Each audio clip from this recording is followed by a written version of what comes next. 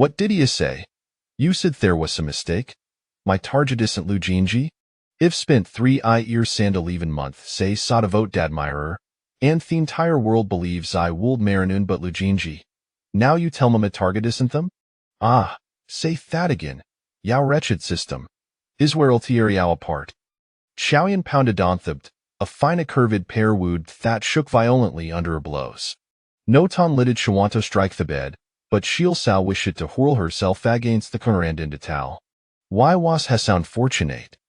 4 years ago, duito a car accident, she had done wittingly crossed it into Thyssen familiar dynasty, binding herself to perplexing Gonglua system. The system informed her that if she could win over Lu Jin Zhi, should begin today no life. Thetted lie newest 4 years if she failed within that time, the system would receive her existence. To survive, she had shameless slide vote herself to Lu Jin Zhi for 3 years sandal even months, not 3 days, not 3 months, but 3 years sandal even months. And today, these infernal system had the audacity to tell her that she had been pursuing throng target. Furthermore, that time she hadal Rita spent counted against their Philippine Leon month. On Leon month, and do went meadow pursue another man? Just kill me already. Qiao Yin collapsed onto Thebed, sobbing gun control a Blisha truly wished for death. Even if she hadn't 10 counter a bug, with only a month left, sheckled Naverwin over Lu Jin Zhi. I twould but better to tree, herla with Zomi O'Neill's, the systemtamid lie suggested. So, is should thank you for this? No need for thanks serving the host timidity. If thank you your entire remily.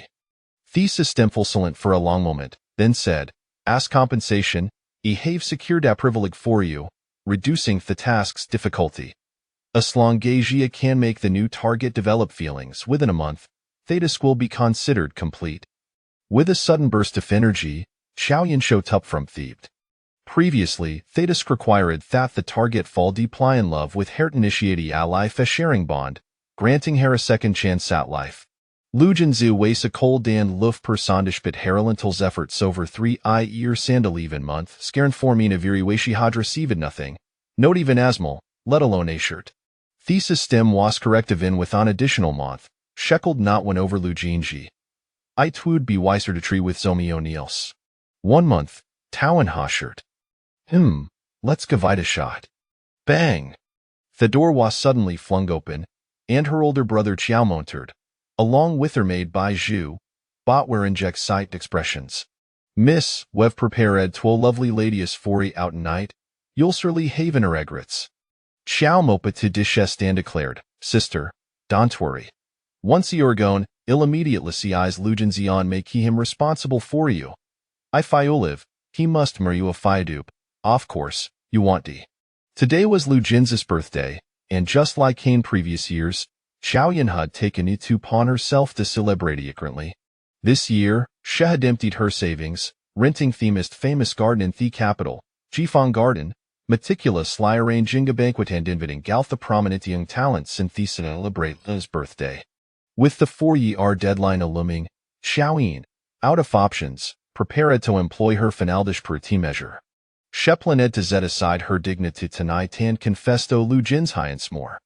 If fair ejected her, Shwood publicly jump into thwater to seek death, aiming to force Ishind in marriage. These would be her last attempt to win him over. Even without his system's bug, after tonight, Shwood abandoned Thepersatan to vote her final month to their matters. Such a bidding farewell to her family. She was the second dune glad iofjing on Marquisate, having gone liar turned to her family 4 years ago. With Hermother having passed away, her household consisted solely of fair father Qianandong and heralder brother Qiaomo. The father and son fell tindeteto her, showering hair with levy and fulfilling, hervry with shover the past 4 years. Especially heralder brother. For the past 4 years, she had devoted herself to Lu Jin Zhi, enduring countless glares and mockery from others, which hadals to tarnish the reputation of the Kaya family, leaving Xiaomountable to Vinda wife. Yet, Xiaomo had never uttered a word of complaint instead, appraised her for rare boldness, even daring Toriach for the highest brankus in the capital. Observing the exuberancy of Tetwo, Qiao Yin struggled to articulate her thoughts. Theplin hash changed. In no longer wished to marry Lu Jin Zhi. Xiaomon by Zu simultanea, sly witty net hierias in disbelief hast the sun resinintest? Qiao Yin was at a loss for words, waving her hand dismissively from this momentum, in a longer havefulings for Lu Jin Zhi. Please do not mention Haman Mipra's insight brings bad luck. Exchanging glances, Bai Zhu and Xiaomo's shock, confusion, and elation reflected in each other's eyes. Miss Ariosirius, you no longer like young Master Lu. What about night's banquet at Chifeng Garden? Should we can sell it? But the invitation Shavi already been sent out, and guests are likely of cancel? The twice at garden she had draughted with hair hardier Ned money, one she had yet a truly appreciate. Huan you if Shwood have another chance to enjoy it? Xiaoyan felt a pango for it there is no need to cancel the banquet will proceed as planned, but Thegwistov honor will change. I will no longer celebrate Lu Jin's birthday instead. I wish to host General Xieyuan. In unison, Xiao moaned by Zhu exclaimed, Xieyuan? Xiao Yin nodded decisively yes, Xieyuan. From no one, this banquet is dedicated to him. Xiao Ma slapped his forehead and gave Qiao Yin a thumbs up. Sister, you're not resorting towards parity measures instead. You're employing our tough seduction to retreat. Aren't you? Truly, you are a genius reborn. Xiao Yin replied, Water tough seduction? I'm serious. I'm done with this conversation. I'm going to fun right now. Asa took a couple off steps. Baizu tightly grasped her hand. Her expression fled with anxiety. Miss, pleased and frightened. Young Master Lu has rejected a more than answer twice if necessary. You can always start over. Don't be foolish. Xiao Yin, exasperated, retorted, how can MQ believe him? This time, it's not. Lu Jin's high rejecting might see you how wish to win things with him. Baizu paused, then quietly reminder. But miss, you haven't even invited General Xiaoto tonight's banquet. Xiao Yin was taken aback. How called she have forgotten? She didn't even know Xieyuan well enough to recognize him. Then hurry and send a formal invitation to the general's residence. Xiao Yin commanded, but quickly considered. Never mind, I'll go and invite him in person. These wash your future husband shini dead to see him facetofis. The residence soft general Xia. In the fitting glow of teasing soon, Xieyuan practiced seed in the courtyard. With word held in a hand, he moved like a soaring dragon, exuding an array of power she execute to serious soft sword techniques, bead soft sweat glistening on his brow. Asha loosened his suitor garment, preparing to continue his training. A figure suddenly appeared atop. Instantly alert, he directed his word towards the source of test sound. Only to find a ugerlin a pale loudress per chidon thul. Hers small head and large eyes framed becheeks tatsium to be painted with the brightest soft dawn. Xiao Yin's gaze was irresistibly drawn to the glimpses of Xieyuan's well-defined abs. With his shirt partially undone, revealing gashizel chest and a trim waist, the sheen of sweat glimmered on his thin physique. Throughout their journey, she had worried that Xieyuan might be coarse, unrefinement, but oh her surprise, the system havered her, presenting hair with Ferganov virtue. Just look at this figure recaptivating than in a mala model she had ever seen on her phone. And that face. With sword-like brows and starry eyes, his features were a perfectly sculpted, a striking blend of beauty and valor. As if crafted bithodist or herself fatra masterpiece. Hogos there? Xieyuan she that this word and inquired, his voice's pleasant test's appearance. Wait. Finally shaken from Maraviri his striking looks, Qiao Yin waved her hand toward him. General Xia, he have a long admired your esteem and reputation and have come atop pay respects. Do you have a moment thighs of inning? Xieyuan regard dead Tumen and Thul with a puzzled expression. Miss Jiao, aren't he as you posed to be celebrating young Master Lu's birthday night? What brings Xiao Perkin thighs wall? You know. Xiao Yin was taken aback, but Hen recalled how, for the past 4 years, she had followed Lu Jin Zhi around, becoming guest sorcio famousment for Manny. De twas no supersetsu and recognized her. Ah, rumors, please don't pay heed to what others say, General. Tonight's banquet is not for Lu Jin Zhi, to special I prepared for you. Her expression remained composed. Form? Xieyuan's face reflected his belief. Yes, indeed. Your heroic deeds in defeating the enemy force single-handedly have earned out the title of modern-day war god. Have organized this banquet in your honor to celebrate your achievements. Qiao Yin regarded her as if she were full. For your sego, and yet miss your members? Qiao Yin hesitated for a moment, but quick clearing in her composure. Isto day or birthday, general? No. The nisit the birthday of a family member? No. Has a mething special occurred today? After momentoft, Qiao Yin replied, founded ogon therod sideta day. Qiao Yin smiled slyly. Well then, I shall host this banquet in honor of Fio your dog, celebrating Jit's new-found life and freedom from wandering. Unable to contain himself, Qiao Yin burst into laughter, his gaze fixed on her. So, Miss Jiao, you are no longer pursuing young Master Lu? Enchanted by his laughter, Qiao Yin replied, Yes, I am no longer pursuing. Qiao Yin was momentarily taken aback, hissel frozen upon his face. Dario Yulet me pursue? Qiao Yin gazed intent lia thim from merpercanthul, her eyes say blaze with determination. Qiao Yin felt as thought her radiant glow of desunsatois particularly dazzling today, blinding him to the feature soft he face above him, leaving gone lie the chof her challenge, dare you? Ringing in his ears. He approached thid thwal, reaching out hishin towards her. Doi wish to come down? As Qiao Yin looked at Qiao Yin's outstretched hand, it resembled an inviting embrace Sishaman's rather thanest. Her lips skirled intowel, here sparkling, and without a scorn thought, shali pedone fromthwal. Though a flutter o fangs ye tie corset thruff her, when Qiao Yin securely caught her in his arms, shubield not on la heis extraordinarily handsome face beautilson infinitescence of hope. Shu was seen amored with this new object of her affection. At the entrancioff Duke's residence, a carriage camato haltast Dukeshire. Lu Jin Zhi disembarked. Just then, his friend, Chu Wenjing, called out from behind. Didio justly of Ethapolace, Jinji? Lu Jin Zhi nodded. Today's me birthday miant summon mato thepalasi and bestowed upon gifts.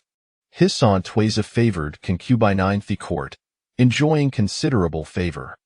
Have you finished dio your business? If so, come with him. Chu Wenjing tugged him toward his own carriage, prompting Lu Jin Zhi, where are we going? Areophagnin ignorance? Chu Wenjing replied with that hissing smile. Where il sku dwe beheaded but ojifong garden. Qiao Yin has made a quateth spectacly, this time I refusedo belly eve warrian aware. A hint of disdain flickered across Lu Jin Zhi's face. What benefit they vayugan from thoughtwoman? Chu Wenjing chuckled. Qiao Yin give Ted me Finningstone, insisting that to bring judo jifongar dentade. Kami on, I twood bijal to stay, although me we not see one wantix he has planned? With that, Chu Wenjing pulled Lu Jin Zhi into thecarage, a routine occurrence sebino. Over the years, Qiao Yin hajonto great length stow in his favor, showering attention on those around him not on lid Chu Wenjing received lavish gifts, Butevan the gatekeeper of Duke's residence had been bestowed with her generosity. Truly, she was hameless sondater locking in self-awareness. As the carja moved leisurely forward, Chu Wenjing cooed nathelp betremark, now thoughty our birthday haspist, it's to me to consider marriage. I must say, although Qiao Yin may be unconventional, her feelings for wars in Kier. For years, she has burst relentlessly, and ishpity our indifference, she has na verge of nup. Why not take Harris your wife tiri our wedding? Become enjoy concubine and servant Joe would surely make Qiao Yin grateful and devoted toy. Lu Jin Zhi scoffed lightly. I'd no tinner tainty commonplace. Chu Wenjing laughed heartily. You were a bangan reasonable. Qiao Yin grew up in the countryside, and didacently natural for her tola clitorary refinement. Besides, shwood mere libby concubinate suffice for her toba pleasing to thigh. What need is there for poetry and elegance? Ask yourself honestly, over the years, haven't you found der beauty captivating? What man could dresses the allurio fast stunning beauty trailing of term, even if he did nother borginu any affection? Man understand man bist, and while Chu Wenjing saw through he facade, heko senato voiciet. Lu Jin Zhi Edna rebutal. Thekarjahol today theentrance of Jifong garden, bustling with activity Oshku Sarivit to celebrate Lu Jin Zhi's birthday, aloof had been invited Qiao. Chu Wenjing could nathelp but flatter. It seems Sio your reputation, Presidizia, Jinji. Lu Jin Zhi felt Tason's off satisfaction within, Thoughtfully maintained a deliberately stoic expression. As Chu Wenjing alighted from the carriage, turned back to the still seated inside. Jinji? Lu Jin Zhi's expression darkened further. Normally, Qiao Yin would easily rush to greet him upon his arrival, yet today, she was conspicuously absent. With a frown, Lu Jin Zhi walked through Tiantrance of Jifang Garden, only to be suddenly halted by a servant at the door. Excuse me, sir, may I see your invitation? Lu Jin Zhi's face stiffened, while Chu Wenjing stepped forward to admonish, Doyano ho highs? Heist the steam med guest off today's banquet. The servant remained unfazed, addressing them with a basiness like he'd meanered. Miss Qiao has instructed Thathan try as permitted only at an invitation those with, thou tonar not allow Eden. Chapter 3. The art of indirect pursuit. Lu Jin's expression darkened abruptly to it. Was astonishing that the servants had the audacity to demand an invitation for the birthday banquet organized by Qiao Yin for him. Chu Wenjing, equally perplexed, expressed his displeasure on Lu Jin's behalf. What on earth is Qiao Yin thinking? How could she allow such an ignorant servant to receive guests at the entrance, completely unaware of the heir to the Duke's estate? The young servant, upon hearing this, looked up at Lu Jin again.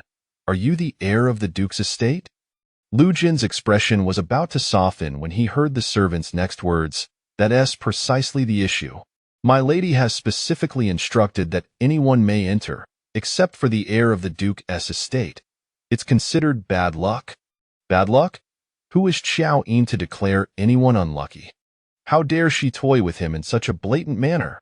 Lu Jin's face darkened, his expression as grim as a stormy night. Chu Wenjing, too, appeared utterly dumbfounded. Had Qiao Yin lost her mind? With a cold snort, Lu Jin flung his sleeve and descended the steps, just as a carriage approached and stopped before him. As the curtain was lifted, Qiao Yin's delicate, flower-like visage emerged. Their eyes met, and the smile on Qiao Yin's face froze instantaneously. Lu Jin halted, casting a frigid glance at Qiao Yin, his gaze imbued with an indescribable detachment. He had indulged Qiao Yin for too long, allowing her to overstep her bounds, daring to mock him so openly.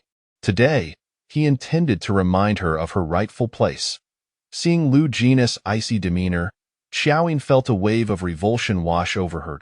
In her previous life as a mere office worker, toiling from dawn until dusk, at least her unscrupulous employer had provided her with a meager stipend each month. Yet here, after 4 arduous years of serving Lu Jin, he wouldn't even grant her the courtesy of a simple gesture, forcing her to expend her own resources in vain. Lu the heir, you're here. Perfect, I have something to discuss with you. Lu Jin raised his chin, his gaze drifting past Qiao Yin. I have nothing to say to Miss Qiao. I kindly ask that you refrain from further disturbing my household and my servants. This is precisely what I wish to address. Kindly instruct your servant and your household staff, Qiao Yin gestured towards Chu Wenjing, to return all my belongings. After speaking, Qiao Yin turned back to Lu Jin. The items I gifted you. If you haven't lost them, I would appreciate their return as well. Lu Jin stood frozen in disbelief, staring at Qiao Yin. This was not how it was supposed to unfold. Qiao Yin should have rushed to him, begging for forgiveness after his harsh words, not exhibiting such indifference. Surely, she must be feigning it. Qiao Yin, what trickery are you attempting now?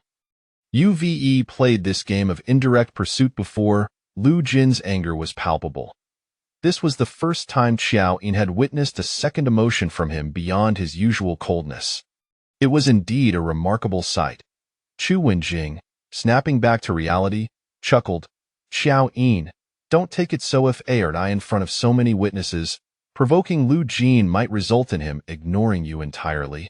Just as Qiao Yin was about to retort, a deep voice emerged from behind the carriage curtain. So, Miss Qiao summoned me merely to engage in this game of indirect pursuit? Xie Yuan, tall and imposing, leaned out of the carriage, his long arms sweeping over Qiao Yin's head to pull aside the curtain. At first glance, the petite Qiao Yin appeared to be nestled in his embrace. Xie Yuan? How could he be here? Lu Jin's pupils dilated in shock. Ignoring him, Qiao Yin turned to Xie Yuan. That's absurd. This isn't about indirect pursuit. I am merely choosing the path of righteousness. Xie Yuan looked down at her, a playful smile gracing his lips. Choosing me over him? Could you please refrain from smiling at me like that? It makes me look foolish. Xie Yuan appeared puzzled. Qiao Yin took hold of his face, exasperated. How could I have wasted 3 years and 11 months on that fish-eyed fool when I could have pursued someone as extraordinary as you? Xie Yuan recognized the exaggeration in her words, but couldn't help feeling delighted. Your Lu Jin has stormed off. Are you going to continue this charade? Qiao Yin glanced back, only to see Lu Jin climbing into the carriage, the curtain shaking violently as he slammed it shut. What was he so angry about? What grounds did he have to be upset? Hadn't he grown weary of her long ago? She should have been a source of relief for him. As Qiao Yin ruminated, she suddenly felt a firm grip on her wrist. Turning back, she found Xie Yuan had seized her hand. 3, 2, 1 I'm hungry. Oh, how could I have forgotten about our little birthday star? Qiao Yin snapped back to reality, withdrawing her hand from his grasp. She then emerged from the carriage holding a small white puppy. Together, under the watchful eyes of the crowd, she and Xie Yuan stepped into Jifeng Garden. Though Lu Jin had departed, the guests remained, eagerly anticipating Qiao Yin's misadventure. However, to their astonishment, Xie Yuan and Qiao Yin appeared to be enjoying each other's company, sharing laughter and drinks at the lakeside pavilion, exuding an undeniable harmony. This was truly baffling. How could Xie Yuan be with Qiao Yin? The onlookers were left puzzled, redirecting their focus entirely onto her. I suspect Qiao Yin is trying to provoke Lu Jin by inviting Xie Yuan to play along. Just wait and see. She won't be able to maintain this ruse for more than 3 days, or I'll eat my words. 3 days? I doubt it will last that long. At most, by tonight's end, she might be found crying at the gates of the Duke's estate. Remember last time? She swore she would never see Lu Jin again, only to crawl back that very night, begging for his forgiveness.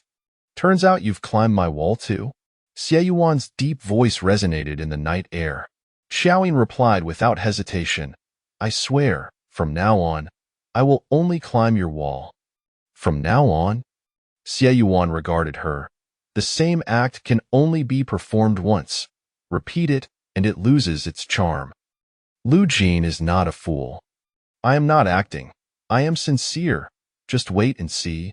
I will prove it to you, Qiao Yin declared with conviction. Xie Yuan merely smiled.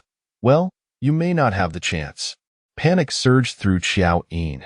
You won't need to climb walls anymore. At least when you come to see me, I will have a door made in the wall. Xie Yuan's deep, magnetic voice echoed once more, and Qiao Yin felt as though her heart had been struck, leaving her in a state of exhilaration. There was promise here, 1,000 times better than Lu Jin and I in less than a month. She could win him over in just 3 days.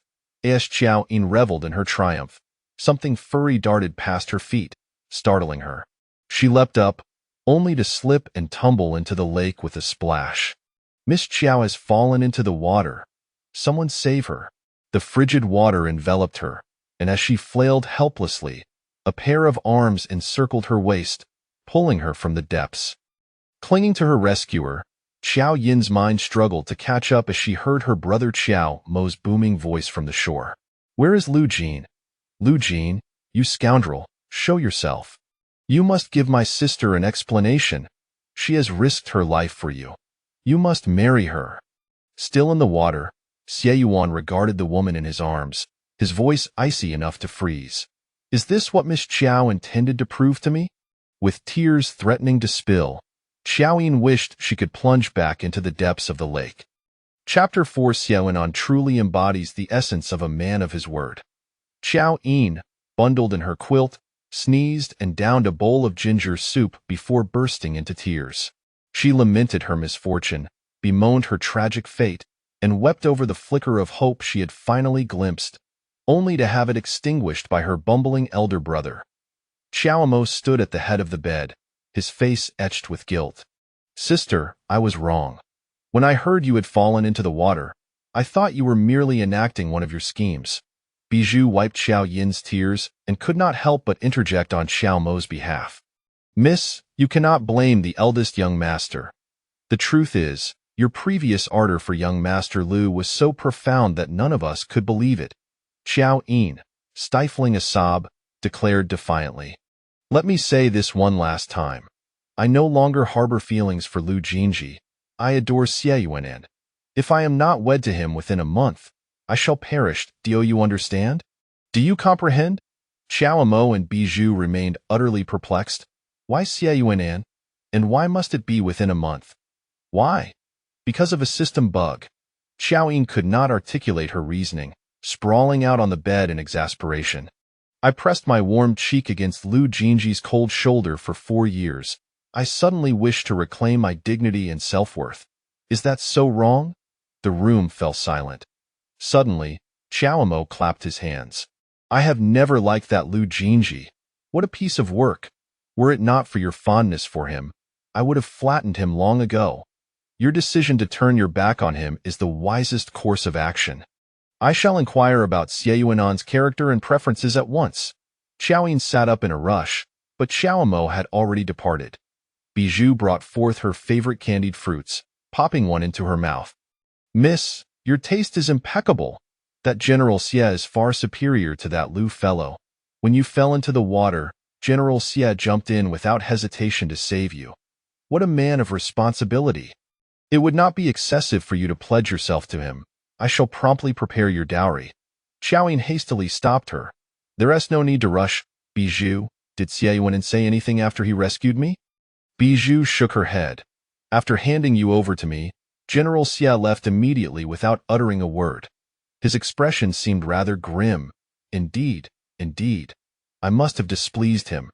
After a restless night, Qiao Yin eagerly awaited the dawn to seek out Xie Yuan. Miss, shouldn't we learn from past mistakes and exercise a bit of restraint? Bijou said anxiously. She admired Qiao Yin's indomitable spirit, but it seemed somewhat rash. I can wait no longer. Her life was effectively on a countdown. She could not afford to waste a single moment. Then at least have breakfast first. Perhaps wait for the eldest young master to return with news. To know oneself and one's adversary is the key to victory in every battle. Qiao Yin considered this and found it reasonable. To win Lu Jinji's favor, she had endeavored to present herself as the ideal cultured lady, acquiring an array of books, though she had read only a few. Conversely, Bijou's knowledge had flourished remarkably. The two made their way to the dining hall, where the servants served breakfast.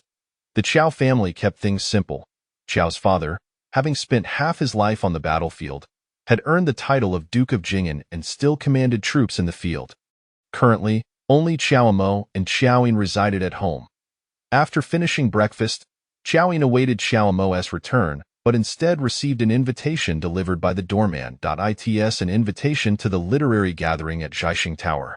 Miss, haven't you always wished to attend this event? You can go today, Bijou exclaimed excitedly. Qiao Yin glanced at it and tossed it aside. I shan't go.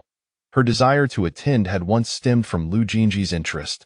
He had established the Haiteng Poetry Society, comprising the scions of nobility from the capital, and each gathering would be held at the exquisite Zhaixing Tower. Despite her efforts to join, Lu Jinji had always been the first to reject her, and over the course of 4 years, she had never attended a single meeting. It was perplexing that she had received an invitation today. Off to General Xie's estate. Qiao Yin arrived at the gates of Xie Yuan's residence, only to find them firmly shut. She knocked for an eternity with no response. Much like the previous day, it was precisely due to the lack of response that she had scaled the wall yesterday. Finding no one to answer, Qiao Yin deftly made her way to the corner of the wall where she had climbed the day before. Xie Yuan truly was a man of his word. He had mentioned opening a small door in the wall, and he had indeed done so. However, it was not for people. It was for dogs. Gazing at the small doggy door, Qiao Yin felt an unprecedented sense of mockery wash over her. Once again, her heart ached. Had it not been for yesterday's incident, she might have successfully breached Xie Yuan's threshold by now. With the door to his home opened, the door to his heart would surely follow. Woof woof. Just then, a bark echoed from within the wall. the voice of the little puppy, saner. Qiao Yin felt invigorated, exchanging a glance with Bijou. Three tails. Bijou shook her head. Miss, you have gained quite a bit of weight. That's no longer the price. Raising the stakes, and scrupulous merchant. Qiao Yin gritted her teeth. Add two tails. Bijou extended her hand. Qiao Yin could not renege, and from her pouch, she poured out 5 small silver fish. Upon receiving the coins, Bijou promptly positioned herself firmly at the wall's base. Qiao Yin stepped onto Bijou's legs, who lifted her gently and hoisted her onto the wall. Peering over the edge, Qiao Yin scanned the surroundings but found no sign of Xie Yuanan.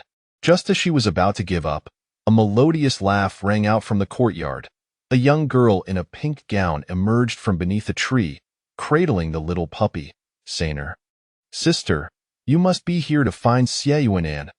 The girl blinked her large, curious eyes at her, resembling a delightful porcelain doll. How is it that everyone in the Xie family is so strikingly beautiful? Qiao Yin called from the top of the wall. Indeed. How did you know? The girl in pink beamed brightly. Xie Yuanan has gone out, but before leaving, he said that if a girl were to climb the wall seeking him, she should be informed that he has gone to Zhaixing Tower. Upon hearing this, Qiao Yin could not help but smile. Thank you.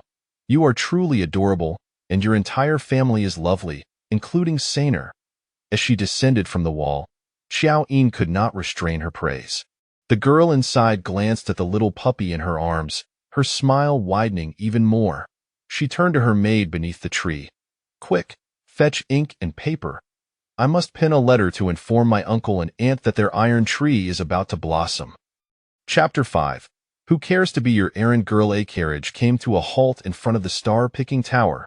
Lu Jin Zhi lifted the curtain and surveyed the surroundings, yet could not spot Qiao Yin's figure. She has truly made something of herself.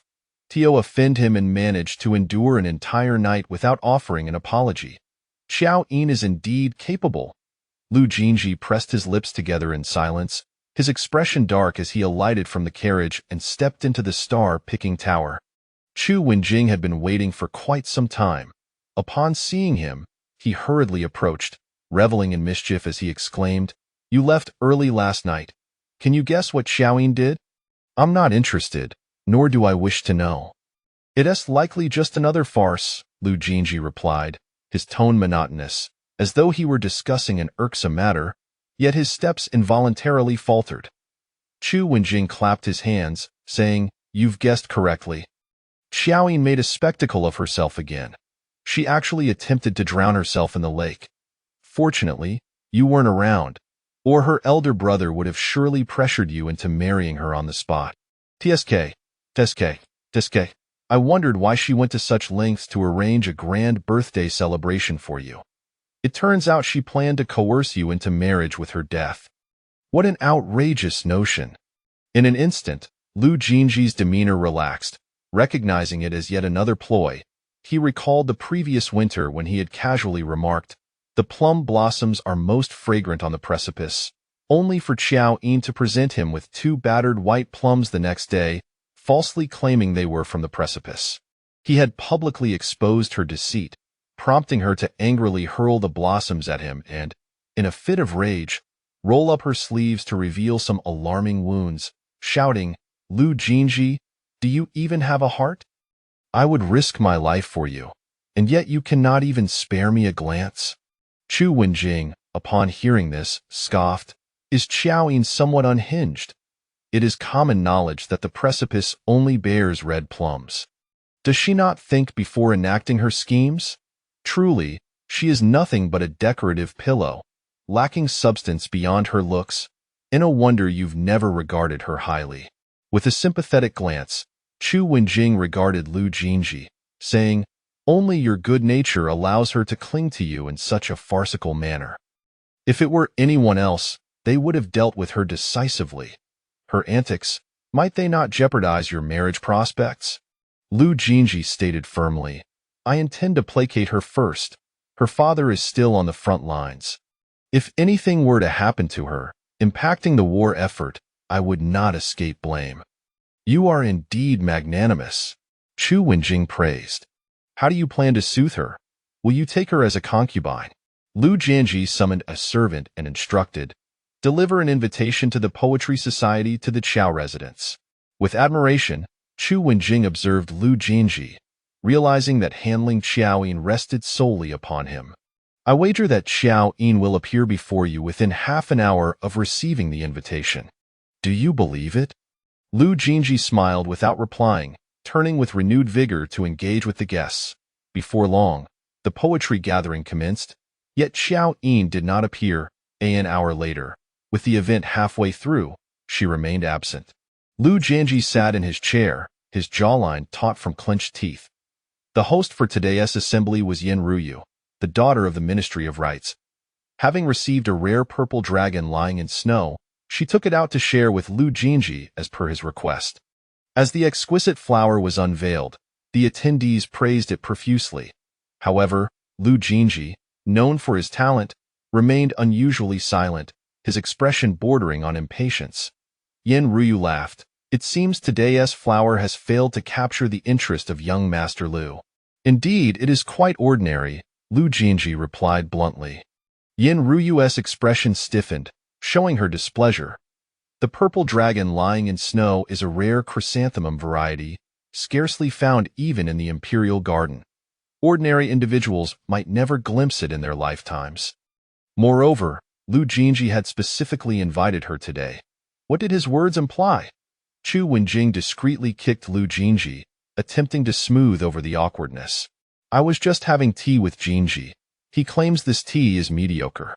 Why does today's brew taste so astringent? Where is the tea we normally enjoy? Someone chimed in, I was just about to say the same. Besides the tea, today's pastries are also unappetizing. Have Qiao Yin go buy some anew. I want Li's osmanthus cake. I want Zhang's begonia pastry. I want Lu's water chestnut cake. What is wrong with Qiao Yin today? We clearly informed her of our preferences beforehand. How could she get it wrong? The crowd instinctively began to grumble and complain, while Chu Wenjing cast a furtive glance at Lu Jin Zhi. Lu Jin Zhi had always believed that Qiao Yin's status and demeanor were unworthy of the Begonia Society, consistently denying her entry. However, he would instruct her to prepare tea and pastries for the society, claiming it was an opportunity for her to learn and grow. Suddenly, someone exclaimed, Qiao Yin is not here. She hasn't come today. Someone else laughed. With young Master Lu present, how could Qiao Yin possibly be absent? All eyes turned to Lu Jin Zhi, whose expression tightened. The eloquent young man found himself at a loss for words, an inexplicable embarrassment and anger rising within him. Just then, a voice called out, I see that Qiao Yin at the door? Lu Jin Zhi quickly lifted his gaze towards the entrance, where he saw a figure stumbling in, running hastily. With a carefree gait and a disheveled appearance, lacking any semblance of a refined young lady, there was no one else in the entire capital but Qiao Yin. Lu Jin Zhi released his clenched jaw, diverting his gaze from Qiao Yin as he awaited her to approach and apologize. Breathless, Qiao Yin rushed inside, scanning the room. Chu Wenjing noticed she was carrying a package of pastries and approached her with a stern expression. Qiao Yin, be quicker next time. Arrive sooner. Only then can you join our Begonia Society.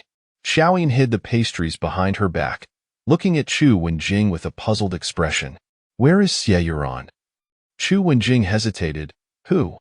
Qiao Yin raised her voice. I'm looking for Xie Yuran. Is he here? Lu Jin Zhi's face darkened instantly. He could no longer remain seated. He strode up to Qiao Yin and said, Qiao Yin, enough is enough. My patience has its limits. I sent you an invitation to the Begonia Society. You should take this opportunity to withdraw. His tone suggested he was bestowing a great favor. Looking at her haughty and arrogant face, Qiao Yin felt a wave of nausea. Is this what you mean? Qiao Yin produced the invitation and, before Lu Jin Zhi, tossed it aside. Here, take it back. No one is interested in being your errand girl. As Qiao Yin turned to leave, her wrist was seized with a firm grip. Have I permitted you to leave? Lu Jin Zhi's words, squeezed through clenched teeth, were laced with fiery anger. Qiao Yin struggled for a moment, but Lu Jin Zhi tightened his grip as if to crush her hand. Let her go. At that moment, A cold voice echoed down from above as a tall figure descended the stairs. Chapter 6. Young Master Lu, you have heard her, Qiao Yin. How did he get here? Amidst the puzzled gazes of the crowd, Qiao Yin had already approached Qiao Yin. Lu Jin Zhi still held Qiao Yin's hand tightly, while she frowned, her expression one of displeasure. Young Master Lu, you have heard her. Qiao Yin stepped forward, grasping Lu Jin Zhi's hand, effortlessly prying it away from Qiao Yin. Lu Jin Zhi attempted to resist, but Qiao Yin's grip was as unyielding as a vice, sending him sprawling aside. Freed, Qiao Yin hurriedly took out the delicacy she had specially purchased, her face aglow with anticipation as she asked, General Xie, you really are here? I thought I might have missed you. Look, I brought you pastries. Would you care to try some? Qiao Yin raised an eyebrow, casting a glance at Lu Jin Zhi, and asked with a smile, especially for me? Qiao Yin nodded eagerly. Indeed, I bought them just for you. Unsure of your preferences, I brought both sweet and savory options. Qiao Yin's gaze lingered on her, noticing the hairpin in her hair was precariously close to falling. Did you run here? He inquired. You have no idea how difficult it is to procure Zhang's pastries. The place is always teeming with people. If you arrive even a moment late, they are gone. I was nearly shoved into a puddle just to seize this last portion. Look. Qiao Yin lowered her gaze and lifted her skirt, revealing her embroidered shoes caked in mud. Were it Lu Jin Zhi, such an action would only elicit his disdain and reprimand. A lady of her standing would never dare to lift her skirt in public, much less display her shoes. Realizing her impropriety, Qiao Yin awkwardly let her dress fall back into place. Should I then extend my gratitude to Miss Qiao's embroidered shoes for their toil? Qiao Yin's gentle voice dispelled Qiao Yin's embarrassment, causing her to look up at him with eyes brimming with genuine admiration. Family, who understands? A warm-hearted man with 8-pack abs, how rare, how precious. In her heart, Qiao Yin mentally berated that wretched system once more. Had Qiao Yin been the one from the beginning, she would not have endured the torment of 3 years and 11 months. She would have long since been living a blissful life, resting her head nightly upon those 8 sculpted abs. From the moment Qiao Yin appeared, Qiao Yin's gaze remained fixed upon him. Lu Jin Zhi, feeling inexplicably jealous, coldly remarked, Today, this young master has reserved the star-gazing pavilion. Does young Master Xie have business here uninvited? Qiao Yin turned to Lu Jin Zhi, his expression abruptly chilling, as if the amiable person from moments before was but a figment of imagination. Ignoring him, Qiao Yin led Qiao Yin upstairs. Lu Jin Zhi, wanting to confront him, was interrupted by the arrival of the pavilion's manager, who sternly returned a silver note to Lu Jin Zhi. Young Master Lu, our proprietor has issued an order. From now on, we shall no longer conduct business with you or any of your companions present today. Here is the fee for your private booking returned. Kindly gather your belongings and vacate the stargazing pavilion at once. What? What did you say? Such audacity. Who is your proprietor? Bring them forth. The crowd erupted in a commotion, astonished. The gathered individuals were all prominent figures of the capital, accustomed to wielding power and influence, never having imagined that a mere tavern would dare to expel them so brazenly.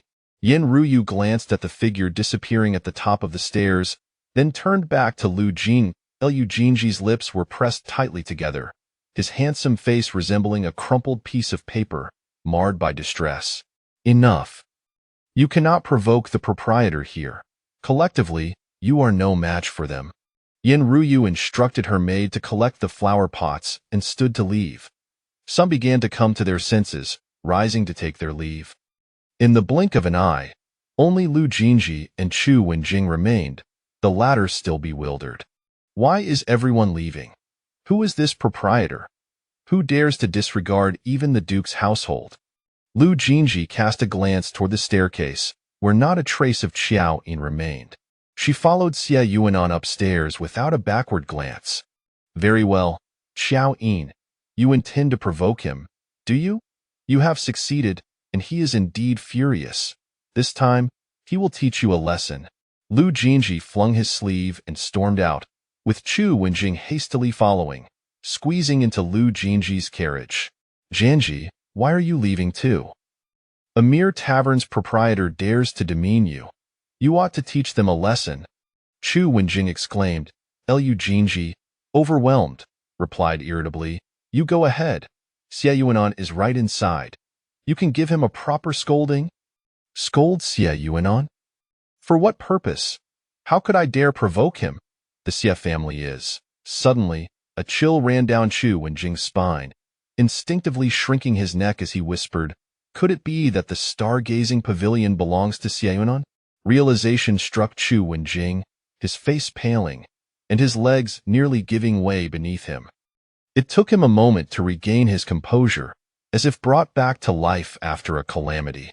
But wait, the Xie family is immensely wealthy. It is not surprising that the stargazing pavilion belongs to Xie. However, why would he conspire with Qiao Yin to provoke you? This too was a riddle Lu Jinji could not fathom. Perhaps they had been colluding all along. Colluding? Chu Wenjing was taken aback to hear such a crude term from Lu Jinji's lips. Surely not. Setting aside everything else, Qiao Yin's devotion to you is beyond question. While Chu Wenjing did not approve of Qiao Yin's reckless behavior, he acknowledged her unwavering affection for Lu Jinji. Once, when Lu Jinji's horse was startled, sending the carriage towards a cliff, Qiao Yin had leapt from the carriage onto the horse's back, severing the reins to save his life. Chu Wenjing had joked then that even if Lu Jinji's parents abandoned him, Qiao Yin would never do so. Lu Jinji could not conceive that Qiao Yin might not love him, that she would turn her affections toward another. Thus, it must be Xie Yuanan who was deliberately enticing Qiao Yin. This was the most reasonable conclusion Lu Jinji could arrive at. Chu Wenjing was taken aback. Why would Xie Yuanan want to entice Qiao Yin? Is it merely because she is beautiful? He too acknowledged Qiao Yin's beauty, although she did not possess the ethereal grace of Yanruyu. Yet, she radiated a vibrant vitality, much like the peach blossoms eternally blooming on the bough, enchanting and full of life. "No, Xie Yuanan is after me," Lu Jinji asserted emphatically. Chapter 7. Indeed beautiful. With a hand held by Xie Yua, Qiao Yin ascended to a private room on the second floor of the star-picking tower. "So, you are the owner of this establishment. It seems you are rather affluent, yet your residence lacks even a doorman?" No one responded when I knocked. Xie Yua observed her innocent expression, which seemed genuine, and a faint smile of bittersweet amusement appeared on his clear, handsome face. It appeared she truly did not recognize him. "There will be one by tomorrow." "What? A doorman?" Qiao Yin paused for a moment, then her lips curved into a wide smile. "Oh my, who is truly courting whom?" Today, Xie Yua remained as affable as ever, indicating that last night's events had not affected him. The prospects appeared promising, and the future looked bright. Qiao Yin felt invigorated. "Does this mean you are inviting me to visit your home at any time?" She understood that a girl should maintain a sense of modesty, yet time was of the essence, and she needed to secure Xie Yua without delay. Xie Yua did not deny it, stating that it was not the way of the Xie family to have Miss Qiao scale walls. Seizing the opportunity, Qiao Yin inquired, "What other hospitality practices does your family uphold?" She gazed up at him with eager eyes, and Xie Yua's lips quirked slightly. "One of the customs of the Xie family is that if a lady goes so far as to dirty her embroidered shoes for the sake of sweets, they must be consumed immediately." Qiao Yin's smile widened, her heart swelling with joy and satisfaction at being acknowledged. This was one of the rare pleasant experiences she had encountered since arriving in this world. She hurriedly unwrapped the pastries and placed them on the table. Meanwhile, Xie Yua summoned the kitchen to present a feast, inviting Qiao Yin to take a seat. As she surveyed the table laden with dishes, each one her favorite, she was taken aback with delight. No wonder the star-picking tower is the finest in the capital. The service is exceptionally attentive, even remembering the preferences of regular patrons. Previously, when Lu Jinji and others held poetry gatherings here, she could not attend, but to curry favor with Lu Jinji, she would discreetly accompany him, prepared to meet any of his needs. Thus, she had become somewhat of a familiar face here. Xie Yue did not raise his eyes, speaking in a tone that was neither warm nor cold. If you enjoy them, please indulge. Consider it my repayment for the sweets. Qiao Yin keenly detected the distinct coolness in Xie Yue's tone, and her heart tightened, her mind racing. What had she just said that was amiss? She retraced her words but found nothing wrong. If her words were not at fault, then perhaps it was the timing. Silence during meals, quiet during rest. Such rules are common among affluent families. Realizing her error, Qiao Yin promptly fell silent, obediently picking up her chopsticks and eating delicately, while stealing glances at Xie Yue across the table. She noticed him savoring the pastries she had purchased. Observing his earnest enjoyment, Qiao Yin felt a surge of pleasure, but then wondered if perhaps she had misjudged. Xie Yue seemed mature and composed, not someone who would be angered by such trivial matters. After finishing their meal, Qiao Yin took the initiative to ask, General Xie, will our agreement still stand? Xie Yue set down his chopsticks and sipped his tea before replying, What agreement? The one where I pursue you, and you consented to it. Xie Yue pondered for a moment, then asked, If I were to say it no longer counts, would you give up? Qiao Yin shook her head, passionately declaring, You underestimate me. Persistence is a quality that accompanies my beauty. Xie Yue slightly nodded, his gaze fixed intently upon Qiao Yin's face, acknowledging that indeed, she was quite beautiful as for another obvious advantage. He chose not to commend it, even wishing it did not exist. Qiao Yin's face visibly flushed, and her lips involuntarily curled upwards. In her previous pursuit of Lu Jin Zhi, she had always been the one taking the initiative. However, with Xie Yue, she found herself continually being playfully teased in return. Then, may I dare to inquire, General Xie, when can I visit you without interfering with your official duties? At any time? Huh. The phrase at any time or whenever needed was typically something she, as a devoted admirer, would utter, yet today it came from Xie Yue. Qiao Yin was momentarily taken aback. Xie Yue clarified, My current official duties have reached a pause, and the court has yet to assign me a new post. I find myself at home this month, so Miss Qiao may visit me whenever she wishes. Regaining her composure, Qiao Yin's mind raced. I heard the osmanthus flowers are blooming outside the city at Xiangwa Temple. I have yet to see them since arriving in the capital. Would you accompany me tomorrow? Xie Yue had grown accustomed to Qiao Yin's directness, which even bore an urgency he could not quite decipher.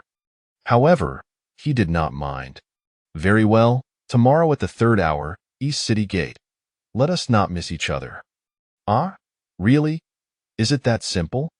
Qiao Yin was somewhat incredulous, her expression slightly dazed. Noticing her reaction, Xie Yue inquired, Is it too early? Would you have difficulty rising? How about the 3rd quarter of the 3rd hour? Yes, that works perfectly. Qiao Yin nodded vigorously, fearing that this opportunity might slip away. The two quickly agreed upon a time, and as Qiao Yin sought to probe further into Xie Yue's preferences, a knock echoed at the door. A young man resembling a guard entered, leaning close to whisper something in Xie Yue's ear. Xie Yue nodded, signaling for him to depart, then turned his gaze back to Qiao Yin, inquiring, Are you satisfied? Would you like anything more? Though his tone was calm and unhurried, Qiao Yin understood and replied, General Xie, you should attend to your matters. I ought to take my leave.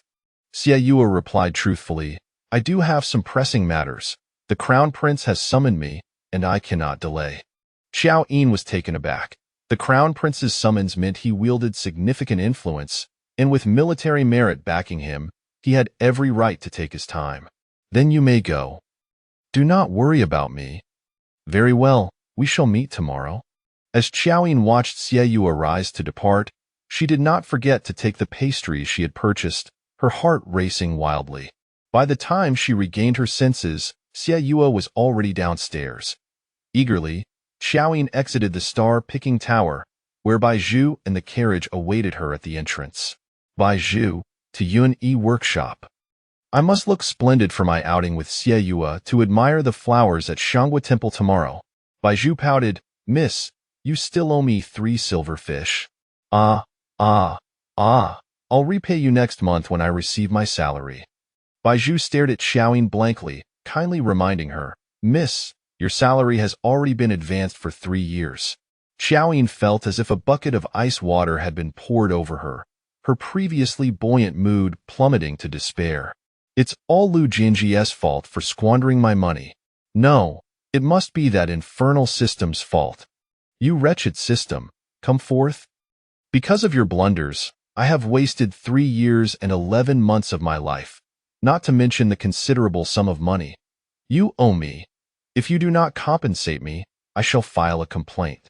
As Qiao Yin understood, this troublesome system originated from an entity known as the Time-Space Management Bureau, akin to every working individual, burdened with certain KPIs, and most fearful of the term complaint. If she were to expose this error, the system would surely face dire consequences. Upon hearing her threats, the system panicked, hastily responding, "Host, please, do not act rashly. I shall return the money immediately." No sooner had it spoken than the carriage abruptly came to a halt.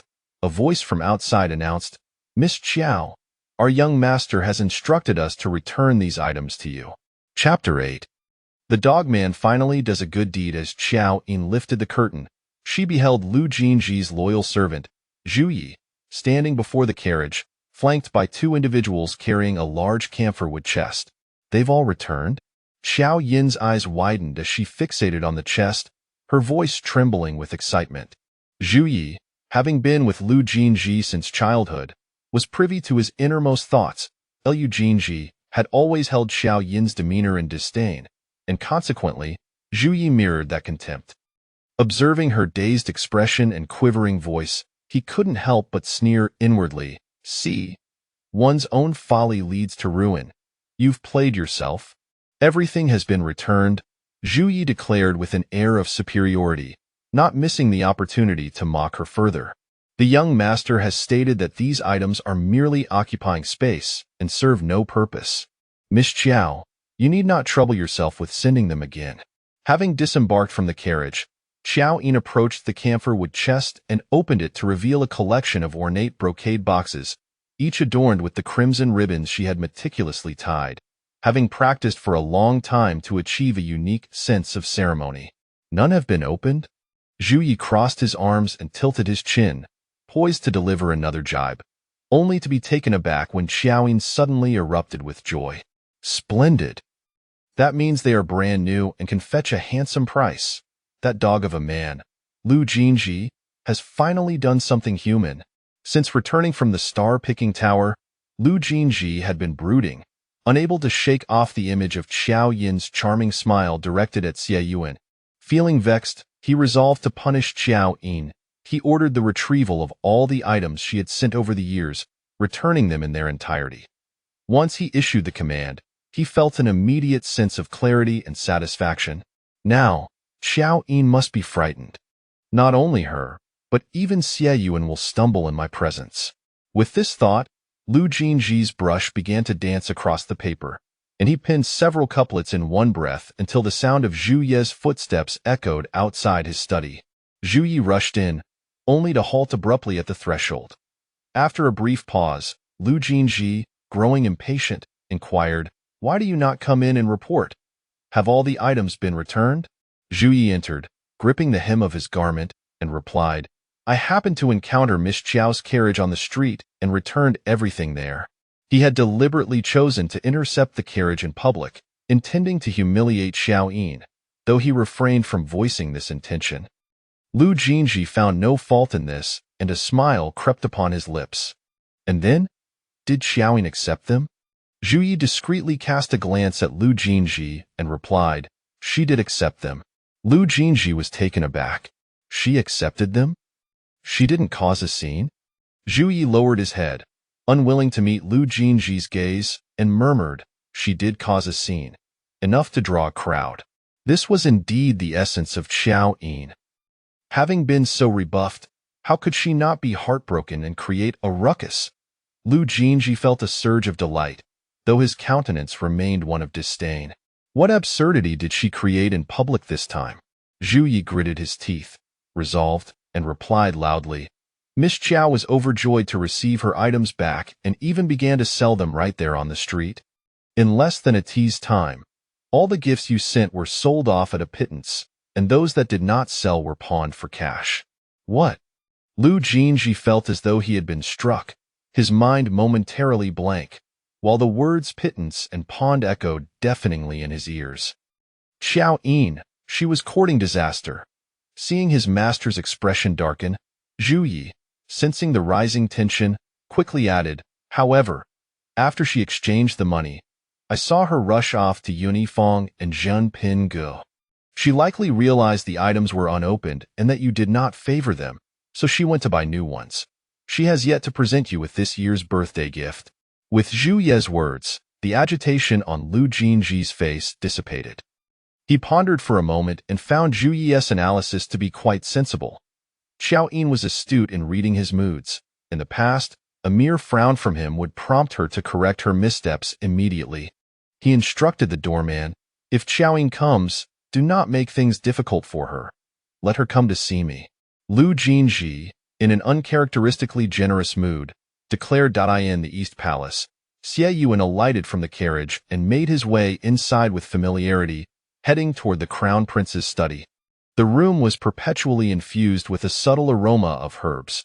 Upon seeing him enter, Crown Prince Zhang Huailu paused in his writing and inquired with curiosity, "What brings you here so late today?" Xie Yuan lifted the delicacies he carried, explaining, "I encountered a delightful pastry shop and lost track of time." Zhang Huailu raised an eyebrow, setting aside his brush. "Since when did you develop a taste for such treats?" With a hint of pride glimmering in his eyes, Xie Yuan replied, "Today." Zhang Huailu scrutinized Xie Yuan's satisfied expression, his curiosity piqued, and extended his hand. "Are they truly that delicious? Let me have a taste." Xie Yuan swiftly hid the pastries behind his back, adopting a serious demeanor. "What business does His Highness have that necessitates my presence?" Zhang Huailu glanced at his empty hand, pondering why Xie Yuan had suddenly become so stingy, withholding even a single pastry. He retrieved a document from the desk and handed it to Xie Yuan. "A group of bandits has emerged in Minzhou, troubling the common folk for months. I wish for you to lead a force to suppress them. Upon your return, it will coincide with the reappointment of the 5 military camps, allowing you to take command of the entire military." Though Zhang Huailu was already a crown prince, the other princes still eyed him with envy, particularly the formidable third prince, Zhang Huayin. Despite being the legitimate eldest son, Zhang Huailu's maternal family was weak compared to the powerful Zhang family supporting the third prince. "Your Highness worries unnecessarily. The Jing and Marquis residents will not side with the third prince," Xie Yuan interjected, placing the document down decisively. "I cannot go to Minzhou. However, I can recommend someone suitable for the task." "Are you?" Zhang Huailu's expression turned pitiful as he clutched his chest. "Whom do you intend to recommend? You wouldn't abandon me, would you? Our friendship has lasted since childhood, Ayu. Please assist me once more." Xie Yuan sighed, "I am too busy. Let Xiran handle it." With that, Xie Yuan swept out of the room, while Zhang Huailu, unhurried, retrieved a small note from his drawer, one he had received earlier via pigeon post. It seemed that Qing Xian's words held truth. The iron tree would indeed blossom. As the sun dipped low in the west, Qiao Yin returned to the Jing and Marquis residence, joyfully clutching the money pouch she had regained. Initially intending to purchase gifts for Xie Yuan the next day, she decided, having learned from Lu Jin Zhi's experience, to first ascertain Xie Yuan's preferences before making her selections. Upon entering her home, she spotted her elder brother, Qiao Mo, from a distance and excitedly rushed over to inquire, "Elder brother, quickly tell me what you have discovered. What is Xie Yuan like?" Qiao Mo lifted his gaze to his sister, his expression somber, filled with pity.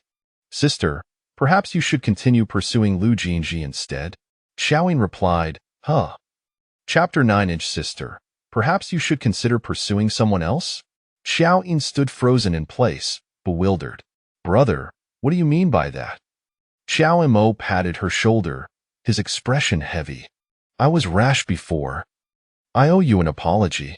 Qiao Yin was utterly perplexed by his words. Qiao Mo continued, "Do you know who Xie Yuan is?" Qiao Yin replied, He is the renowned general who made a name for himself 4 years ago. Qiao shook his head. Xie Yuanan is not merely a celebrated general. He is also the legitimate heir of the illustrious Xie family of Huai Prefecture, a family that has stood for a century. The Xie clan is the foremost family in the realm, producing numerous talents that permeate both court and society. Their influence is unfathomable, and it is an unspoken rule in the Great Zhou that any imperial teacher must bear the surname Xie. The current crown prince ascended to his position thanks to being chosen by the Xie clan's academy in his youth, securing their support to firmly establish himself in the Eastern Palace. Qiao Yin was left in a daze, muttering, "Is he really that formidable?" Over the years, she had devoted her heart solely to Lu Jin, remaining woefully ignorant of others. Indeed, Xie Yuanan was able to read at 3 and wield a sword by 5, making him the most distinguished individual of his generation. It is said that he abandoned literary pursuits for martial ones purely due to unfortunate luck in the allocation of his career path. Xie Yuanan is highly likely to become the next head of the Xie family, a man who surpasses Lu Jin 1,000-fold, 10,000-fold. As Qiao spoke, his expression was a complex mix of reverence and frustration. Finally, he cast a sorrowful glance at Qiao Yin. "Sister, I think you should find someone else to admire." His words extinguished the fervor within Qiao Yin. Her expression turned cold as she opened her mouth to say, "Brother, do you look down on me? Do you think I am unworthy of him?" Qiao vehemently denied, "How could I ever look down upon you, my sister? I resent my own inadequacy for not being able to secure you greater achievements." His tone softened as he spoke candidly. "I believe that our family has fallen rather far from the Xie family. They might take you lightly. Do you know that 4 years ago, the emperor intended to bestow the hand of Princess Ningyao to Xie Yuanan, but he declined?" Qiao Yin suddenly grasped her brother's concerns. She had met Princess Ningyao once. She was the crown prince's younger sister, the only jewel of the royal family, cherished by the emperor. Her status was beyond compare, and her beauty and talent were unparalleled. If even such a distinguished noble did not find favor with him, how could a wild girl like her, uneducated and unconventional, ever hope to catch his eye? The blow was profound, yet as she contemplated the limited time she had left, she self-soothed, "I believe Xie Yuanan is not that kind of person. He would not look down upon me for my background. He has treated me with great respect and kindness these past few days. I have even invited him to go out of the city to admire the flowers tomorrow, and he has agreed." "You invited him to admire flowers?" Qiao's voice shot up, resembling a startled cat. "Yin, you cannot go." "Why can't I go?" Qiao stepped closer, gripping Qiao Yin's shoulders tightly. "Yin, have you forgotten? 4 years ago, when you first arrived in the capital and met Lu Jin, he was kind to you at first as well. He invited you to go outside the city to admire flowers, and what happened? He left you alone in the woods, and you waited from dawn until dusk, only to be drenched by a rainstorm, rolling down the mountain and becoming the laughingstock of the entire capital." A sharp pang pierced Qiao Yin's heart, a flicker of pain flashing in her eyes. She had thought she had long since laid aside her dignity and cultivated a heart that could remain unperturbed. When she first arrived in this world, she was not in the capital but in a bandit's lair in the western outskirts, where she lived in fear for half a month before that wretched system finally appeared to inform her that she was to come to the capital to pursue someone. She had journeyed long to reach the capital, and on her first day there, she encountered that young man, resplendent in his attire and brimming with vigor. His spirited demeanor dispelled all her reluctance towards the so-called mission. Qiao Yin took the initiative, tracking his movements and intercepting him on his usual path to pose 3 questions. "Are you engaged? Do you have someone you care for? Would you mind having more suitors?" The Lu Jin of 4 years ago was entirely different from the one now. She remembered his startled expression, but it had lasted only a moment. He did not respond with harsh words. Instead, he answered her questions honestly. "Not engaged, no one I care for, but I am open to suitors." Thus, Qiao Yin launched a vigorous pursuit.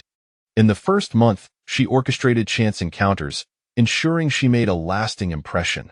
Within merely a month, Lu Jin invited her to go outside the city to admire flowers. When she received his invitation, she was so elated that she hardly slept a wink, thinking that fate was kind to her. Although she had entered a new world, everything was going smoothly. Who could have anticipated that her beautiful aspirations would be shattered by a rainstorm the very next day? Lu Jin did not keep his appointment. She waited from day to night, only to be met with a chilling autumn rain, and the slippery mountain path caused her to tumble down the stairs, nearly shattering her bones.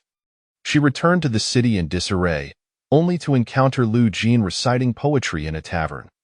Unable to endure such humiliation, she confronted him, demanding to know why he failed to show up. Lu Jin's demeanor was like that of a different person. He had her blocked from approaching, his gaze regarding her as one would a used rag, uttering the words she would never forget. "I was just playing with you. Why take it seriously?" From that moment on, the name Qiao Yin became the greatest joke in the capital. For a long time, Qiao Yin wallowed in despair, falling gravely ill, yet she did not wish to die. Thus, once she recovered, she shamelessly sought to please Lu Jin. But from that point onward, she regarded it merely as a task, no longer investing any emotion. Seeing that such humiliation could not drive her away, Lu Jin grew increasingly reckless, and those around him treated her with unrestrained disdain. If it were not for the need to complete the task and extend her life, who would willingly live as a creature devoid of dignity? But if this task was destined to remain unfulfilled, should she continue? The tenacious Qiao Yin found herself wavering for the first time, even questioning whether that so-called system was merely toying with her. Otherwise, how could such a significant error regarding her target occur? Observing his sister's prolonged silence, Xiao Mo noticed the despondency etched on her face, as if her soul had been drained, and her defeated expression was truly heart-wrenching. Scratching his head, he pondered and devised a compromise. How about this? Tomorrow, I will go to the city gate first. If Xie Yuanan keeps his appointment, I will return immediately to inform you. Sister, what do you think? Chapter 10. It is finished. This time, it is truly over. Qiao Yin tossed and turned throughout the night, and at last, she endured until the break of day.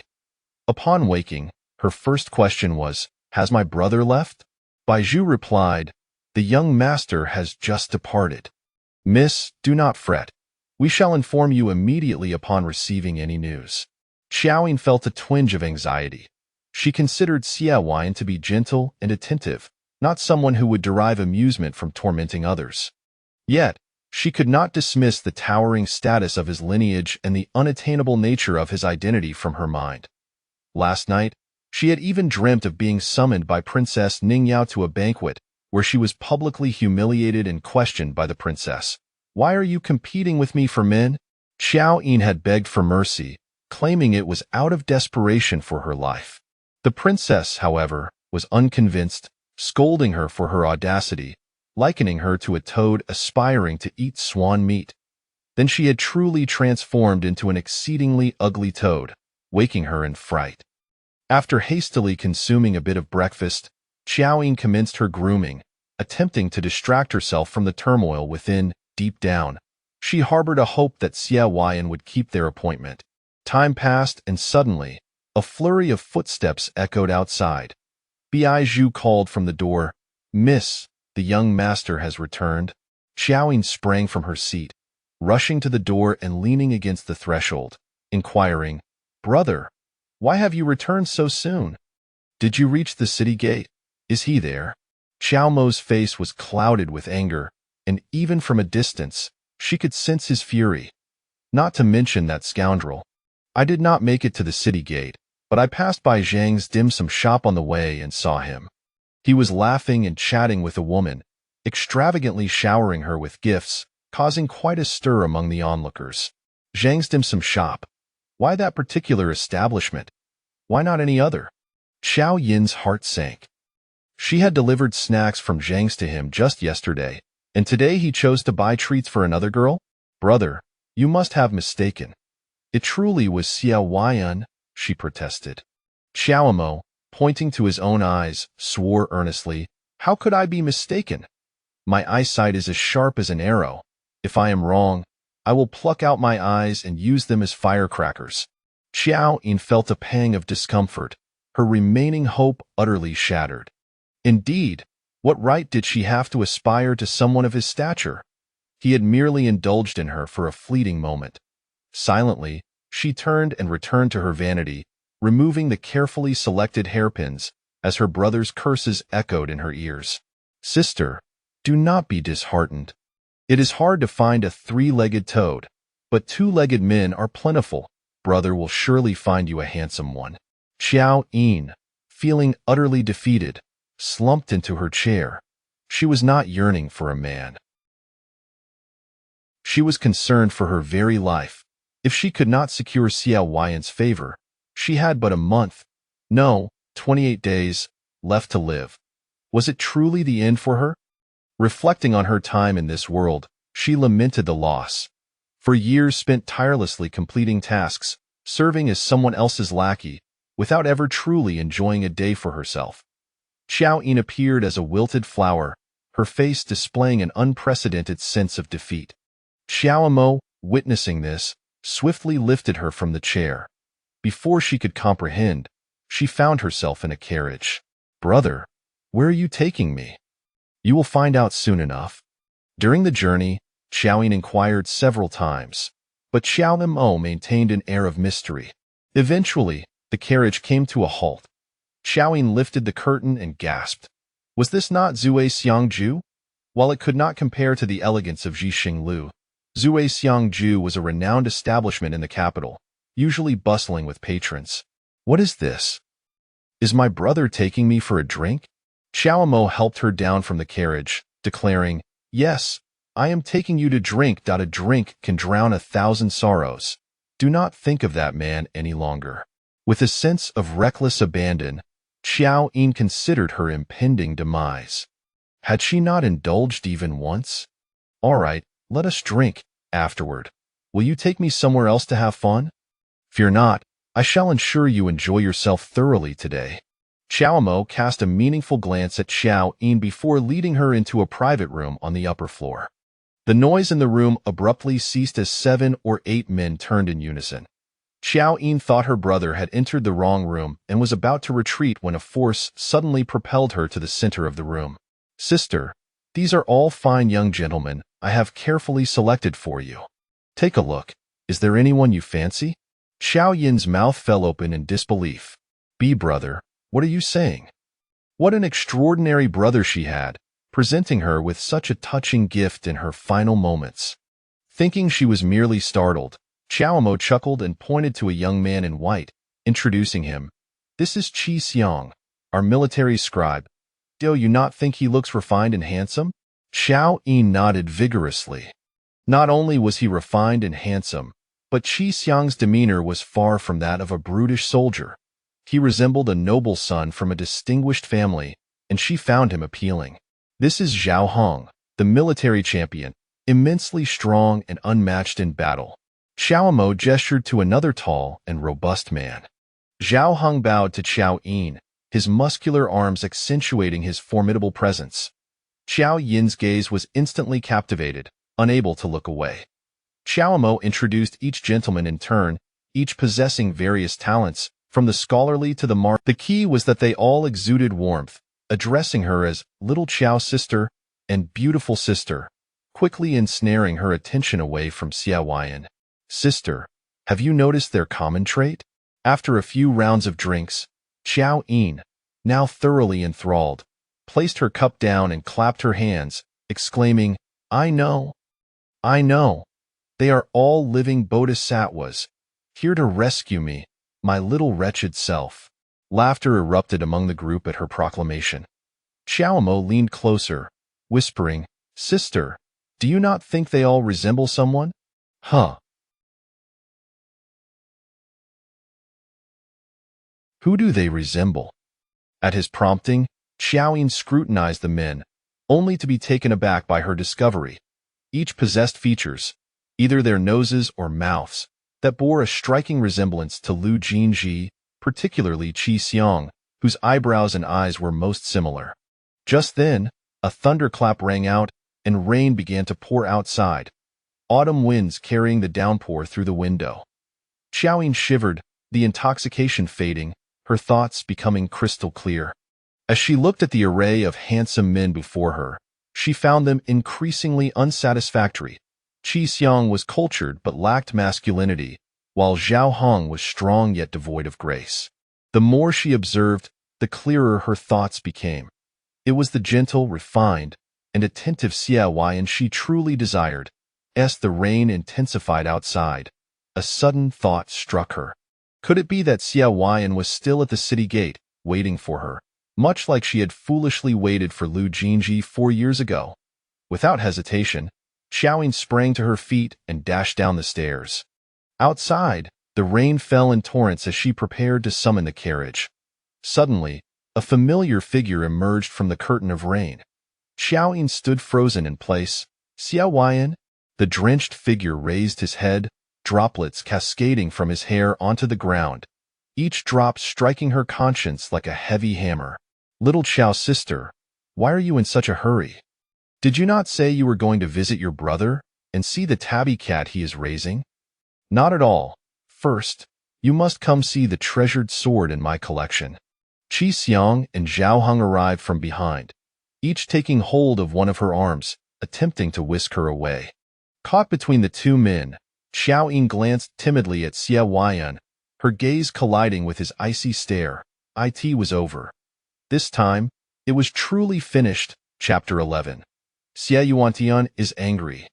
Qiao Mo, I swear I will pluck your eyes out. You have brought my ruin upon me.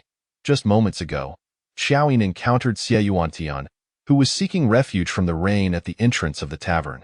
To her dismay, she found him witnessing her frolicking with others, arms entwined in a carefree manner.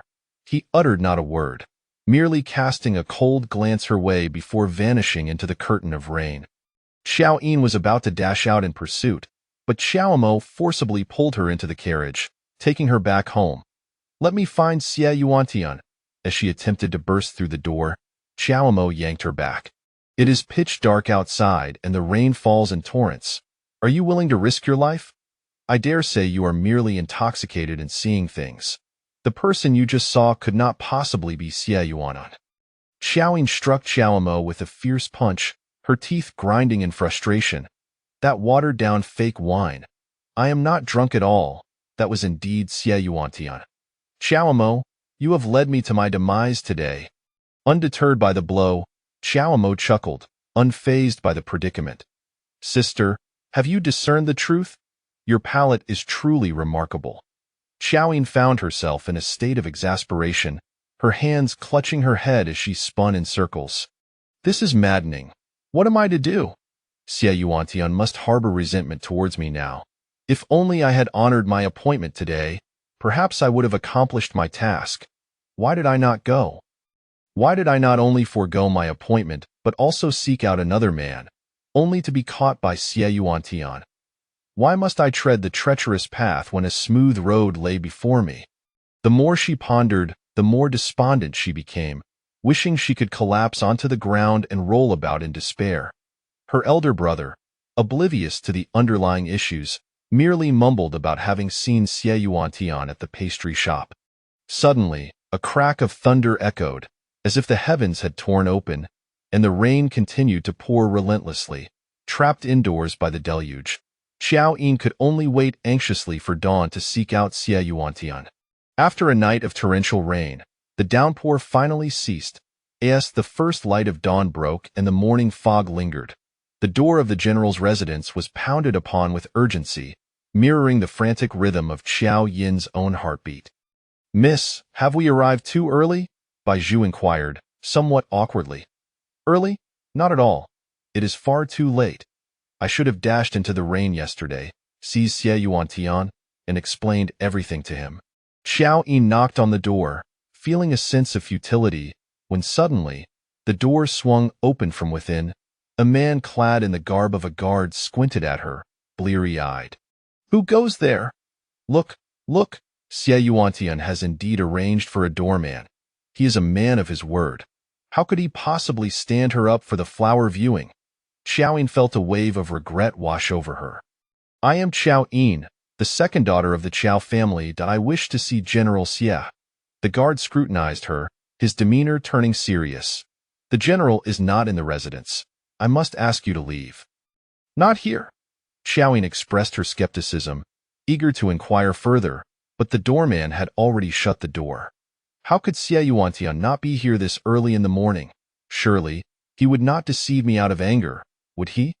Without a moment's hesitation, Qiao Yin turned to the familiar wall corner, swiftly climbing atop Bai Zhu's shoulders to scale the wall. From her vantage point, she spotted a figure practicing swordsmanship beneath the shade of a tree, the sound of the wind rustling through the leaves. That lithe silhouette, with its graceful movements, could only belong to Xie Yuantian. Xie General? Xie Young Master? Xie Yuantian. Qiao Yin called out, her voice echoing beneath the trees. After several attempts, the figure finally ceased his practice and strode towards her, sword in hand. Miss, did you call for me? As he approached, Qiao Yin was taken aback by his strikingly handsome face, adorned with a broad smile. How could he resemble Xie Yuantian so closely?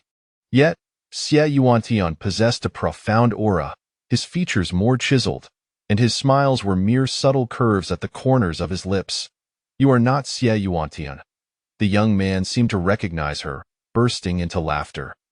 I am certainly not that old and solemn fellow. I am his younger brother, Xie. You are the young lady who delivers pastries to Xie Yuantian, are you not? Ah, how do you know? Qiao Yin was momentarily taken aback, a flicker of realization dawning upon her. Could he be the one from yesterday at Zhang's pastry shop? Xie, with an infectious laugh, continued. After Xie Yuantian turned 7, he ceased to indulge in pastries. Yesterday, I saw him return with a half-eaten bag of treats, and my curiosity led me to try them myself. You have exquisite taste. Zhang's pastries are truly delightful. My sister and I had not eaten a proper meal yesterday. It became evident that Xie was not only jovial but also quite the chatterbox. As he spoke, Qiao Yin clung to the wall, nearly cramping from the effort. She interrupted his culinary critique, asking, Is Xie Yuantian in? This time, Xie laughter faded, replaced by a puzzled expression. Huh. Did not Xie Yuantian go out with you yesterday? I presumed, with the heavy rain, you both had taken shelter at Xianghua Temple. Did you not return together? Qiao Yin's voice was barely audible, akin to a whisper. I did not go yesterday. Ha ha ha. Xie erupted into laughter once more, his mirth so genuine that he doubled over. So, you stood him up yesterday? He waited at the city gate all day, utterly oblivious to the rain. Ha ha ha. Did you know? Xie Yuantian had summoned a carriage to fetch you, only to end up drenched like a drowned rat. What a pity I missed that. Xie ceased his laughter and gave Qiao Yin a thumbs up. You are indeed brave. The last person who kept Xie Yuantian waiting left with broken legs and now lies bedridden. A cold sweat broke out on Qiao Yin's brow. She felt on the brink of collapse, and Xie words sent chills down her spine. Xie Yuantian seemed formidable, especially when provoked. Brother Ren, spare me the compliments. If you admire me, do tell me where I can find Xie Yuantian. She called me Brother Ren. Xie eyes sparkled as he beamed at Qiao Yin, his grin radiating warmth. He should be at the racetrack in the northern part of the city. You are truly a good person, Brother Ren. Qiao Yin expressed her gratitude, promptly leaping down from the wall and climbing into the carriage, heading straight for the racetrack. Upon her arrival, Qiao Yin found the racetrack still closed for business, and the figures galloping on horseback stood out vividly against the dawn. She hurriedly ran towards Xie Yuantian, who caught sight of her but did not halt his pace. Xie Yuantian rode past her, his expression as frigid as the autumn wind swirling around the racetrack, his gaze as distant as the chilling air. Qiao Yin could not suppress a shiver that coursed through her. How terrifying! Chapter 12. Am I to blame for being too exceptional, that I deserve to endure a day of rain? Allow me to explain. Please, listen to my words. Qiao Yin was uncertain whether Xie Yuan could hear her, yet she cupped her hands around her mouth and shouted. It was due to the news of your previous rejection of Princess Ning Yao's proposal that I faltered. If she were to admit that her refusal stemmed from malicious speculation, Xie Yuan might become even more incensed. Therefore, She could only express her own insecurities, belittling herself while elevating Xie Yuan, hoping he would be swayed by her words. I possess neither noble lineage nor remarkable talents. I am not even worthy to carry Princess Ning Yao's shoes, so how could I be deemed worthy of the heir of the foremost family? Qiao Yin strained her voice, calling out with all her might, as the distant sound of hooves approached, revealing the increasingly discernible tense expression upon Xie Yuan's face. Before she could fully comprehend the situation, Xie Yuan surged towards her like a bolt of lightning. Just as she was about to take a step back, a hand reached out to her. Instinctively, without a second thought, Qiao Yin extended her own hand, and in an instant, she was lifted off the ground. She spun gracefully in midair, landing securely upon the horse's back. The brisk wind tousled her hair and skirt, and Qiao Yin felt as though she had sprouted wings, soaring with the wind. You falter in cowardice, yet seek amusement, even attracting two individuals reminiscent of Lu Jin Zhi.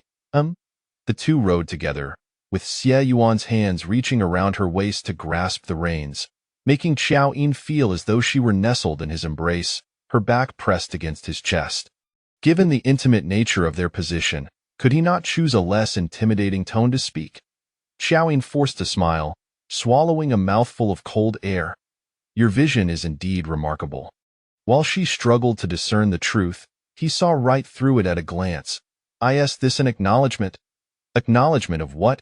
It has nothing to do with me. It is all my elder brother's doing. My brother, seeing me distressed, merely wished to distract me.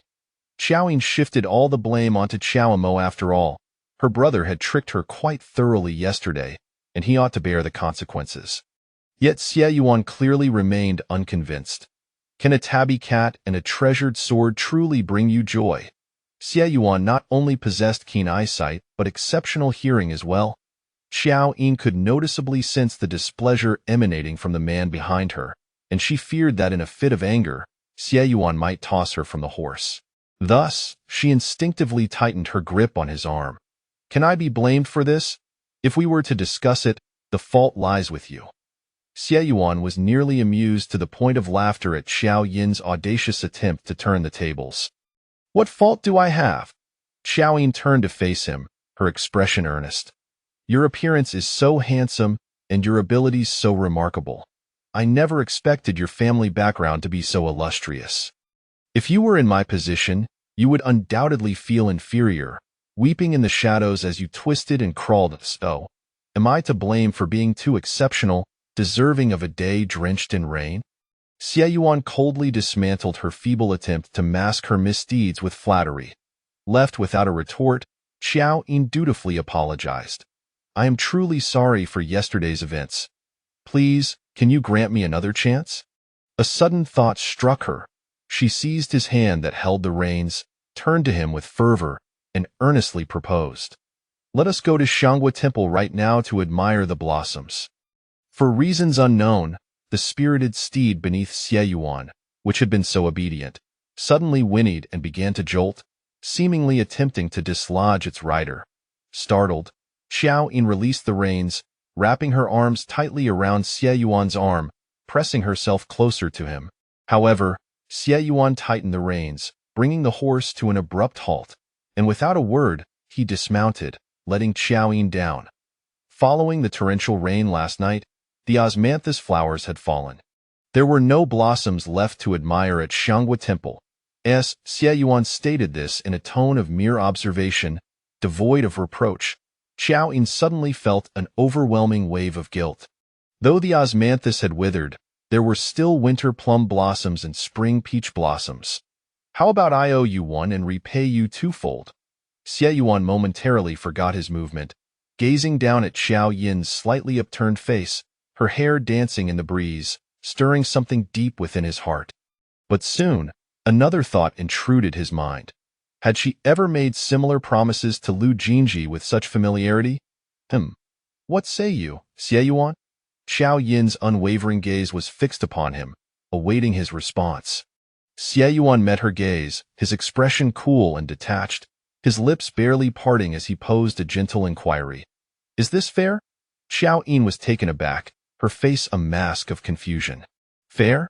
Xie Yuan offered no reply, instead turning to mount his horse and ride away. Qiao Yin pondered. Just moments ago, Xie Yuan's expression had shown signs of softening. How had it soured so swiftly? It seemed this instance of disappointment had genuinely vexed him. Aware of her own culpability, Qiao Yin dared not argue further, merely lifting her skirt to follow. Xie Yuan rode at a leisurely pace, allowing Qiao Yin to quickly catch up and position herself in front of him, her hands clasped behind her back as she stepped back, gazing up at him with admiration. Riding is such a delightful experience. Could you possibly teach me, General? Her calculated demeanor, hands behind her back, tilting her head, and her tone laced with an innocent charm, was a strategy she had perfected over 4 years, the perfect match for her captivating beauty. However, Xie Yuan was no longer the agreeable figure he had been before. His face remained stern as he succinctly replied. No. Qiao Yin elongated her tone, pleading, I could offer you a reward. How about I prepare some pastries for you? In truth, my pastries are even more delectable than those from Zhang's. Xie Yuan remained unmoved. I do not enjoy pastries. Sweet or savory? Sweet. Xie Yuan answered instantaneously, a hint of irritation flashing in his eyes as he cast a glance at Qiao Yin, who smiled radiantly. Teach me, just as you did earlier. I promise I can master it in no time. Just as Qiao Yin continued her entreaty, a voice suddenly rang out from behind. If he will not teach you, I shall, and you may offer me the pastries. Qiao Yin turned to see a young man in a grayish-blue silk robe, adorned with a jade crown, approaching them with a slender frame. Qiao Yin froze for a moment before promptly bowing. Your Highness, it is an honor to meet you. The newcomer was none other than Crown Prince Zhang Huailu, whom Qiao Yin had seen from a distance on several occasions while accompanying Lu Jin Zhi. You are the second young lady of the Qiao family, are you not? Zhang Huailu had now reached them. Qiao Yin was somewhat taken aback. Your Highness knows me? The Crown Prince and the third prince were arch-rivals, and as Lu Jin Zhi was the third prince's cousin, Qiao Yin had naturally had no interactions with the Crown Prince. Zhang Huailu smiled lightly. Of course, Miss Qiao's name is well known. There is no one in the capital who does not recognize it. Understood. In plain terms, he too had likely witnessed her misfortunes. Qiao Yin smiled, unfazed. However, unbeknownst to her, Xie Yuan had dismounted at some point and now stood before her, whether intentionally or not, blocking Zhang Huailu's scrutinizing gaze. The Crown Prince, with time to spare for such trivial matters, would do better to return and practice his horsemanship. I hope that during this autumn hunt, the Crown Prince will not further tarnish my reputation as your instructor. Cough, cough, cough. Zhang Huailu covered his mouth as he coughed, whether from the cold wind or in response to Xie Yuan's blatant disregard for camaraderie was uncertain. Qing Xian was indeed correct. Xie Yuan had succumbed. TSK, TSK, TSK. Chapter 13. The first time he called her name, Zhang Huailu coughed awkwardly a few times, hesitant to provoke Xie Yuan again, and hurriedly clarified his intention. Today, Mr. Meng is giving a lecture at the Yingtian Academy, and I have come to escort you. Qiao Yin, who was listening nearby, recognized Mr. Meng from Zhang Huailu's mention. He was a learned scholar, well-versed in both astronomy and geography, and Lu Jin Zhi held him in high esteem. For a time, Qiao Yin had been trying to gather information about this esteemed scholar, hoping to obtain a piece of his calligraphy as a gift for Lu Jin Zhi. However, this scholar lived a reclusive life, and despite hearing many rumors, she had never encountered him in person. Upon learning that they had matters to attend to, Qiao Yin felt a twinge of disappointment and was about to take her leave when she unexpectedly met Xie Yuan's gaze. Would you like to accompany us? He asked, his voice as melodious as a celestial tune. Qiao Yin was taken aback, feeling both flattered and pitiful as she replied, May I? They never allowed me to enter Yingtian Academy before. Xie Yuan dismissed her concerns. Do you wish to go? Qiao Yin nodded vigorously. At this critical moment, she was eager for any opportunity to spend time with Xie Yuan. The Crown Prince had no objections, and the three of them proceeded to Yingtian Academy together. Qiao Yin rode in her own carriage while Xie Yuan and the Crown Prince shared one. On the journey, Zhang Huailu could not help but murmur, What is going on? Why has Qiao Yin suddenly taken to you? Wasn't she always trailing after Lu Jin Zhi? I remember just half a month ago, she publicly declared that she couldn't survive without Lu Jin Zhi. How could she suddenly become so attached to you? Xie Yuan found the inquiry grating and replied solemnly, "It is not she who clings to me. Rather, it is I who am drawn to her." Zhang Huailu was momentarily taken aback before bursting into laughter, incredulous at the notion. With your background, the noble ladies of the capital are at your beck and call. How could you lower yourself to engage with Qiao Yin? Xie Yuan pondered for a moment and then revealed, "A few days ago, I received urgent news from the Xie family merchant convoy from the southern borders, stating that the Southern Army has achieved 3 victories against the Yu Army. If all goes as planned, the Duke of Jing'an will soon lead his forces back in triumph." Qiao Yin's father, Qiao Zhentong, was the commander of this expedition against the Yu. Upon a victorious return, he would undoubtedly rise to become the foremost general of the Great Zhou, commanding an army of 100,000. Consequently, Qiao Yin's standing would naturally ascend as well. Zhang Huailu turned to Xie Yuan, incredulous. "So, you are attempting to win the favor of the Duke of Jing'an by drawing close to Qiao Yin?" Xie Yuan did not affirm or deny the claim. Zhang Huailu's expression darkened. "What merit do I possess that would warrant such a sacrifice on your part? You think too much. My motives are also for the benefit of the Xie family," Xie Yuan replied, gazing out the window. Through the gently swaying curtain, he caught sight of Qiao Yin's carriage passing by. Inside, Qiao Yin was brimming with excitement, and Bai Zhu could not help but exclaim, "Miss, your eagerness to learn is truly commendable. Just a visit to the academy makes you this joyful." Qiao Yin beamed. Her interest in the academy paled in comparison to her delight in the prospect of spending time with Xie Yuan. Of course, she was also elated at the chance to enter Yingtian Academy, the finest institution in the capital, renowned for gathering talented scholars and frequently inviting esteemed masters to lecture. The children of noble families took great pride in being admitted to Yingtian Academy. There was an unwritten rule at the academy that anyone wishing to enter must successfully respond to the couplet at the entrance. Xue Wanran, the daughter of the academy's headmaster, was her sworn rival, often wielding this rule as a weapon against her. Every time, Lu Jin Zhi and the others would be allowed entry while she was left outside, an embarrassing predicament. Before long, the carriage came to a halt amidst the clamor of horses and carriages. Qiao Yin lifted the curtain to look outside, realizing they had arrived at the academy, where numerous carriages were parked and attendees were arriving in droves. Just as she was about to disembark, Xie Yuan appeared at the front of the carriage, holding the curtain for her. "Qiao Yin," he gently called her name. This seemed to be the first time Xie Yuan had addressed her by her name. Until that moment, she had never thought much of her name's beauty, but hearing it from him made her heart skip a beat as she gazed at him in a daze. Xie Yuan held the curtain with one hand while the other rested behind his back, standing with an air of elegance that was pleasing to the eye. "Follow me. Yingtian Academy would not dare to stop you, but I still wish to ask, do you desire to enter openly and with dignity?"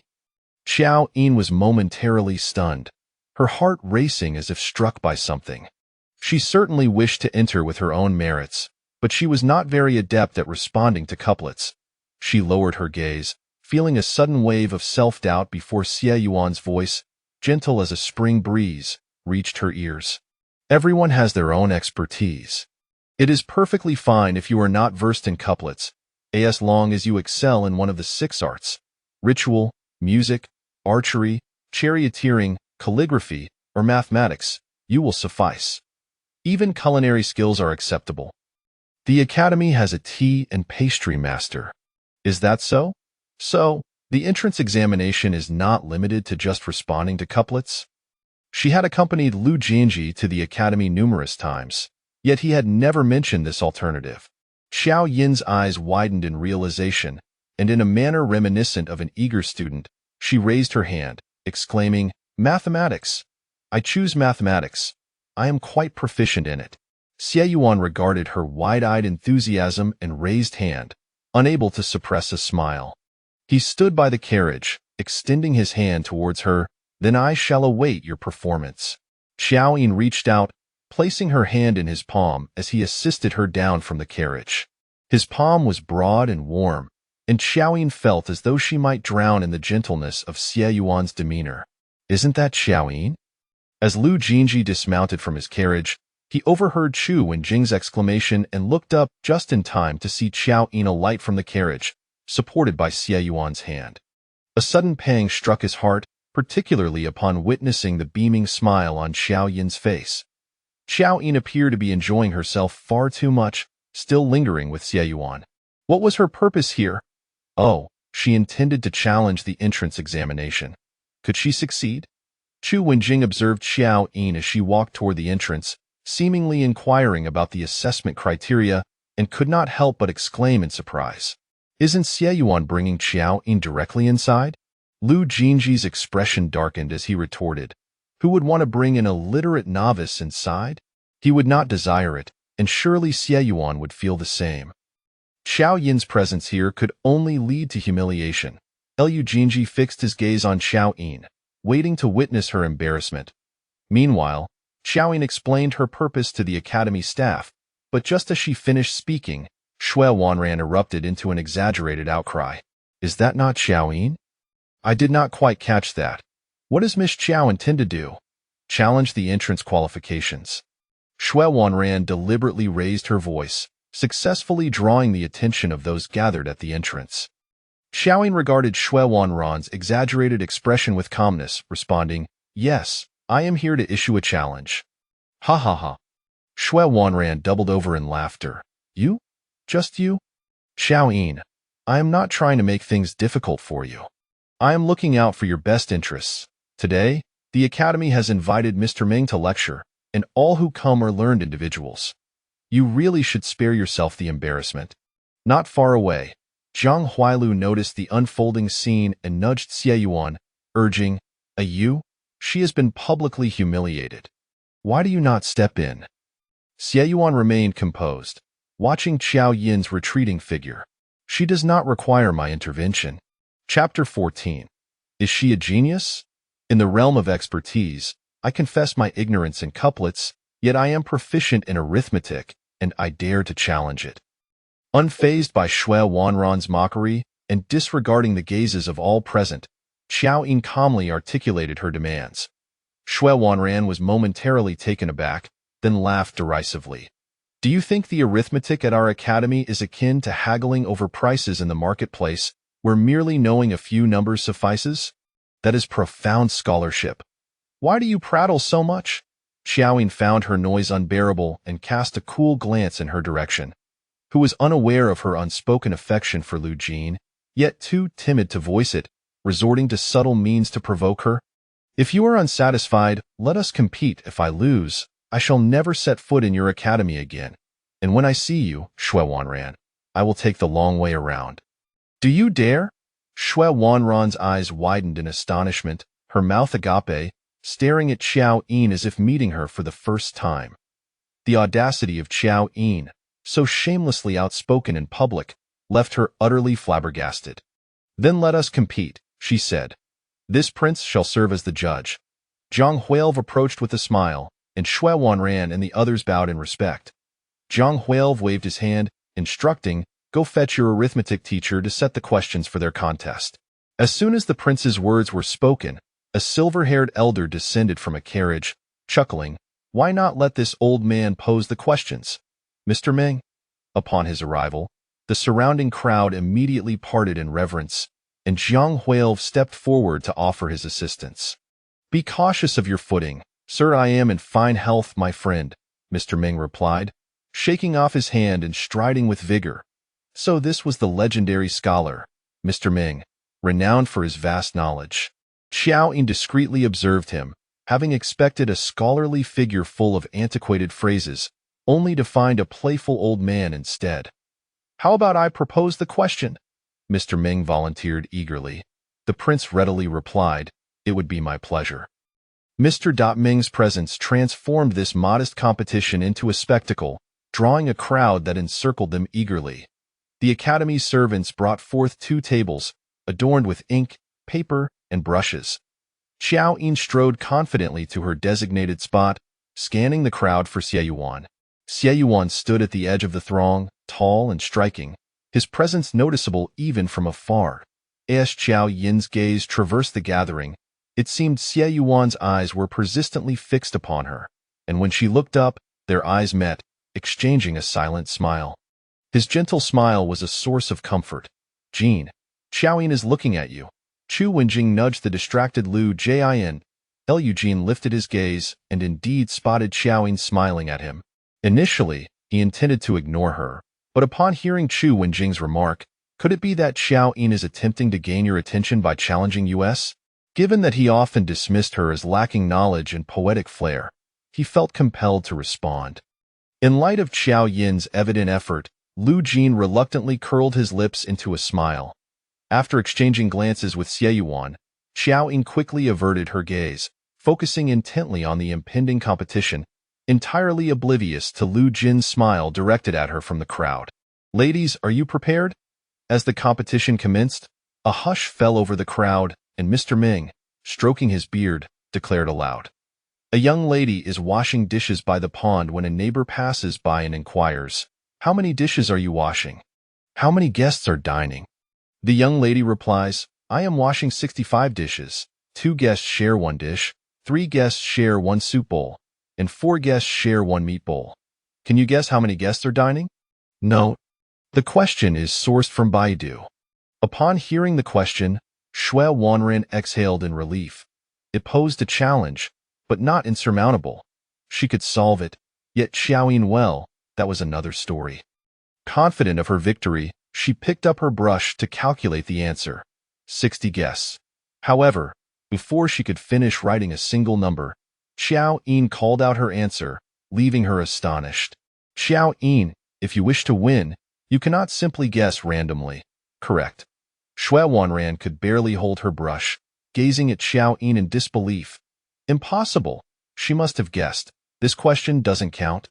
Shui Wanran's overt denial was met with disdain from the crowd, yet they equally doubted Qiao Yin's ability to answer correctly. Observing this, Qiao Yin graciously suggested, "Then let us have another question." She turned to Mr. Ming, winking, "Sir, please present a more challenging one." Mr. Ming chuckled, "Very well, I shall pose another." After a moment's thought, he continued, 5 cats must share a pile of fish, but they cannot divide it evenly. They decide to wait until tomorrow. During the night, 1 cat sneaks up and throws 1 fish away, allowing the remaining fish to be divided into 5 equal portions. It eats its share and departs.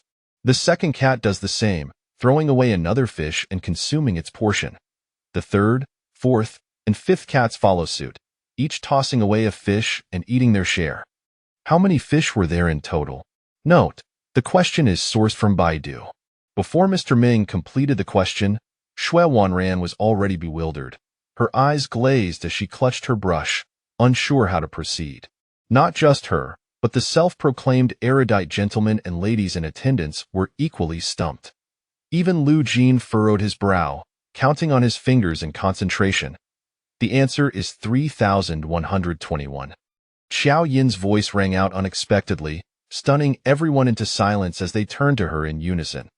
Mr. Ming exclaimed in awe, his voice trembling, "Absolutely correct." This proclamation was akin to a drop of water in hot oil, igniting a frenzy at the Academy's entrance. Is this real? Such a difficult question, and Qiao Yin answered it correctly. Oh heavens, so swiftly? Could she truly be a mathematical prodigy? We had underestimated her. It seems her learning was simply limited, not her intelligence. Standing amidst the astonished crowd, Qiao Yin felt the shift in their gazes, no longer laced with disdain or ridicule. This was a novel experience for her in the 4 years since she had arrived in this world.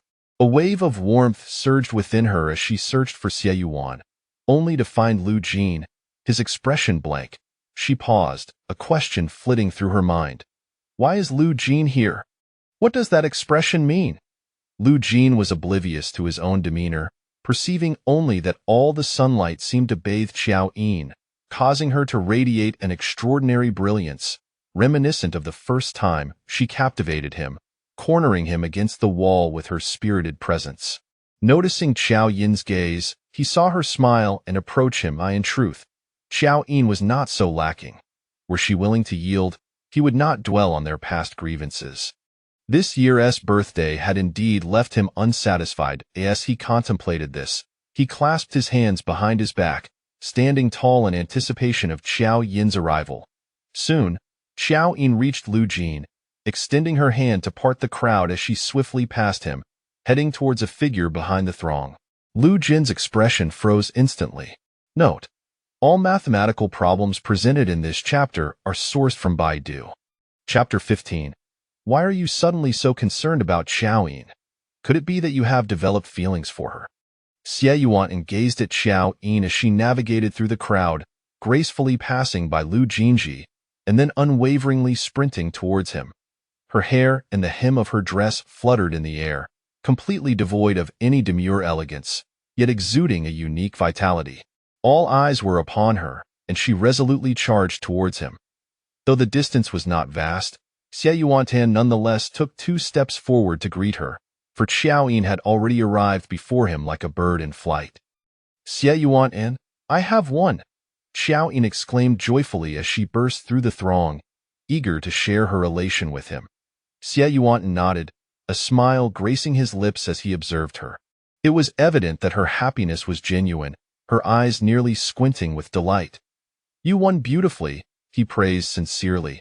Qiao Yin suddenly felt a flush of embarrassment. What did it matter?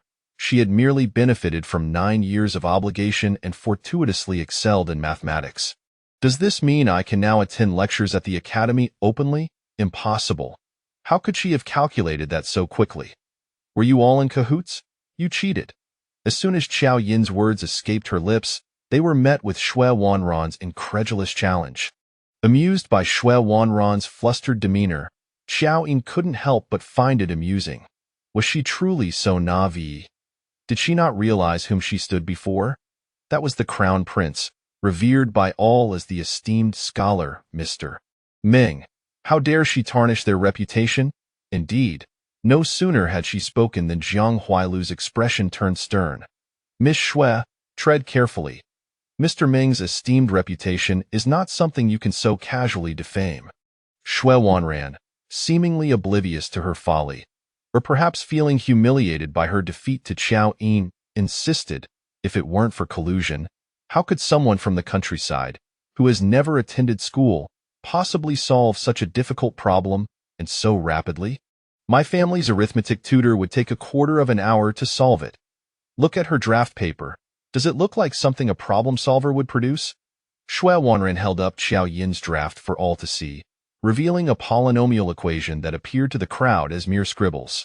However, Mr. Ming, upon glancing at it, suddenly seemed intrigued, snatching the paper from her hands. The more he examined it, the more fascinated he became, and he beckoned to Qiao Yin. Little girl, come here quickly. What does this symbol represent? Qiao Yin was momentarily taken aback. Could the old gentleman truly comprehend it? Still in a daze, she was gently nudged by Xie Yuan, who reminded her that Mr. Ming was not so affable with just anyone. Regaining her composure, Qiao Yin then noticed the envious gazes of those around her. Not daring to boast, she stepped forward to provide a brief explanation. I have never attended school, so my writing is quite slow. These are symbols I devised myself, and this symbol represents an unknown. Fearing too much exposure, she provided a vague explanation, yet unexpectedly Mr. Ming grew even more intrigued. Little girl, come along. I shall treat you to a delicious meal.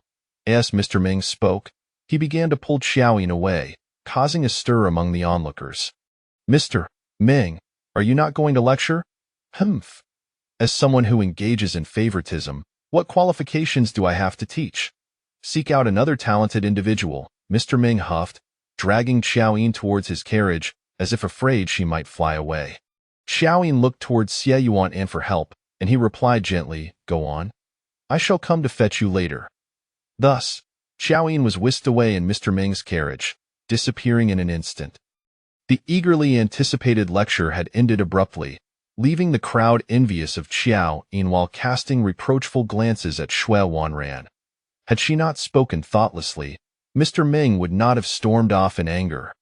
With Mr. Ming disregarded, who would still come to lecture at their academy? Truly foolish.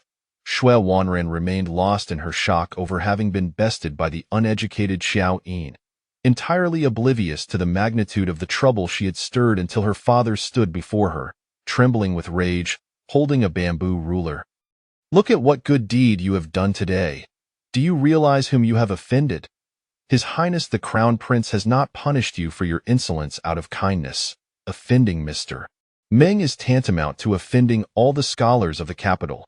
Have you lost your wits? After receiving a strike from the ruler, Shui Wanren felt a burning pain and began to regain her senses. Regret and fear washed over her. She lamented her impulsiveness. Having witnessed Qiao Yin's victory and Lu Jin Zhi's unwavering gaze upon her, jealousy had clouded her judgment, leading her to attempt to overturn the outcome. Father, I was wrong. I was wrong. I shall go apologize to Mr. Ming and invite him back, Shui Wanren said in a panic. Mr. Ming was elusive. No one knew where he resided. The academy had to relay their invitation through the Xie family, and now that she wished to apologize, it was too late. Shui's father was furious, feeling as though he might be driven to madness by this foolish girl. With a single thoughtless remark, she had offended 3 individuals, with Mr. Ming being the least of them. The Crown Prince and the Xie family, particularly the latter, were far more formidable. All day she had focused solely on Lu Jin Zhi, failing to notice who stood beside Qiao Yin. It was none other than Xie Yuan, the heir of the Xie family. In the realm, there were 3 prestigious academies. The first, Hahu Academy. The second, Yingtian Academy. And the third, Bailu Academy. Yingtian Academy's standing was bolstered entirely by Hahu Academy's support. Where is Hahu Academy? It is the Xie family's ancestral school, a place where the brightest talents converge. Though the Xie family's admission slots were limited, they were compassionate enough to allow their tutors to teach at Yingtian Academy each year. If she offended the Xie family, the academy might as well shut its doors for good. Father, do not just be angry. Think of a solution. I truly acknowledge my mistake. I am willing to bow my head and apologize to Mr. Ming. Seeing her father's face darken, veins bulging, Shui Wanren became increasingly terrified. It is you who must bow your head in apology, but not to Mr. Ming. It is to Qiao Yin, her father commanded. I shall have a carriage prepared immediately. You must go and atone for your sins. You need to apologize sincerely, including for your previous attempts to sabotage her due to your jealousy over Lu Jin Zhi. Do you understand?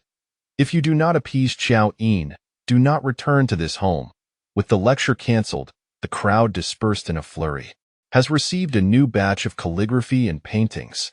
Do you wish to accompany me to browse, Lu Jin Zhi? Chu Wenjing suggested, turning to see Lu Jin Zhi's lips pressed tightly together, a look of shock crossing his face. Lu Jin Zhi, what is the matter? I know you admire Mr. Ming. It is indeed a pity you missed his lecture. Qiao Yin did not look at me. Lu Jin Zhi's sudden interjection took Chu Wenjing aback, and he could only awkwardly respond, is that so? Previously, he had been so focused on Qiao Yin that he had overlooked everything else. He dared to assert that Qiao Yin had truly shown today, outshining even him, Lu Jin Zhi, and Xie Yuan, who would still notice whether she glanced at anyone. Yet Lu Jin Zhi did not need to dwell on such trivial matters. Chu Wenjing stole another glance at Lu Jin Zhi, perplexed, for he could detect a hint of melancholy etched across his features. Why are you suddenly so concerned about Qiao Yin? Could it be that you have developed feelings for her? Chapter 16. Will Qiao Yin give up? I do not believe it. Upon hearing this question, Lu Jin Zhi felt as though he had been pricked by a needle. An unsettling sensation enveloping him as annoyance began to brew within. Had he truly lost his mind? How could he utter such words as Qiao Yin did not notice me, reminiscent of a jilted lover? Impossible. How could I ever harbor feelings for someone as unaccomplished as Qiao Yin? Yet, she is no longer without merit. The esteemed Mr. Ming, whom you so admire, holds her in high regard. Chu Wenjing interrupted Lu Jin Zhi's thoughts, to which he scoffed, stating, with her family background, she is hardly worthy of our Duke's residence. With that, Lu Jin Zhi huffed in indignation and turned sharply, climbing into his carriage and departing in haste. Chu Wenjing remained rooted to the spot, rolling her eyes. Yet, the family of Xiaoyu and is even more illustrious than yours, and he does not flaunt his status. Upon returning to the Duke's residence, Lu Jin Zhi was met by his devoted servant, Zhu Yi. My lord, did you not go to attend the lecture? Why have you returned so early? Lu Jin Zhi pursed his lips in silence, striding through the door. Zhu Yi cautiously observed Lu Jin Zhi's expression, quickly suppressing his smile, and respectfully assisted him with his outer garments, presenting him with a pot of hot tea. After taking a sip, Lu Jin Zhi forcefully slammed the teacup onto the table, his demeanor brimming with impatience. Why has the tea changed? Zhu Yi explained, the previous tea was exhausted yesterday, so we have replaced it with Longjing. Lu Jin Zhi's ire was not easily quelled. Could they not procure more? I have grown accustomed to the former. Zhu Yi could only respond honestly. We dispatched someone to inquire at all the tea houses, but they all stated that it was a specially blended tea. You must consult the tea maker, as it is unavailable for purchase. Zhu Yi timidly suggested, shall I request some from Miss Qiao? Lu Jin Zhi suddenly recalled it was he who, upon displaying signs of fatigue, had prompted Qiao Yin to consult numerous medical texts and physicians, concocting this soothing tea specifically for him. She had been sending him this calming brew for 3 years and 11 months, and he had grown accustomed to her thoughtful gestures. How could someone so devoted simply turn away? His expression softened, and a smile graced his lips as he waved off Zhu Yi. No need. She is likely just forgotten. In a couple of days, she will send a new batch. Zhu Yi stared blankly at Lu Jin Zhi, his heart wavering.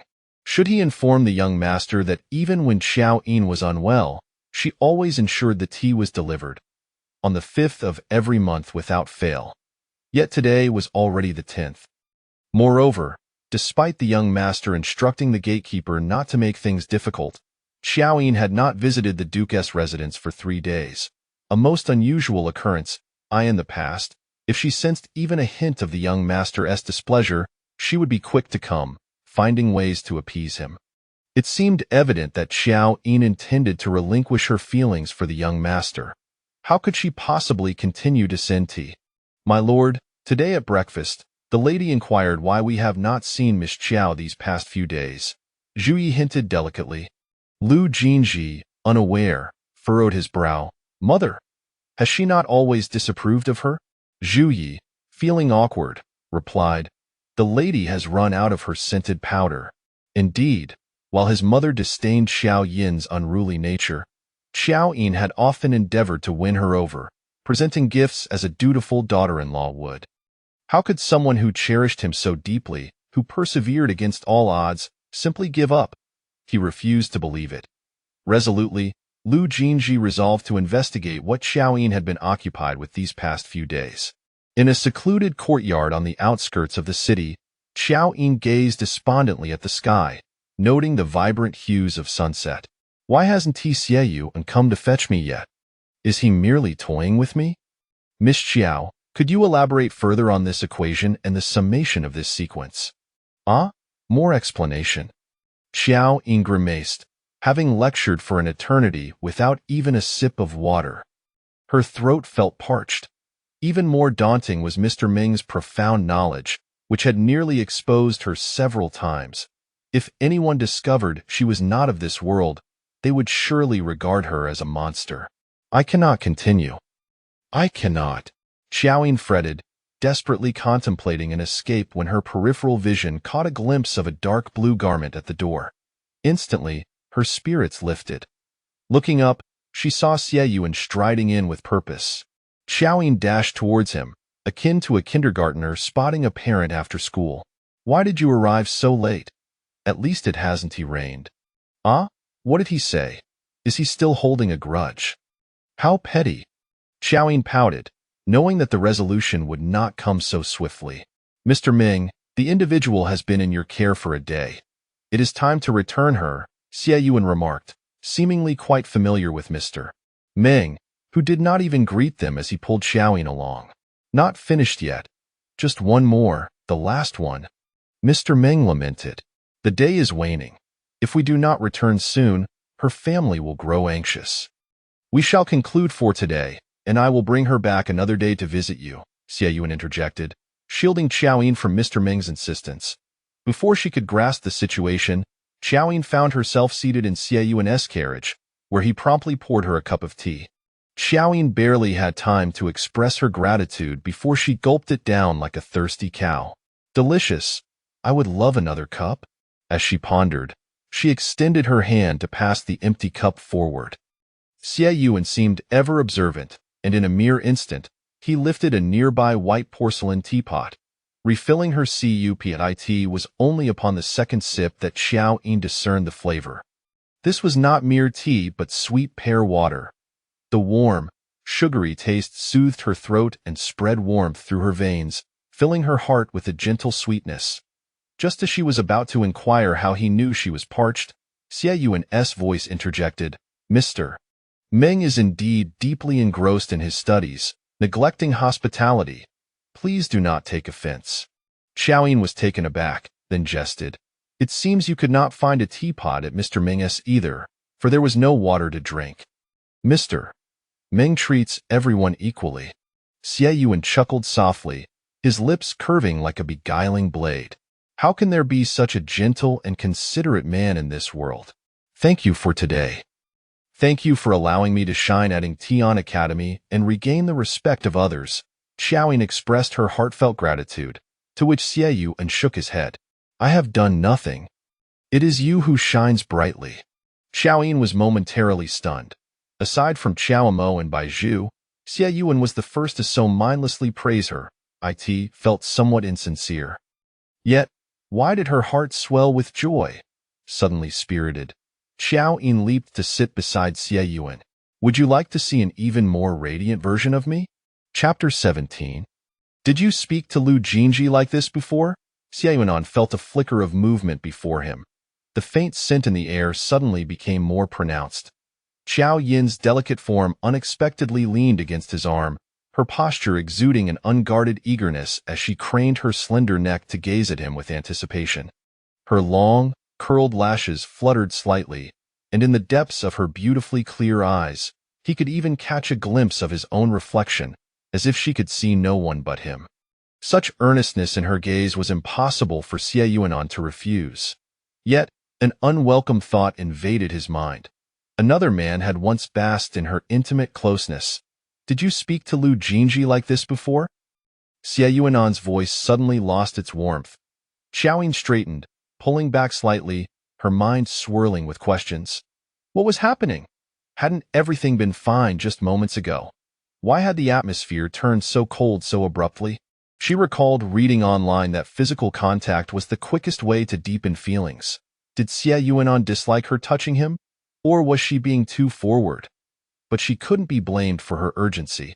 After tonight, she would only have 26 days left. Qiao Yin's unpredictable demeanor, coupled with the constant blunders of her so-called allies, left her feeling quite insecure. After a moment's reflection, Qiao Yin obediently returned to her seat, earnestly explaining, No, he doesn't like me getting too close. Lu Jin Zhi seemed to fear the scorn of others, hence he never permitted her to be near him, and they had only shared a carriage ride once. That occasion had nearly ended in disaster, with their carriage almost tumbling off a cliff. Lu Jin Zhi had deemed her unlucky, and since then, she had never been allowed near his carriage again. Hearing the humble tone in Qiao Yin's voice and sensing the sudden chill in the air, Qiao Yin couldn't help but feel a twinge of regret. It was his fault. Why had he mentioned Lu Jin Zhi? There would be no second chances. This winter, where would you like to go to admire the plum blossoms? Qiao Yin was taken aback, wondering if she had misheard. Admire the plum blossoms? Was Qiao Yin inviting her to go with him? Did this signify that he had forgiven her for her previous absence and accepted her apology? This unexpected turn of events nearly brought tears of joy to her eyes. Of course, we must go to Wanzhong Cliff. People in the capital say the red plums there are divine, but I've spoken to the hunters there, and they mentioned that Wanzhong Cliff also has two-colored plums. Do you know about two-colored plums? They are trees that bear both red and white blossoms. Unfortunately, despite my efforts, I have only found white plums. Qiao Yin's enthusiasm ignited. Her entire demeanor became lively. Xie Yuanan watched her, a look of genuine interest spreading across his face. Perhaps if we go, we will find them, Qiao Yin said, her heart soaring, propping her chin on her hands, her gaze fixated on him. I am already looking forward to it, eager to venture through the snow in search of plums with you. Her heartfelt words resonated deeply, and she could distinctly feel Xie Yuanan's gaze softening upon her, his smile transitioning from a mere hint to an unmistakable expression of warmth. She truly felt anticipation. If such a day were to come, it would signify her survival. She eagerly awaited her new beginning. Unbeknownst to them, the carriage had come to us. Xiao Mo and Bu stood at the entrance, uncertain if they were just about to leave or had been waiting for a while. Upon seeing Qiao Yin alight from the carriage, Xiao Mo's expression darkened as he began to admonish her. Where have you been? It's already dark. If you hadn't returned soon, I would have had to confront Xie Yuanan. Though Qiao Mo indulged Qiao Yin in most matters, there were two unbreakable rules. She must always be accompanied by Bu, and she must return home before nightfall. These were the ironclad decrees left by Qiao Zhendong when he went off to war, immutable by anyone. That scoundrel Xie Yuanan, taking you out on the very first day and sending Bu away. What does he intend? If he doesn't bring you back soon, I shall take my sword to his residence and demand an explanation. With the principal still present, Qiao Mo's outburst was unrestrained. Qiao Yin, face-palming, hurriedly attempted to silence her clumsy ally, but it was too late. I have met Master Qiao, Xie Yuanan said as he stepped down from the carriage, greeting Qiao Mo. They were of similar age, yet their social standings were worlds apart. Qiao Mo had only served as a sixth-rank officer in the military, lacking even the qualifications to present himself before the emperor. Qiao Mo was momentarily taken aback, his face a mix of embarrassment and surprise. He had never expected Xie Yuanan to personally escort Qiao Yin home. In the nearly 4 years past, Lu Jin Zhi had never set cough. I have long heard of your esteemed name, Qiao Mo replied, his gaze scrutinizing Xie Yuanan from head to toe.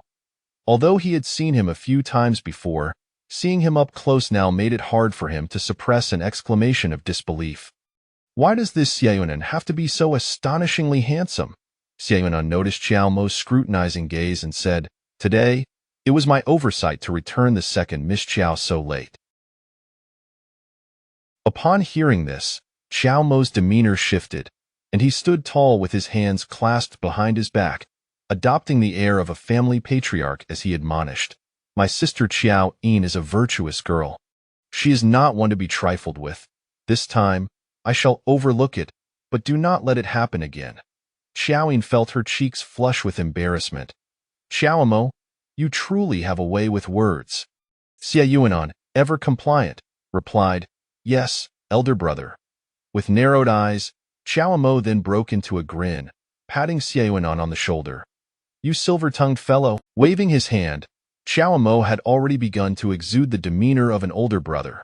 Xie Yuanan nodded in agreement. Very well, I shall host a banquet on another occasion and seek your guidance, elder brother.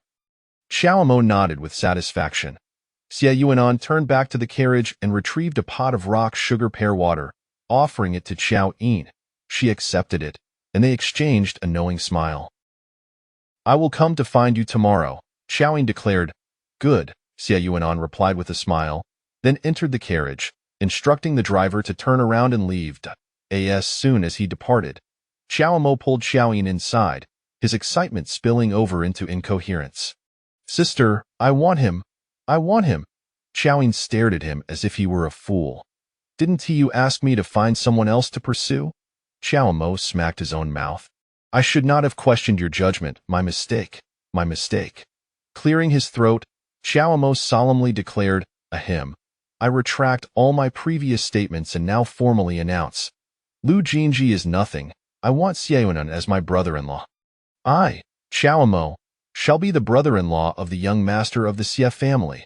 Chapter 18 Inch Yin. Come out quickly. Yuan has come to fetch you. Brother, must you be so exaggerated? Although Qiao Yin conceded that Xie Yuan was indeed charming, She doubted that mere words could so easily win over Qiao. Qiao shook her head, asserting, "It is not a matter of a few phrases. True character is revealed through actions." Bijou, Qiao turned to inquire, "Has Lu Jin Zhi accompanied the young lady back?" Bijou shook her head vigorously, as if trying to dispel the notion. "No." Even that time when the young lady risked her life to stop the carriage from plummeting off the cliff and broke her leg, Lu Jin Zhi did not escort her back. Instead, he remarked that she was unlucky. Later, when the young lady went to see him again, knowing full well that she was injured, he still insisted she jump over a fire pit to ward off bad luck. Bijou grew increasingly indignant as she spoke, her teeth clenched in fury, as if she could devour Lu Jin Zhi whole. "Bijou, does Lu Jin Zhi speak to the young lady with such courtesy and respect?" Qiao pressed further. "When he talks to me, he always adopts an air of superiority." Bijou shook her head even more fervently. "No. Each time Lu Jin Zhi converses with the young lady, it's as if he is addressing a servant, barking orders regardless of who might be present." Eventually, it wasn't just Lu Jin Zhi. Even the steward of the Lu family would make the young lady run errands. Qiao pointed at the teapot in Qiao Yin's hands. "In these 4 years, has Lu Jin Zhi ever gifted you anything?" Bijou was about to shake her head again, but Qiao Yin, fearing for her neck, quickly intervened. "Can you both refrain from stabbing daggers into my heart? I get it. I was far too humble in the past, so humble I was like dust, and Lu Jin Zhi never regarded me properly. Compared to him, Qiao Yin is the true gentleman. Isn't that the implication?" Qiao and Bijou nodded in unison. Qiao Yin glanced at the two and smiled faintly. "I feel the same way. The life I lived was indeed subhuman. I must have been bewitched. In reality, it was merely her misfortunes with the dog system that had ensnared her, akin to a vast abyss." As the moon rose and stars twinkled, Qiao Yin returned to the estate, the lights aglow in the flower hall. Approaching, he had not even stepped inside when Mao Tuanzi, his little dog, joyfully bounded over, circling around him. Qiao Yin crouched down, cradling it in his hands, gently scratching its head. Mao Tuanzi promptly closed its eyes in bliss. Embracing the puppy, Qiao Yin entered the flower hall and announced to the two people present, "We have guests tomorrow. You two must leave." "Ah? Who is coming?" "The Crown Prince. If the Crown Prince is coming, then let him come. Why must we be sent away?" Xiaoran protested loudly. Qiao Yin glanced at the face that bore some resemblance to his own, then at the dark blue robe he wore. "Don't you have clothes?" Xiaoran tugged at his own attire. "I have clothes, but your taste is exquisite." Qiao Yin felt a vain throb on his forehead. "Take it off." Xiaoran pouted in grievance. Qiao Yin, disinterested, tossed a parting remark before retreating to his room with Mao Tuanzi. "You will leave by the hour of the rabbit tomorrow and return by the hour of the rooster." "The hour of the rabbit? It won't even be light yet." "Ah." Xiaoran cursed under his breath, turning to Xie Qingxian. "What is he planning?" "Fool."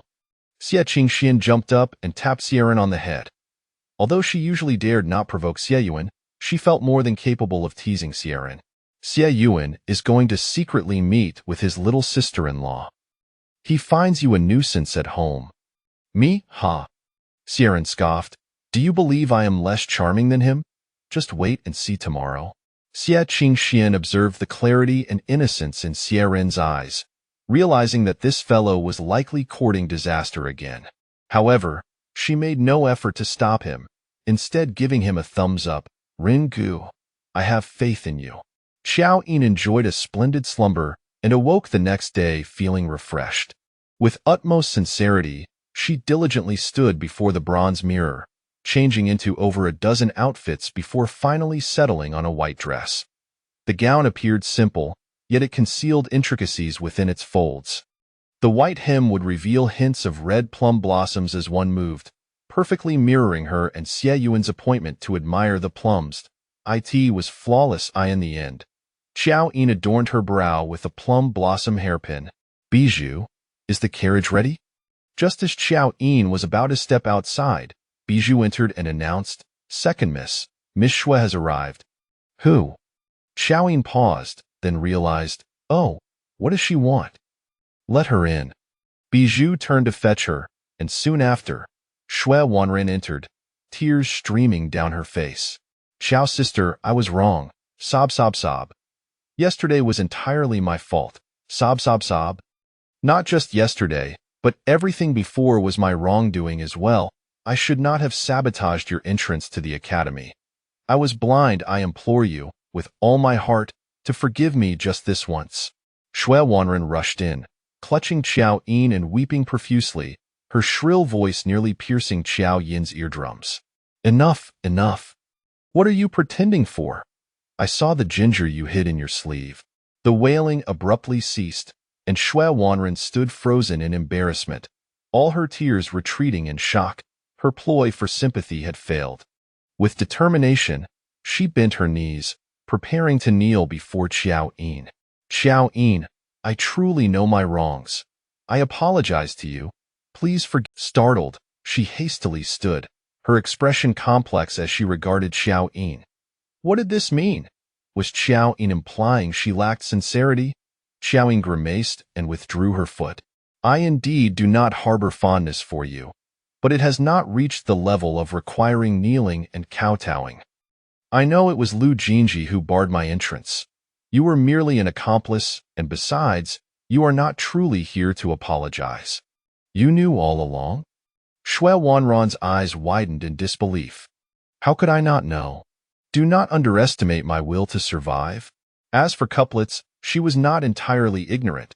She could certainly seek someone to teach her. She had learned tea pairing, made pastries, played the zither, and arranged flowers.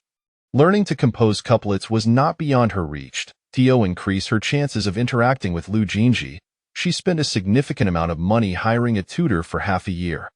That day, upon learning that Lu Jin Zhi would attend lectures at the Yingtian Academy, she had Bijou transcribe a couplet in advance, and after much thought, she finally crafted an impressive one.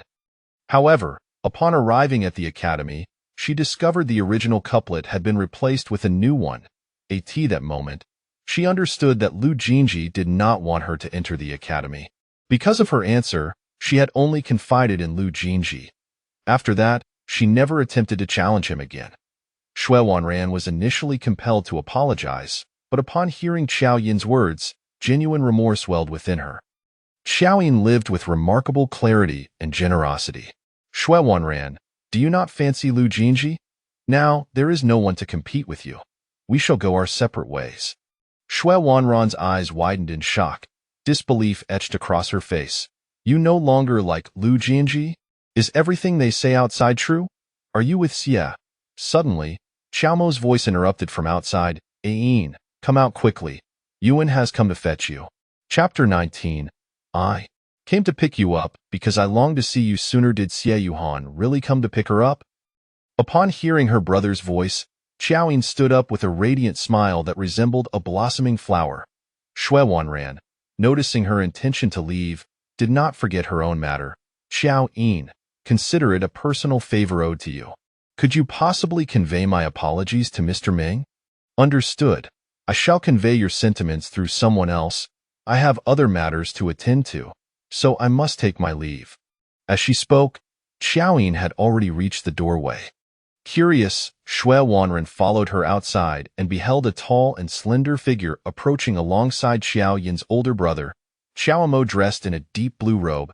Xie Yuhan exuded an air of elegance and poise, complemented by his jade crown that held his hair in place. Qiao Mo appeared to be conversing with him. Xie Yuhan listened attentively, and soon, a hearty laughter resonated, punctuated by Qiao Mo playfully patting him on the back. Xue Wanren was astonished. How could Xie Yuhan be so familiar with the Qiao family?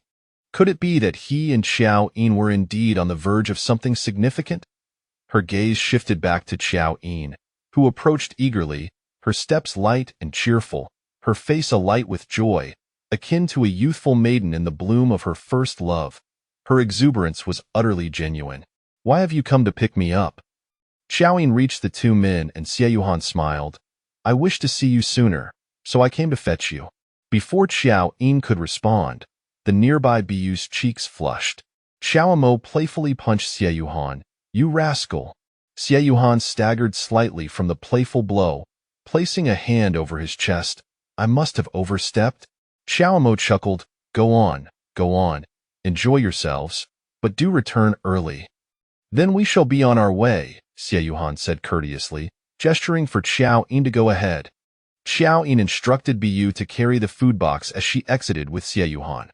Shui Wanran observed the entire scene, feeling a pang of envy as she mused. Xie Yuhan comes from a prestigious family, possesses exceptional talents, and yet is so gentle and considerate. No wonder Qiao Yin so decisively turned down Lu Jin. Once in the carriage, Qiao Yin and Xie Yuhan sat facing one another. His gaze fell upon the food box in her hands. Did you prepare some delicacies for me? What is it? I must have a taste. Qiao Yin instinctively shielded the box behind her, eyeing him warily. Xie, have you finished your charade? Xie Yuhan's expression stiffened momentarily, but soon his eyes crinkled into a narrow slit, and a smile revealing a row of white teeth emerged. Ha ha ha, you caught me. How did you figure it out? I even managed to fool your brother. His laughter was hearty and somewhat boisterous, a stark contrast to the deliberately subdued tone he had used earlier. Qiao Yin rolled her eyes internally. Her brother had long been dazzled by the Xie family's reputation and could hardly discern right from wrong. Xie scratched his face, perplexed. I wore my brother's clothes and even borrowed his hairpin. When I looked in the mirror before leaving, I could hardly tell who I was. How did you recognize me? The voice? He pondered aloud. No, I have perfected imitating my brother's voice since childhood.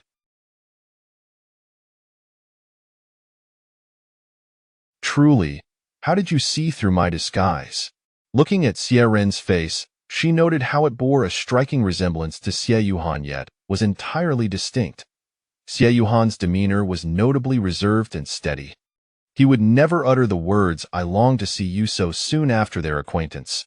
Even if he genuinely wished to visit her, he would likely say he was merely passing by while walking his dog. Do tell me, where did I falter? I must rectify my mistakes for next time, Xie pressed on eagerly. Goodness, have you become addicted to this game of cosplay? Ha, because Xie Yuhan appears quite intelligent, while you, Ran, seem rather innocent, she replied, glancing at his expectant expression. To divert his relentless questioning, Qiao Yin swiftly changed the subject. Is the carriage headed to the general's residence? Xie Ren leaned back, tilting his chin upward with an air of mystery. You shall find out upon arrival. With that, he lifted the curtain and called out, Uncle Wang, whip the horses, quicken the pace. The carriage lurched forward, causing Qiao Yin to jolt slightly, her eyelids fluttering. A sense of foreboding washed over her. After traversing several streets, far faster and bumpier than any carriage she had ever ridden, Xie Ren, dissatisfied with the driver's speed, took to the yoke himself, cracking the whip as if urging the horses on for dear life. Qiao Yin braced herself in the corner, clutching the food box tightly, fearful it might topple. At long last, the carriage came to a halt. We've arrived, Xie Ren announced, throwing back the curtain with a grin. Qiao Yin, still holding the food box, leaned out to see the East Palace. Xie Yuhan is waiting for me at the East Palace? However, Xie Yuhan was not at the East Palace.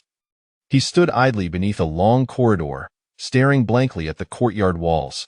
The sun had already ascended high in the sky, with no news from the gatekeeper and no sign of anyone atop the walls. Young master, could it be that the young lady has reneged on her promise? His loyal attendant, Wang Shan, ventured to suggest.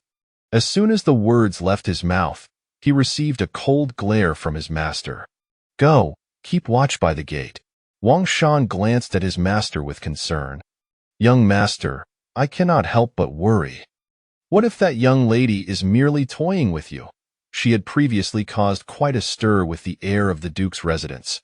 Why would she suddenly seek you out? Choose between cleaning the latrines or the stables. Wang Shan, perceiving the darkening expression on his master's face, wisely retreated, chuckling to himself, I'll run swiftly, I'll guard the gate.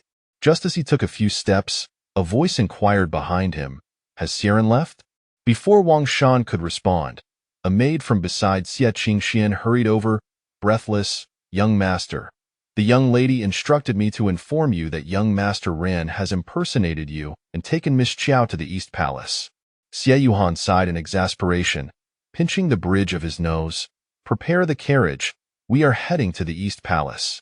Meanwhile, Qiao Yin disembarked, with Bu trailing closely behind, as the duo followed Xie into the East Palace. The attendants there, upon seeing Xie, offered no questions but greeted him with utmost respect, ushering him inside. "Young Master Xie, His Highness is fishing by the lake. You may proceed directly." Xie nodded, continuing onward. Qiao Yin could not contain her curiosity. "Are you quite familiar with His Highness?" Xie laughed heartily, gesturing to his face. "He knows me better." Qiao Yin found herself momentarily speechless. It became clear why the attendant. Yet, Xie must also have a close acquaintance with the prince, as he navigated the East Palace with such ease. The trio traversed a grove of bamboo, and as they emerged, a picturesque lake came into view, adorned with a winding wooden bridge. In the center of the lake stood a pavilion where Prince Zhang Wei was demonstrating the art of fishing to a young lady. Isn't that the same girl who informed her about Xie Yuhan's visit to the star-picking tower? She wondered. But where was Xie Yuhan? As Qiao Yin pondered this, a surprised exclamation from the pavilion rang out. "Xie, you truly brought someone out?" Chapter 20. Dear sister-in-law, from now on, my brother will rely entirely on you. Zhang Huailu exclaimed repeatedly, while Xie Qingxian, reveling in the excitement, extended her hand towards him. "I won. Come, bring forth the wager." Reluctantly, Zhang Huailu removed the jade ring from his thumb and placed it into Xie Qingxuan's palm. Xie, with a foolish grin, approached and inquired, "What are you betting on?" Xie Qingxian, having received the jade ring, turned to Xie with a beaming smile and declared, "I bet on our brother Ren. He will undoubtedly bring the person out." "Naturally, you need only to consider who I am," Xie proclaimed, basking in his own confidence. Xie Qingxian gave his shoulder a gentle pat, reminding him, "When our elder brother arrives, this is how you should respond. It has nothing to do with her." Xie finally grasped the situation and exclaimed, "Xie Qingxian, you have betrayed me." The ruse was already uncovered, and I was about to deliver the person. How could you be so two-faced? Upon hearing this, both Xie Qingxian and Zhang Huailu turned their gaze towards Qiao Yin, their movements synchronized, showcasing an undeniable camaraderie. Were it anyone else under such scrutiny, or subjected to their casual conversation, one might feel a twinge of embarrassment, yet Qiao Yin remained unfazed. After all, she had endured nearly 4 years as the subject of the city's ridicule, her resilience undoubtedly honed. She waved her hand, pointing at the jade ring in Xie Qingxuan's grasp, and smiled. "Isn't that wager meant to be split with me?" Xie Qingxuan's eyes sparkled with delight. This little sister-in-law was quite amusing. She stepped forward, linking her arm with Qiao Yin's, and asked, "Did you recognize Xie? How did you figure it out?" Her voice was sweet, and her smile enchanting, prompting Qiao Yin to feel an urge to pinch her cherubic cheeks. "Can I say that the moment he opened his mouth, I knew it wasn't him?" Qiao Yin laughed. "Ah, truly, you are the woman capable of making the iron tree blossom. You are extraordinary." Xie Qingxian laughed heartily before reaching out her hand towards Zhang Huailu again. Quickly, hand it over." Zhang Huailu, once more, removed the jade pendant from his waist and tossed it to Xie Qingxian, turning to Xie with a scolding tone. "Xie, you have caused this prince to suffer a significant loss. You must compensate me." Xie protested loudly. "What does it have to do with me?" Xie Qingxian pressed the jade pendant into Qiao Yin's hands, stating, "I made 2 bets with the prince. One concerning whether Xie can bring you out, and the other whether you can see through his true identity. This win is yours." Qiao Yin did not refuse, accepting the jade pendant and bowing to Zhang Huailu. "I thank His Highness for this generous gift. Of course, consider it a token of our first meeting," Zhang Huailu replied amicably, displaying no airs of nobility. It seemed that those surrounding Qiao Yin shared his amiable disposition. Seeing them engaged in conversation, Qiao Yin grew anxious, pulling Qiao Yin away. "We must hurry. I can still get you to the general's residence in time. Come, Miss Qiao. I shall escort you to meet my elder brother." Qiao Yin shrugged off his hand, looking wide-eyed and innocent. "Where are we going?" "I'm not leaving." Qiao Yin was taken aback. "Aren't you going to find my elder brother?" Qiao Yin had no desire to leave. She was troubled by her inability to inquire about Qiao Yin's past and could not afford to miss such a golden opportunity. Did not Sister Qingxian say that General Xie would be arriving shortly? Xie Qingxian, observing Qiao Yin's rigid demeanor, couldn't help but laugh. Look at his face. It's clear he's frightened. Qiao Yin, are you scared? Scared? What do I have to fear? He has disguised himself as me as well. Qiao Yin retorted defiantly, though his hands swiftly removed the indigo robe he wore. Qiao Yin was taken aback. Qiao Yin disguised himself as you?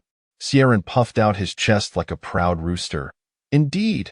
5 years ago, Qiao Yin disguised himself as me to enlist in the army. Qiao Yin was astonished once more. Disguised as you to enlist? Wasn't it said that he was chosen by lottery to join the military? Noticing Qiao Yin's keen interest, Xie Qingxian guided her to sit on a stone bench in the pavilion and began to explain, "Those are merely rumors. My elder brother is the eldest son of the family, bearing heavy responsibilities. Our family elders impose strict expectations upon him and would never allow him to partake in any perilous endeavors. His martial training is solely for self-defense, so how could they permit him to join the army?" Zhang Huailu continued, 5 years ago, the Western Rong invaded Lin Tai County, wreaking havoc and causing the local populace to suffer immensely. The generals stationed in the northern and southern borders were unable to offer support, leading to a critical situation for the court. It was then that Ayu could no longer remain idle. Qiao Yin, filled with fervor, interjected, "At that time, I provided cover. My elder brother had me pretend to be him, hiding at home. Oh, how I nearly suffocated from boredom. I had to study, manage accounts, and attend meetings with the family steward. So many tasks. I was truly exhausted, and before long, I was exposed. The family elders were furious, their beards bristling with anger. It's quite amusing to think about. Fortunately, my elder brother returned safely a year later, having achieved great merit. Otherwise, I shudder to think of the consequences," Qiao Yin added. Qiao Yin listened intently, realizing that Qiao Yin had a rebellious side. She had presumed he was always so steady. It seemed they shared a rather fateful connection. She had arrived in Lin Tai County when that group of bandits had captured her, seizing the opportunity amidst the chaos of war. "What is the name of the army General Xie served in?" "The Xuanjia Army." "Indeed, that is the one." 4 years ago, Ayu led the Xuanjia Army directly into the heart of Western Rong to reclaim Lin Tai County. "Is that so?" Qiao Yin mused. The very army that eradicated those bandits was the Xuanjia Army. Had it not been for the system sending me to the capital to pursue Lu Jin Zhi, I might have met Qiao Yin 4 years ago. Suddenly, Qiao Yin exclaimed in a panic, "They are coming! Quick, find a place to hide." He darted around in a frenzy, but the pavilion offered little in the way of concealment, with its limited space and no barriers to obscure the view from outside. Qiao Yin looked up to see Qiao Yin approaching, clad in white, his expression unreadable, his gaze fixed ahead as he walked towards the pavilion, an aura of menace radiating from him. Xie Qingxian prodded, "If you wish to avoid being caught by elder brother, your only option is to jump into the water and swim to the other side." Zhang Huailu, for reasons unknown, echoed, "I will cover for you. Jump now." Upon hearing this, Qiao Yin genuinely lifted his foot to leap into the lake, prompting Qiao Yin to interject hurriedly, "There's no need to panic. Let's not forget how wide and deep this lake is, and how cold it is in the late autumn. I can draw his attention away." "That will suffice," Qiao Yin proposed, her suggestion akin to a condemned prisoner on the executioner's block, who suddenly hears a shout of "Spare him." Qiao Yin clasped his hands together in gratitude. nearly moved to tears.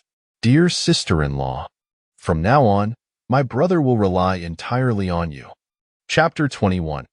If only I had chosen Qiao Yin 4 years ago, Qiao Yin truly possesses a charming and endearing simplicity.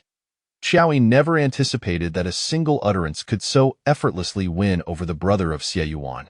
It is worth noting that, previously, she had devoted nearly a year to ingratiating herself with Lu Jin Zhi's mother in order to draw closer to him. General Xie is quite approachable, so there is no need for you to be overly apprehensive, Qiao Yin remarked as she lifted the food box and stepped out of the pavilion to meet Qiao Yin. The initially stern expression on Qiao Yin's face visibly softened as the distance between them quickly diminished. By the time Qiao Yin stood before him, the chill that had enveloped him dissipated entirely, revealing the gentle demeanor of Qiao Yin as usual. My younger brother has acted rather impulsively. I apologize on his behalf and I hope you will not hold it against him, Qiao Yin began. His first words an earnest apology. Qiao Yin's crimson lips curved into a beautiful arc, her smile reaching her glass-like eyes. It is not so grave. Young Master Xie is merely humorous and concerned for your well-being. It is only natural for him to investigate upon encountering a peculiar woman by his elder brother's side. You do not find it strange? I glimpsed the plum blossoms beneath your skirt. They are exquisite. Qiao Yin had intended to present herself favorably, speaking well of Qiao Yin to showcase her generosity and virtue, yet she found herself flustered by Qiao Yin's remark, her heart racing. Do you like them? I specifically chose them for you, he replied. Qiao Yin, unwilling to be outdone, slightly lifted her skirt and joyfully twirled around. The hem flared out, revealing the delicate red plums, and it was as if Qiao Yin found himself amidst a snowy landscape, the fragrance of the blossoms wafting to his senses. Was the scent of the plum blossoms also crafted for me? Qiao Yin was taken aback, realizing that even this small detail had been noticed. Do you like it? She boldly inquired. Seeing her thus, Qiao Yin felt assured that she had not been deterred by Qiao Yin's antics. On their journey, he had worried that Qiao Yin might be frightened by Qiao Yin and subsequently harbor ill feelings towards him as well. It is pleasing to the eye and refreshing to the spirit. I truly enjoy it, Qiao Yin stated candidly. Then I have something you will like even more. Qiao Yin indicated the food box in her hands, and then took Qiao Yin away from the East Palace. At the lakeside pavilion, Qiao Yin, hiding behind Zhang Huailu, was profoundly moved to see how swiftly Qiao Yin had managed to whisk his elder brother away with just a few words. From this day forth, Qiao Yin shall be my beloved sister-in-law. As Qiao Yin and Qiao Yin exited the East Palace and boarded the carriage outside, she eagerly opened the food box. I prepared this especially for you this morning. Very few in the entire capital can make it, not even the master from Zhangest. Quick, look, crispy oil-soaked snails. Qiao Yin boasted at length, her enthusiasm evident, only to find that the contents of the box had collapsed into a gooey, white mess, completely coating the entire box. Qiao Yin stared in disbelief, slowly raising her gaze to Qiao Yin, her expression earnest. Qiao Yin's brazen imitation of you today was quite reckless. If he is not properly reprimanded, it could tarnish General Xie's esteemed reputation and that of the Xie family. Although she wore a smile, her cheeks were puffed out, and her fingers gripping the food box had turned pale, indicating her underlying frustration. Qiao Yin chuckled softly. Would a punishment of squatting for an hour suffice? Perhaps with a bowl of water balanced atop his head? That sounds good, she agreed. As Qiao Yin spoke, he picked up a spoon from the box and sampled the remnants of the oil-soaked delicacy. Do not eat it. It is spoiled. Despite its unappealing appearance, the flavor had not diminished. It was delicious, rivaling that of the Imperial Kitchen's pastry chefs. Qiao Yin possessed an almost enchanting quality. Whatever he said seemed utterly reasonable, making it difficult to discern whether he was flattering her or merely being polite. Isn't it? I told you my skills surpassed those of Zhang S., he replied with a hint of pride. Qiao Yin's irritation faded. I did not expect you to enjoy this as well. I used to adore crispy oil-soaked delicacies. Speaking of which, it seems we have quite the affinity. I spent some time in Lintai County before coming to the capital. Xie Yuan paused in his actions, setting down the spoon and casually inquiring, "Where in Lintai County? Are you familiar with the Tiger's Den?" I was just an ordinary citizen there, but due to the chaos of war, I became a wanderer and was captured by the bandits of the Tiger's Den. Qiao Yin recounted the dark episode of her past, waving her hand as if to dismiss it. I was fortunate. Shortly after my capture, the Xuanjia army mounted an expedition to eradicate the bandits, and I was rescued. I heard Sieran mention that you were part of the Xuanjia army. Were you present on the day of the bandit suppression? Qiao Yin asked curiously. Xie Yuan regarded her hopeful expression and slowly nodded. I was. Really? Then that means you are one of my saviors. Qiao Yin exclaimed, elated to discover this connection. Regrettably, I descended the mountain rather too early. Had I lingered a while longer, it is quite possible we would have met 4 years ago, Xie Yuan replied with a barely perceptible smile, choosing not to elaborate. Just then, the carriage came to a halt, and Qiao Yin lifted the curtain to see that they had arrived at yesterday's racetrack. What is this? Having indulged in your delicacies, I cannot escape the obligation to teach you to ride. Xie Yuan's deep, resonant voice sounded behind her. Qiao Yin turned back, really? But soon she became troubled, thinking, my dress is not suitable for riding. Not to worry. I have arranged riding attire in the changing room, he assured her. With that, Xie Yuan and Qiao Yin alighted from the carriage and proceeded to the designated changing room. Go change into the outfit. I will select a horse for you, he instructed. All right, Qiao Yin replied, turning to accompany Bihua to the changing room. Miss, look at this. Young Master Xie is truly considerate, Bihua remarked, pointing to the array of riding attire in various hues displayed before the screen. In addition to the clothing, there are also numerous pairs of boots and whips, resembling a ready-made clothing store at first glance. Second, miss, had you possessed such discerning taste back then and attended General Xie's victory banquet, you might have already become the mistress of the Xie family, Bihua mused once more. Qiao Yin was taken aback. What do you mean by that? Miss, have you forgotten? Bihua continued, 4 years ago, shortly after your return to the capital, General Xie returned in triumph. The Crown Prince hosted a victory banquet for him, and our Marquisate received an invitation.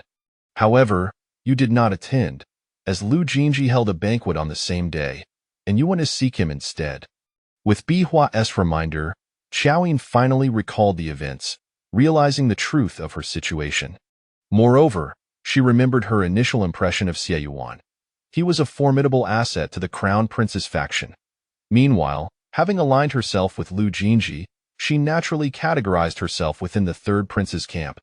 With the two factions at odds, her choice to side with Lu Jin Zhi resulted in her overlooking Xie Yuan entirely. Chapter 22. Spending extravagantly to win a smile from a beauty in the stables, Xie Yuan circled around, yet still failed to select a suitable horse. The owner of the horse farm appeared somewhat troubled. The steeds in his stables were all exceptional, handpicked from the finest, yet General Xie seemed to find fault with each one. Either he deemed them too spirited or too grand in stature. Finally, when a horse with a moderate temperament and appropriate size was presented, he dismissed it for lacking in beauty. After all, selecting a mount is not akin to choosing a bride. Must there be so many stipulations? As Xie Yuan traversed from one end to the other, his gaze was drawn to a magnificent white horse tethered to a hitching post outside the stables.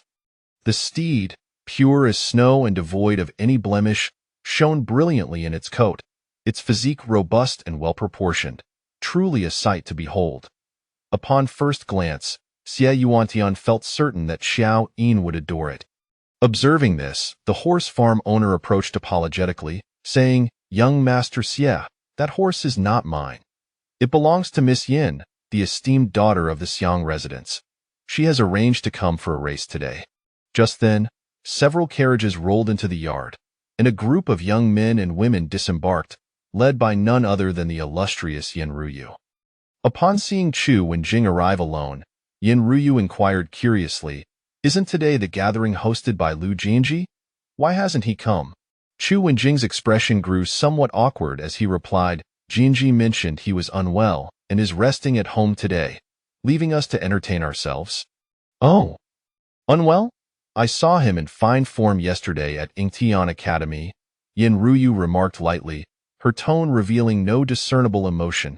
Indeed, he had been well at the academy, yet upon returning home, his condition took a turn for the worse, Chu Wenjing silently lamented. Understanding that the Duke's residence intended to forge a connection with the Xiang family, he dared not speak further on the matter and tactfully changed the subject. Let us not dwell on him. Let us enjoy ourselves. It has been a while since I last played polo, Miss Yin. I hear you have acquired a fine steed. Where might it be? It was sent to the horse farm earlier this morning, Yin Ruyu responded as she led the group towards the stables, their eyes soon alighting upon the tall figure of Xie Yuantian. Isn't that Xie Yuantian? Someone exclaimed. Yin Ruyu glanced up, recognizing the distinguished aura that set him apart in any gathering. Aside from the young master of the Xie family, who else could possess such an extraordinary presence? Even having grown up amidst the splendor of nobility, Yin Ruyu could not help but acknowledge that Xie Yuantian was an unforgettable paragon of talent and charm. Lu Jin Zhi, though also a remarkable figure, paled in comparison to Xie Yuantian in terms of character, aura, and stature. At 23, Xie Yuantian remained unmarried, a rare gem that even royal princesses found unworthy of their attention. Who could possibly capture the heart of such an aloof and esteemed man? As thoughts of Qiao Yin crossed her mind, Yin Ruyu quickly shook her head, allowing a smile to escape. Qiao Yin was hardly worthy of the Xie family's scion. It was mere folly to entertain such notions. Miss Yin, is this horse yours? Xie Yuantian ventured to initiate conversation. Yin Ruyu, momentarily taken aback, nodded in surprise. Young Master Xie. Yes, this is my horse. Is there a problem? With a hint of apology, Xie Yuantian replied, I have an unreasonable request. Would you consider parting with it? I would be willing to exchange it for Gu Gong's The Ode to the Goddess of the Luo River. At the mention of the Ode to the Goddess of the Luo River, the collective breath of the onlookers was caught in astonishment. While Yin Ruyu's horse was indeed a fine specimen, it hardly qualified as a masterpiece. Yet, Gu Gong's artwork was widely regarded as a priceless treasure. For Xie Yuantian to offer such an exquisite work in exchange for an ordinary horse, the fact that this horse has caught your eye is its honor. If you truly desire it, then I shall gift it to you, Yin Ruyu declared, instructing her attendants to loosen the reins and hand the horse over to Xie Yuantian. For a prestigious family like the Xies, cultivating a favorable relationship held far greater value than even the most revered of artworks. Thank you. The painting will be delivered to the Xiang residence today. Xie Yuantian graciously expressed his gratitude before leading the horse away, remaining reticent. Yin Ruyu felt a touch of embarrassment, akin to a warm face pressed against a cold backside. Xie Yuantian's pride was rather overwhelming. Yet, the attention of the crowd remained fixed on him, oblivious to her discomfort. With the Xie family possessing an abundance of exceptional steeds, what could possibly compel Xie Yuantian to lavish such attention on this particular horse? It was undeniably beautiful, yet somewhat diminutive, ill-suited to his stature. Look, here comes a lovely young lady. It appeared that young Master Xie was indeed spending extravagantly to win a smile from a beauty. Which fortunate girl could elicit such a response from the lofty Xie scion? Envy flickered in the eyes of those present when suddenly someone exclaimed, Ah, look! Who is that girl? It's Qiao Yin. It really is Qiao Yin. Yin Ruyu's head shot up, and in the distance, next to Xie Yuantian stood a girl clad in a striking red riding outfit, her charming smile and unique demeanor unmistakably identifying her as Qiao Yin.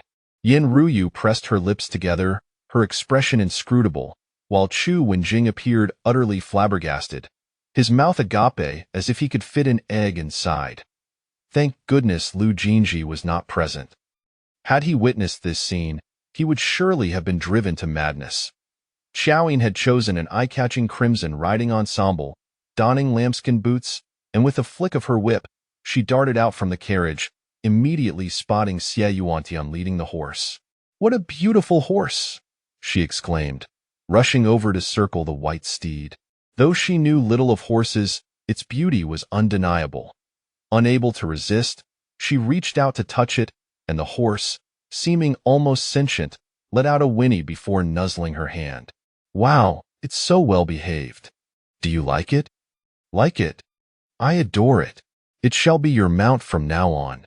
Qiao Yin looked up, astonished, gazing at Xie Yuantian as if he had bestowed upon her the grandest of gifts. How was it that she had yet to present him with a gift, and he had already offered her such a generous one? Who was truly pursuing whom? Xie Yuantian chuckled, the corners of his lips curling in a way that seemed capable of ensnaring her very soul. Let us name it. How about 456? Xie Yuantian laughed, finding the name as perfunctory as 123, yet he refrained from contesting it. Let us give it a try. With great enthusiasm, Qiao Yin stepped forward, placing her left foot in the stirrup, preparing for a graceful mount, only to inadvertently kick the horse's rear, causing 456 to rear back with a whinny, nearly throwing her off balance. Fortunately, Xie Yuantian grasped the horse with one hand while steadying her with the other. After a couple of attempts, despite her legs being of average length, Qiao Yin found it quite a challenge to mount. Don't be nervous. Try once more. Use your waist for leverage, like this. Xie Yuantian gently lifted her waist, and Qiao Yin, akin to a nimble swallow, effortlessly soared onto the horse's back. Haha, I'm up. Quickly, the reins. Sitting atop the horse, she eagerly extended her hand towards Xie Yuantian. He paused for a moment, his gaze lingering on her waist, his fingertips still tinged with her warmth. In their previous encounter by the water, he had been so focused on saving her that he hadn't noticed how slender her waist truly was, as though it might snap with a mere pinch. Chapter 23. When illness strikes, why summon a doctor? Hurry, give me the reins. I yearn to gallop, urged Qiao Yin from atop the horse. Xie Yuan, regaining his composure, did not hand her the reins, but instead led the horse forward at a leisurely pace.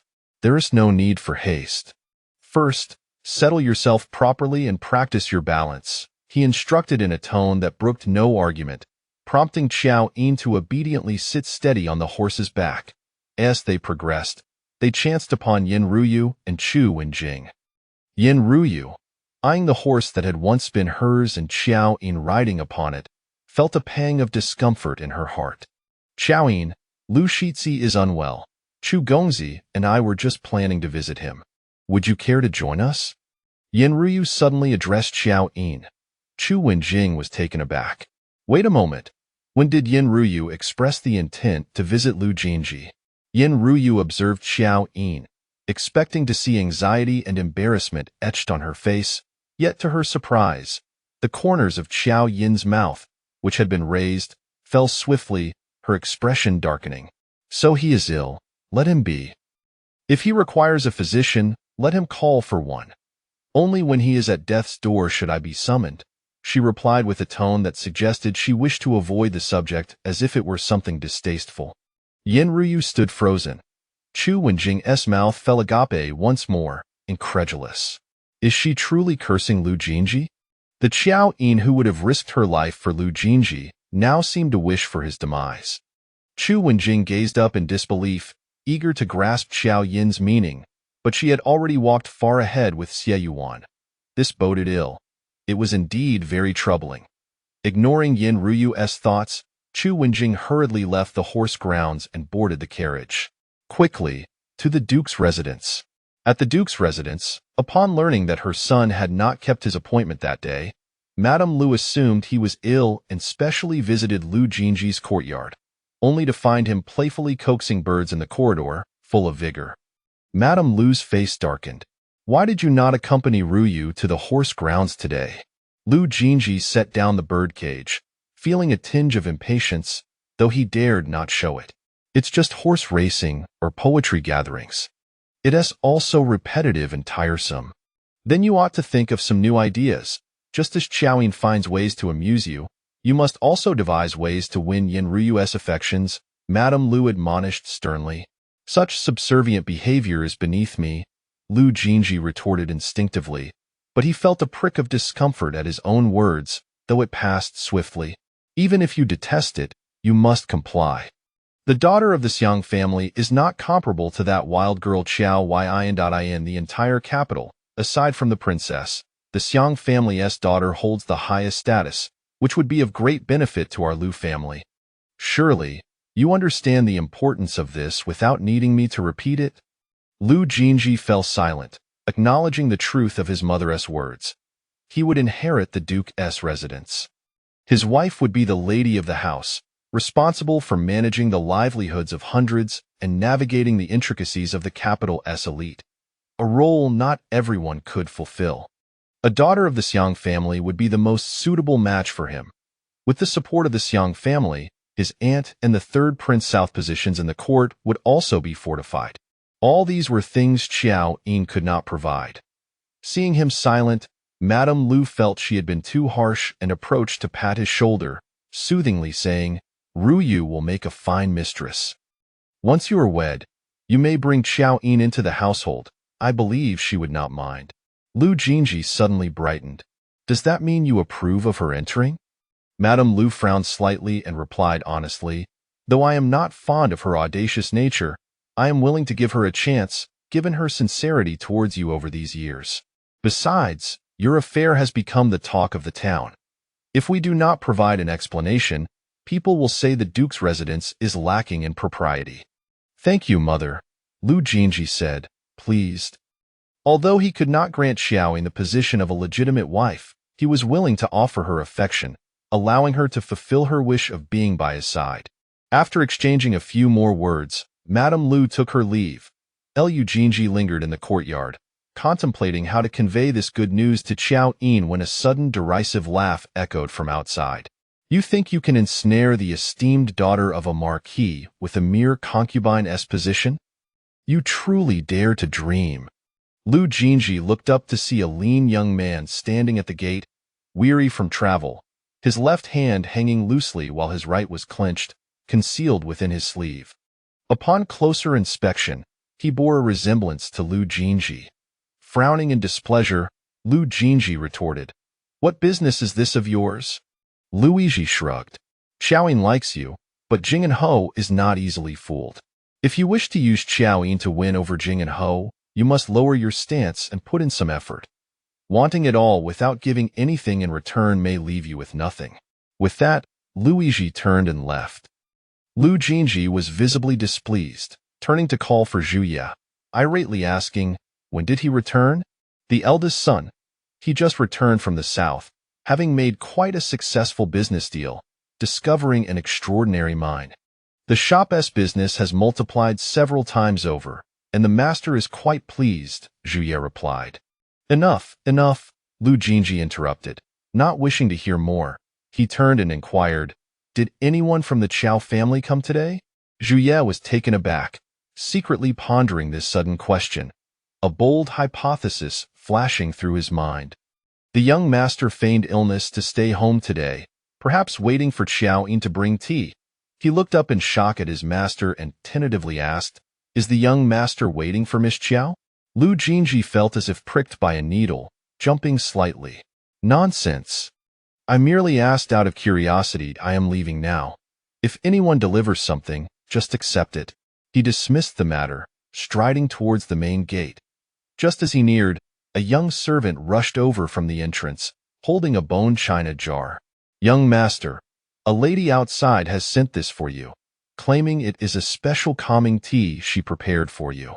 Upon hearing this, Lu Jinji's tightly pressed lips suddenly curved into a smile, his brows and eyes relaxing in an instant. He knew it. Qiao Yin would not give up so easily. Taking the jar, he smirked and asked, "Where is she?" The young servant pointed outside and respectfully replied, "She should still be out there, yet to depart." Lu Jinji nodded, cradling the tea jar, and strode purposefully towards the door. Chapter 24. Lu Jinji, you should prepare to celebrate the wedding of Qiao Yin and Xie Yuhaoan. As Lu Jinji approached the entrance, he noticed a carriage waiting outside, where Qiao Yin was about to board, stepping onto the footstool. He strode forward with determination. Have you finally come to your senses? No longer seeking other men to toy with me? It seems you have some awareness, realizing that bringing tea as an apology is a clever move. Given your effort in crafting the tea for me, I shall forgive you this time and overlook your transgressions. Lu Jin Zhi spoke incessantly. Qiao Yin, who had her back turned to him, suddenly pivoted, her face a mask of astonishment as she gazed at him. Young Master Lu? Are you speaking in your sleep or wandering in a daze? It is I, young Master Lu. I heard your attendant was searching for tranquil tea on the streets. I happen to possess a jar, crafted by the imperial physician, which is quite rare yet remarkably effective. Lu Jinji's expression shifted drastically as he stared at the woman before him in disbelief. How can this be Shui Wanran? Where is Qiao Yin? Where is she? Lu Jinji lowered his gaze to open the porcelain jar in his hand, a pungent herbal scent wafting out, entirely different from the tranquil tea Qiao Yin had prepared for him, which had a delightful aroma of tea and flowers, unlike this unpleasant concoction. Without a moment's hesitation, he angrily hurled the jar away. Crash! The porcelain shattered upon hitting the ground, scattering the contents across the pavement. Shui Wanran stared in shock at the chaos below, her expression darkening. Lu Jin, I brought it to you out of goodwill, and if you dislike it, you could have simply returned it. What does your destruction signify? Are you intentionally seeking to humiliate me? Is this how you treat others? Is this the upbringing of your noble household? Shui Wanran, her anger boiling over, pointed an accusing finger at Lu Jinji, berating him. Lu Jinji stood there, transfixed, as he observed Shui Wanran's fierce demeanor. He had once discarded Qiao Yin's possessions, yet she had never spoken to him with such ferocity. Why was she so enraged when he hadn't even requested her to bring it? I do not want your tranquil tea. I desire only Qiao Yin's. I have no interest in anyone else's, so do not flatter yourself. What?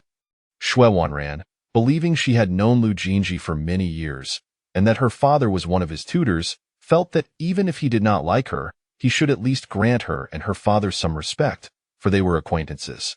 How could he lack such gentlemanly conduct, speaking so harshly, completely disregarding her position as a woman and her reputation?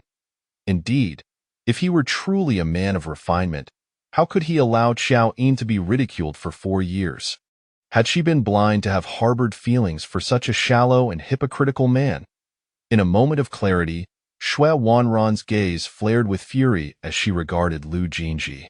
Who is being overly sentimental? I see it is you. Not only are you deluded, but you are also lost in a daydream. Qiao Yin has been by your side for 4 years, and you cannot even recognize her? You are not only heartless but also blind. Do you wait for her to serve you tea and water? Pah! What a foolish notion. Let me enlighten you. I have just come from the Jing'an Marquis's residence. I witnessed Qiao Yin with Xie Yuhan, saw him personally fetch her from the Qiao residence, where they were as familiar as family. Xie Yuhan is 100 times better than you. Only a fool would think of hanging themselves on your crooked tree. As Shui Wanran spoke, she keenly observed the changes in Lu Jinji's expression, watching as his face darkened, then flushed, turning from red to blue, and finally pale, as if a palette of colors had been overturned.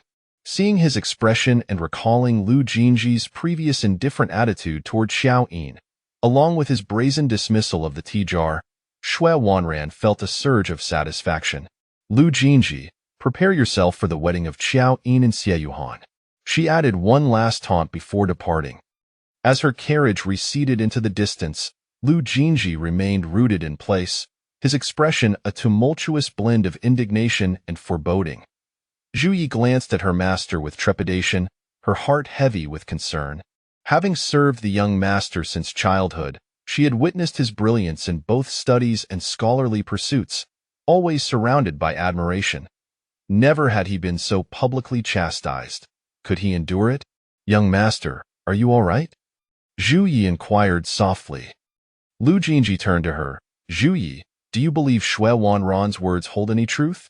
Observing the desperate need for affirmation in her master's eyes, Zhu Yi felt a pang of pity and reluctantly shook her head. Lu Jinji exhaled in relief. Seeing is believing, and hearing is deceiving. I too find it hard to believe.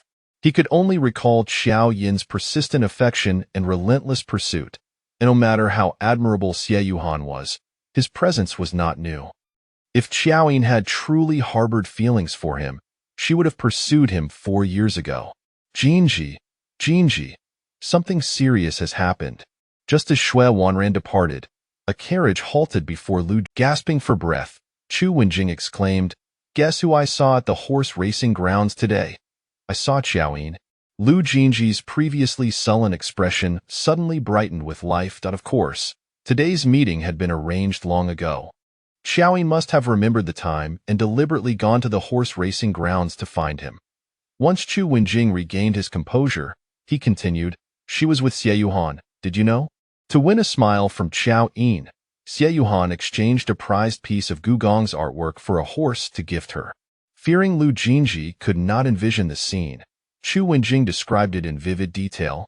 Upon seeing the horse, then Xie Yuhan personally taught her to ride. Do you know how he taught her? He held her waist, and oh, they were utterly unreserved, so intimate. "Enough! Stop speaking!" Lu Jinji interrupted, his heart sinking into a void, his voice dark and heavy. However, Chu Wenjing, oblivious to his mood, continued enthusiastically. "I haven't even reached the main point. The crux is that Yin Ruyu, for reasons unknown, rushed over to Qiao Yin, asking if you were unwell and if she should visit you at the Duke's residence. Can you guess how Qiao Yin responded?" As if ignited from the ashes, a flicker of hope reignited within Lu Jinji's heart. Over the years, each time he fell ill, Qiao Yin was the first to notice and the one who cared the most. Whenever he coughed, she would prepare loquat syrup for him. If he sneezed, she would immediately have a warm cloak ready, more considerate than Zhu Yi. Last winter, when he caught a chill and no physician could help, she had even braved the ice to search for a medicine. Qiao Yin had always been the most concerned about his health. What did she say? "Being sick is being sick. If you're ill, seek a doctor. Why call me? When you're close to death, then let me know. It's not too late." Chu Wenjing recounted Qiao Yin's words without missing a beat. Chapter 25. Is Lu Jin really frightened and in avoidance? What does Qiao Yin mean by that? Is she intentionally cursing you, or does she genuinely wish to be with Jin? What is wrong with you? Your complexion appears rather pallid. Are you truly unwell? Chu Wenjing animatedly recounted the events, but upon seeing Lu Jin's lack of response, he turned to glance at him and was startled by Lu Jin's ashen face.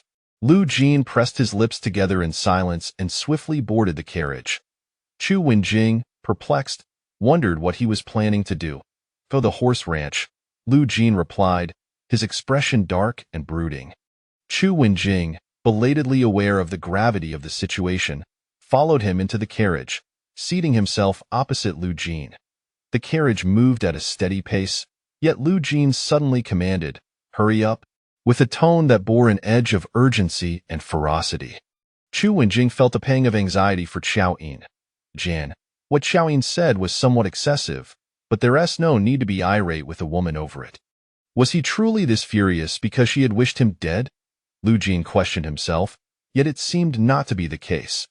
What incensed him more than Qiao Yin's slander was the undeniable truth in Xue Wanran's words. Today, Qiao Yin was indeed with Xie Yuhan. To him, Qiao Yin resembled a kite, tethered by a string in his grasp. With a mere tug, she would return. But now, that string appeared severed, and Qiao Yin, the kite, was no longer under his control. Was Qiao Yin genuinely with Xie Yuhan? For reasons unknown, perhaps due to the man's vanity or competitive spirit, he swiftly dismissed the thought. It was impossible. He would not believe it unless he witnessed it with his own eyes. The carriage hastened and eventually arrived at the horse ranch.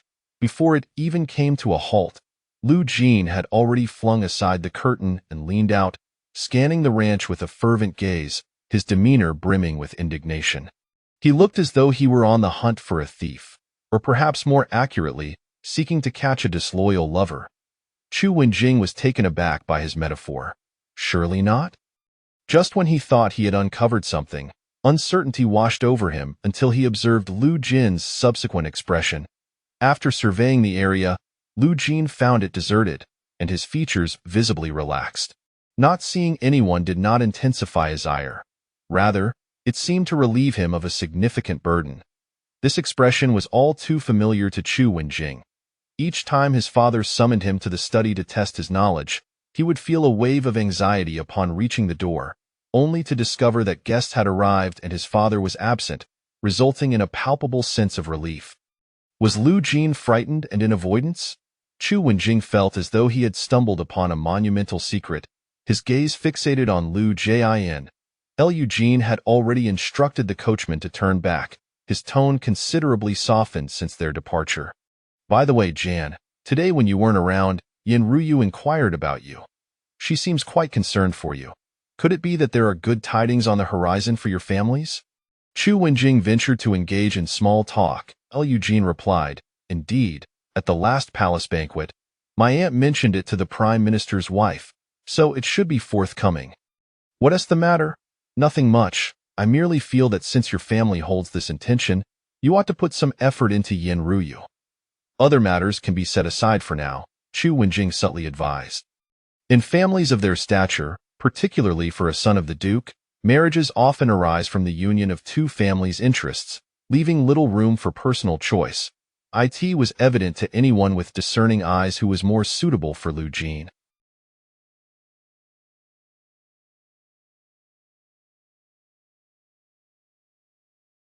Yin Ruyu or Qiao Yin, Lu Jin acknowledged, then inquired, what styles of jewelry are currently in vogue among the ladies of the capital? Qiao Yin assumed that Lu Jin had taken his advice to heart and was considering a gift for Yin Ruyu, feeling quite pleased. If you want to know about the latest fashionable jewelry, don't ask me. You should consult your half-brother. I only learned from my family's ladies that your half-brother has struck it rich in the southern territories. He discovered a mine filled with red gemstones. The most sought-after items in the capital now are the various ruby ornaments from your family's shop, and the ladies are enamored with them. Lu Jin nodded, then instructed the coachman to the Ujij. Ujij was a private property of the Lu family, with the proceeds going to the public treasury, yet it had always been managed by his half-brother, Lu Yizhi. Lu Yizhi's mother hailed from humble beginnings, and he himself was a lackluster individual, neglecting his studies to indulge in gambling. Having lost a finger in a game, he could no longer write swiftly, thus forfeiting any chance at a career in government service. The family had no choice but to assign him to manage the business. Though their ages were not far apart, Lu Jin harbored a deep-seated disdain for this half-brother, feeling he was unworthy of the title of brother. Your Grace, we have arrived at Ugg.as. The carriage came to a halt. Lu Jin lifted the curtain and stepped down.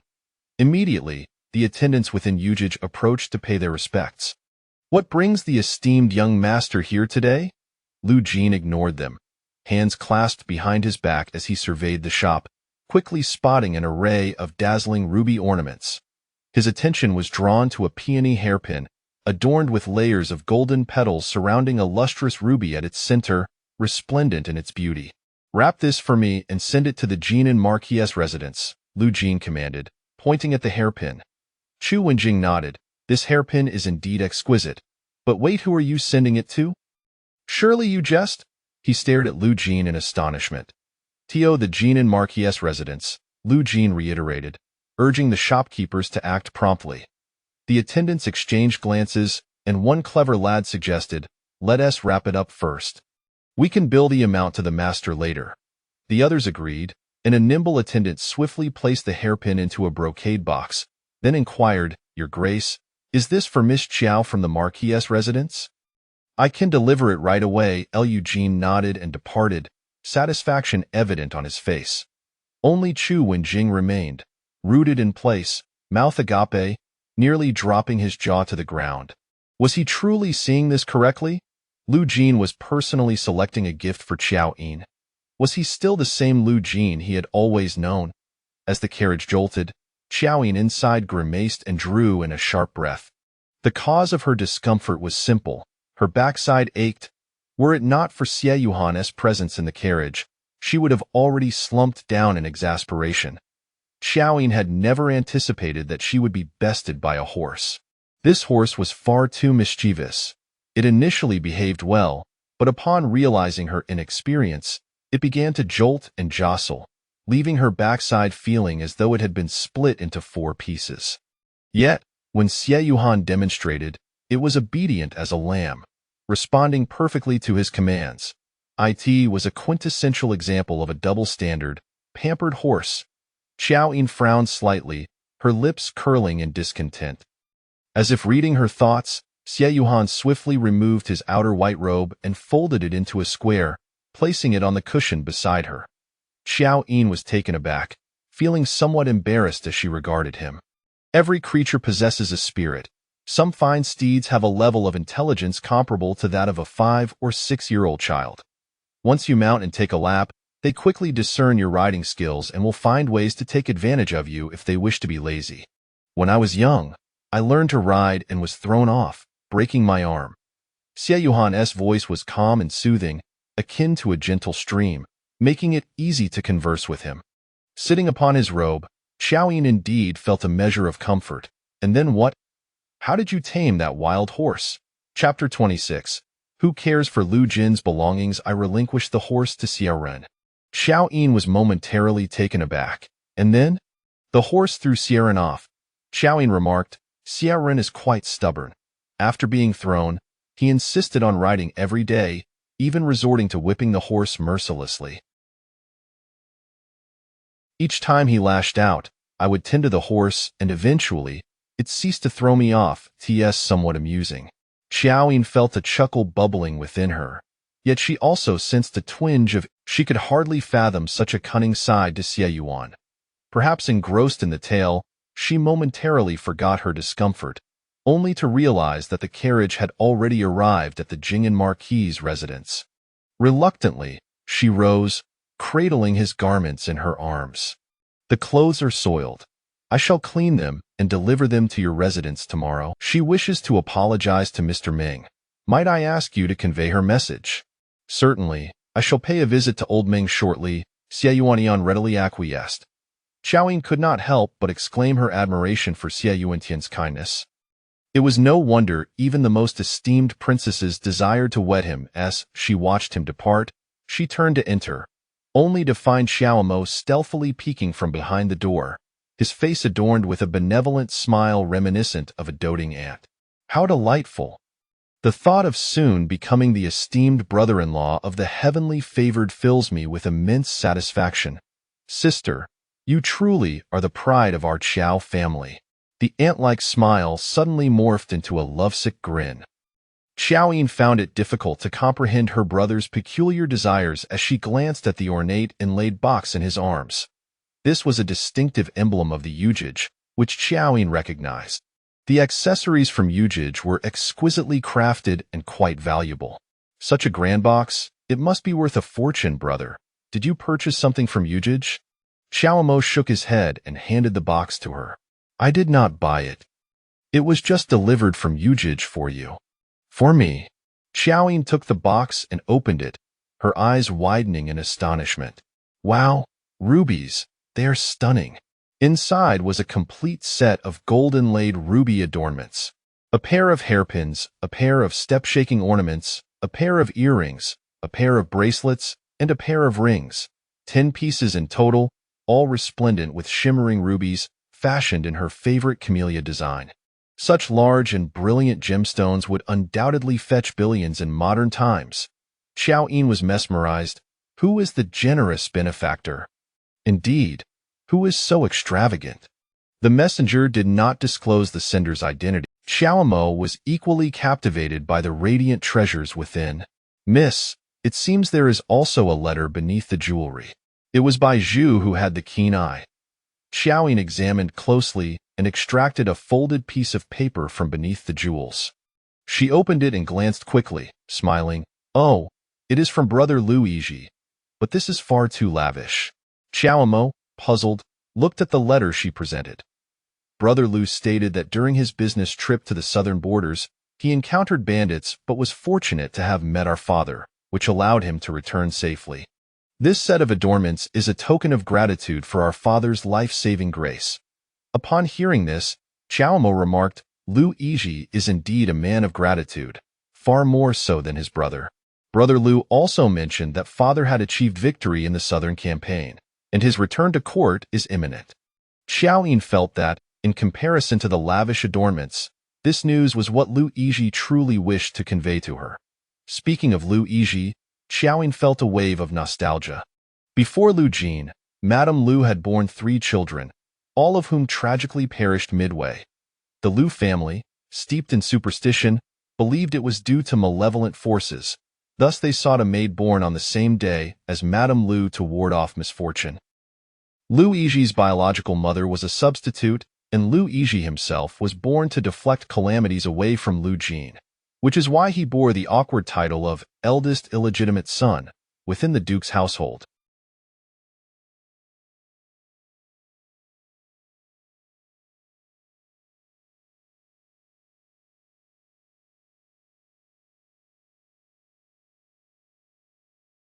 The first time Qiao Yin met Lu Yizhi was when she had just arrived and was unsure how to approach Lu Jin.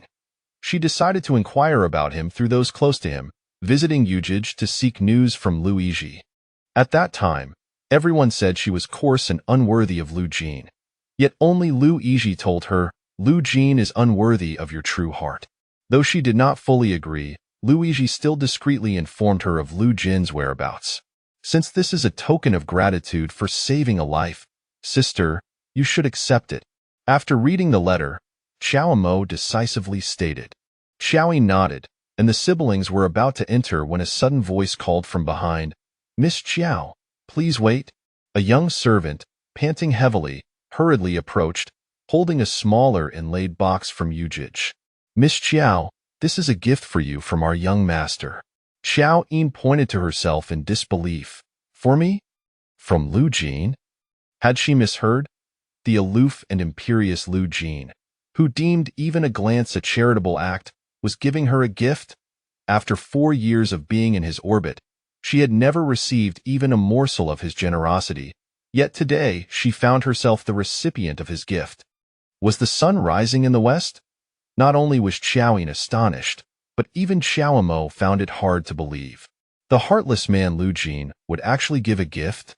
I remember once when he made a mistake in his painting, my sister wanted it. He would rather burn it than part with it. I must see what he has sent. Curiosity piqued, Qiao Mo reached to take the box. Qiao Yin turned on her heel and strode away without a backward glance. The Yujij attendant was momentarily stunned before darting out to retrieve the box from the ground. What to do now? The attendant picked up the box and turned to see the Qiao family's doors firmly shut, leaving him no choice but to return to the shop, where he found Lu Yizhi present. The attendant, spotting a glimmer of hope, hurriedly recounted the events. Lu Yizhi opened the box to find the hairpin's floral design distorted, the embedded rubies dislodged, transforming the once splendid adornment into a state of disrepair. Master, how should we handle this hairpin? The attendant asked, trembling. Handle it as we usually do. Whatever is purchased goes to whom it belongs. Debts must be settled, and those with outstanding debts are not allowed to enter. Anyone caught showing favoritism will bear the consequences. Lu Yizhi's tone was stern and businesslike, yet internally he could not help but reflect. How the tides of fortune had turned. Even Lu Jin had now faced rejection, and by none other than Qiao Yin. After reprimanding the young servant, Lu Yizhi was about to return home when he noticed the carriage of Duke Lu had just arrived. He paused for a moment, and upon seeing the driver lower the horse's stool, he finally reacted and boarded the carriage. Father. Lu Yizhi knelt at the door of the carriage, while the Duke, seated on a cushioned bench, nodded slightly. Your aunt has received the jewels you sent. You are very thoughtful. Lu Yizhi bowed his head in reply. It is only what a son ought to do. Your trip to the southern borders has yielded fruitful results. Well done. Duke Lu regarded him for a moment. He would not report back to the capital until the situation was wholly resolved. However, the battle in the south was crucial for the future reallocation of military power, and knowing the situation in advance would allow for better preparations. Should the Jing'an Marquis achieve great victory, the emperor would surely entrust him with the military power of the southern borders, making the Qiao family a force they must contend with. Father, Are you inquiring about the conflict between Dazhou and Nanyue? Lu Yizhi lowered his head in shame. I feared potential troubles and did not approach the border, thus I am unaware of the situation.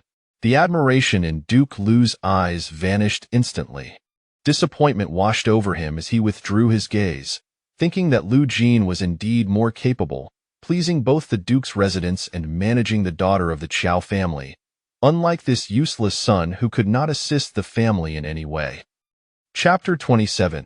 A few brief words, yet they convey the essence of a love letter. As the night passed, dawn arrived, marking the 6th day of Qiao Yin's pursuit of Qiao Jun.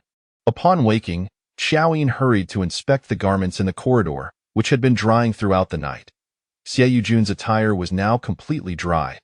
Under the guidance of Bai Zhu, she meticulously ironed the clothes until they were flawlessly smooth.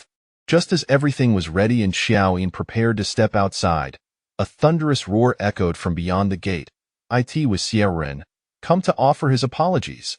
Qiao Yin rushed to the entrance, where she found Xiaoren, half bare, with a bundle of thorny— What was the meaning of this spectacle?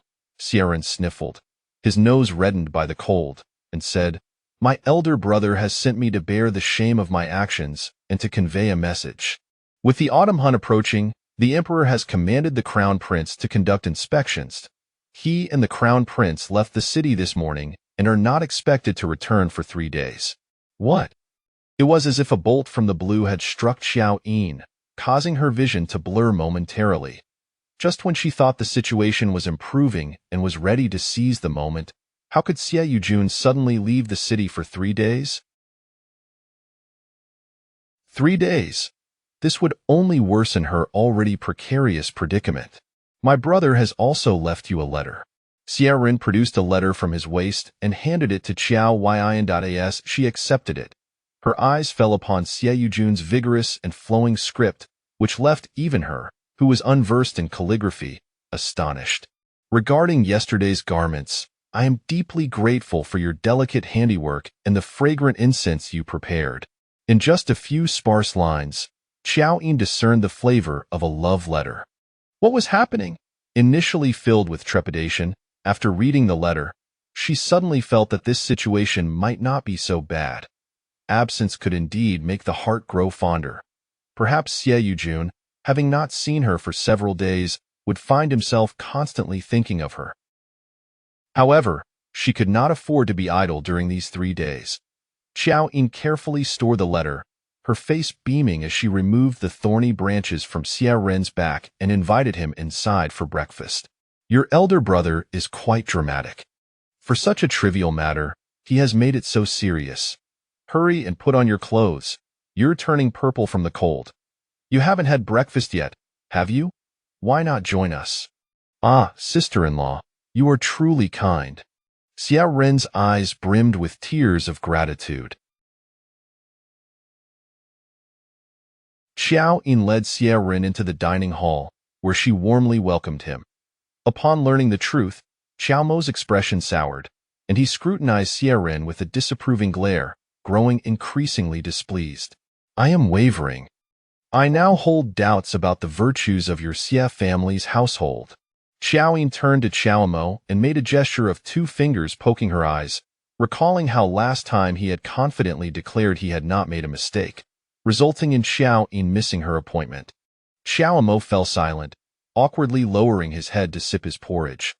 With a radiant smile, Qiao Yin offered Xiaoren a pair of chopsticks filled with food and said warmly, Xiaoren, am I not treating you well?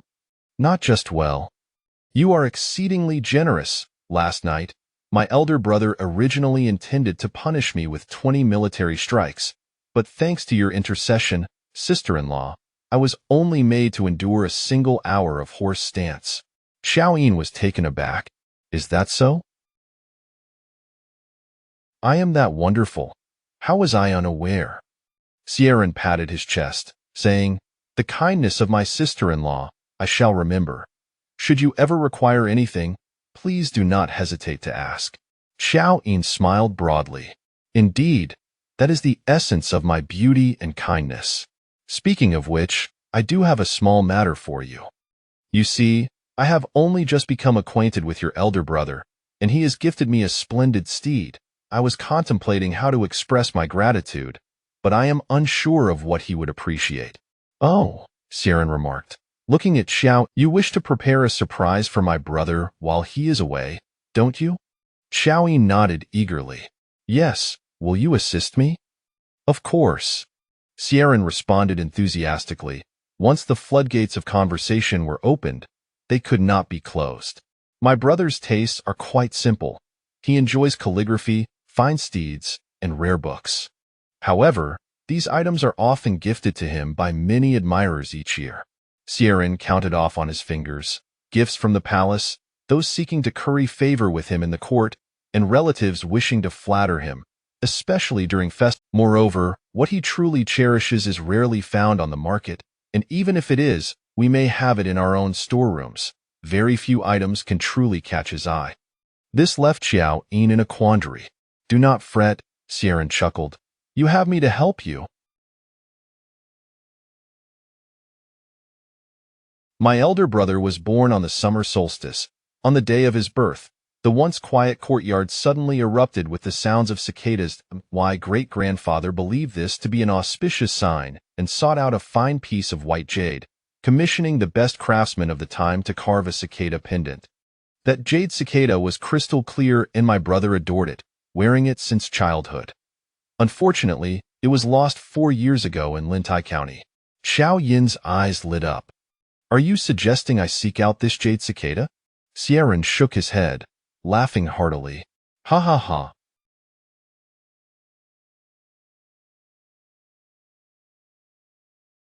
Lintai County is vast and far. If my brother cannot find it, how could you? What I mean is, you could have someone recreate it as a gift for him. I assure you, it would be unforgettable. Yes. I can have a replica made. Qiao Yin felt invigorated. What does the cicada look like? Is there anything special about it? Bring me some ink and paper, and I shall illustrate it for you. Qiao Yin promptly requested by Zhu to fetch the necessary materials, and Siren began to... Before long, a vivid cicada emerged on the paper. Who would have thought? Despite your carefree demeanor, your painting skills are quite impressive, Qiao Yin praised. That goes without saying. In our Xie family, it is a requirement to pass the 6 arts examination of our clan school to be included in the family genealogy, regardless of gender. Otherwise, it brings shame upon the family, Siren declared proudly. Qiao, who had been quietly sipping his porridge, could not help but interject, is the same standard applied to your future wives? Must they also be examined in the 6 arts? If they fail, are they barred from entry? Siren chuckled, looking at Qiao Yin. Dear brother-in-law, you need not worry about that. My sister-in-law demonstrated her prowess at the Yingtian Academy and captivated old Ming. Those of our clan school all respect old Ming, and no one would dare prevent my sister-in-law from entering. Qiao Mo raised his porridge bowl as if it were a wine cup, toasting Siren. Very well then. Your Xie family has a commendably open-minded household. Yet, in Qiao Yin's heart, a bold thought flickered. When Xie Yujun had challenged her that day, could it be that he had this in mind? Unlikely, she mused. They had only known each other for a few days. It must be mere coincidence. A chuckle escaped her. Such a notion was perhaps overly sentimental. All done, find a craftsman, procure a piece of white jade, and have it carved according to this design. Setting aside her fanciful thoughts, Qiao Yin examined the sketch.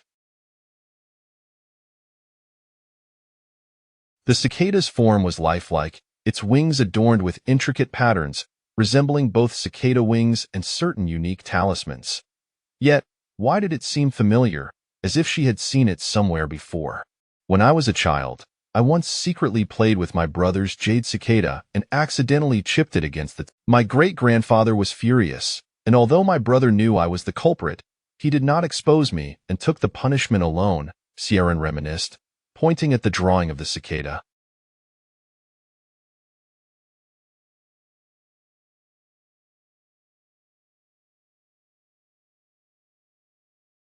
This truly was a gift of great significance. Satisfied with the plan, Qiao Yin expressed her gratitude to Xiaoran before returning to her room. She opened the red ruby hairpin gifted by Lu Jin and chose the largest one to adorn her hair, then set off with Bai Zhu to the Yue pavilion.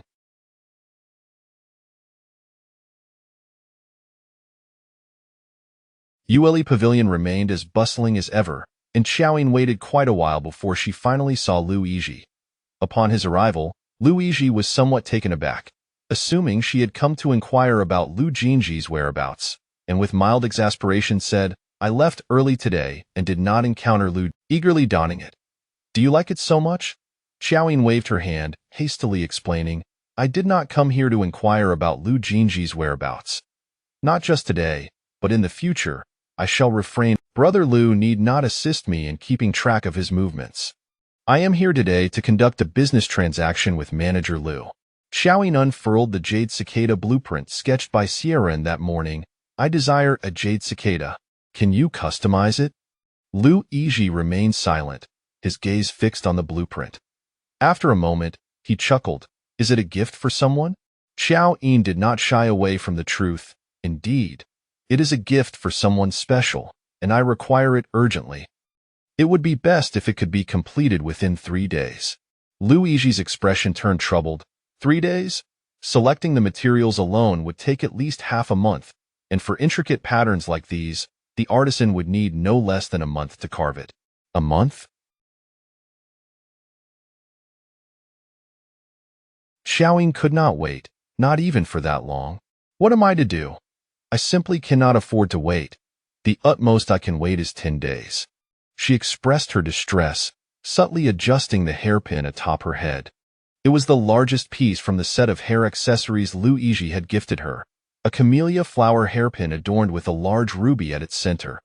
Although it felt somewhat shameful to repay kindness with ulterior motives, she truly could not wait that long. Lu Jin discerned Qiao Yin's unspoken hint and offered a resigned smile. "I will do my best. There is a wealthy merchant in the east of the city who has a passion for collecting various types of mutton fat jade. I shall seek him out. Perhaps I can find a suitable piece. If I do, I will arrange for an artisan to carve it immediately. Is that acceptable?" Qiao Yin nodded fervently. "Yes, please, at any cost. This is truly of great importance to me." Lu Jin accepted the blueprint with a smile. "You say this every time?" Qiao Yin's face flushed with embarrassment. Indeed, she had uttered this phrase each time she sought information regarding Lu Jin Zhi. "All right, you should return and await my news. I shall go in search of the materials now." Lu Jin escorted Qiao Yin to the door. Just then, Lu Jin Zhi's carriage approached from the opposite corner. The previous day, he had instructed the Yue pavilion to send a gift to Qiao Yin, expecting her to be overjoyed and rush to find him.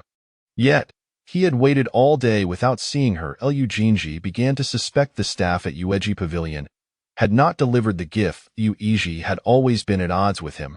It was entirely within character for him to engage in such petty schemes. His sudden arrival aimed to confirm this matter, but he had not anticipated encountering Qiao Yin directly at the entrance of Yue pavilion.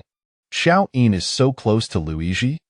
Lu Jin Zhi asked, lifting the curtain to address Zhu Yi, who was seated at the carriage's yoke. Zhu Yi cast a glance and replied nonchalantly, "Oh, Miss Qiao is quite familiar with the eldest son. When the eldest son celebrates his birthday, how does she know when I do not?" As Zhu Yi was about to respond, he suddenly felt a chill run down his spine. Turning around, he noticed Lu Jin Zhi's expression had darkened, his gaze heavy upon him. Zhu Yi instinctively shrank his neck, his mind racing. "Miss Qiao often visits Yue pavilion to inquire about the young master's news. Thus she has developed a close relationship with the eldest son.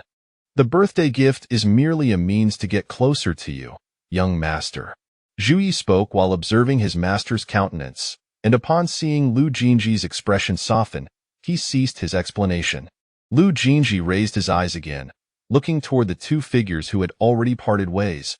Qiao Yin had boarded her carriage, waving goodbye to Lu Jin, her face radiant with joy, the ruby hairpin glimmering in the light. Lu Jin Zhi's gaze lingered on the hairpin adorning her head, a slight smile curling at the corners of his mouth. Eagerly donning it, "Do you like it so much?" "Zhu Yi, go find out what Qiao Yin came to Yue pavilion for." Zhu Yi promptly alighted from the carriage and hurried into Yueji Pavilion. After bidding farewell to Qiao Yin, Luigi exchanged a few words with his assistants before heading out on his errands. Zhu Yi made his rounds, seeking out a familiar assistant to discreetly inquire. She came to order a pendant as a gift, and it is quite urgent. The manager has set aside his work to find materials for her. A pendant? What kind? Is it for a man or a woman? From the style, it appears to be for a man. Zhu Ye's eyes brightened at this revelation, slipping a few coins into the assistant's hand before dashing out. Just as he departed, another assistant approached. Isn't that Zhu Yi, the one by the young master's side? The assistant was none other than the lad who had delivered gifts for Lu Jin Zhi the previous day. He had returned too late to deliver the rejected hairpin to the Duke's residence, and upon noticing the Duke's envoy, he immediately turned to the counter to retrieve the returned hairpin and the credit note. Meanwhile, Zhu Yi had rushed back to the carriage, reporting to Lu Jin Zhi, young master. I have learned that Miss Qiao came early to order a jade pendant as a gift, a men's piece, and it is quite urgent. The eldest son initially said it could not be done, but Miss Qiao pleaded for a long time, asserting the importance of the pendant, which compelled him to agree to find a solution. Young master, could it be that Miss Qiao received your gift and is preparing a return gift for the eldest son? She has yet to present you with a gift for your birthday from a few days ago. Zhu Yi speculated tentatively. Who would care for her return gift? Do I lack a jade pendant by my side? If she were sensible, she would have brought me that calming tea. At least that would show some thoughtfulness. Lu Jin Zhi's tone was indifferent, yet Zhu Yi discreetly observed his expression, noting how his lips could barely suppress a smile, and the frown had vanished, replaced by a lightness in his brow. Was it merely his imagination, or did it seem that the young master was particularly concerned about Miss Qiao of late? Previously, he had shown little interest, often ignoring the gifts she sent. The larger items were tossed into a box, while the smaller pastries she made were simply handed off to them. Could it be that the young master has developed feelings for Miss Qiao? Zhu Yi was startled by his own thought. Hearing Zhu Ye's report, Lu Jin Zhi felt an inexplicable joy, his lips curving upward in a smile. When he caught sight of Zhu Ye's peculiar expression, he quickly suppressed his smile and snapped, "What are you still dawdling for? Turn around and return home." Zhu Yi regained his composure, hastily exiting the carriage and instructing the driver to turn the horses around. Inside Yueji Pavilion, with a bustling crowd of customers, one of the assistants attended to a patron's inquiries. After a few exchanges, he rushed outside with the retrieved items, only to find the Duke's carriage had already turned around. He sprinted a few steps, gasping for breath, but was unable to catch up. The assistant sighed, clutching the items. It seems I must make another trip to the Duke's residence. Before he could dwell on it, another wave of customers entered Yueji Pavilion, prompting the assistant to set down the items and attend to them. Chapter 29. On the first day of Xie Yuan's departure, Qiao Yin found herself lost in thought, missing him. However, she did not remain idle. One cannot easily forget those who leave them in awe. Seizing the opportunity of Xie Yuan's absence, Qiao Yin resolved to practice horseback riding diligently, hoping to impress him upon his return. She toiled throughout the day, utterly exhausted, yet her progress was negligible. The horse, affectionately named Si Wu Lu, was obstinate and unyielding, resisting her every command, and nearly throwing her off its back. Fortunately, Biju's quick reflexes saved her from a fall. Biju could not help but exclaim, "Miss, your gentleness is your downfall."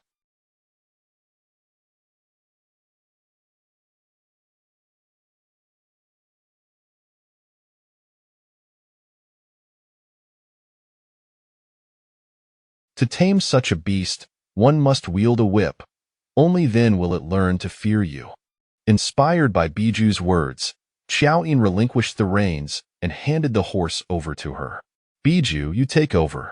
With deft agility, Biju mounted the horse and galloped forward. Si Wu Lu, initially thinking Biju would be another pushover, began to buck wildly. Yet, Biju was no novice. She sat firmly on the saddle, one hand firmly grasping the reins. Si Wu Lu, like a wayward child caught in mischief, reared back and neighed in protest. Go, Bijou urged, pressing her legs against the horse's sides. Whenever Siwu Lu displayed any sign of defiance, she would swiftly bring down the whip without mercy.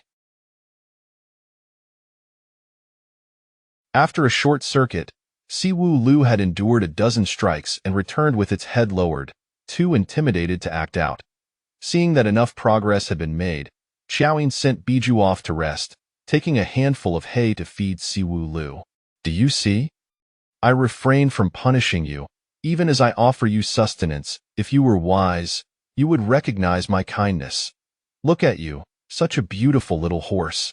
It pains me to see you battered. I have only affection for you. You are the sole horse I cherish, while the others barely catch my eye. After ensuring Siwu Lu was well fed, Qiao Yin groomed its coat, showering it with praise. Siwu Lu, have you come to a decision? She granted the horse a moment of contemplation, and seeing no objections, she stepped into the stirrup. With a bend of her knee, a straightening of her back, and a firm posture, her skirt swirled gracefully in the air as she confidently mounted the horse. As she gently tugged the reins, Siwu Lu responded remarkably well to her commands. It seems Xie Yuan's methods truly work wonders. That night, as she lay in bed, Qiao Yin could not resist revisiting the letter Xie Yuan had left for her, reading it repeatedly. At her bedside, Xie Yuan's moon-white outer robe rested atop an incense burner, filled with her favorite plum blossom fragrance. On the very first day of his departure, she found herself yearning for him. The next day, well into the morning, Qiao Yin lingered in bed, fatigued from 2 consecutive days of riding practice. It was not until Xue Wanran's unexpected visit that she hastily rose, tidying herself up to host Xue Wanran at the dining table. Xue Wanran's purpose for the visit was trivial. She sought to vent her frustrations and find a sense of camaraderie. I bottled up my feelings all day, and the more I thought about it, the more infuriated I became. I kindly offered him calming tea, and not only did he fail to express any gratitude, but he also threw it away in front of everyone, claiming I was being overly sentimental. You tell me, is Lu Jin Zhi even human? As Qiao Yin listened to Xue Wanran's tale, she felt a twinge of sympathy. It was one thing for Lu Jin Zhi to look down upon her, but Xue Wanran was the daughter of his mentor. Such humiliation was uncalled for. You see, he is nothing but a scoundrel. Xue Wanran seethed, her teeth clenched, and Qiao Yin found herself sharing in her indignation. To call him a scoundrel would be an insult to scoundrels. He is truly a disgrace. Xue Wanran felt a weight lift from her shoulders, plopping down beside Qiao Yin and patting her on the shoulder. Lu Jin Zhi treated me this way once, and I nearly lost my mind. Yet you have endured it for nearly 4 years. Qiao Yin, you are truly remarkable. Xue Wanran possessed a straightforward nature. She would glare at you when she disliked you, yet treat you as a confidant when she held you in esteem.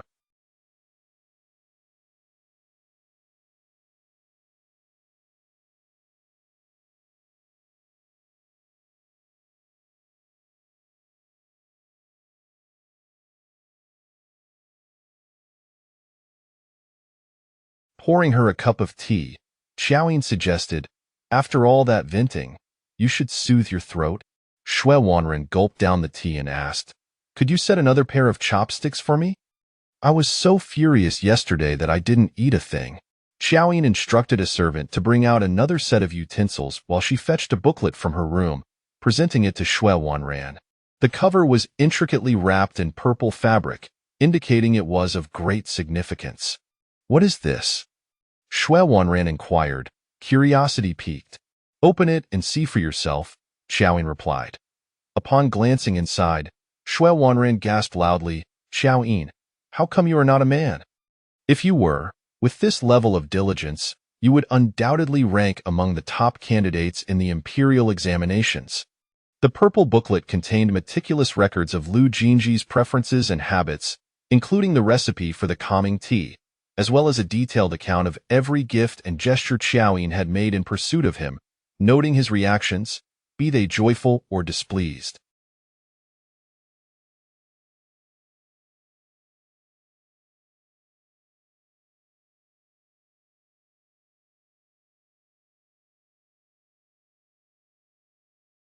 While comprehensive, the records also bore a bittersweet undertone that only Shui Wanran could comprehend.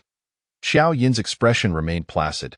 She viewed the endeavor of winning Lu Jin Zhi's heart as merely a task. Shui Wanran snapped the booklet shut, tossing it aside with disdain. No way. I have no interest anymore. Tiomi, he is nothing but a pile of refuse. Qiao Yin marveled at Shui Wanran's nonchalance. You can simply walk away without a second thought? Aren't you even going to give it another try? Shui Wanran shook her head vigorously. Lu Jin Zhi lacks any genuine heart. If he possessed even a shred of it, after all the effort you've devoted to him, how could he remain indifferent? That kind of heartless scoundrel is better left for Yin Ruyu to enjoy. Qiao Yin was taken aback. Yin Ruyu? You didn't know? She and Lu Jin Zhi are on the verge of becoming an item. Have you not noticed how much he has been doting on her lately? Qiao Yin was taken aback that as far as she knew, Yin Ruyu was renowned and had numerous suitors after her coming of age, including several from esteemed families, yet the Xiang family had turned them all down, with rumors suggesting they were eyeing the position of crown princess. However, with the crown prince Jiang Huailu's health in decline, the Imperial Astronomical Bureau had recently declared he should not marry too soon, leaving the timing of the crown prince's wedding uncertain.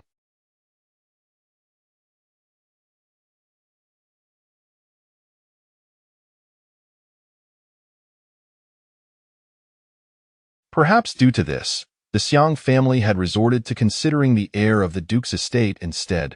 Burp. Shui Wanran let out a loud burp. Qiao Yin, what are your plans for today? Take me along. I find myself rather bored. I'm going to practice riding, Qiao Yin replied. Before she could finish her sentence, Shui Wanran's excitement surged. Is the horse you're riding the one that Xie Yuan extravagantly purchased from Yin Ruyu at the racetrack 2 days ago? Qiao Yin paused, taken aback. The horse was bought from Yin Ruyu? You didn't know? It's already the talk of the town, and you, the main character, are oblivious. Shui Wanran gleefully recounted the gossip she had heard, ending with a teasing glance at Qiao Yin. Xie Yuan treats you exceptionally well, taking priceless paintings with. No wonder you turned your back on Lu Jin Zhi without a moment's hesitation. Qiao Yin, surprised by this revelation, felt an urgency to send her token of gratitude to Xie Yuan even sooner. She wondered if Lu Yizhi had managed to find the fabric she required. Just as this thought crossed her mind, Biju entered, announcing, just now, Master Lu sent a servant to convey that he couldn't find the fabric, but he did locate a jade pendant that perfectly matches the design you provided. He requests that you come and take a look. Chapter 30. When did Qiao Yin become so clever? Qiao Yin was filled with unexpected joy as she promptly followed the servant from Yueji Pavilion to a tea house not far away. Lu Yizhi awaited at the entrance of the tea house, and upon seeing Qiao Yin alight from the carriage, he hurriedly approached her. Qiao Yin inquired, "What is the matter? Have you found an exact replica?" Lu Yizhi explained, "Yesterday, I visited the wealthy merchant, who expressed his willingness to sell me a particular piece. I accompanied him to his storage room, where I immediately spotted a jade pendant that resembles your drawing perfectly. After much pleading, he finally agreed to bring it out for you to examine." Excited, Qiao Yin followed Lu Yizhi to an elegant room on the upper floor, where they encountered a middle-aged gentleman dressed in opulent garments, exuding an air of wealth. "This is Mr. Zhao," Lu Yizhi introduced. "And this is Miss Qiao." Qiao Yin and Mr. Zhao exchanged brief courtesies, her gaze immediately drawn to the jade cicada pendant before him. Zhao. Lu Yizhi produced the drawing, and Qiao Yin meticulously compared it, noting that the patterns on the wings were identical, and the left wing of the jade cicada had also lost 2 lines, matching what Sieran had described. Her heart raced, an instinct telling her that this jade cicada was indeed the one lost by Xie Yuan. It was a serendipitous find, as if she had stumbled upon it without any effort. "Mr. Zhao, would you be willing to part with this pendant?" she asked eagerly. No, I cannot sell it," Mr. Zhao exclaimed. "Master Lu, you mentioned you only wish to borrow." Zhao immediately returned the jade cicada to its box, clutching it closely. Qiao Yin stepped forward, pleading, "Mr. Zhao, you possess so many jade artifacts. Surely, you wouldn't miss this small pendant.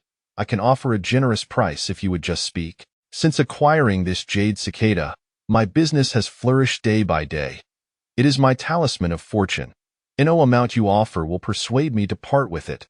Mr. Xiao and Qiao Yin quickly sought Luigi's assistance, who managed to draw Mr. Zhao back. Speaking amiably, Mr. Zhao, let us discuss this further. If you sell us this jade cicada, you may choose any item from my shop at your leisure. What do you say? Mr. Zhao remained obstinate, treating the cicada as a treasure he could not relinquish. I am not short of money. Aside from mutton fat jade and paintings, I have no interest in anything else. At this, Qiao Yin's eyes brightened. What if I offer you Gu? Would that suffice? Mr. Zhao was taken aback, his eyes widening in disbelief. Which Gu Gong? Which goddess? The genuine work of the painting saint from the previous dynasty? Is it authentic? Sensing a glimmer of hope, Qiao Yin assured him, absolutely authentic. Will you engage in this trade? As a merchant, Mr. Zhao recognized the value of the transaction, and without hesitation, he agreed, let us finalize this deal. Qiao Yin's eyes sparkled with determination as she affirmed the agreement. After Mr. Zhao departed, Luigi turned to Qiao Yin with concern. Where do you intend to acquire Gu Gong's genuine work? Do you comprehend how rare and valuable an authentic piece is? Beaming, Qiao Yin replied, do not fret, Master Lu. I will procure it. All I need from you is to help me retrieve the jade cicada when the time comes. I have matters to attend to, so I shall take my leave. With her words spoken with conviction, let me take you out for some fun. Shui Wanran, indeed weary of monotony, climbed onto Qiao Yin's carriage without hesitation. Where are we going? She asked. To the Prime Minister's residence. An hour later, Qiao Yin and Shui Wanran found themselves seated in the flower hall of the Prime Minister's residence, where the esteemed host was none other than the Prime Minister's daughter, Yin Ruyu. What a rare occurrence. You two have graced my home together, she remarked. Regardless of whether they were sipping tea or engaging in pleasantries, Yin Ruyu maintained her dignified demeanor as a woman of high status, as was her custom. Qiao Yin, not well acquainted with Yin Ruyu, bypassed the small talk and stated directly, I wish to exchange something for Gu Gong's, the goddess of the Luo River. With that, she produced her purple booklet from her bosom.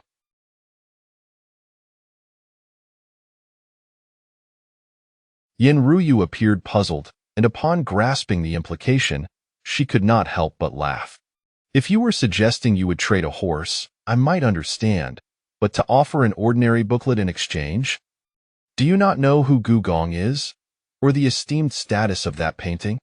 In the face of Yin Ruyu's derision, Qiao Yin remained unflustered, responding, this booklet may hold little value to others, yet to you, it is priceless. Yin Ruyu's smirk deepened. Oh? Pray tell, what treasure do you claim this to be? Qiao Yin replied calmly, this booklet contains my notes from the past 4 years, detailing not only Lu Jin Zhi's preferences and habits, but also insights into his family, particularly his mother's inclinations, as well as the interpersonal dynamics within the Duke's residence. Miss Yin, I believe you would find it quite indispensable. Shui Wanran chimed in. This is a remarkable item. Possessing this booklet would allow one to navigate the Duke's residence with ease, winning hearts effortlessly. Miss Yin, I have heard you are to be betrothed to Lu Jin Zhi. Would you not find such a treasure advantageous? Yin Ruyu, however, was not easily swayed. Does the Lu family seek you for your merits? No, they covet the influence of your lineage. Similarly, the Lu family does not reject me out of disdain for my character, but rather for my lack of a distinguished family background. Should my father achieve another great military accomplishment, and should my duke's residence rise further in status, do you think the Lu family would not reconsider their stance toward me? Yin Ruyu's expression faltered, surprise and astonishment flickering. Rather, I wish to convey that my only shortcoming lies in my lineage. In terms of personal abilities, what I can achieve, you may not necessarily replicate, such as humbling oneself to ingratiate with everyone. Are you capable of that? A look of disdain crossed Yin Ruyu's face. From a young age, she had aspired to be the most esteemed woman in the land. Choosing the Duke's family had already been a concession. She would never stoop to please the Lu family. With this booklet, Miss Yin, you could effortlessly maneuver the Duke's residence, securing your position as the matriarch of the Lu family. Qiao Yin continued, moreover, my willingness to present this booklet for trade is my way of informing you that I have concluded my association with Lu Jin Zhi. My price is simply the goddess of the Luo River. Yin Ruyu wavered but remained reticent, unwilling to concede to Qiao Yin. Once, Qiao Yin had been a figure of ridicule in the capital. After outshining her at the horse racing grounds, she now dared to confront her directly. Yin Ruyu's pride and dignity were not to be trampled upon. You dare to compare a mere handwritten booklet to Gu Gong's masterpiece. You truly overestimate your own worth. At this, Shui Wanran felt a pang of anxiety for Qiao Yin, and it was well known that Yin Ruyu was not easily deceived. Even if she coveted this booklet, she would hesitate to part with Gu Gong's genuine work. She discreetly signaled to Qiao Yin, suggesting she propose an alternative, for Gu Gong's true masterpiece was indeed too valuable. Disregarding Shui Wanran's counsel, Qiao Yin smiled once more. While Gu Gong's genuine work is indeed priceless, in your possession, it is but a double-edged sword. The moment you receive the authentic piece, did not your father, the Prime Minister, order you to return the painting? Yin Ruyu gazed at Qiao Yin in shock, as though seeing her for the first time, her eyes filled with scrutiny. When had Qiao Yin become so astute? Chapter 31. The day after Xie Yuhan departed, what does it mean? Why should it be returned? Shui Wanran was perplexed. Qiao Yin, with a radiant smile, elucidated. The painting by Master Gu is exceedingly valuable, and the Xie family holds immense prestige. Miss Yin has gained a significant advantage, and fearing public speculation, Chancellor Yin wishes to return it to foster. However, I suspect General Xie will refuse it. At this moment, the painting remains in Miss Yan's possession, and she must be racking her brains to devise a way to return it. Oh, I see now. Shui Wanran's eyes lit up with understanding, and she turned to Yin Ruyu. The book is of use to you, but the painting is of no value to you, so what are you waiting for? Hurry and exchange the painting with her. Moreover, it won't be long before Qiao Yin becomes the lady of the Xie family, and when she sells you a favor, you can easily explain things to your father, can't you? Upon hearing this, Yin Ruyu's complexion paled slightly, and biting her lip, she replied slowly, wait for me. I will fetch it now. This time, it was Qiao Yin who looked at Shui Wanran in astonishment. Had she known that merely mentioning the lady of the Xie family would yield results, she would not have expended so much effort. Regardless, she had the audacity, and as long as it led to success, she was unafraid to wave the tiger's skin as a banner. Yin Ruyu returned with the painting scroll, and Qiao Yin handed over the fruits of her 4 years of labor, thereby bringing closure to her relationship with Lu Jin Zhi. The trials of those 4 years, resulting in Xie Yuhan's jade pendant. As Qiao Yin accepted the scroll, Shui Wanran immediately linked arms with her and headed outside, not forgetting to wave imperiously at Yin Ruyu, a stark contrast to her earlier timidity, now exuding the demeanor of one who had achieved success. No need to see us off. We can return on our own. Yin Ruyu's chest heaved with indignation, her breath caught in her throat, daring neither to express her anger nor to voice her frustration.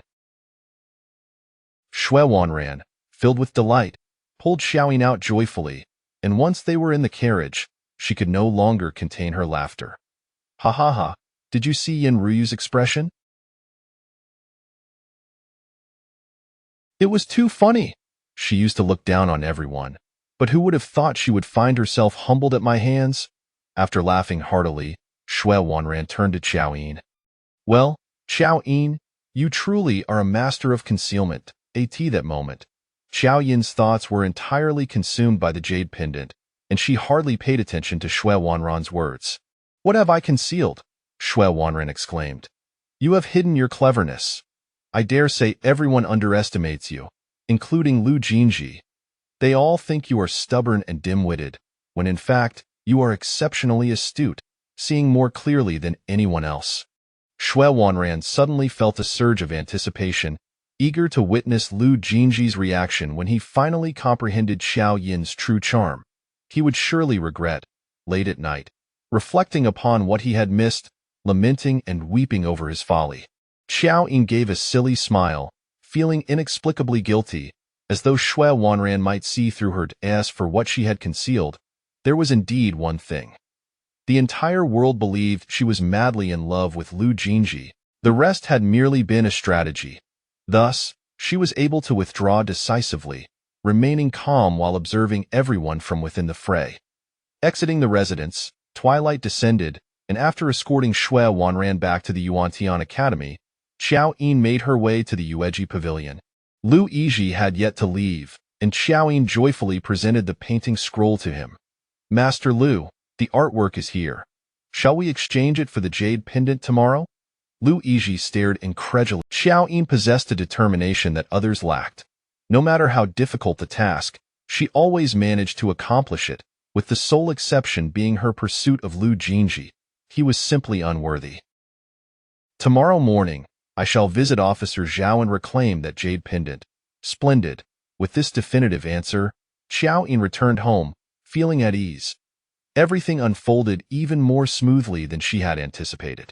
She could prepare the gift before Xie Yuhan's returned. As she lay down to sleep, Qiao Yin found herself pondering what expression would grace Xie Yuhan's face upon seeing the jade pendant. Surprise? Joy? Would he be so overwhelmed that he might weep for joy? Perhaps not.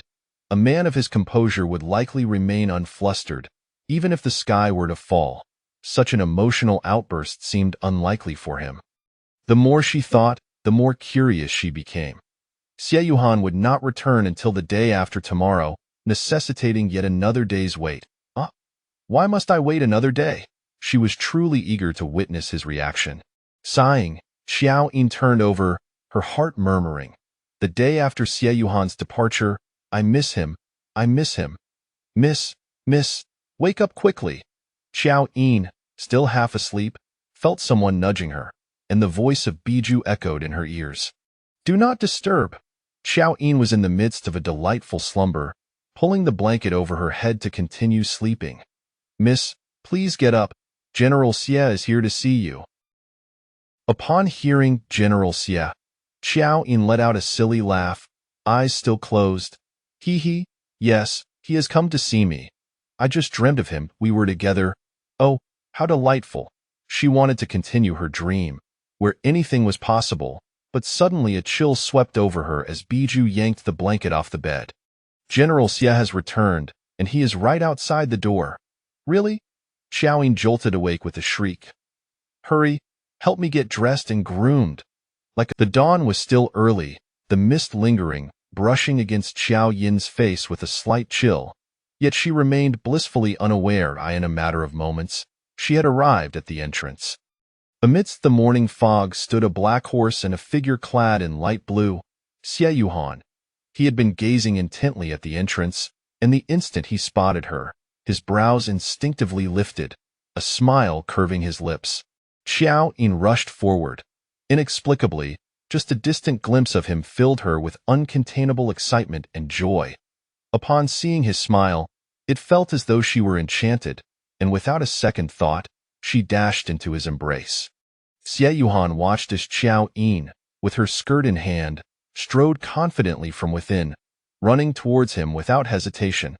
Her flowing hair and cascading skirt danced in the mist, reminiscent of a celestial being descending from the heavens. He opened his arms wide, ready to catch the girl who leapt into him.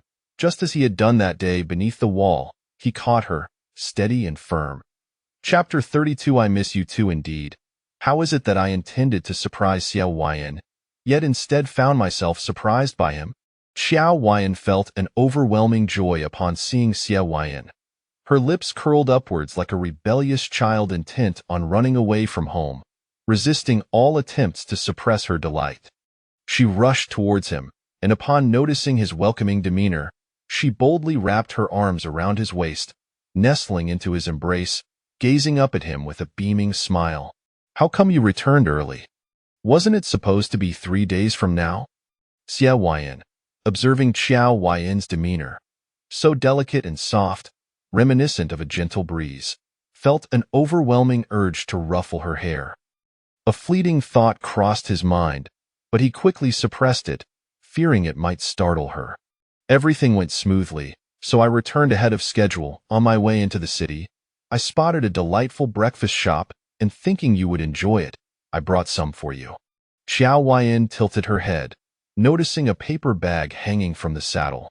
A mischievous smile crept onto her face as she teased. What prompted you to suddenly remember to bring me breakfast? Anticipating that Qiao Yin would not answer her question, she was taken aback when he replied, "It was because I arrived in the city too early and worried you might still be asleep, so I sought out the busiest shop, waiting in line as dawn approached. However, it seems I may have rushed too quickly and disturbed your peaceful dreams. My apologies." As he spoke, he reached out, his long, articulate fingers gently tucking a stray lock of hair behind her ear. The sound of his touch, akin to the delicate chime of jade, made Qiao Yin's heart skip a beat. Out of the corner of her eye, she noticed his fingers, and it struck her that they were not merely caressing her hair, but rather stirring her heart. She had never encountered someone who could express, "I long to see you," with such tender allure. Suddenly, her heart raced, and she instinctively released him.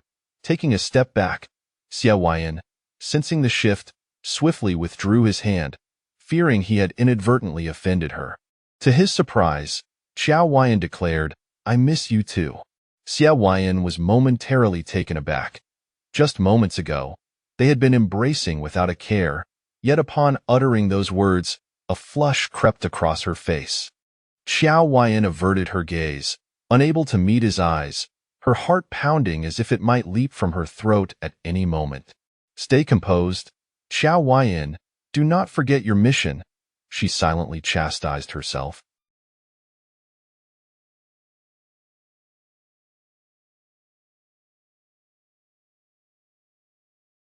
Just as her heartbeat began to stabilize, she felt a sudden pull on her shoulder, drawing her forward. Before she could comprehend what was happening, her face was pressed against Qiao Yin's chest, their proximity now even more intimate, with him holding her tightly in his embrace. One hand wrapped around her waist, while the other tenderly cradled her disheveled hair, playfully tousling it. "Why are you so adorable?" Qiao Yin's voice was laced with evident amusement, akin to rich, sweet wine flowing into Qiao Yin's heart.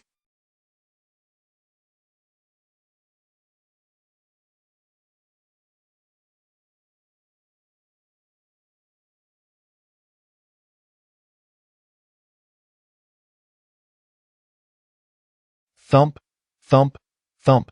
The deafening sound of her heartbeat filled her ears, and she initially thought it was her own heart threatening to burst, only to realize the sound originated from Qiao Yin's chest. Daring not to speak, she slightly tilted her flushed face upward, stealing a glance at him. He appeared unfazed, though his earlobes were flushed crimson, so it turned out that Qiao Yin was as flustered as she was. Qiao Yin felt a slight sense of equilibrium returning to her heart. Ahem, by the time we get from the city gate to here, all that delicious breakfast will be cold. Such a waste of food, it's shameful. Suddenly, Qiao Yin's discontented voice rang out at the entrance. Qiao Yin, as if awakening from a dream, extricated herself from Qiao Yin's embrace. Qiao Yin lowered his head in greeting to Qiao Yin, "Brother Qiao. On this trip, I happened upon a fine sword. Brother, would you care to give it a try?" Qiao Yin retrieved a sword from the saddle, presenting it to Qiao Yin with both hands. "And you even brought me breakfast?" Qiao Yin's frown transformed into a grin as he cheerfully accepted the sword. The blade, unsheathed, emitted a clear sound, glinting with cold light. Qiao Yin's eyes widened as he brandished the sword with gusto, a radiant expression illuminating his face. "Ha ha ha, what a splendid find. General Xie has an excellent eye." With the enthusiasm of a child who had found treasure, Qiao Yin beamed with delight. "After a long journey, General Xie must be tired. Come inside and rest a while. Let us share a breakfast together." With warmth, Qiao Yin ushered Qiao Yin into the house, and he did not decline. The three gathered around a round table, with Qiao Yin seated at the head, flanked by his newly acquired sword, which took up half the table's space, leaving Qiao Yin and Xiao Yin to sit closely together. The sword had truly struck a chord with Qiao Yin's heart. Throughout the meal, he could hardly speak of anything else. Having been caught in a cozy embrace with Xiao Yin felt a twinge of embarrassment. Throughout the meal, she busied herself with her porridge, wishing to remain silent. Xiao Yin, however, remained composed, engaging Qiao Yin in light-hearted conversation, all the while ensuring to serve her vegetables. The breakfast items he brought were crispy flatbreads, which retained their delightful crunch despite cooling down, explaining their popularity. Qiao Yin, curious to sample one, picked up a piece, only for it to obscure her face entirely. As she tore off half to return to the plate, Xiao Yin naturally reached out to take it from her hand. Thus, they shared the same piece of flatbread. The rebellious corners of Qiao Yin's mouth threatened to rise again, and she could not help but marvel. Goodness, has she fallen prey to the fabled love-struck brain? Why did even a mere piece of flatbread send her heart racing? No, why was Xiao Yin so at ease and natural while dining at someone else's home, making her feel like an outsider? Qiao Yin quickly finished his breakfast, eagerly taking his sword to practice. The table was left with only Qiao Yin and Xiao Yin. The expansive round table, with just the two of them seated closely, exuded an air of intimacy. Avoiding eye contact with Xiao Yin, Qiao Yin focused on her flatbread. Breaking the silence, Xiao Yin asked, "Are we going riding later?" Recalling the surprise she had planned for him, Qiao Yin shook her head. "Not today. I would like you to accompany me somewhere to retrieve something, if that is agreeable." Xiao Yin nodded in assent. "Very well, but I must return home to change first." Eagerly, Qiao Yin proposed, "If you don't mind, why not bathe and change here? I can fetch you a new outfit from my brother. I've already prepared the outer garment for you." Xiao Yin had no objections. "All right." Qiao Yin promptly set about making arrangements. Xiao Yin's demeanor towards her today was evidently different. Perhaps he had begun to develop feelings for her. She was uncertain, as the time had been too brief and there had been several unexpected occurrences in between. However, once he beheld the surprise she had prepared, it would surely amplify his fondness for her. At that point, she would confirm with the system whether he had truly been moved. The answer would reveal itself by tonight at the latest. For reasons unknown, Qiao Yin felt a sudden surge of anxiety and nervousness. What if Xiao Yin had not been moved? After Xiao Yin finished his bathing and changing, they departed together in a carriage. As noon approached, the carriage halted in front of the UJ pavilion. Xiao Yin glanced at it and smiled. "Are we here to make a purchase? I need to withdraw some silver notes from the bank first." "You'll find out soon enough," Qiao Yin said mysteriously, pulling Xiao Yin from the carriage. They swiftly entered the UJ pavilion. Qiao Yin surveyed the surroundings but did not spot Lyzh, so she approached the counter and inquired, "Is my order ready?" "Miss Qiao, you arrived just in time." The attendant, recognizing Qiao Yin, smiled brightly. "The jade pendant you ordered has already been taken by the young master." Qiao Yin felt as if struck by lightning. "Who did you say took it?" Chapter 33 Lu Jin Zhi. "This item was not intended for you. It belongs to my family's heir, Miss Qiao heir. Did the items you ordered from us not always end up being given to our heir?" the attendant presumed. "Just now, our heir personally came to collect it. He was quite pleased and instructed me to inform you that he awaits you at the Duke's residence, and you may visit him at your convenience." Qiao Yin felt a wave of dizziness, her temples throbbing. She wished for death, yet felt that the true source of her ire lay elsewhere. Lu Jin Zhi was indeed her nemesis, deliberately seeking to vex her, was he not? She could scarcely afford to be angry, and instead turned her gaze to Xiao Yin, whose countenance was shrouded in gloom, his eyes clouded with inscrutable shadows. He had worn that same expression when she last encountered him at the tavern after missing their appointment. A pang of apprehension gripped Qiao Yin's heart, as if she could foresee the collapse of the favorable impression she had painstakingly crafted before Xiao Yin over the past few days. "Xiao Yin, it is not as you imagine. That jade pendant is mine. I believe you ought to first resolve your relationship with Lu Jin Zhi. Qiao Yin sought to clarify, but was abruptly interrupted by Xie Yuanan. I trust you can handle it. Xie Yuanan offered her a faint smile before turning to leave. Qiao Yin felt an urge to pursue him, yet the echo of his words lingered in her ears. Is this fair? It is not fair. It is exceedingly unjust for Xie Yuanan. He was right. She must first sever her ties with Lu Jin Zhi. Otherwise, how could she persuade him? Qiao Yin dashed out of the Yueji pavilion and boarded her carriage, making her way to the duke's residence. Just as she departed, Lu Yizhi returned from his social engagements and, at a distance, spotted what appeared to be Qiao Yin's carriage leaving. Lu Yizhi summoned the attendant at the counter, inquiring, "Did Miss Qiao just arrive? Was the item handed over to her?" The attendant replied, "Yes, Miss Qiao was here, but prior to her arrival, the heir came first, and I handed the item to him." "To whom did you give it?" Lu Yizhi exclaimed in shock.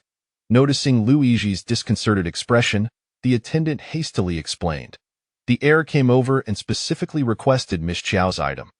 The timing felt so coincidental that I assumed they had conferred beforehand, and besides, Miss Qiao's items have always been entrusted to the heir, have they not?" Lu Yizhi's expression soured, and he chastised loudly. "Are you a dog of the duke's residence? You disregard the rules of the shop and continually seek to ingratiate yourself with others. Very well, I shall grant you your wish. Now, get out." The attendant, frightened, immediately knelt, apologizing for his error. Lu Yizhi had no time for him and quickly called for a carriage, striding towards the exit, the shopkeeper. As Lu Yizhi entered the carriage, another attendant approached the front, holding a scratched and laid box, looking pitiful as he said, "Master, this is the hairpin the heir previously ordered. I was so busy yesterday that I forgot to deliver it to the duke's residence." Lu Yizhi felt overwhelmed, taking the item from the attendant's hands and urgently calling to the coachman. "Quickly, return to the duke's residence." Qiao Yin hastily arrived at the duke's gates. The young servant at the gate seemed to have already received instructions and, upon seeing Qiao Yin, hurried forward, saying, "Miss Qiao, are you here to find our heir? He is not in the residence. He has gone to Jifeng Garden." Qiao Yin ground her teeth in frustration, turned back to the carriage, and swiftly changed direction to leave. Jifeng Garden was renowned for its picturesque scenery, with the most exquisite views found at the pavilion in the center of the Emerald Lake. At this moment, a banquet was laid out within the pavilion, where Lu Jin Zhi and several of his friends were engaged in lively conversation. Lu Jin Zhi toyed with the jade cicada pendant, while Chu Wenjing remarked, "Miss Qiao's taste is indeed commendable. This jade is of superior quality, and the craftsmanship is exquisite, though the fracture marred its perfection slightly. The item is inconsequential. What matters is her thoughtfulness," Lu Jin Zhi replied with a dismissive smile. Chu Wenjing curiously asked, "So, does this mean Qiao Yin has forsaken Xie Yuanan and chosen to return to your side?" Lu Jin Zhi scoffed, asserting that Xie Yuanan was merely a ruse for her to feign disinterest. Her heart had never truly strayed from him. "Just wait until she arrives. You shall see for yourself." "I had thought so too. After all, Qiao Yin has clung to you for so long. How could she possibly flee upon seeing Xie Yuanan? Is that not true?" Chu Wenjing said, slapping his thigh in agreement, with others nodding in affirmation. At that moment, a slender hand reached towards Lu Jin Zhi. "Return my belongings." He looked up, following the delicate arm to the furious visage of the approaching Qiao Yin. Her lips were pressed tightly together, brows furrowed, and her eyes smoldered with barely contained fury, a visage ready to explode. Lu Jin Zhi was accustomed to seeing Qiao Yin's smiling face. This expression of wrath was somewhat unfamiliar. Not entirely, for she had worn this look the first time he had caused her to be drenched in the rain after she missed their meeting, and when he had shattered her plum blossom from the precipice, revealing her lies. When her carriage had been out of control, nearly costing him his life, and she had to leap over a fire pit to ward off ill fortune, she had also worn this expression. In the ensuing 2 years, that expression had not graced her features again. Regardless of his actions or words, Qiao Yin had always gazed upon him with a radiant smile, as if she were a wooden puppet devoid of dignity. This very demeanor had rendered him increasingly bored and contemptuous, prompting him to act with growing audacity. Yet, paradoxically, she had never left his side. Qiao Yin could not extricate herself from him. She had declared it herself, stating that without him, she would not endure long. Lu Jin Zhi, return my belongings. Seeing Lu Jin Zhi remain unresponsive, Qiao Yin reiterated her demand. Lu Jin Zhi lifted the cord from the jade pendant, shaking it playfully. Are you referring to this? Qiao Yin nodded, her voice icy. Taking my belongings without my consent is tantamount to theft. Return it to me while I still possess patience. Otherwise, I shall have no choice but to summon you to the court. Her tone was more serious and frigid than ever before, laced with an unmistakable disdain. Chu Wenjing, familiar with her, was taken aback, gazing at Qiao Yin, increasingly convinced that her demeanor was genuine. Lu Jin Zhi, however, remained oblivious, interpreting her fury as a mere excuse for her to save face after he had exposed her intentions. Qiao Yin, are you not done playing? Lu Jin Zhi quipped, eyeing the ruby hairpin atop her head. Before you issue threats, at least remove the hairpin I gifted you, which you cherish so dearly. Chu Wenjing glanced over and quietly pulled Lu Jin Zhi aside, whispering, that does not seem to be the one you gave her. The design is different. Lu Jin Zhi was momentarily taken aback, shoving Chu Wenjing away. Mind your own business. Qiao Yin, uninterested in their exchange, declared, Lu Jin Zhi, I have given you ample opportunity. It is you who fail to appreciate it. Be you. Qiao Yin's tone grew increasingly frigid, igniting Lu Jin Zhi's ire as well. He was curious to see what ruse she would attempt next. However, Qiao Yin merely called for her maid. Lu Jin Zhi scoffed, knowing full well that Qiao Yin was merely a paper tiger, all show and no substance. What could summoning her maid accomplish? The Shuntian Prefecture received a report of deceit at the Yueji Pavilion, involving the theft of a mutton-fat jade pendant, and thus came to investigate. Bu entered the pavilion, followed by 4 officers from the Shuntian Prefecture. Chapter 34. Lu Jin Zhi, stay away from me. Chu Wenjing and the others in the pavilion were taken aback. Qiao Yin had truly taken decisive action. She had actually reported to the authorities to apprehend Lu Jin Zhi. It was utterly absurd for the heir of a Grand Duke to commit theft in broad daylight.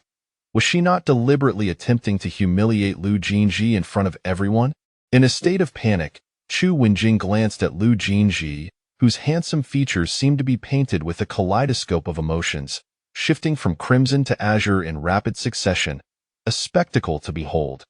As the situation threatened to escalate, Chu Wenjing intervened, saying, Qiao Yin, this jade pendant was meant to be a gift for Jin Zhi. He retrieved it early to spare you an extra trip. How can this possibly be construed as theft? Who said I was going to give it to him? Qiao Yin turned to Lu Jin Zhi, her words deliberate and accusatory. Did I ever say I would give it to you? Was this not a gift intended for him? Yet, Lu Jin Zhi had boasted incessantly since his arrival, claiming it was a present from Qiao Yin. Could it be that he had indeed pilfered it from the Yueji Pavilion? Lu Jin Zhi met Qiao Yin's gaze, which was rife with disdain and impatience. A sharp pang pierced his heart as he forced a casual smile and remarked, not for me? Then who is it for? Perhaps for Xie Yuan? Indeed. Lu Jin Zhi's smile froze upon his face as he fixed his gaze on Qiao Yin. This is a surprise I prepared for Xie Yuan. If you return it to me now, I can pretend nothing ever happened and withdraw the case immediately. Qiao Yin remained unfazed, extending her hand toward Lu Jin Zhi once more. It had come to this point. She believed she had made herself abundantly clear. Lu Jin Zhi stood momentarily stunned, seemingly unable to comprehend Qiao Yin's words. He looked at her several times, waiting for her to retract her statement, only to find her countenance as icy as ever, a stark contrast to the Qiao Yin he remembered. Anger surged within Lu Jin Zhi, and he declared vehemently, once it is in my possession, it is mine. I will not give it up. With a flick of his wrist, the jade pendant arced through the air before plunging into the center of the lake, sending up a splash and ripples. In that very moment, Qiao Yin leaped from the pavilion, diving into the water, swimming toward the center of the lake. Everyone was struck dumb by the scene before them. In such frigid water, clad in heavy garments, even a proficient swimmer could face peril, let alone someone like her. Miss. Someone, quickly save her. My lady cannot swim. Alas, Qiao Yin was no swimmer. With another splash, Lu Jin Zhi hastily shed his heavy outer coat and jumped into the lake, swimming toward Qiao Yin, pulling her up from the depths. Qiao Yin, have you lost your mind? With a sharp crack, Qiao Yin, her eyes brimming with tears, turned and delivered a stinging slap to Lu Jin Zhi's face. Stay away from me. She pushed him aside and plunged back into the water, driven only by her resolve to search.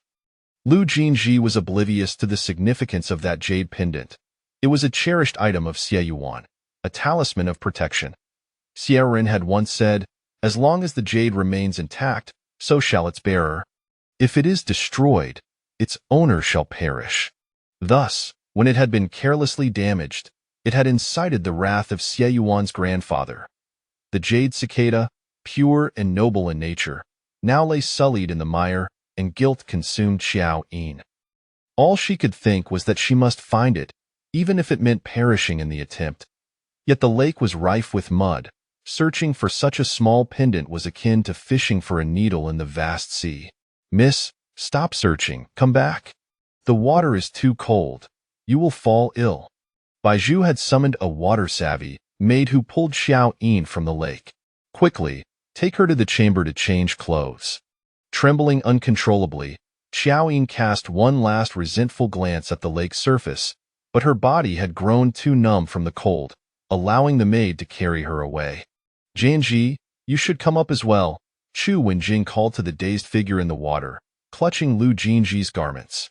Lu Jin Zhi emerged from the water in silence, a distinct five-finger imprint visible on his face. Chu Wenjing dared not look at his expression as she draped the clothing over him. You should change first. They both retreated to a nearby chamber, where Lu Jin Zhi donned fresh attire, though his hair still dripped water. What does Qiao Yin mean? Lu Jin Zhi suddenly inquired, the first words he uttered upon exiting the water.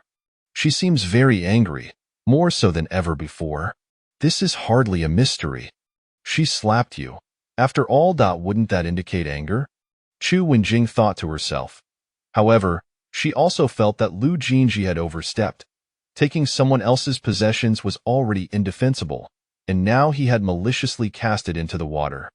If Qiao Yin truly pursued the matter, it would land Lu Jin Zhi in hot water. But why is she so furious? Ever since my birthday, she has been angry with me. What could it possibly be? Lu Jin Zhi furrowed his brow, lost in contemplation. Noticing his serious demeanor, Chu Wenjing could not resist asking, what do you think it is? Lu Jin Zhi earnestly recalled the events of that time. Everything seemed normal, but if he had to pinpoint something, it would be, could it be because I am to discuss a marriage alliance with Yin Ruyu? The moment the words left his mouth, Lu Jin Zhi found them plausible. It must be because of that. Chu Wenjing considered this, yet remained skeptical. Is it not because of Xie Yuan? Lu Jin Zhi's expression turned cold in an instant. He dismissed the notion that Xie Yuan could ever be interested in her. After all, Xie Yuan did not even glance at princesses. That is indeed true. The Xie family is of a higher status than the dukes, and it would be near impossible for Qiao Yin to marry into the Xie family. Chu Wenjing was persuaded, but still puzzled. But why is Xie Yuan so kind to Qiao Yin? Last time at the racetrack, he seemed to delight her. Lu Jin Zhi scoffed, I suspect Qiao Yin's father must have won a victory in the southern territories. The crown prince is likely attempting to curry favor with the Qiao family, hence his attentions toward her. What a pity that Qiao Yin was merely used, blissfully preparing gifts to win his favor. Achoo! Before Lu Jin Zhi could finish his sentence, he sneezed, his body shuddering from the cold. You should return and drink some warm ginger soup, Chu Wenjing advised, escorting Lu Jin Zhi to the carriage. Upon arriving at the duke's residence, the kitchen prepared a hearty bowl of ginger soup and brought forth a pill for preventing colds. It was a rare and precious gift bestowed by noble consort Lu. Suddenly, Lu Jin Zhi recalled the trembling Qiao Yin and instructed Zhu Yi, Deliver a portion of this medicine to the Jing'an Marquis' residence. Zhu Yi hesitated, taken aback. This was the first instance of sending something from the Duke's residence to Qiao Yin. What are you waiting for? Hurry, Lu Jin Zhi urged. Yes, I shall do so at once. Zhu Yi grasped the medicine bottle and was about to depart when a man entering from the opposite direction called out to stop him. Don't go and embarrass yourself. Even if you were to offer mountains of gold and silver, she would never accept it. Chapter 35. It must be Qiao Mo's doing. All thanks to Qiao Moxiu. Lu Jianji raised his gaze towards the entrance where Lu Yizhi stood, disdain etched on his features as his eyes fell upon Lu Yizhi's right hand. The Duke's residence has always held but one source of disgrace, and that is the one who squandered his biological mother's dowry on gambling, losing her only cherished hope and severing his own future, namely you. Lu Yizhi's jaw tightened, his fist clenched and concealed within his sleeve, as he handed the inlaid box he held in his left hand to Zhu Ye. This is what you ordered a few days ago from the Yueji pavilion. Miss Qiao didn't even spare it a glance before discarding it, he said. After placing the item down, he uttered no further words and turned to leave. Zhu Ye glanced at the inlaid box in her hands, its surface marred by scratches, one corner even chipped, appearing as though it had been violently thrown to the ground, suffering numerous scrapes in the process. Hand it over, Lu Jinji said curtly. Zhu Ye hastily relinquished the hot potato. Lu Jinji loosened the cloak draped around him, extending his hand to receive it. He opened it abruptly, and a brilliant red gem rolled out, crashing onto the floor with a resounding chime. Zhu Ye hurriedly knelt to retrieve the precious ruby, yet Lu Jinji, like a furious beast, swept his hand, sending both the hairpin and the box flying. Zhu Ye, startled, knelt on the ground, too frightened to rise. Lu Jinji felt as though he had been struck hard in the chest, pain seeping through him, making it arduous to breathe. Go, immediately deliver the medicine, Lu Jinji bellowed. His fearsome demeanor left Zhu Ye no room for delay. She swiftly gathered the medicine and dashed out. Lu Jinji did nothing but sit still, awaiting Zhu Ye's return. He did not believe that Qiao Yin would remain so magnanimous after witnessing his overtures. No. Absolutely not. He knew Qiao Yin too well. Originally seated, Lu Jinji observed the sun dip below the horizon, the sky darkening, and as Zhu Ye still had yet to return, impatience drove him to leave the room and head towards the entrance. On that late autumn evening in October, the wind had turned cold. Regardless, Lu Jinji paid it no mind. Wandering at the entrance while sneezing, as the lanterns were lit, Zhu Ye finally reappeared, accompanied by a bundle of shattered porcelain and dusty pills. The young master was furious upon hearing the news. He drew his sword at once, threatening to behead me, she recounted, trembling as she dared not meet Lu Jinji's gaze, bowing her head in hopes of not inciting his wrath. Whether it was due to physical discomfort or something else, Lu Jinji's complexion turned pale, his breath erratic as he leaned forward, covering his mouth and coughing violently. Young master, please take care of your health. One woman is not worth it. Soon you shall be wed to the daughter of the Xiang family, Zhu Ye cautiously advised. Lu Jinji waved his hand to interrupt. You just said it was Qiao Mo who broke your things, not Qiao Yin, correct? Zhu Ye was taken aback, momentarily uncertain of why Lu Jinji posed such a question, but she could only answer truthfully, I did not see Miss Qiao ere. Upon hearing this, Lu Jinji smiled, the frown upon his brow easing. Qiao Mo had always harbored an aversion towards him, having secretly targeted him time and again. It was indeed something Qiao Mo would do behind Qiao Yin's back. This had nothing to do with her. Useless thing, you can't even deliver an item to its rightful owner. Lu Jinji chastised Zhu Ye. I swear I shall slay that despicable Lu Jinji. This newly acquired fine blade is in dire need of a worthy head to sever. Qiao Mo brandished his gleaming sword, brimming with fury, resembling an unhinged wolf dog, poised to lunge forth at any moment to snap a neck in two. Cough, cough. Qiao Yin clutched her chest, coughing violently, her vision swimming, yet she still prioritized calming Qiao Mo. All right, brother, the most pressing matter is not this. We must devise a plan to retrieve that jade pendant. Without it, I cannot face Qiao Yin. The very thought of Qiao Yin made Qiao Yin sigh heavily. Just that morning, they had been sweetly intimate, and in the blink of an eye, everything had turned tumultuous, much like a roller coaster ride. As yet another day slipped by, her progress in the endeavor had regressed to square one, and Qiao Yin could not suppress her growing anxiety. Amidst her distress, a genuine sadness welled within her. She yearned to return that jade pendant to Qiao Yin's hands. With such a vast lake, searching for a mere trinket meant draining the water little by little. However, would Jifeng Garden be willing to undertake such a monumental task? Of course not. The following day, as Jifeng Garden opened its doors, Qiao Yin rushed over to negotiate. Yet despite her fervent pleas and arguments, the proprietor remained obstinate. Miss Qiao, do you have a grudge against my lake? Each time you visit, you lose something. Now you wish to drain it. What shall become of my business? The garden had been meticulously designed with channels to direct water. Now, devoid, even if there were a place for drainage, once excavated, from where would she redirect the flow? Surely she did not expect to guard a heap of mud, awaiting rain to replenish it? Qiao Yin exhausted her efforts to no avail. Bu observed her struggle against illness, the chill worsening, and said with concern, "Miss, why not let it go? After all, General Xie is unaware. We could simply have a replica made." Sitting at the entrance of Jifeng Garden, Qiao Yin gazed skyward. Bu's words held merit, yet she could not bring herself to relinquish her desires. A bitter smile crept upon her lips. Why was she suddenly so unwilling to concede? How peculiar. Previously, when pursuing Lu Jin Zhi, she had been content with a regular white plum when unable to find the rare two-colored plum, yet now she felt such discontent. No, I must find that jade pendant. Qiao Yin summoned the system in her mind. System, grant me 100,000 taels. The system replied, Dear host, we have already retrieved the gift you sent out last time. Qiao Yin retorted, I demand compensation for my time lost, not a single tael less.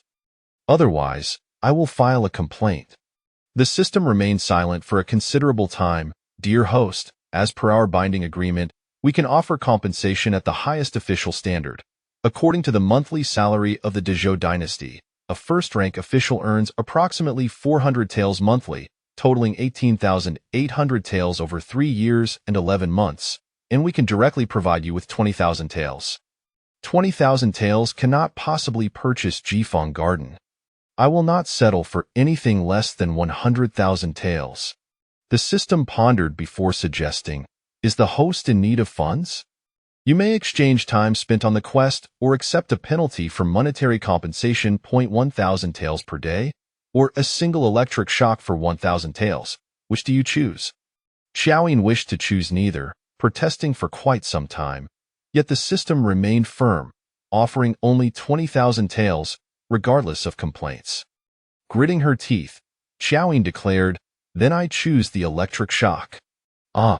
Before she could finish her sentence, a sharp pain coursed through her heart, akin to paralysis. Miss, what is wrong? Please do not frighten me. Bu, witnessing her sudden tremors and loss of color, was left flustered and helpless. Clenching her teeth, Qiao Yin shut her eyes and commanded the system, do it all at once. Despite her words, she lost consciousness after enduring the 6th shock, utterly drained. Wu Xiaoren returned from outside, just in time to see Qiao Yin pouring a packet of jerky into the dog bowl of San Er, who, upon seeing the meat, scuttled away like a startled beast, retreating to the corner. Brother, what are you doing? Look at San Er, it can barely move. Are you still feeding it? Qiao Yin snapped back to attention, noticing the jerky scattered inside and outside the bowl, and rose to tidy it away. Xiaoren sipped his tea, turning back to him. On such a fine day, brother, why don't you go find Miss Qiao? She is waiting for you. Qiao Yin raised his gaze. What happened to her? Xiaoren suddenly halted, having promised to keep Qiao Yin's secret. Revealing it would spoil the surprise, he shook his head. Nothing at all. It's just that Miss Qiao has been waiting for you. She will surely be delighted to see you. You should go find her. Xie Yunan, preoccupied with his own thoughts, failed to notice Xie Rin's peculiar demeanor. I am waiting for her to come to me. From yesterday to today, she has yet to appear. Is it that she has not resolved her matters, or is it that she simply cannot? Chapter 36 found it. The jade pendant. Brother, as a man, you ought to take the initiative. How can you expect the young lady to always make the first move? Xie Rin couldn't help but voice his criticism. Xie Yuan shot him a cold glance. Like you? Actively teasing someone and then just walking away? Xie Rin immediately fell silent, too intimidated to utter another word, and scurried off with his head down, feeling quite dejected. Having fled, Xie Rin stumbled away, his round belly swaying, leaving Xie Yuan standing alone beneath the eaves. Xie Yuan had originally intended to visit Zhang Huailu at the East Palace, but had cancelled the plan for fear that Qiao Yin might come looking for him. After waiting for half a day, he finally summoned the guard, Wang Shan. Find out what the second Miss Qiao is up to, he instructed. Wang Shan, somewhat surprised, realized that the reason for the young master's distracted demeanor was indeed due to that Miss Qiao.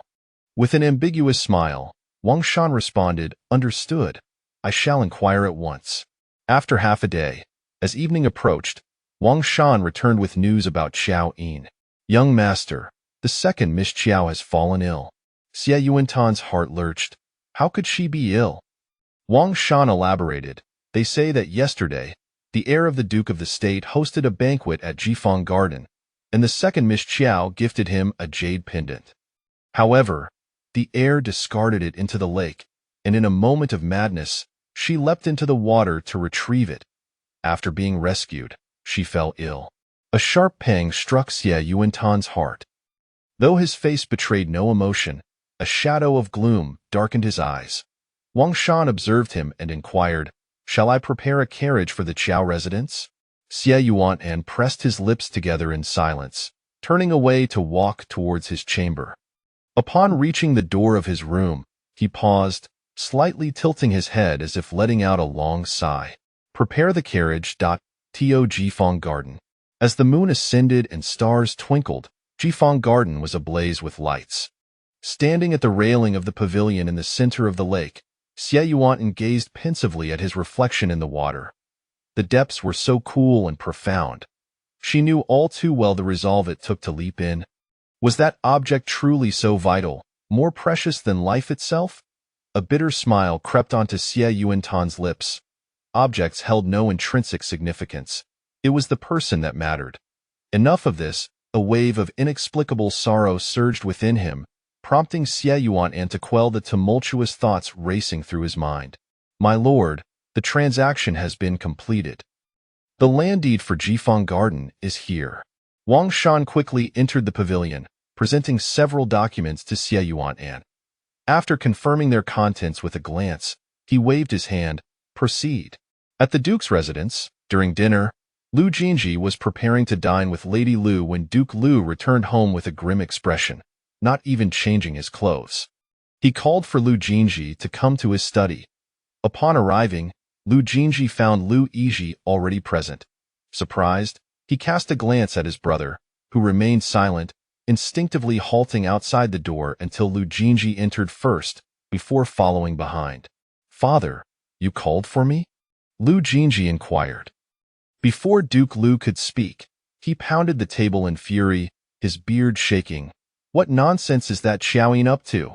She has actually reported you to the Shuntian prefecture. The heir of the Duke's residence being accused of theft. What a scandal that would be. Lu Jin Zhi, feeling somewhat guilty, asked, How did you find out? If it weren't for my connections with the magistrate, your case would have escalated to the crown prince by now. Almost, our reputation would have been tarnished by that fool. Feeling the weight of his father's authority, Lu Jin Zhi fell momentarily silent. Lu Yizhi frowned. This matter originated because of the heir. It was you who took Miss Qiao's belongings without permission and discarded them into the lake, provoking her ire. Silence. Duke Lu hurled a teacup at Lu Yizhi without a second thought. Lu Yizhi quieted, bowing his head to accept the unwarranted assault. The cup struck his chest. While it was not scalding through his thick clothing, the fine silk was now marred with tea leaves, utterly ruined. As the sound of the cup shattering echoed, Duke Lu pointed a finger at Lu Yizhi, reprimanding him. Knowing that item was not meant for Jinji, why did you not inform me sooner? Knowing it was lost, why did you not replace it to silence that woman? Jinji is the heir of the Duke's residence and the master of Yujij. What wrong is there in him retrieving something from his own shop? Lu Yizhi had no retort. Lu Yizhi bowed and retreated, not forgetting to collect the shards of porcelain as he exited. Lu Jinji, his face flushed with shame, stammered, "This was my oversight.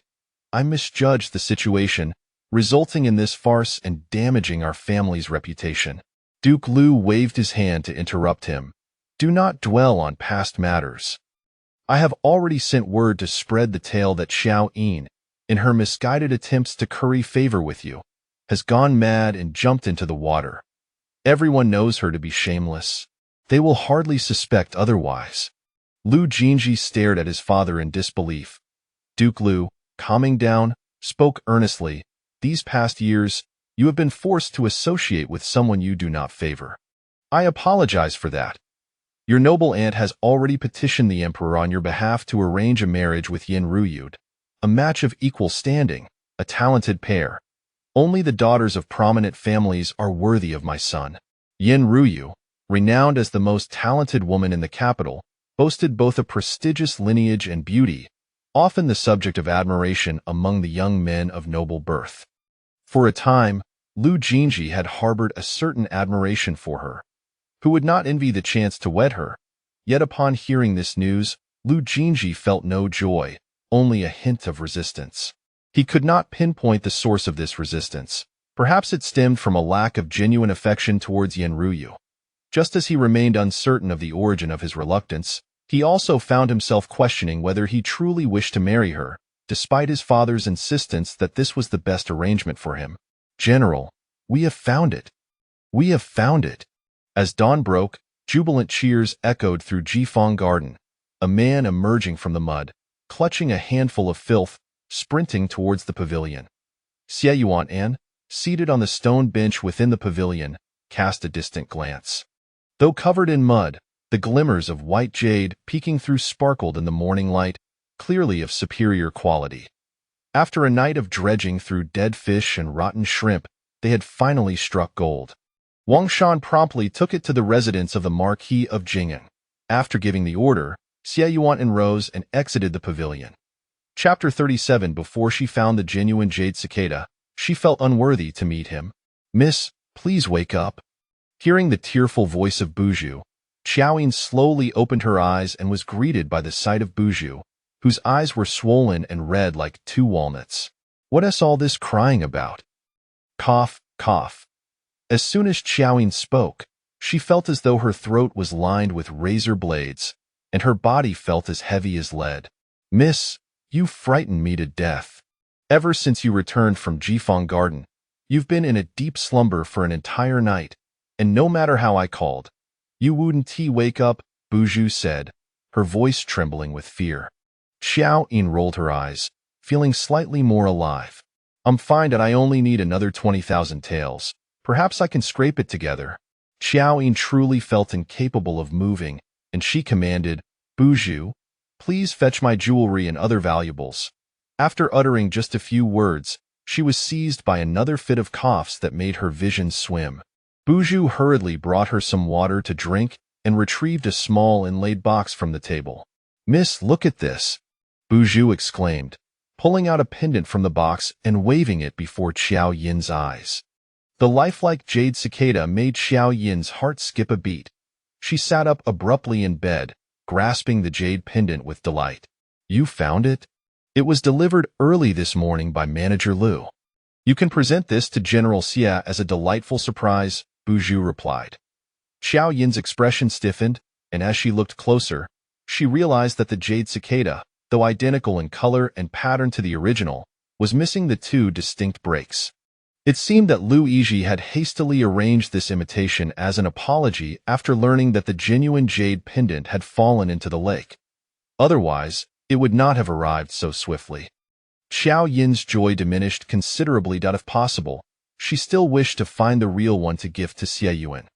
With this thought, she propped herself up and attempted to rise from the bed, donning her garments to head outside, but her body swayed precariously, nearly causing her to collapse. Bu Zhu anxiously supported her. "Miss, are you going to find General Xie? You're in such poor health. If you wish to see him, I can send someone to invite him over." "Don't go. Not yet," Qiao Yin interjected. "I can't face him until I find the genuine jade cicada. Let us postpone the visit. I am so ill. What if my illness worsens in front of him?" Qiao Yin reasoned with herself, but just as she spoke, Xie Yuan's deep voice resonated from outside. "I, Xie, am robust and unafraid of a mere ailment." As Qiao Yin gazed at the figure striding into the room, she briefly thought she was hallucinating due to her illness until he reached her bedside, casting a tall shadow over her. It truly was Xie Yuan. "What brings you here?" Qiao Yin's voice came out hoarse from coughing. "I heard you were gravely ill," Xie Yuan remarked, observing her pale complexion. It seemed she had lost weight since he last saw her. "There is an esteemed old physician in the Imperial Hospital. I have invited him." The more Xie Yuan showed concern, the more uneasy Qiao Yin felt. She averted her gaze, declining, "There's no need for trouble. I've already seen a doctor. Another couple of doses should suffice." "What shall we do then?" Xie Yuan's expression turned troubled. "I've already brought him here. It wouldn't he do to have him come for nothing?" "Ah!" Qiao Yin exclaimed in surprise, astonished that Xie Yuan had gone so far as to summon an imperial physician for her, and even more surprised by the playful tone he adopted. Was it her imagination, or did Xie Yuan appear to be in good spirits? After all, he had seemed quite displeased the day she had given something to Lu Jin Zhi at the Yueli Pavilion, turning away in a huff. Xie Yuan, having informed Qiao Yin, turned to welcome an elderly physician into the room. With hair as white as snow yet sprightly in demeanor, the old man strode in, followed by a young attendant carrying a medicinal box. Qiao Yin propped herself up and said apologetically, "I'm sorry to trouble you so early, esteemed physician." "It's no trouble at all. Xie Yuan has promised to find me a miraculous remedy. I would welcome you to fall ill more often." The physician chuckled. "Oh dear, I didn't mean to curse you. It's just that this lad rarely has anything to do." As the physician spoke, Qiao Yin felt an inexplicable familiarity, reminiscent of Xie. Could it be? "This is my great-uncle, who has served in the Imperial Hospital for 30 years and now holds the position of chief physician," Xie Yuan explained, perceiving her confusion. Qiao Yin was rendered speechless, staring blankly at Xie Yuan. "The chief physician? He only treats the emperor and never sees commoners. How can he treat me?" "Forget about titles. Just call me Uncle Xie. Now, come on, extend your hand so I can have a look. I won't delay your little romance." As Uncle Xie settled onto a cushioned stool, he began to hurry them along. "Uncle," Xie Yuan protested. "What's wrong? Did I say something incorrect? Is it not a romantic rendezvous? If it's an eye twitch, that's an ailment that must be treated. Come, let me give you a needle." Uncle Xie shot him a disapproving glance before pulling out a silver needle, ready to treat him, prompting Xie Yuan to call out, "Uncle," again, his tone laced with exasperation. "Uncle, Yin is coughing terribly. Please take a look at her first." "Wait, what do you call her? What does Xie call her?" "Cough, cough." Qiao Yin suddenly choked, another wave of coughing causing her vision to blur. "Oh dear, you're coughing so badly. It's heartbreaking to watch. Quickly, let Uncle take a look." Uncle Xie shifted his focus from Xie Yuan and turned to Qiao Yin, taking her pulse. The jovial demeanor he had just displayed vanished, replaced by a serious and solemn expression. After carefully inquiring about her symptoms and examining the medicine she had been taking, he remarked, "Wind and cold have invaded your body, compounded by excessive worry. What are you so troubled about at such a tender age?" Uncle Xie cast a glance at her. Xie Yuan's gaze followed suit, making Qiao Yin feel a twinge of guilt as she lowered her head slightly. "Uncle will prescribe a remedy for you. This wind and cold will clear up in 3 days. Your body is otherwise in good shape, but you must take care of yourself, Uncle Xie concluded, looking at Qiao Yin. Did you understand? Qiao Yin nodded obediently, like a dutiful junior. I've noted it. Uncle Xie wrote out a prescription and handed it to Buzhu, while Qiao Yin stood to escort him to the carriage. As Qiao Yin left to see him off, Qiao Yin remained dazed, pondering whether she should mention the jade cicada to him today. Just then, Qiao Yin returned, his gaze falling upon the box from the Ule Pavilion resting on the table. Was your visit to the Ule Pavilion merely to retrieve this item? No, Qiao Yin instinctively replied, but Qiao Yin had already opened the box, revealing the jade pendant within. Chapter 38. Has this become a token of affection? Qiao Yin opened the box and gazed at the jade cicada within, then turned to Qiao Yin with a faint smile and asked, Is this meant for me? I absolutely adore it. Having said that, Qiao Yin delicately took out the jade pendant and meticulously hung it at his waist. Qiao Yin suddenly felt a pang of sorrow, realizing that this one was a mere imitation. The real one has been lost, she confessed, her head bowed to conceal her tear-filled eyes. I'm so sorry, Qiao Yin. I've misplaced your talisman. I have something for you as well. Do take a look at this. Qiao Yin produced a small sandalwood box, about the size of a palm, its carved pattern slightly worn, indicating its age. Qiao Yin gazed at him in bewilderment. Open it and see. Encouraged by Qiao Yin's urging, Qiao Yin reached out, slowly opening the box, revealing a jade cicada pendant that was an exact match to the one adorning Qiao Yin's waist, save for 2 distinct cracks on the left wing. In that instant, Qiao Yin felt rejuvenated. All her ailments and despondency vanished upon sighting the jade cicada. Where did you find this? She asked, astonished, hardly believing her eyes. At the bottom of the lake in Jifeng Garden. Qiao Yin looked at her wide-eyed expression of surprise, finding it utterly endearing. Really? How did you manage to find something so small in such a deep lake filled with silt? It was not difficult. I purchased the garden, hired 500 workers, dug a new pit to divert the old lake's water, and instructed them to sift through the mud bit by bit. They found it within a single night. Not difficult, just a night. Is that what you call easy? Qiao Yin exclaimed, momentarily forgetting whether she should feel relieved that the genuine jade cicada was recovered or mourn for the ordeal she had endured. Is there anything in this world that can truly challenge you? You infuriatingly exceptional. Of course there are challenges. Today I nearly faced one myself.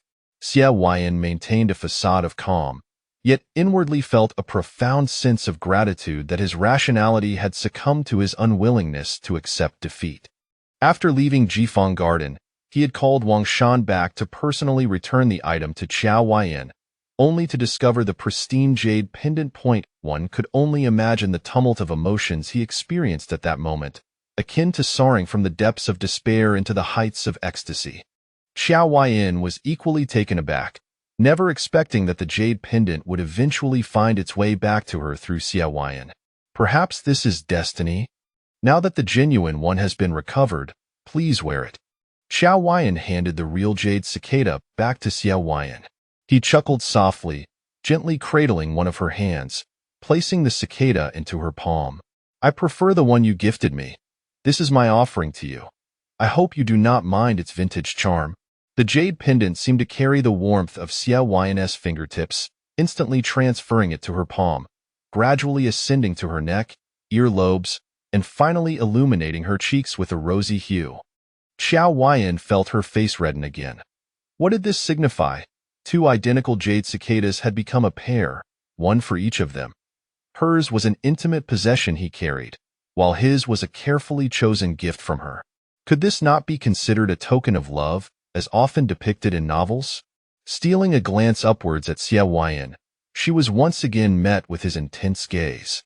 Why was it that whenever she looked at him, he seemed to be gazing back? However, this time, Qiao Yin averted his eyes first, tilting his head away. Qiao Yin then caught sight of his ear, flushed crimson as if it were about to bleed, even more so than during their previous embrace, with a faint blush creeping onto his otherwise composed visage. This sight ignited a mischievous desire within Qiao Yin. A thought crossed her mind that if she were to suddenly leap forward and bite him, would his charming face not turn an even deeper shade of red? Watching a pristine white canvas being stained with color, she mused, how delightfully perverse and thrilling. Her heart raced, and a surge of warmth coursed through her veins, but a sudden fit of coughing jolted her back to reality, the pain in her throat akin to being sliced by a blade. Just then, Bai Zhu arrived with the medicine, which Qiao Yin naturally took and brought to her lips. Do not speak. Just drink the medicine first. Upon seeing the potion, Qiao Yin was reminded of the recently departed Uncle Xie and felt a twinge of embarrassment. Why didn't you inform me beforehand? I was so rude just now. Look at my disheveled appearance. I didn't even wash my face. She had just wiped away a bit of sleep from her eye, utterly mortified. Qiao Yin chuckled. You are a patient. Such matters need not concern you. Qiao Yin retorted. But Uncle Xie is not merely a doctor. He is your relative, my very first elder to meet. Is this significance due to him? Qiao Yin raised an eyebrow, gently ruffling her hair. My apologies. I shall notify you in advance next time. However, our family is quite large. We may encounter relatives at any moment. With the jade cicada recovered and her bond with Qiao Yin restored, Qiao Yin felt a sense of ease wash over her, revitalizing her spirit. Isn't your family originally from Huai Prefecture? Surely you have many relatives in the capital? Qiao Yin nodded before replying candidly, primarily, yes, in Huai Prefecture, but as the crown prince has yet to ascend the throne, there are indeed numerous connections. When my mother encountered difficulties during my birth, the empress, disregarding palace rules, brought my mother into the palace, thus allowing me to survive. Later, when the crown prince was born, he was sent to the Xie family for upbringing, and we grew up like brothers. Supporting him in ascending the throne is both a personal and ethical obligation. Qiao Yin was taken aback by the seriousness of Qiao Yin's response, realizing that every interaction with him imbued her with a sense of importance and genuine regard, a delight that resonated deeply within her. You need not be so earnest. I was merely inquiring casually. Yet this is your first inquiry into my life. I cannot afford to be casual. A slight tremor coursed through Qiao Yin's heart as she raised her gaze to meet Qiao Yin's earnest eyes. Their gazes locked, and warmth flooded her cheeks, prompting her inner thoughts to exclaim, "Oh, this is unbearable. He has me utterly ensnared. I must devise a way to claim him soon." Chapter 39. Xie Yuantan's promises are never broken indeed. Uncle Xie possesses remarkable medical skills. After consuming a bowl of medicine, Qiao Yin felt invigorated, particularly finding relief in her throat. Out of the corner of her eye, she caught sight of the jade cicada by her pillow and couldn't help but remark, although the item has been recovered, it has still resulted in a significant financial loss for you. The once splendid Jifeng garden has turned into a mere puddle, the old lake reduced to a muddy pit, rendering the entire estate devastated and incapable of continuing its business. The thought of such a considerable sum of money going to waste is painful to contemplate. Fear not, for Jifeng Garden has been operational for quite some time. It is due for a renewal.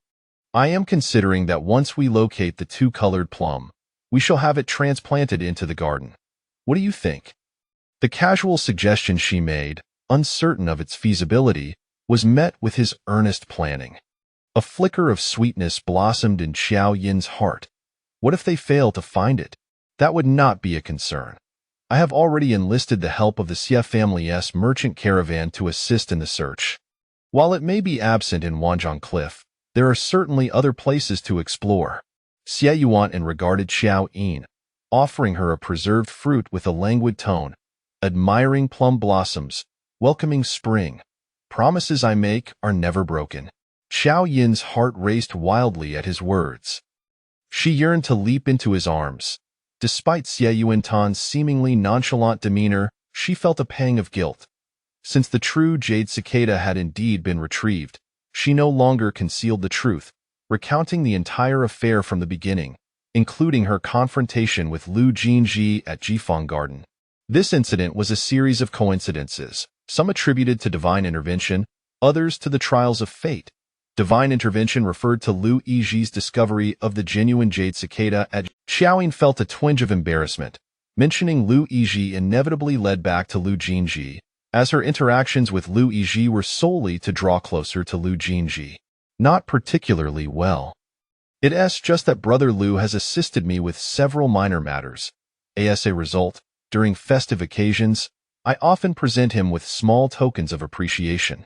Xie Yuantan did not press further, nor had he the time, for at that moment, Bai Zhu rushed in, flustered, exclaiming, "Qiao Mo is fighting with someone at the tavern and has been apprehended by the authorities." What? How could my brother engage in a brawl for no reason? Qiao Yin exclaimed, anxious to rise. Xie Yuantan urged her with an authoritative tone, "You are still unwell. Remain at home and rest. I shall go and see. There is no need for concern." With that, he strode purposefully out the door. Bai Zhu added, "General Xie will surely bring the young master back. Miss, do not worry." Watching Xie Yuantan's departing figure, Qiao Yin thought, "I am not worried. I merely wonder if we are being too much of a bother to him repeatedly." At the court of Shuntian Prefecture, chaos reigned. "I'll beat you all. You deserve it for your foul mouths, as repugnant as if you had consumed excrement. I shall teach you a lesson." Qiao Mo's face flushed with fury, veins bulging as he drew his sword, ready to strike. Nearby, 3 constables scrambled to restrain him, one gripping his wrist, another his shoulder, and a third embracing his waist, barely managing to subdue the enraged beast. Across from him stood 5 or 6 young gentlemen, finely attired yet bruised and battered, surrounded by a circle of servants. As Qiao Mo hurled insults, they retaliated. "Where did this brutish oaf come from? We were merely enjoying a drink, and you barged in to assault us? Do not think that just because your father is a marquis, we are afraid of you. Be careful that we do not report your father. You dog, if you cannot win, you can only run home to complain. This is all you amount to. Go on, report. I fear you not." With a disdainful spit, Qiao Mo ignited further outrage, and the crowd surged toward each other again. "Silence, silence." The prefect of Shuntian, Zhou Fuyin, sat at the head table, nearly shattering the gavel in his hand as the tumultuous crowd remained unruly. These young men were all sons of influential officials, their familial status surpassing even that of the prefect, who dared not offend them. After careful reflection, Zhou Fuyin's gaze fixed upon Qiao Mo, for among them, he was the least powerful. Although the Jing'an Marquis household was noble, it had only recently been granted the title, with the Marquis often away at war, leaving Qiao Mo with a tenuous foothold in the capital and no political allies.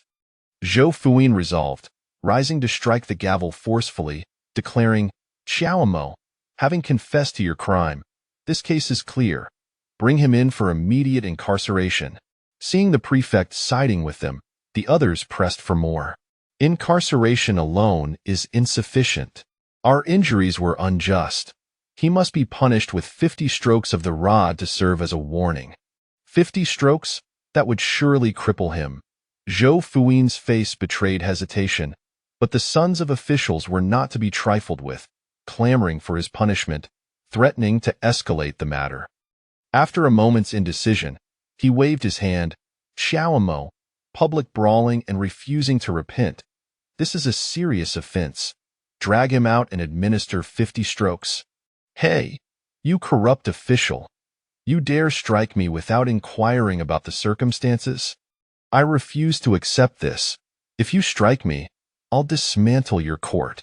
Several constables immediately rushed to seize Qiao Mo, dragging him away against his will. Though Qiao Mo's heart seethed with indignation, he knew he was outnumbered and that a beating was inevitable. At that moment, a loud proclamation echoed from outside, "General Dinghua has arrived." Xie Yuantan strode in with purpose, his presence as imposing as a towering mountain, instantly silencing the court. Seeing his formidable ally, Qiao Mo's heart soared with joy, and he turned to glare fiercely at the sons of officials. "You are all doomed. Humph. Zhou Fuyin, startled, hurried to bow and pay his respects. Greetings, General. What brings you to Shuntian Prefecture today?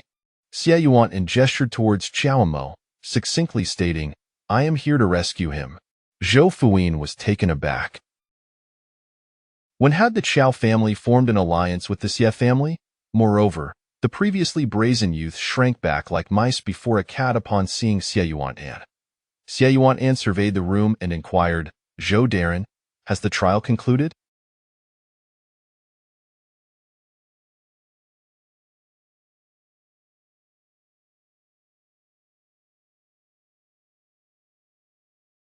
May I see the case files?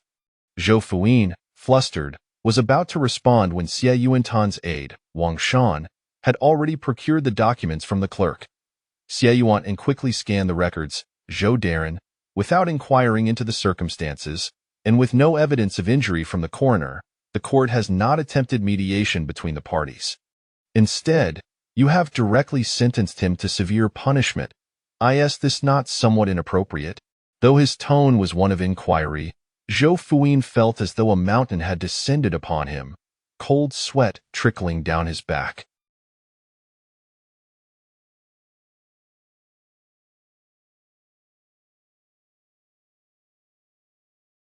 Seizing the opportunity, Qiao Mo shouted, They were the ones who slandered my sister first. I merely warned them, but they persisted, forcing my hand. Xie Yuantan's expression hardened as he turned to the bruised noble youths. What accusations did you make? Chapter 40. Keep your distance from Qiao Yin. Xie Yuan gazed expressionlessly at the group of young gentlemen, a mere utterance from him causing a chill to run down their spines, as if a blade were held to their throats. We spoke not a word. We merely addressed the matter at hand. His sister, Qiao Yin, knowing full well that young Master Lu had already engaged with another, resorted to the despicable tactic of threatening him with a plunge into the lake.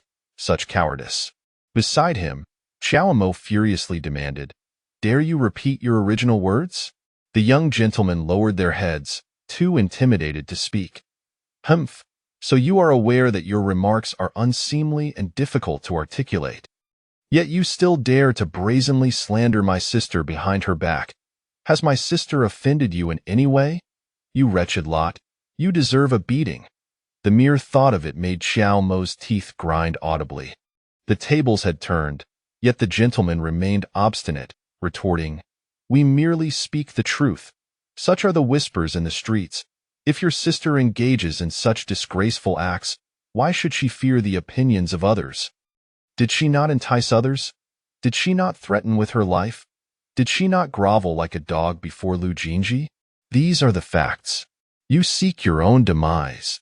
Qiao Mo fumed, raising his fist, only to be restrained by Xie Yuan. Maintaining an impassive demeanor, Xie Yuan remarked, Since this involves Miss Qiao Air, let us address the theft case concerning her from the other day as well. Wang Shan, take my invitation to summon Chu Wenjing and all those present at the gathering in Jifeng Garden to the magistrate's office. Wang Shan complied and departed. Xie Yuan then turned to the magistrate of the Zhou household, speaking in a calm yet deliberate tone, Lord Zhou, I must admit that I have another matter to discuss today on behalf of Miss Qiao Air.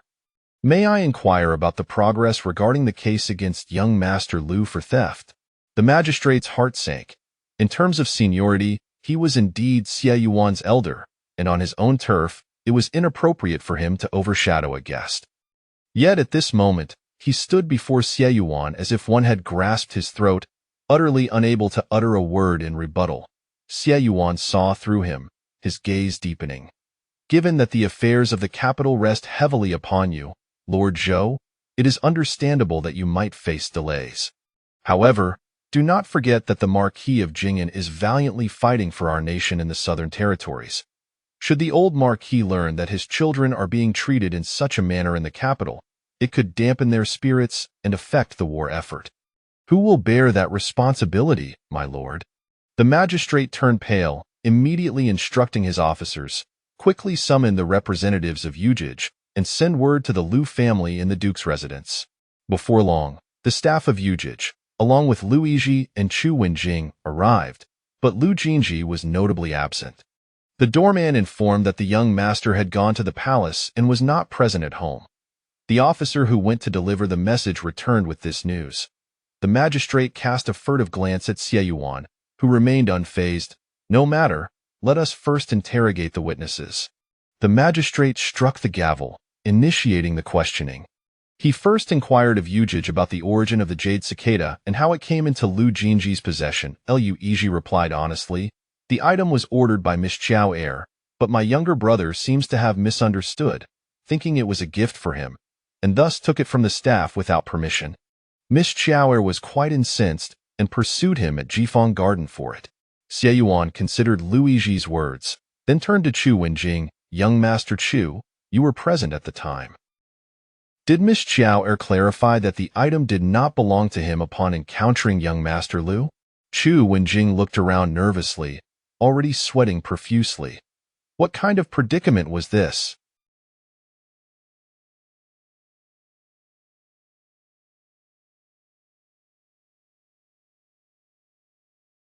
How had he ended up in the magistrate's office? What could he possibly say? That Lu Jin Zhi had taken it upon himself and acted out of jealousy. Wouldn't he that merely embarrass him further? Yet, before him stood Qiao Yin. Just moments ago, his father had lit up upon seeing Qiao Yin's invitation. If he were to offend Qiao Yin by lying, he would surely face his father's wrath upon returning. Thus, he found himself trapped, regardless of whether he spoke or remained silent. As Chu Wenjing wrestled with his dilemma, another person stepped forward, recounting the events in full detail. Miss Qiao Yin, upon meeting young Master Lu, demanded the jade pendant. When he refused, she declared that she had reported the matter to the authorities and even brought officers with her. This provoked young Master Lu, who, in a fit of anger, threw the pendant into the lake, prompting Miss Qiao Yin to leap into the water in search of it. "Is this correct, young Master Chu?" Qiao Yin asked, seeking confirmation once more. At this point, Chu Wenjing could no longer evade the truth and could only nod, yes. As Chu Wenjing was the one most closely acquainted with Lu Jin Zhi, his testimony held significant weight. The truth was now laid bare, leaving the group of wealthy young gentlemen utterly dumbfounded. The reality starkly contrasted with the rumors they had heard.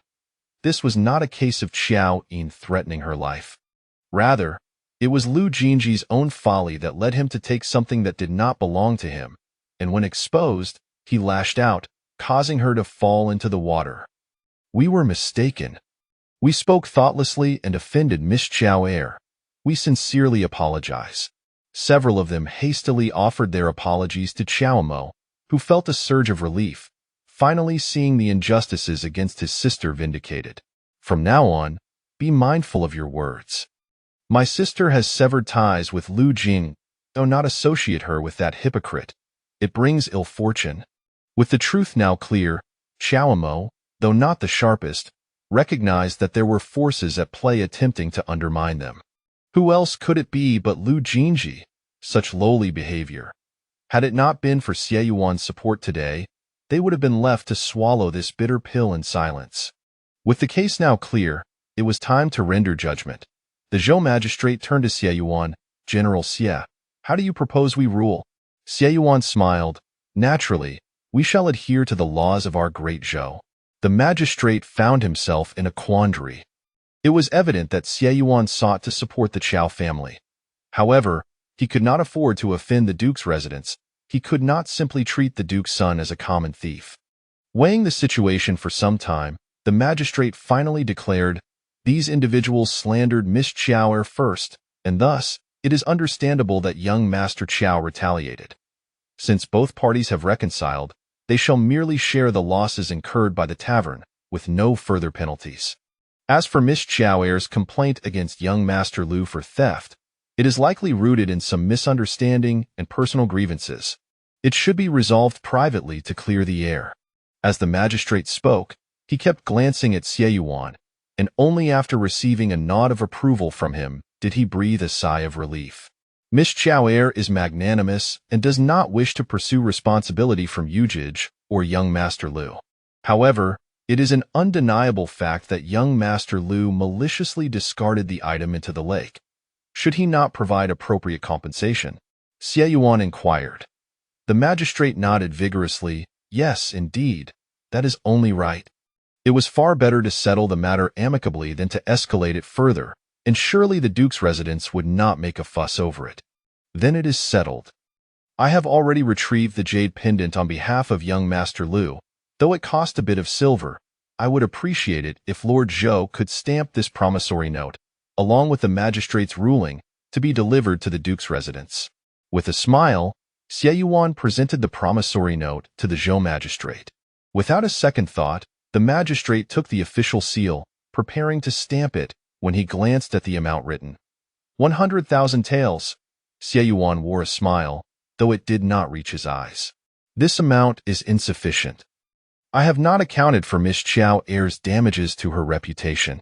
As he spoke, he placed his hand on the magistrate's seal, pressing it down firmly. The magistrate stood frozen, allowing Xie Yuan to affix the official mark to the promissory note. Xie Yuan withdrew the stamped promissory note and ruling, turning to hand them to Lu Jin. Return and inform your father. Do not harbor any intentions towards the Qiao family, and keep your distance from Qiao Yin. Xie Yuan raised his gaze, his piercing eyes fixed on Lu Jin. You too, keep your distance from Qiao Yin. Chapter 41. What if Qiao Yin comes to find me? Qiao Yin waited at home for half the day, remaining patient until the lanterns were lit long last. She heard the sounds of Qiao Mo's return and hurriedly draped a garment over herself to greet him. Elder brother, are you injured? Qiao Mo waved his hand, his face alight with triumph. Injured? What could possibly happen to me? Those inept fools are no match for my fists. What on earth happened? Why did you strike someone? What did the Yaman say? Qiao Yin queried anxiously. Initially, Qiao Mo intended to conceal the details, but given Xie Yuan's explicit instructions to ensure Qiao Yin was fully informed for future preparedness, he reconsidered. The underhanded tactics employed by the Lu family warranted a cautious approach.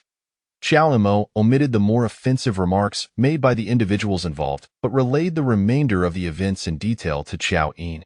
The magistrate, fearing the strong and bullying the weak, was about to punish me, but fortunately, Xie Yuan arrived just in time.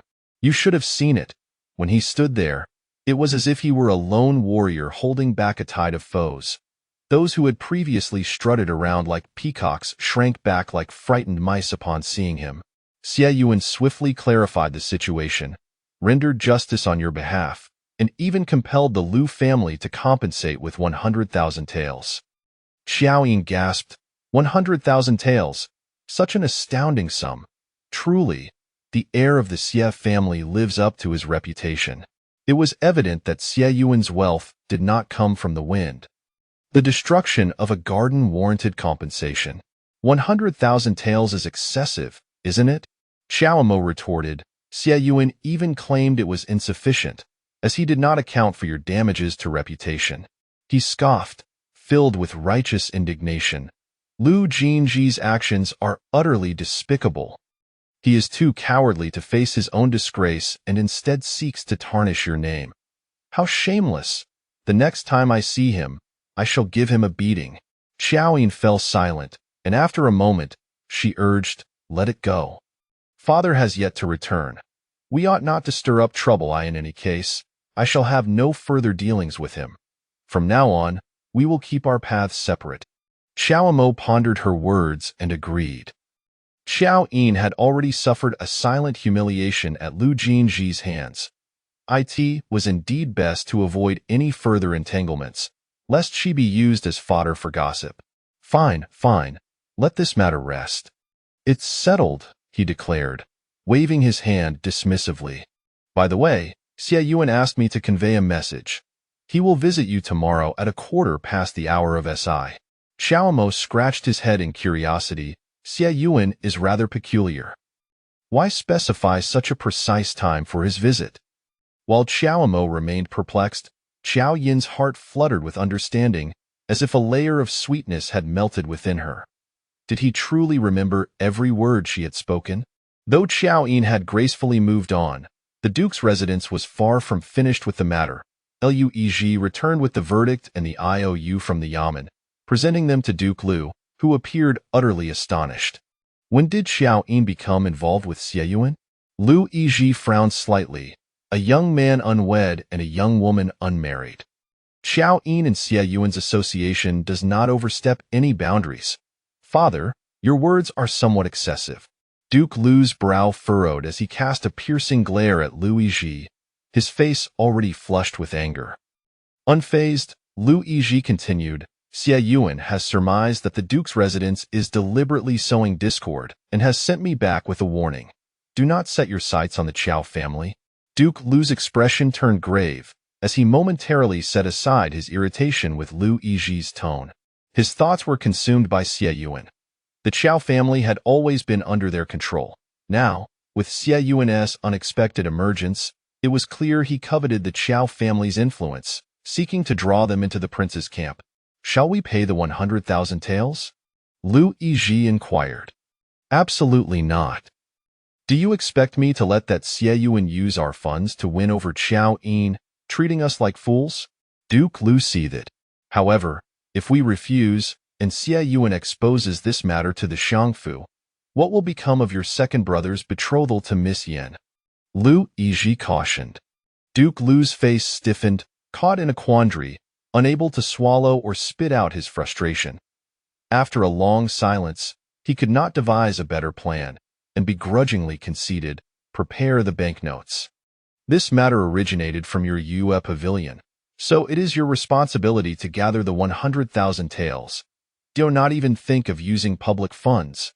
Lu Jin was taken aback. Father, what, are you not satisfied? Before he could finish, Duke Lu interrupted, and Lu Jin shook his head. I dare not, but I wish to inquire if this matter should be communicated to my second brother? That is not your concern. Focus on your own tasks, gather the funds, and deliver them to the Qiao residence. Let this matter be concluded, Duke Lu replied impatiently. Understood. I shall take my leave. Lu Jin bowed and exited the room, the humble demeanor he had worn vanishing, replaced by an icy indifference.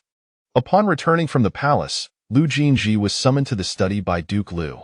Duke Lu inquired in a stern tone, What did the noble consort summon you for? Lu Jin Zhi, unaware of his father's unusual demeanor, replied candidly, My aunt mentioned that the autumn hunt is approaching soon and urged me to perform well.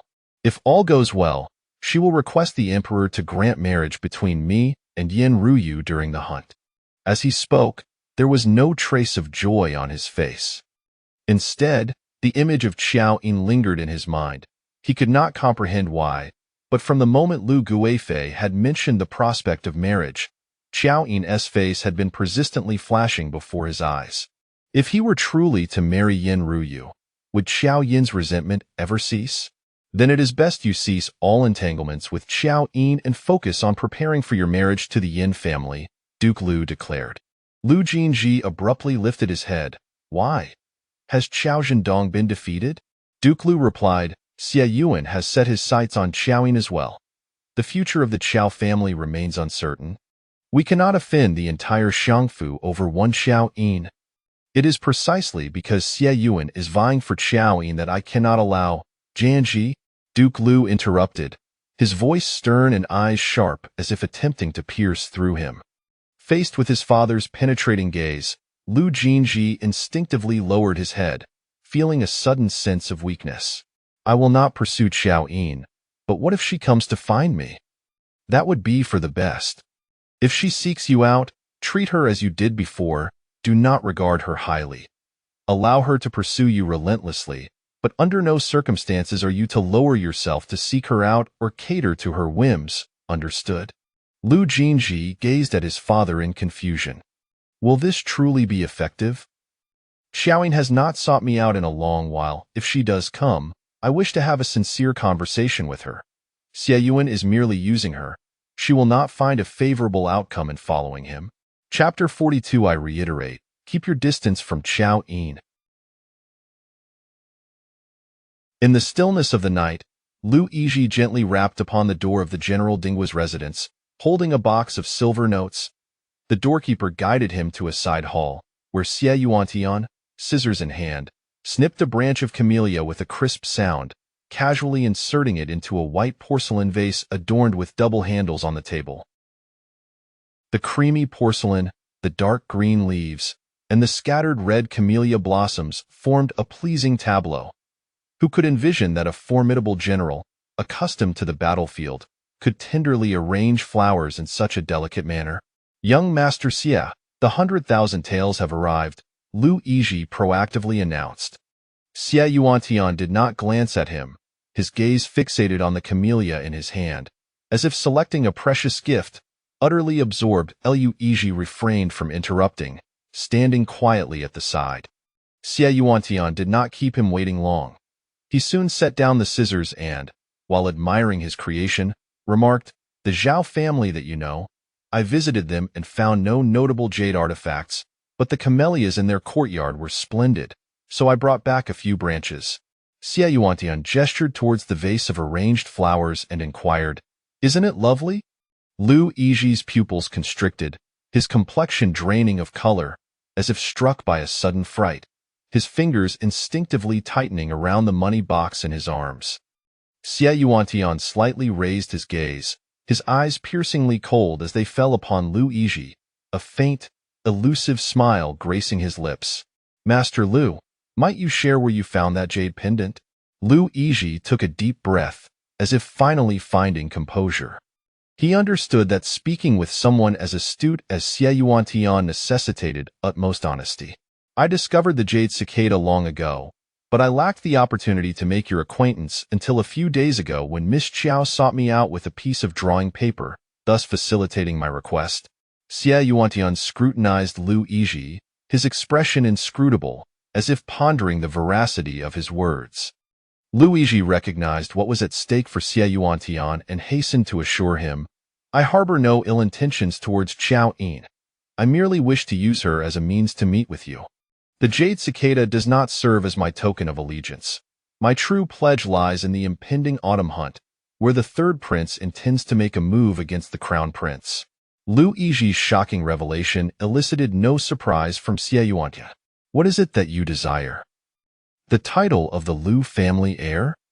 Lu Jin shook his head, a cold smile curling his lips.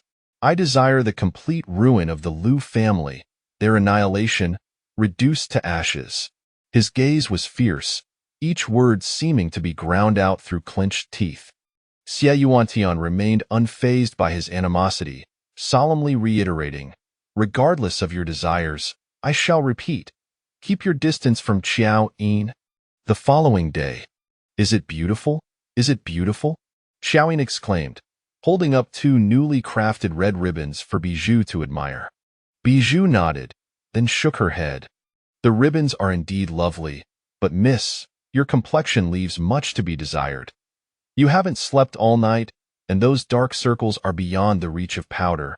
Qiao Yin leaned closer to the copper mirror. The reflection was undeniably beautiful, yet her pallor was striking, with faint shadows beneath her eyes. Though it did not detract from her allure, it added an air of delicate fragility. "As weak as a willow swaying in the wind, one cannot help but feel sympathy," she mused. "What need is there for concealment? This is precisely the effect I desire. When Xie Yuantian sees me working while ill, he shall be moved to tears." Qiao Yin declared with pride. Bijou smirked slightly, unable to restrain her skepticism. "Miss, are you certain that General Xie will even notice? When you first learned to make ribbons, you toiled for 2 days and nights, your eyes bloodshot, and Lu Jin Zhi didn't even glance your way. Not to mention your first attempt at crafting a sachet, where your fingers were pricked into a veritable hive, yet he remained oblivious and even disdainful of your efforts, tossing them to a servant." Qiao Yin wished she could sew Bijou's mouth shut. "Xie Yuantian is different. Just wait and see." Ignoring Bijou, she threaded the jade pendant given by Xie Yuantian onto one of the red ribbons and hung it at her waist. At that moment, a sound of footsteps approached from outside the courtyard. Qiao Yin set down her items and walked to the door, only to see a vibrant red camellia being carried inside. The flower, pot and all, stood as tall as a person, bursting with blossoms, a fragrant spectacle that was utterly delightful. Surprised, Qiao Yin thought, how did Xie Yuantian know of my fondness for camellias? Just as she pondered this, a lively figure emerged from behind the camellia. I heard you were unwell, so I came to see you, Shui Wanran said, twirling her handkerchief as she briskly approached. What is that expression? Are you displeased to see me? No, not at all. I'm quite happy, Qiao Yin quickly replied, forcing a smile and gesturing towards the flowers. What about these? This morning, when I saw that the flowers in our academy were blooming, I selected the finest pot to bring you. Am I not thoughtful? Thoughtful indeed. Qiao Yin felt a twinge of emotion. You even know my preferences? Shui Wanran chuckled awkwardly. Well, last time, when you were competing with Yin Ruyu for the velvet flowers, you looked rather pitiful. There were so many, and they weren't particularly valuable. Everyone was simply looking for something fresh, yet Lu Jin Zhi preferred to reward Yin Ruyu's servant rather than give you anything. Qiao Yin wished she could silence this conversation. Let us not dwell on that, she stated, rising to serve tea to Shui Wanran, who, filled with righteous indignation, followed closely behind her, continuing her tirade. I've heard everything. Lu Jin Zhi deliberately tossed your belongings into the lake, then twisted the narrative, claiming you attempted to coerce him into love. How shameless can he be? What a despicable act. Qiao Yin pondered. It shouldn't he have been Lu Jin Zhi? Shui Wanran looked at her in disbelief. Even after all that, you still defend him? You can't possibly still have feelings for him? I'm not defending him. I'm merely stating facts. Lu Jin Zhi is too proud and aloof to resort to such tactics. This is likely the doing of the Duke's residents. Qiao Yin replied objectively. Shui Wanran, having known Lu Jin Zhi longer, reflected on her initial attraction to him, drawn by his proud and unyielding demeanor. Qiao Yin, I genuinely admire you. Your open-mindedness is commendable. Despite how Lu Jin Zhi has treated you, you can still evaluate him so fairly. I doubt I could manage such composure. Shui Wanran gazed at her with admiration, while Qiao Yin felt an unexpected sense of guilt and awkwardness. Lu Jin Zhi's cold demeanor towards her stemmed from his lack of affection. Her current tranquility was perhaps also a sign of her own indifference. Ultimately, her motivations were driven by necessity. She sought to ingratiate herself with Lu Jin Zhi for her own survival, a matter unrelated to him. Whether he accepted or rejected her was his prerogative. He owed her nothing. The only debt owed to her was by that wretched system. If the system hadn't malfunctioned, she would have encountered Xie Yuantian long ago. As Qiao Yin contemplated Xie Yuantian, her peripheral vision caught sight of a blue figure entering the courtyard, cradling a bouquet of fiery red camellias. Chapter 43. General Xie sent her flowers for the first time. How could that ruin his charm? Seeing Qiao Yin's gaze fixed on the door, Shui Wanran also glanced outside, and upon spotting a figure, she instantly understood. I see now why you seemed displeased with my presence. It turns out you were not anticipating me at all. Very well, I shall not intrude any longer. Shui Wanran, ever perceptive, rose to take her leave, and Qiao Yin did not insist on her staying, instead escorting her to the door while welcoming Xie Yuantian. Upon witnessing Qiao Yin's eagerness, Shui Wanran felt a pang of envy and quickly turned away after exchanging glances with Xie Yuantian. General Xie, you have arrived. Qiao Yin greeted him with unrestrained joy as Xie Yuantian stepped into the courtyard and immediately noticed the magnificent camellia in full bloom. So grand, so resplendent. Xie Yuantian's expression shifted momentarily. It was already 1/4 the hour. While he had not arrived late, his flowers had indeed come late. Qiao Yin glanced at the camellias he cradled, identical in hue and form. What a coincidence! Have all the camellias in the capital bloomed today? She mused, pondering how Shui Wanran came to know her brother so well, to have brought such a grand bouquet so early in the morning. Bijou, quickly take these flowers to my brother's courtyard, she commanded without hesitation. General Xie sending her flowers for the first time. How could that spoil the scene? She exclaimed. It must be taken away. Bijou was momentarily taken aback, still processing the situation when Xie Yuan interjected. Let my guards carry it. Wang Shan, take it outside, he instructed. Why must these flowers be moved? They are perfectly fine here. Wang Shan thought it rather perplexing, belatedly uttering an "oh" before bending down to lift the pot, only to find it immovable. He exerted all his strength, his face turning crimson, yet the pot remained steadfast. Let me handle this, he finally conceded. Suddenly, he felt an unexpected force at his shoulder, yanked away from the flower pot. When he looked up, he beheld the maidservant beside Miss Qiao, casually rolling up her sleeves, bending effortlessly to grasp the pot's edge, and with a simple lift, the pot was airborne. Wang Shan's eyes widened in disbelief, frozen in place. Bijou, unfazed, held the pot firmly, glancing back with a look that seemed to say, hurry up and assist. Wang Shan, momentarily dazed, finally snapped back to reality when Bijou shot him a fierce glare, as if to warn, hurry, or I shall. Meanwhile, Qiao Yin, as if just discovering the flowers in Xie Yuantan's arms, exclaimed with delight, are these flowers for me? They are truly exquisite. I have never seen such beautiful camellias. Wang Shan, still dazed, observed Bijou swiftly carrying the hefty pot, and then gazed at the vibrant blooms. Never seen such beautiful camellias? I can hardly believe you, he scoffed, yet Xie Yuan believed her. He plucked a flower from the vase and delicately tucked it behind her ear, examining her closely. I too have never encountered such beauty, he remarked. Qiao Yin, reveling in the moment, thought it delightful that Xie Yuan was so accommodating. See how in sync we are, how well matched, she beamed, her eyes crescent-shaped with joy. How did you know I adored camellias? Xie Yuan replied, I guessed you would. Your guess is remarkably accurate. Qiao Yin produced a red cord she had prepared. I have a gift for you as well, look. Xie Yuan noticed the cord in her hand and keenly observed the jade cicada dangling from her waist, adorned with the same style of red cord. You spent the entire night crafting this? Feigning surprise, Qiao Yin asked, how did you know? He took the cord from her grasp, pondering, the Xie family has a custom. A girl who weaves while unwell must don her creation immediately and return a gift tenfold. Qiao Yin laughed, intrigued. So you expect me to give you 10 cords? Xie Yuan placed the vase in her hands, declaring, I gift you 10 camellias.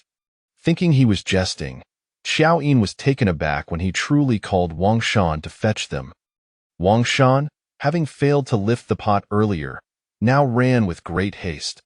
Before long, numerous pots of blooming camellias filled the courtyard, creating a veritable sea of red, far exceeding 10.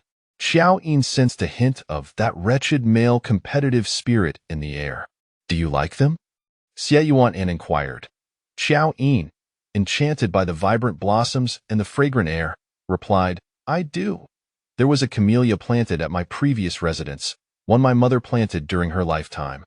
It blooms every winter, and seeing it reminds me of her. Suddenly halting, she realized she had mentioned her mother. It had been many years since her mother had departed. Happiness could indeed lead one to forget their sorrows.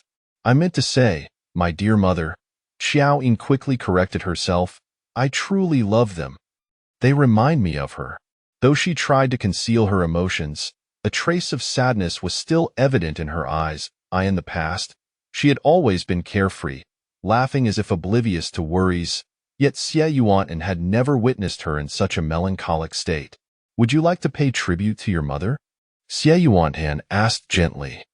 Qiao Yin paused, taken aback. He gestured towards the camellias, saying, consider them messengers from your mother, conveying your sentiments. Qiao Yin's eyes suddenly welled with tears, cascading down her cheeks as she turned away to wipe them. By the time she composed herself, Xie Yuan had instructed Bijou to fetch incense, candles, and a flask of wine. He placed the incense burner before the camellias, poured 3 cups of wine, and lit the candles. All right, we'll give you some privacy. You can take your time to converse with your mother, he said, ensuring everything was in place before quietly withdrawing. As Qiao Yin's tears began anew at the mention of mother. She recalled that her parents had separated when she was very young, and she had grown up with her mother. In high school, her mother had fallen ill unexpectedly, passing away within 3 months. On the day of her passing, the camellias in the courtyard had shed all their blooms overnight. Mother, Inin is doing well, just as you advised, living splendidly. Time passed as she silently mourned, and eventually, when Qiao Yin emerged from the courtyard, she found Xie Yuan standing alone outside, solitary and forlorn. With red-rimmed eyes and a flushed nose, she felt a wave of embarrassment. General Xie, I apologize for the inadequate hospitality. Xie Yuan turned to her, holding up the nearly not. Qiao Yin chuckled, taking the items from him while teasing. Is this the greatest setback of General Xie's life, being unable to don a single cord? As she spoke, her dainty fingers deftly maneuvered, and the jade cicada was securely attached to the cord. Bending down, she reattached the jade pendant to his waist. Xie Yuan inhaled the floral fragrance from her hair, murmuring, So, we are a pair now, are we not? Chapter 44. Is Lu Jin Zhi blind? Fortunately, he is blind. When that deep yet gentle voice echoed, Qiao Yin was momentarily distracted as she fiddled with his belt, unsure whether he referred to the jade pendant as a pair or to the two of them. Her cheeks flushed slightly as she raised her gaze to meet Xie Yuan's, only to find him blushing as well. Did he not realize that although he managed to maintain a composed expression, his ears betrayed him with their crimson hue whenever he felt shy? Qiao Yin paused her movements, gazing up at him, deliberately teasing, Would you be willing to become a pair with me? Xie Yuan's earlobes turned an even deeper shade of red. His eyes flickered momentarily before he nodded. Qiao Yin felt an overwhelming urge to scream. Xie Yuan displayed such an obedient side, appearing so adorably bashful as if he were entirely inexperienced. His demeanor was undeniably captivating, inciting a desire to pounce. No, she needed to devise a plan to win him over soon. Noticing Qiao Yin's sudden halt, Xie Yuan assumed he had overstepped, but upon lowering his gaze, he saw her smiling dreamily without any sign of rejection. Perhaps he had been overthinking. Maybe he should be bolder. Yin, have you fastened it? Snapping back to reality, Qiao Yin adjusted the pendant, ensuring it hung just right. The red knot and white jade pendant dangling from their waists were strikingly eye-catching. The more she looked at it, the more satisfaction she felt, and she could not help but say, You might not believe it, but this jade pendant seemed oddly familiar to me at first glance, as if I had seen it somewhere before, yet I could not recall where. Xie Yuan chuckled lightly, dismissing her inability to remember. Forget about it. I have something else for you. He produced a neatly bundled roll of silver notes from his sleeve and handed it to Qiao Yin. This is the compensation from the Duke's residence for you. Qiao Yin was taken aback. Isn't this the money for purchasing Ji Fengyuan? This is your loss. It should be given to you. Xie Yuan explained earnestly. What has happened cannot be changed. For instance, if I had not left that day at Yuji-gu, perhaps you would not have fallen into the water, nor would those. But there is no such thing as what if in this world. I cannot alter what has transpired. I can only offer remedies.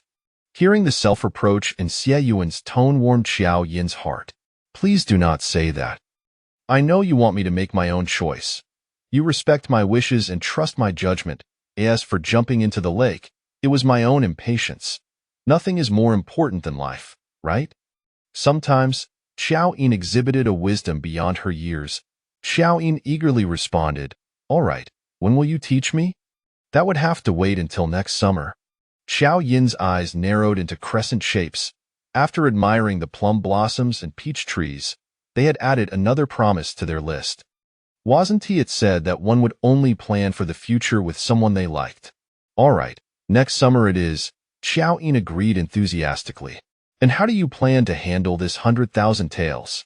Xie Yuan inquired, picking up the roll of silver notes once more. Qiao Yin pondered for a moment before replying, This unexpected fortune, I dare not use it. Rather, I would donate it to the court. Have heard that the southwestern provinces have suffered from floods, and their grain production has drastically decreased, making this winter particularly difficult. Will 100,000 taels be of help to them? Qiao Yin gazed at her quietly. Her words were sincere, and her eyes were clear, showing no attachment to the 100,000 taels. Sensing his scrutiny, Qiao Yin tilted her head and playfully tossed her hair. Do you think I am beautiful and kind-hearted, particularly charming? What had started as a jest turned serious when Qiao Yin nodded earnestly and complimented. You are indeed more enchanting than those camellias blooming on the branches. At that moment, an idea struck him. Is Lu Jin Zhi blind? He was immensely relieved he was blind. Flushed from his praise, Qiao Yin felt bashful and quickly diverted the conversation. The emperor is going on a hunting expedition in a few days. You will be going too, right? Qiao Yin would undoubtedly attend, being a high-ranking official and a trusted confidant of the crown prince. However, this meant they would not be able to meet. With Qiao's father absent from the capital, she and Xiaomo were not yet qualified to accompany the expedition. The emperor's hunting trip would last at least 10 days, posing a significant challenge to her strategy. Now was the perfect moment. She needed to seize the opportunity to win him over decisively. Do you wish to go? Qiao Yin did not answer her directly, but instead posed a question. Qiao Yin looked at him with eager anticipation. Can I go? If I could accompany you, all problems would be effortlessly resolved. Qiao Yin raised the roll of silver notes. You are alleviating the court's burdens.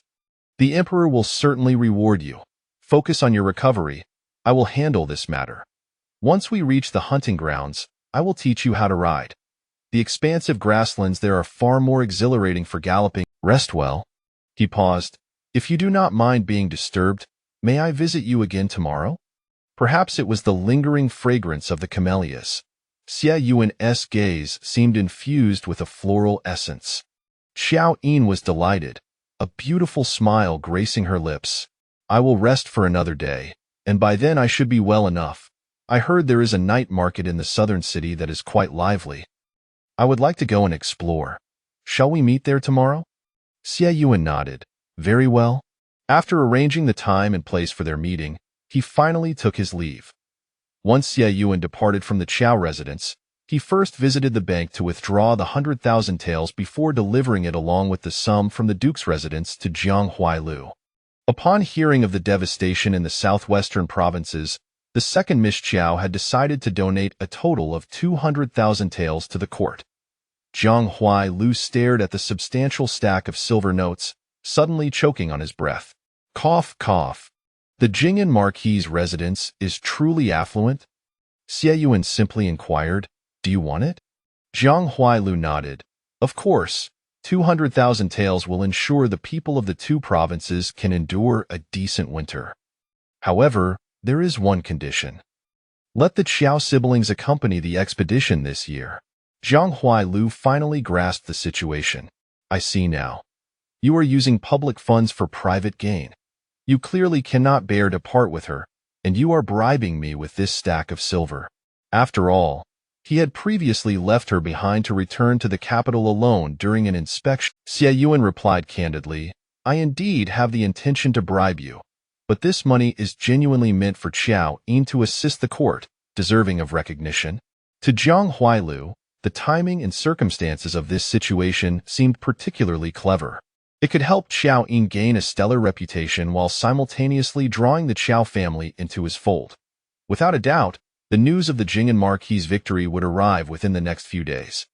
Securing recognition for Qiao Yin now would be far more advantageous than waiting for the Qiao family to rise in status before attempting to ingratiate himself. Once the Jing'an Marquis returned to the capital, his goodwill towards him would undoubtedly increase. Jiang Huailu weighed the stack of silver notes in his hand, watching Qiao Yin with keen interest. I am starting to find it difficult to understand your intentions. Are you drawing near to Qiao Yin to help me win over the Qiao family, or are you genuinely interested in her? Take a guess.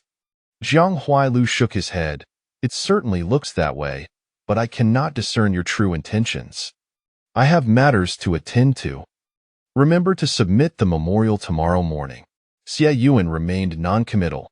Upon exiting the East Palace, he climbed into the carriage and commanded, "To the southern night market."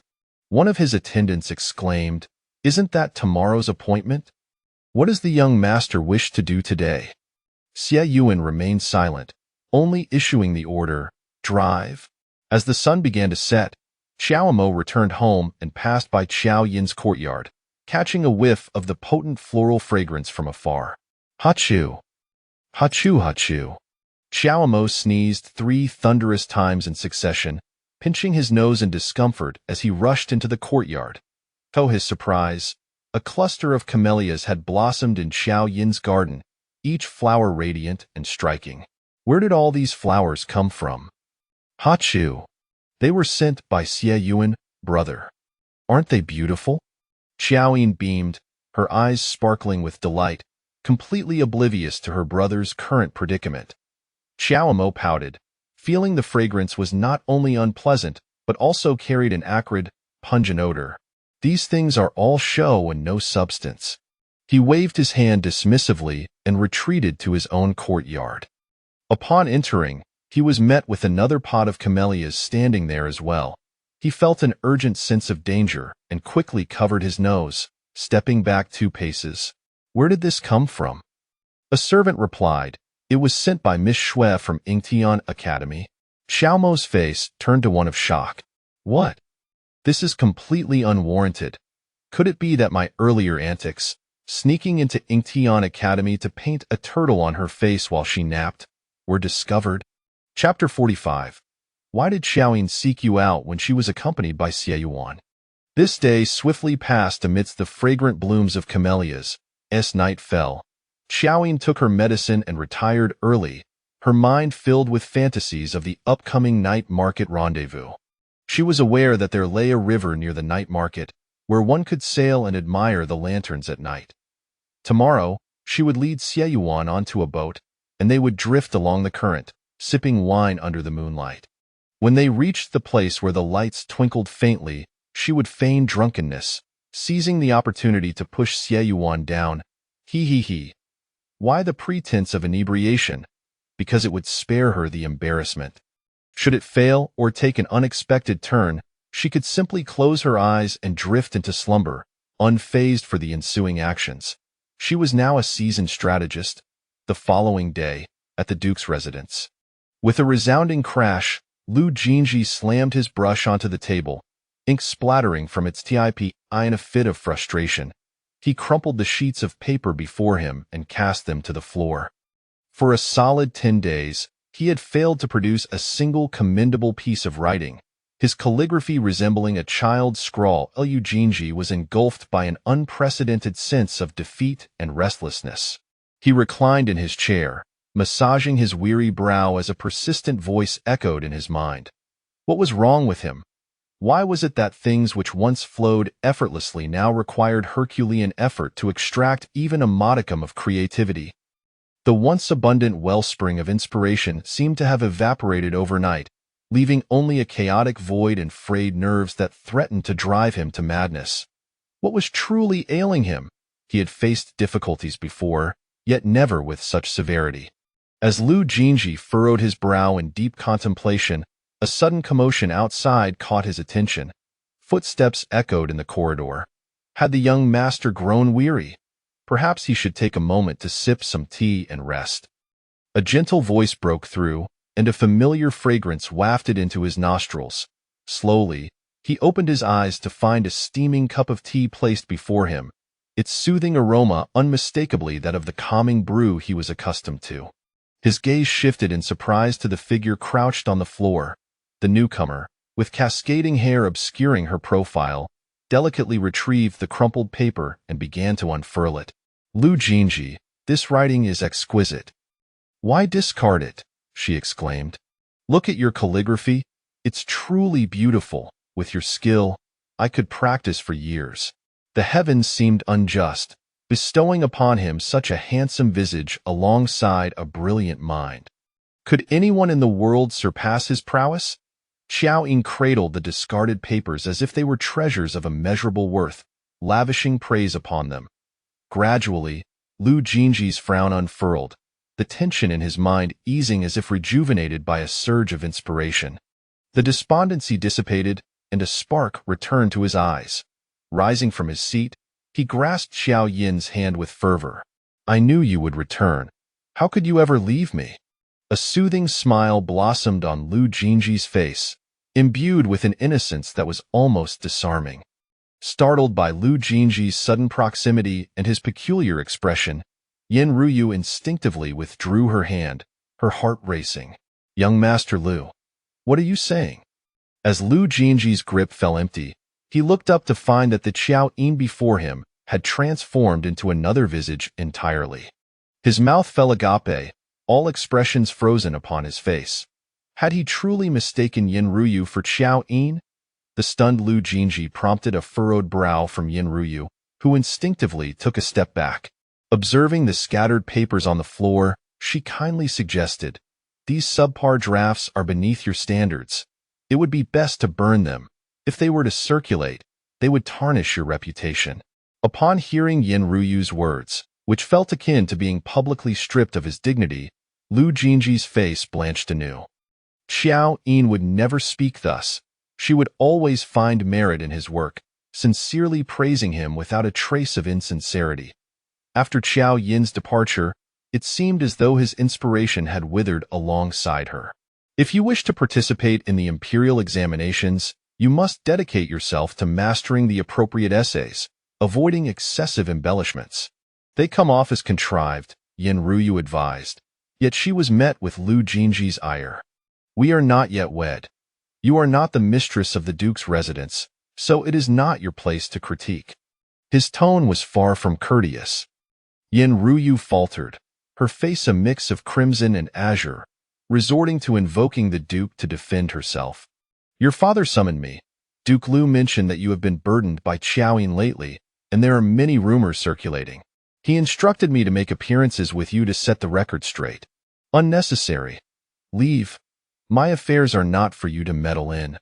Snatching the paper from Yin Ruyu's hands, Lu Jinzhi's face hardened as he issued an unequivocal dismissal.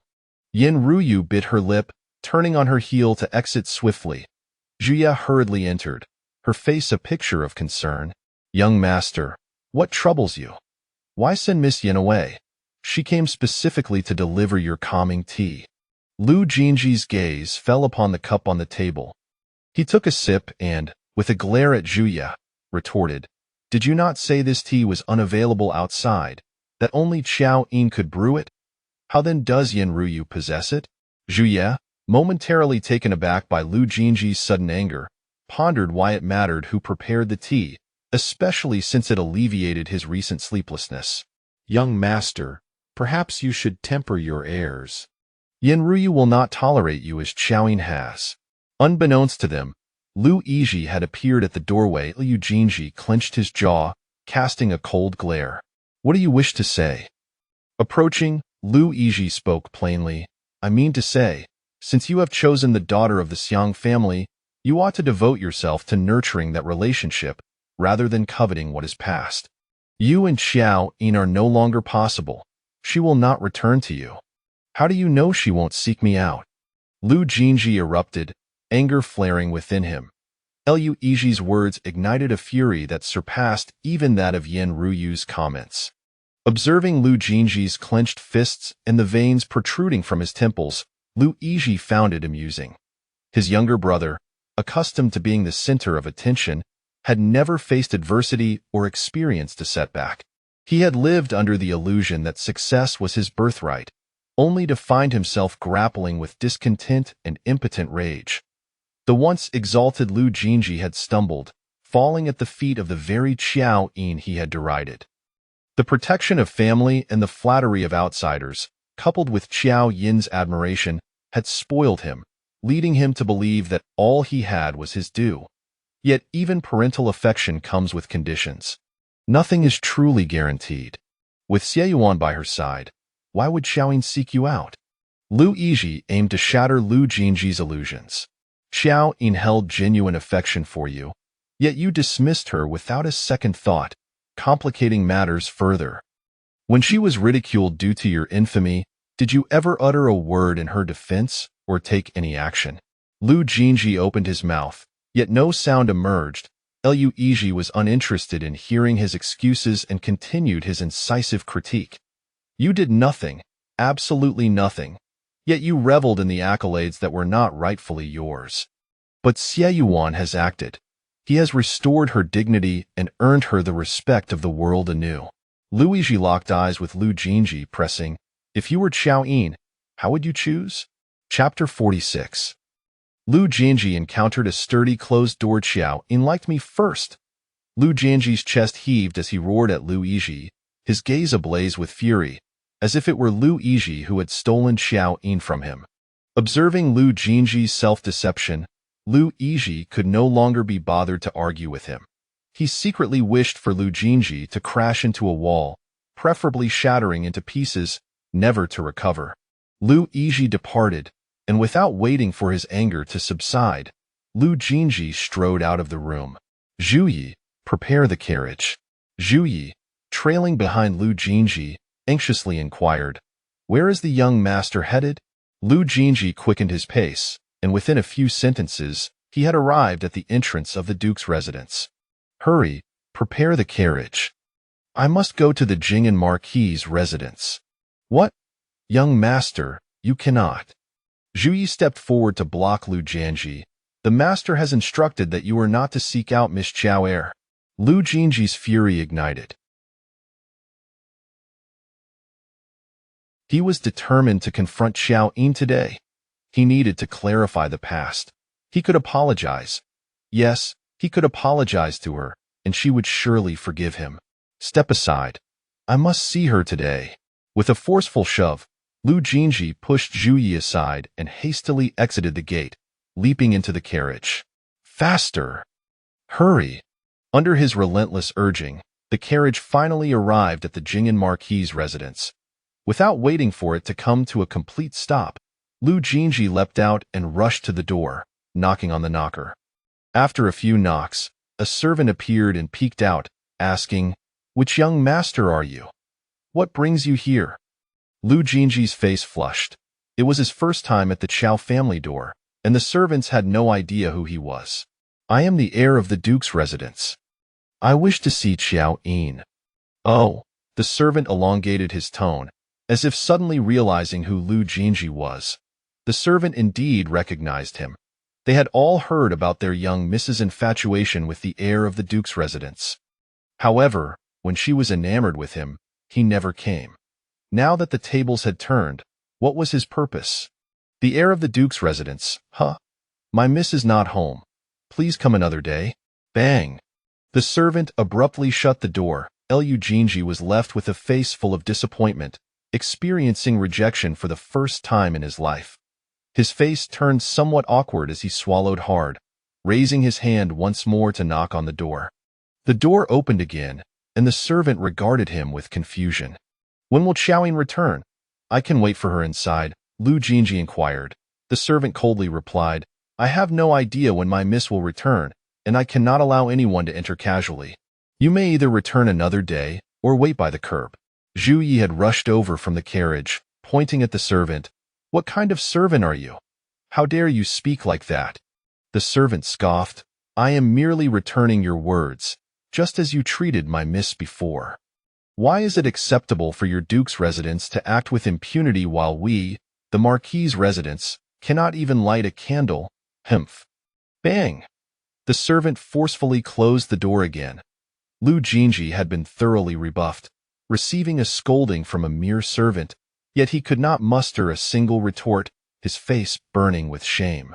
The impulse to see Qiao Yin that had been pent up within him was instantly extinguished by this humiliation. Like a fugitive, Lu Jin Zhi retreated to the carriage. Return, quickly, take me back. In a frenzy reminiscent of his, upon reaching the gate of the Duke's residence, Lu Jin Zhi, his mind in a haze, disembarked and entered. Where have you been? Lu Guogong's cold reprimand met him as soon as he entered. What have you achieved today? Miss Yin is here at my behest to assist you. Dio, you realize the commotion surrounding Jifeng Garden? People are already whispering about you. Moreover, the Crown Prince sought a reward for Qiao Yin today. and she used funds from our duke's residence to bolster the crown prince's standing. As Lu Guogong spoke, his anger flared.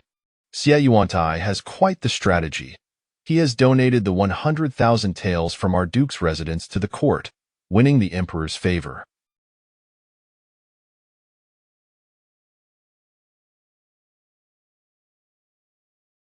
Qiao Yin has garnered a splendid reputation. The crown prince has pleased his majesty, and even successfully allied with the Qiao family.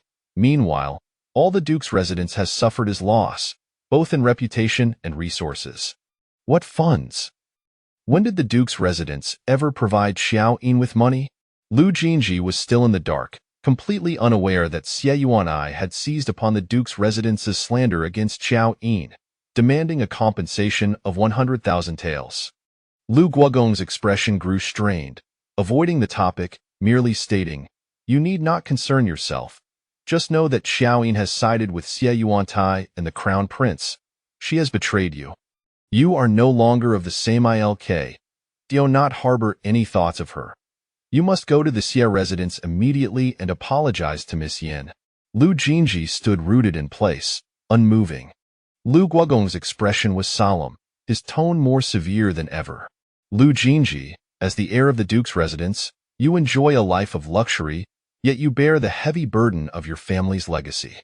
You must prioritize the greater good and refrain from reckless behavior. Lu Jinji's head slowly lowered, ultimately responding weakly, "Yes, father. I shall go to the Xie residence now." "Miss, are we perhaps too early? It isn't even dark yet?" A carriage had stopped at the southern market of the city, and Buzhu lifted the curtain to glance at the setting sun, kindly cautioning, "Alas, I fear unforeseen circumstances on the road. I already missed an appointment once, and this time I would rather arrive early than late," Qiao Yin explained. "Since we've come, let us stroll around and find a place to eat while we wait." Qiao Yin pulled Buzhu down from the carriage. Although it was not yet dark, the stalls were already open and the streets bustling with pedestrians. "There's a place selling earthen pot soup ahead. I've heard it's quite good. Today, I'll treat you." Qiao Yin confidently led Buzhu forward when suddenly, a young gentleman approached, nodding at her. Taken aback, Qiao Yin felt a sense of familiarity and returned the nod. "Miss Qiao." "Good day, Miss Qiao." Qiao Yin halted, perplexed, and turned to Buzhu. "How strange. These people are greeting me. In the past, they either laughed at me or avoided me altogether. They would never treat me so amiably." The young gentleman turned pale with fright, stammering, "Miss, you misunderstand. I admire Miss Qiao, which is why I greeted her. Your challenge at Ingtian Academy and your noble fundraising efforts have left a profound impression on me. I have been quite offensive in the past. I beg for Miss Qiao's forgiveness." Once Buzhu released him, Qiao Yin and Buzhu arrived at the earthen pot soup vendor, her mind still lingering on the young gentleman's words. She found it somewhat inconceivable. After 4 arduous years pursuing Lu Jinji, she had endured much hardship only to acquire a tarnished reputation. Yet, after merely 10 days of pursuing Xie Yuantai, she faced no trials and instead gained renown. What unexpected fortune was this? Xie Yuantai was truly her fateful benefactor. "Miss, is that not General Xie?" Buzhu exclaimed, pointing at the soup vendor. Chapter 47. Yearning to touch your 8-pack abs. Following the direction of Baiju's finger, Qiao Yin cast her gaze towards the unassuming soup stall. The food establishments at the night market were far simpler than those found in taverns and inns, comprising merely a modest hall with a few chairs arranged for patrons, exuding an air of stark simplicity. Xie Yuan sat there, having donned the most inconspicuous plain attire, yet his elegant demeanor and striking physique still distinguished him from the crowd, like a crane among chickens. Perhaps alerted by Baiju's exclamation, Xie Yuan turned towards the sound, and amid the throng of passers-by and the bustling ambience, their eyes met.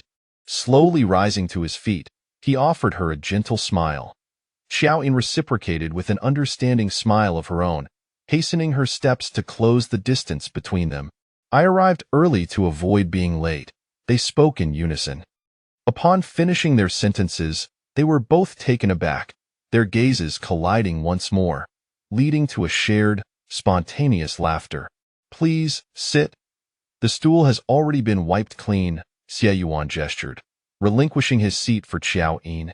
She obliged, settling down with a smile and expressing her gratitude. "Thank you, Qiao Yin." "What have I done to deserve your thanks?" he inquired as he seated himself beside her, naturally pouring hot tea into a cup for her.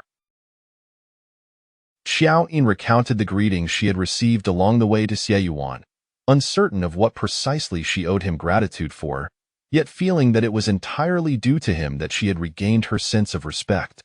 Having prepared the tea, Qiao Yin elegantly lifted the teapot, pouring the brew steadily and unhurriedly into the cup. "I have done nothing at all. Those glances and praises were always meant for you," he declared, placing the cup of tea before her. The establishment served the cheapest tea, having been boiled countless times, merely infusing some flavor into hot water, barely qualifying as tea at all. Yet Qiao Yin detected a faint fragrance emanating from the cup that Qiao Yin had presented. Taking a sip, she observed Qiao Yin's impeccably groomed appearance and couldn't help but chuckle again. "I never imagined you would dine in such a humble place." Raising his gaze, Qiao Yin's eyes mirrored her own. "I guessed you might appreciate this setting, so I thought I would wait here for you." Qiao Yin expressed her surprise. "Another guess. How is it that you are always so accurate?" "I genuinely enjoy this earthen pot soup. When my mother was still alive, we were quite poor and could not afford extravagant meals. She would always buy a little minced meat to stew in a small pot for me, reminiscent of the flavor of this earthen pot soup." These sentiments had never been shared with anyone before, yet Qiao Yin's presence instilled a sense of security, prompting her to open her heart. Qiao Yin's gaze shifted to the large earthen pot outside. "This should not be too difficult to learn, right?"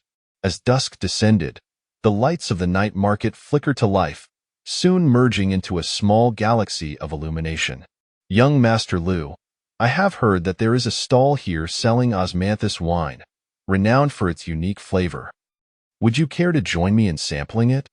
Yin Ruyu turned to Lu Jin Zhi, who, although he had come to apologize to her and agreed to accompany her for a stroll, was lost in thought. Upon hearing her mention osmanthus wine, a distant memory surfaced amid his chaotic musings.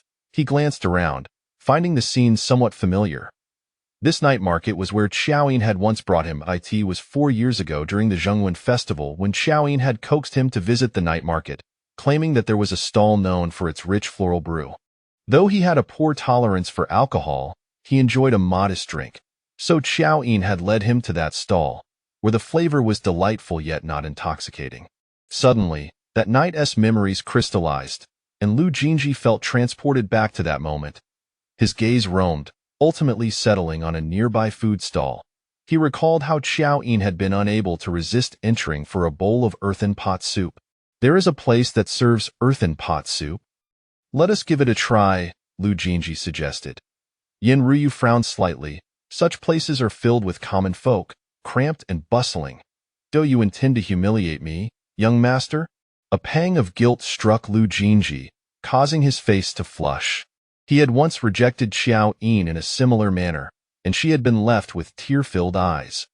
Overwhelmed by an inexplicable sense of remorse, he hastily distanced himself from Yin Ruyu, striding towards the food stall.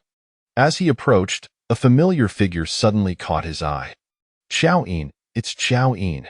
A surge of joy filled Lu Jin Zhi's heart, and he was about to step forward when another tall figure emerged from the stall. Qiao Yin was conversing with a man beside her, who smiled down at her, and the two of them passed right by Lu Jin Zhi, completely oblivious to the eyes upon them.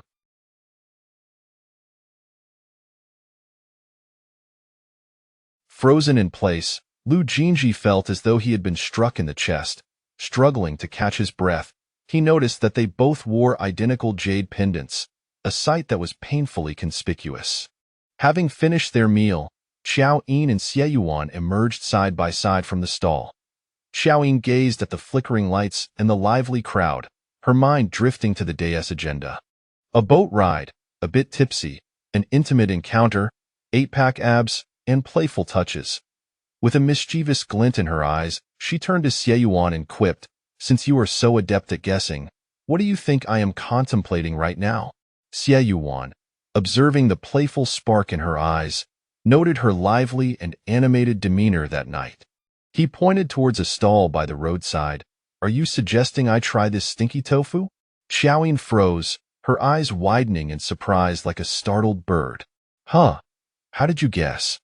She had fleetingly entertained the notion of seeing him, impeccably dressed, indulge in stinky tofu. "I noticed you glancing at it several times," Xie Yuan replied. Caught in her little scheme, Qiao Yin's cheeks flushed as she stammered, "I was just thinking about it.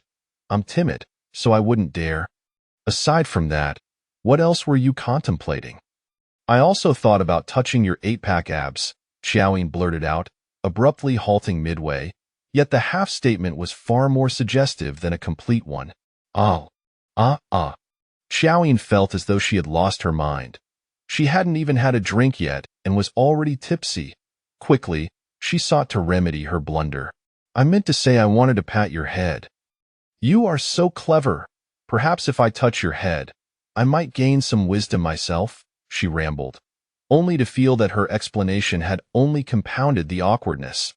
The pleasant atmosphere had once again been disrupted by her words.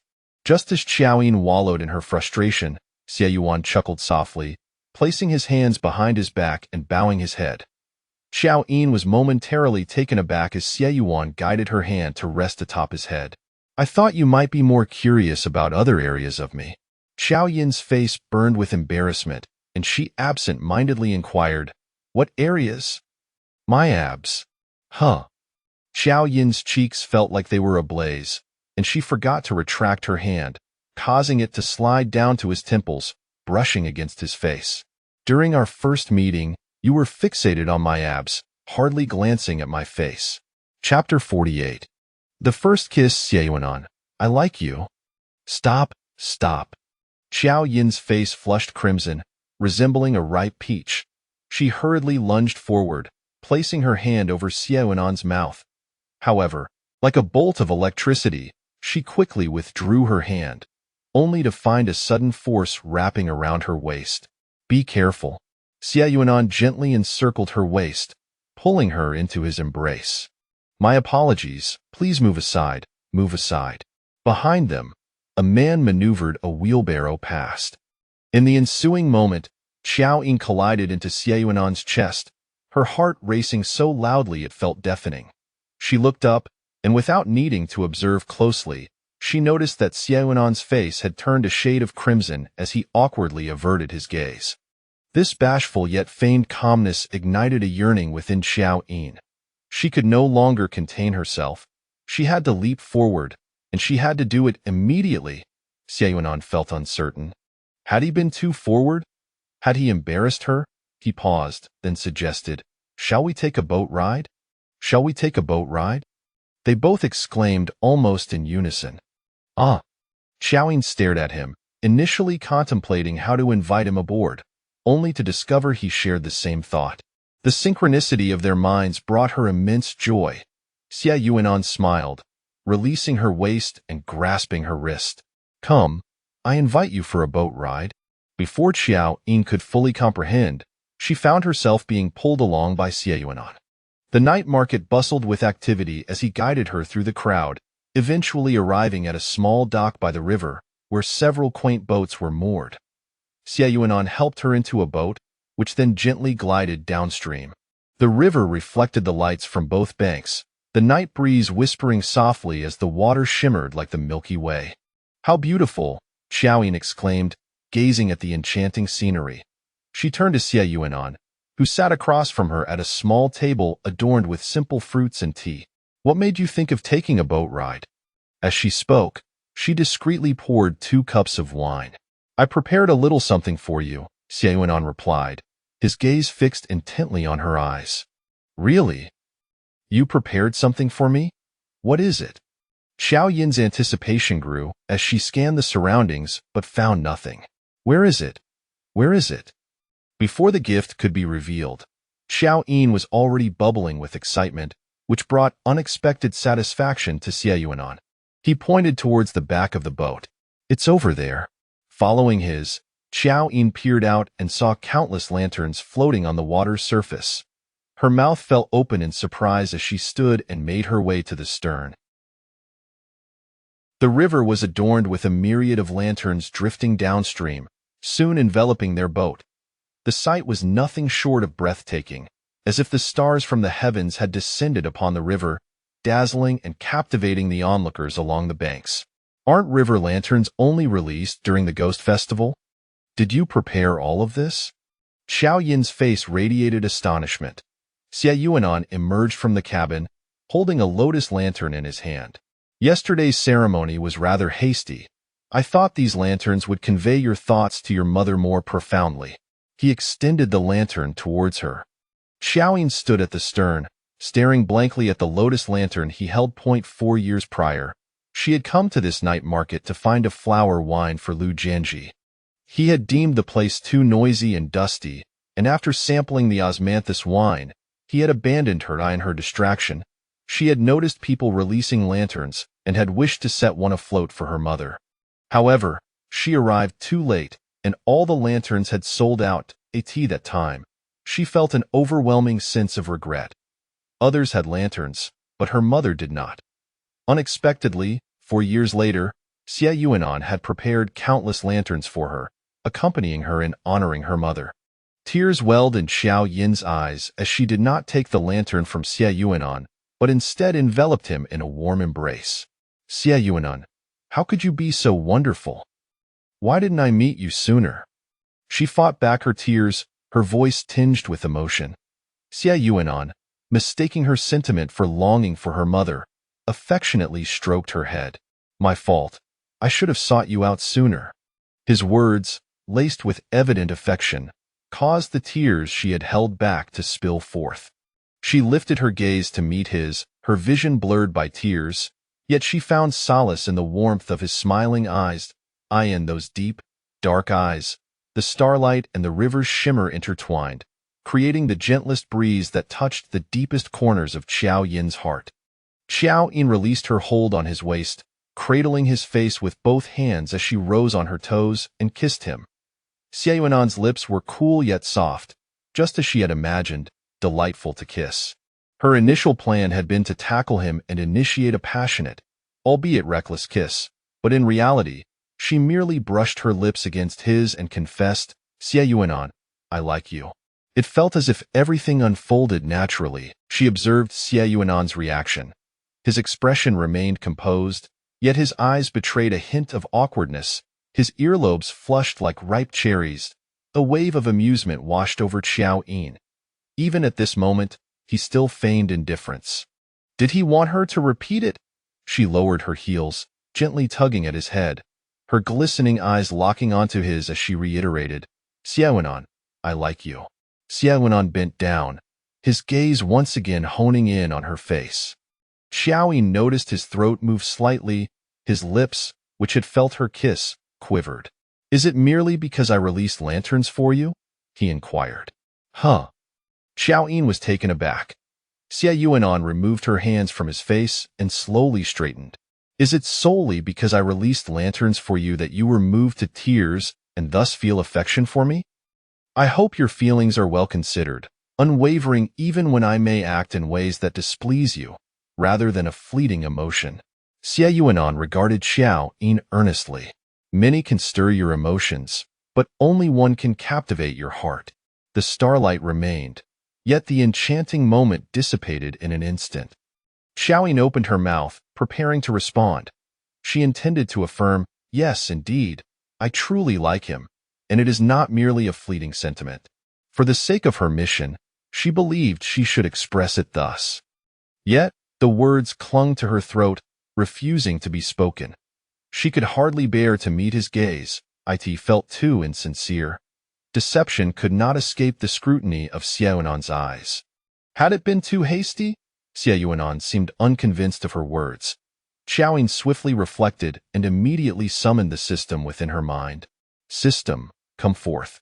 Have I succeeded in my mission? Almost instantaneously, the system responded. Dear host, I regret to inform you that the scanning has revealed no signs of emotional response from the target. The mission remains unaccomplished.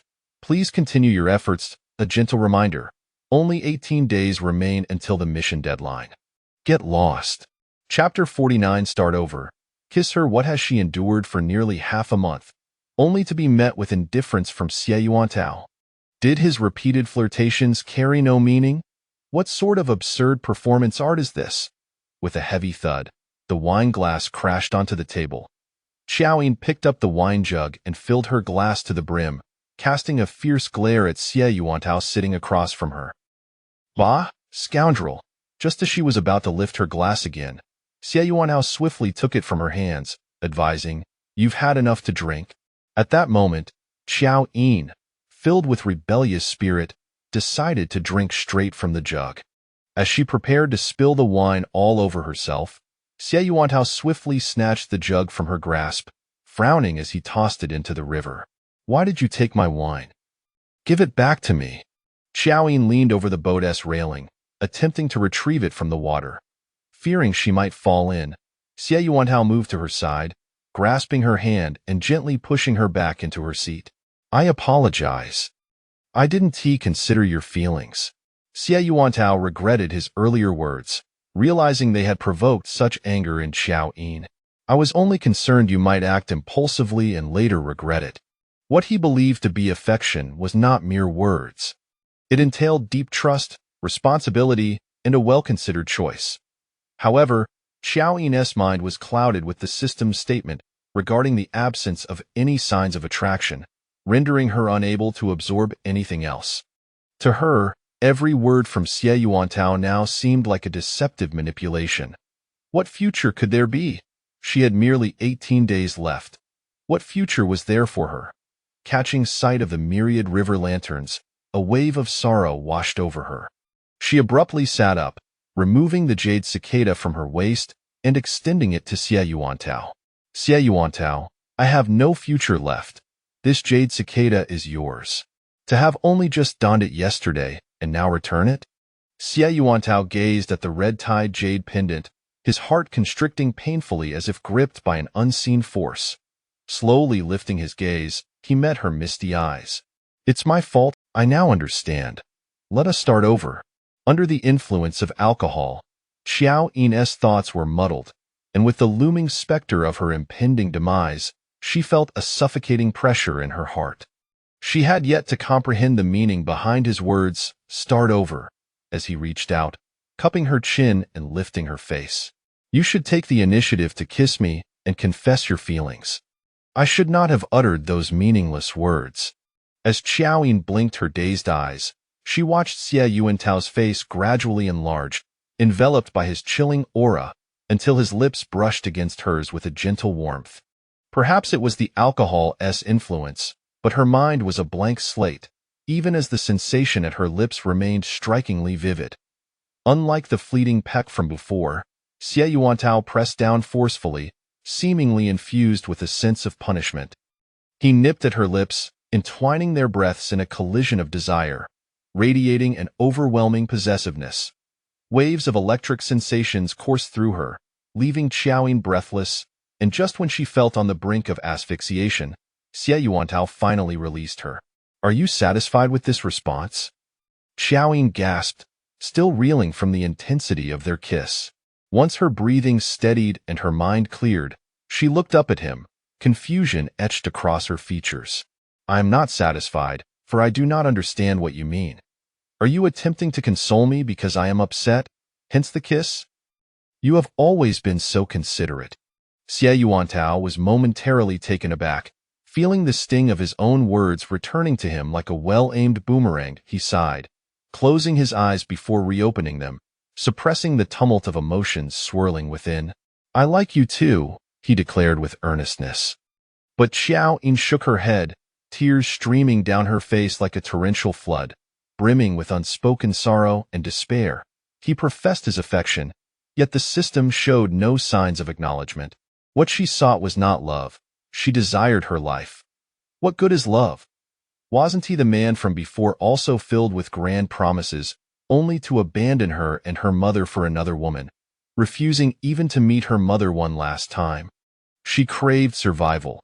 She needed the system to deem her mission a success. In that moment, she felt as if she were the punchline of a cruel joke. I feel like a fool, Qiao Yin murmured to herself. Xie Yuantao was at a loss for words, consumed by regret, wishing he could turn back time and confess his feelings from the very start. Yin, actually, I want to go back, Qiao Yin interrupted, her face a mask of dejection, her eyes devoid of light as she turned away, refusing to look at Xie Yuantao. He sensed her resistance, though he was unaware of her true feelings. In the end, he was still met with disdain. Xie Yuantao had never felt so defeated. He stepped back, returning to his own seat, striving to maintain his composure. Very well, I shall escort you home. They sat in silence, one gazing towards the bow of the boat, the other towards the stern. The words between them evaporated into the night. The bustling night market had quieted, leaving only the dim glow of lanterns. As the boat docked, Baizhu awaited on the shore. Just as the vessel steadied, Qiao Yin stood up, staggering slightly, prompting Xie Yuantao to instinctively reach out to steady her. "Thank you," she uttered, the polite yet distant words piercing his heart like a needle. After stepping ashore, Qiao Yin departed without uttering another word, climbing into the carriage and leaving in haste. Xie Yuantao turned back to see the jade pendant she had left behind on her seat, feeling as though he were the true jest in this tale. Qiao Yin leaned against the carriage wall, her eyes wide open, yet silent. Her unsettling demeanor alarmed Baizhu. "Miss, what has happened? Did General Xie bully you? If he did, I will seek vengeance for you. Did he mistreat you?" Baizhu rolled up her sleeves, prepared to confront Xie Yuantao. Qiao Yin pulled Baizhu down beside her, resting her head on Baizhu's lap. "My head hurts, Baizhu. Please massage it for me. Is it just a headache? How much did you drink?" Baizhu assumed Qiao Yin was merely suffering from intoxication and, without further thought, began to gently soothe her aching head. The carriage fell into a hushed stillness, save for the sound of the wheels bumping along the road. Qiao Yin closed her eyes, casting aside the chaotic thoughts swirling in her mind. Whatever will be, she surrendered, accepting that death might reunite her with her mother, perhaps not an unwelcome fate. "Stop the carriage." The sudden halt jolted Qiao Yin, nearly causing her to collide with the carriage wall. Before she could sit up, the curtain was abruptly pulled aside, revealing a figure standing at the entrance. "Qiao Yin, I have something to discuss with you."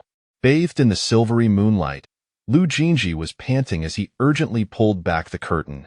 Qiao Yin straightened, her gaze icy as she replied, "There is nothing to discuss between me and young Master Lu."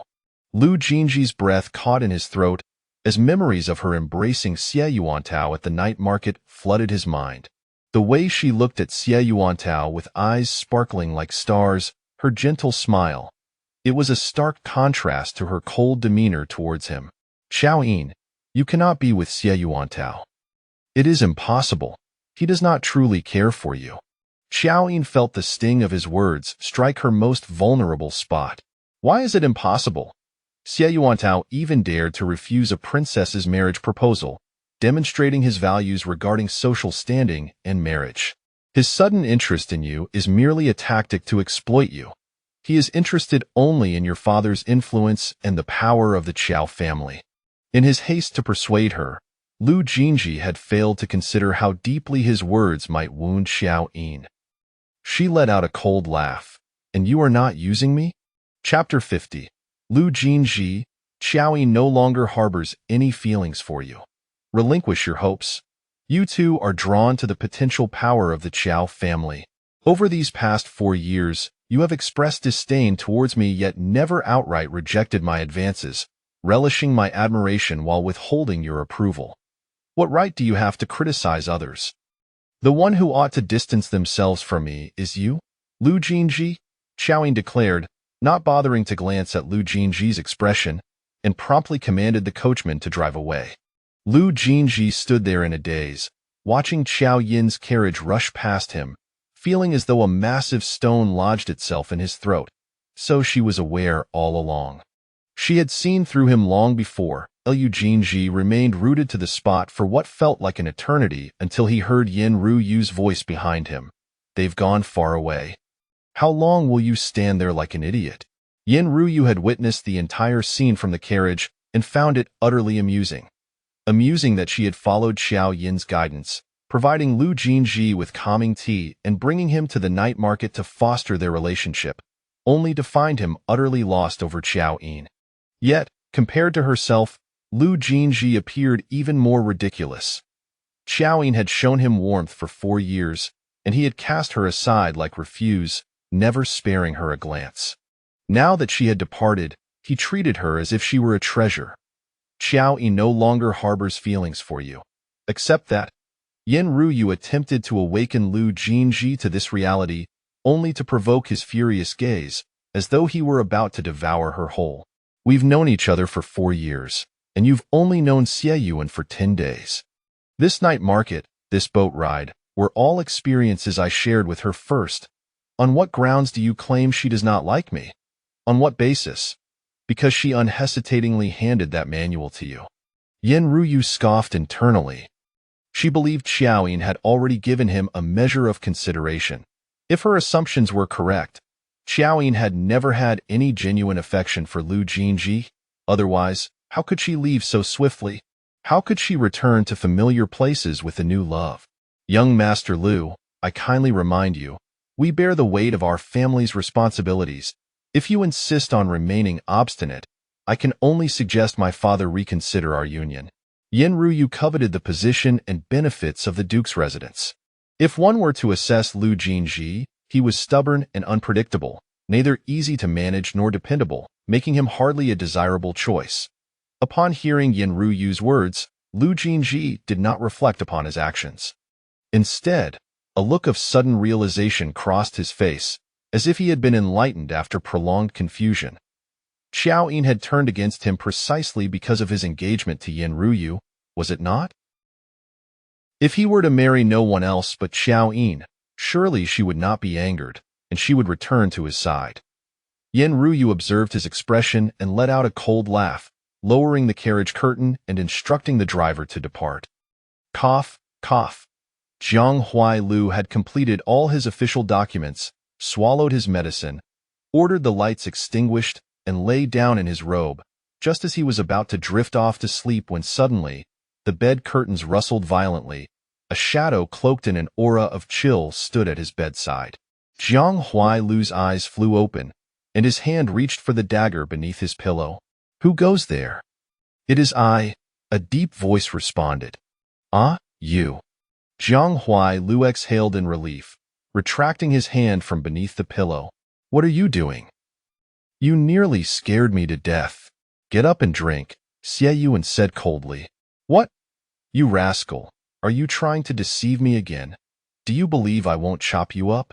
Jiang Huailu, having been roused from a pleasant dream, threw a punch but missed entirely. The intruder ignored him, turning instead to his bookshelf, opening a hidden compartment on the second shelf, and retrieving a small wine jar. Ah, it really is you. Jiang Huailu donned a robe and got up. Xie Yuan had already opened the small jar and was drinking directly from it. That liquor is potent. Even a robust man would be brought low after a single cup. Do you not fear for your life?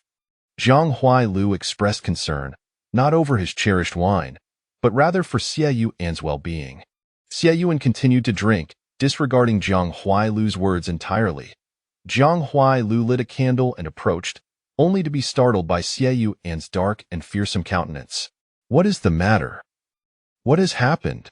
Throughout their years together, Jiang Huailu had never witnessed him lose composure to such an extent. Rather than worry, he felt a surge of curiosity. Didn't you go to the night market with Qiao Yin today? Did she stand you up? Jiang Huailu waited for a response, but Xie Yuan remained silent, causing him to become increasingly anxious. He snatched the wine jar from Xie Yuan's grasp. Does your grand family lack a jar of wine? If you refuse to speak, then go home and drink alone. Qiao Yin did not stand me up. She arrived early. We shared a meal and even went boating together. She kissed me and confessed her feelings, Xie Yuan declared, shocking Jiang Huailu with his revelation. Jiang Huailu's eyes widened with envy. Well, isn't that wonderful? You must be here to boast, feigning a deep sorrow. With that expression, I thought Qiao Yin had snubbed you. But I rejected her. What? Jiang Huailu nearly dropped the candle holder. You rejected her? She confessed to you, and you turned her down publicly? Did Qiao Yin not kick you into the river? No, it's not like that. Why would I reject her? I thought you liked Qiao Yin. Jiang Huailu was baffled by Xie Yuan's refusal, even more so by his glum demeanor following it. Xie Yuan shook his head. I don't know why I rejected her. I just feel uncertain. Does she truly have feelings for me? If she liked him, how could she not even remember their first meeting? Jiang Huailu saw the confusion and turmoil on Xie Yuan's face, prompting him to abandon his jesting and contemplate seriously. Do you think she still has feelings for Lu Jin Zhi? Xie Yuan shook his head again. She does not like Lu Jin Zhi, but she does not like me either. Jiang Huailu, unlike Xie Yuan, could not empathize with the vague intuition he expressed. But I truly believe she is making an effort to win your affection. She treated Lu Jin Zhi in the same manner, perhaps even better than I did. Xie Yuan clenched the jade cicada in his hand, the hard stone digging into his palm painfully. She could afford Lu Jin Zhi 4 years, yet her patience for him was insufficient even for a single day. How unfair. Utterly unfair. Jiang Huailu couldn't help but chuckle at Xie Yuan's tone, reminiscent of a wronged woman. Indeed, even the most rational individual becomes unrecognizable when entangled in matters of the heart. You even deceived me, claiming it was to win over Qiao Zhendong. You were clearly harboring intentions for the girl all along. Jiang Huailu set down the candle holder and returned the small wine jar to Xie Yuan. Drinking here in excess will do you no good. I, a solitary and lonely soul, cannot offer you any advice. However, I must remind you, although you have long harbored feelings for her, she has only known you for a little over 10 days. The level of mutual affection and trust between you is not on the same plane. You cannot impose your standards upon her. You must grant her time to gradually discover your feelings. Jiang Huailu patted Xie Yuan's shoulder. It's akin to planting flowers. First, you sow the seeds, water them daily, let them bask in the sun, and keep them cheerful. Who knows, one day, the little seedlings may bloom and sway towards you, smiling and laughing. Give her time? Xie Yuan seemed to be touched by this notion. After an indeterminate period, he set down the wine jar and turned to leave the East Palace. Jiang Huailu watched his departing figure with a deep sigh. Xie Yuan, indeed, was perceptive. But when would his little seedling awaken? Alas, it was truly a source of concern. She would turn 15 next year. Chapter 51. Lu Jin Zhi. I want to marry Qiao Yin, mother. I do not wish to marry Yin Ruyu. Early in the morning, Lu Jin Zhi entered Madame Lu's chamber. Just as she was about to praise his filiality, he uttered such shocking words. Madame Lu, clutching her chest, trembled as she responded. What nonsense are you speaking this early in the day?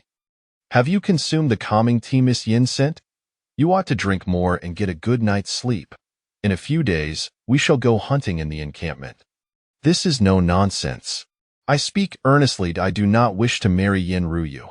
My affections lie elsewhere, Lu Jin Zhi declared, kneeling before Madame Lu. Her heart raced anxiously, and she hurriedly pulled him up, saying, Jin Zhi, do not jest. Get up quickly. Do not let your father see you like this, and certainly do not let him hear what you just said. Your engagement to Ruyu has your aunt's approval, and your father is quite pleased. It is for your own good. I will not rise. I will not marry Yin Ruyu. I do not like her. If you do not agree, then I shall remain here, Lu Jin Zhi persisted, staying on the ground. Madame Lu, both angry and worried, found herself in a standoff with her son when a sudden, thunderous voice echoed from outside. What did you just say? The Duke of Lu strode in, his face a tempest of rage. This morning, the residents received word that the engagement is cancelled. I thought it was Miss Yin causing a ruckus, but it turns out it is you, this scoundrel, Stirring trouble. What did you just say? Repeat it. Having witnessed the Duke's violent reprimands of Lu Jin since childhood, Lu Jin Zhi, despite receiving much care, felt a deep-seated fear etched into his bones. When his father was enraged, he could almost envision a bloodied whip lurking in the shadows. He could be a tool for family honor, a stepping stone for his aunt and cousin Qiao Yin, yet he truly did not wish to marry Yin Ruyu. Father, I do not like Yin Ruyu. I want to marry the one I truly love, Lu Jin Zhi proclaimed loudly, still kneeling. Scoundrel, have you grown wings? The Duke of Lu's temples throbbed with fury, his teeth clenched. You reject a daughter of the Xiang family, and you wish to marry whom?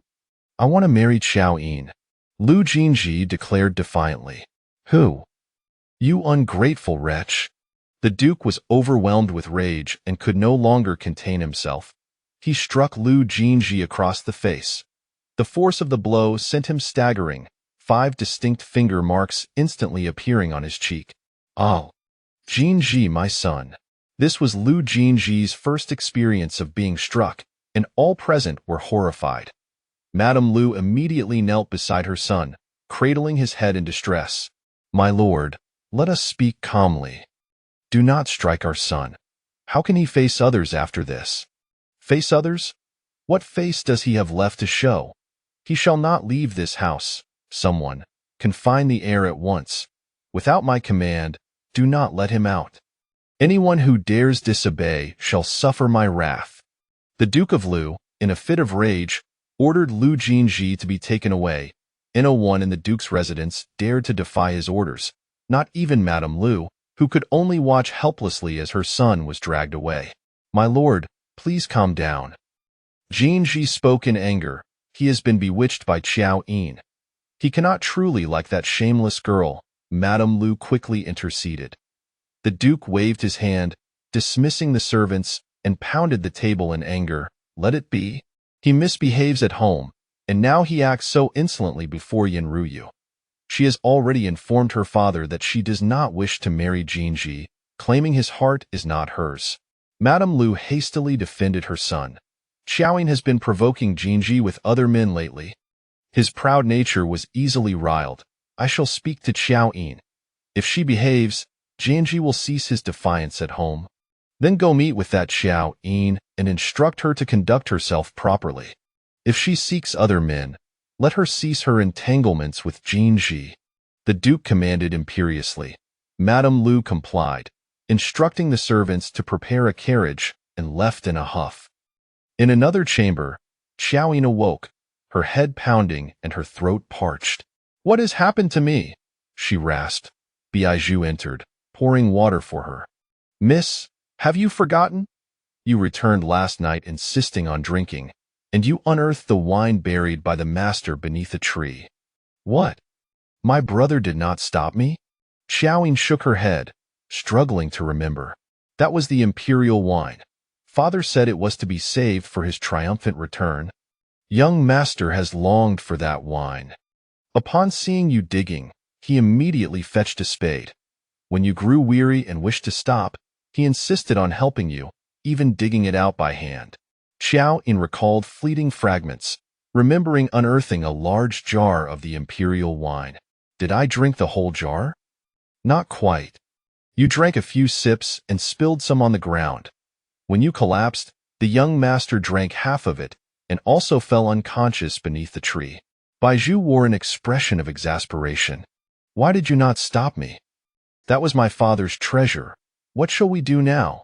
Where can we find another jar? Qiao Yin lamented, frustrated. As she fretted. Baizhu brought her a mirror. Ah, how did my eyes become so swollen? Qiao Yin exclaimed, gazing at her disheveled reflection, her eyes resembling walnuts. I tried to stop you, but you wept and lamented that you would die without tasting that imperial wine. Baizhu pouted. You frightened me last night, declaring you were dying and that you would not live long. You even gave me your savings as dowry, as if preparing for your last wishes. Are you truly all right? Baizhu looked at her with concern. Qiao Yin rubbed her eyes and reached for Baizhu. I was drunk last night and spoke foolishly. Return my money. Since you are well, I shall fetch you breakfast. Bai Zhu swiftly exited, clutching the coins that had already found their way into her pocket. Qiao Yin lay back down, her mind clearing as memories of yesterday replayed vividly, especially the passionate kiss with Xie Yuan. She touched her lips, still feeling the lingering warmth and the electric thrill of the moment. System, has the task of seduction succeeded?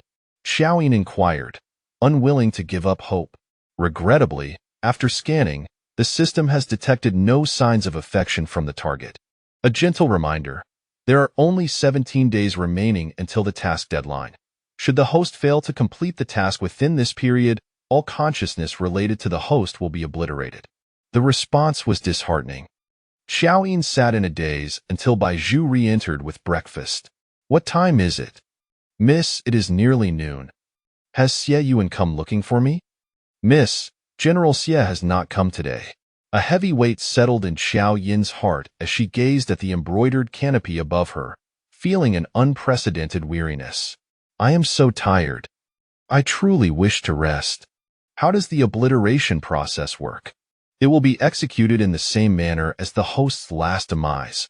Would you like to experience it?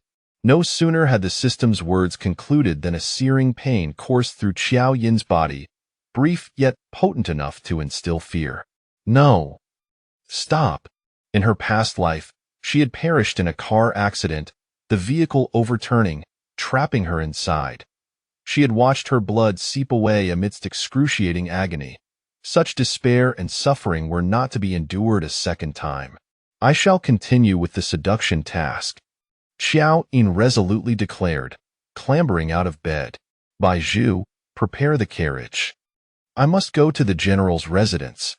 Just as she stood, a servant's voice announced from outside, Second miss, the Duchess of the Duke's residence has arrived. Qiao Yin was taken aback. What does Lu Jin Zhi's mother want? Chapter 52. Would you have me become a concubine for Lu Jin Zhi? Heh. Qiao Yin tidied herself up briefly before proceeding to the flower hall to receive guests. Madame Lu had waited for a quarter of an hour and, upon seeing Qiao Yin's tardiness, expressed her discontent, saying, Qiao Yin, what time is it that you are still in bed? I never knew you to be such a sloth. This behavior is unbecoming. Initially, Qiao Yin harbored a modicum of respect for Madame Lu, but upon hearing this, she completely shed her restraint. I have never encountered a guest such as you, who enters and begins to dictate to the host. Madam, you are not yet 50, yet you have already lost your vision. Do you not see my countenance? Even while unwell, I have risen to entertain guests, which is quite generous of me. Do not overstep your bounds. Madame Lu was taken aback. Qiao Yin had always been subservient and compliant in her presence, scarcely daring to speak with such audacity. As she regained her composure, anger swiftly colored her face. She had intended to reprimand Qiao Yin but, recalling her purpose for the day, forcibly subdued her ire. Madame Lu quickly donned a smile, saying, I must have misjudged you. How is your health now? Did you meet with Jin Zhi yesterday? Did you have a quarrel? He has been behaving quite oddly since his return. Qiao Yin, feigning ignorance, seated herself at the head of the hall, leaving Madame Lu feeling neglected, her smile fading. Qiao Yin, I have witnessed your sincere affection for Jin Zhi over these years. If we were to choose a daughter-in-law, I would favor someone like you. Qiao Yin let out a cold laugh. Toiling tirelessly without complaint, delivering gifts daily to curry favor. If I were to choose, I would select someone akin to myself. However, Jin Zhi is no ordinary man. Madame Lu shifted her tone. He is the heir of the Duke's residence, bearing the weight of the entire Lu family. He must make sacrifices for the greater good of the family. The position of matriarch demands a compatible match, someone who is both versatile and socially adept. Enough with the roundabout talk. Let us get to the point, Madame Lu. Qiao Yin interjected, her impatience growing. Madame Lu, momentarily taken aback, pressed her lips together and spoke plainly. The marriage between the Lu family and the Xiang family cannot be annulled, but the Duke's residence can make an exception to allow you entry. Qiao Yin was momentarily stunned, struggling to comprehend. What do you mean by entry? You wish for me to become a concubine for Lu Jin Zhi? Or is this the so-called exception? A laugh escaped her lips involuntarily. Isn't it enough that Lu Jin Zhi has humiliated me for 4 years? Now he wishes to further insult me? To think he dares even suggest it. You may enter the Duke's residence as you please, but as for the Qiao family, you shall never set foot inside again. Someone, escort the guests out. Qiao Yin, utterly disgusted, issued the order, striding towards the exit without a backward glance. Biaiju, feeling emboldened, stepped forward without courtesy, declaring, "Madam, please leave immediately. Our Marquis's residence does not welcome you." Madame Lu's face turned a shade of iron, her entire being trembling with fury. As the esteemed matron of the Duke's residence, even in the palace, she would receive due respect from the Queen. Yet today, she had been expelled by a fallen family, leaving her humiliated. Qiao Yin truly was a wretched creature, unworthy of refinement, a brutish savage who knew not decorum. Qiao Yin, how dare you speak to me in such a manner? You shall never again enter the Lu family's doors, nor shall you see my son Jinji. As Qiao Yin reached the door, she found Madame Lu's furious tirade amusing, until the latter invoked Xie Yuan. I know you have once again entangled yourself with Xie Yuan. Your shameless pursuit of men has become the talk of the town. Which man would wish to accept you with such a scandalous reputation? What noble family would accept a matriarch steeped in rumors? To become a concubine for our Jinji would be a grand favor from the Duke's residence. Qiao Yin's complexion paled, a chill spreading from her feet to engulf her entire being, as if plunged into an icy abyss. She had merely sought to fulfill her mission, to survive. What had she done wrong? What madwoman was spouting such nonsense? At that moment, Xiaomo approached, having overheard Madame Lu's words, and was so enraged that her vision blurred, brandishing her sword in a fit of fury. Do you think everyone is as blind as your Lu family? My sister needs no concern from you.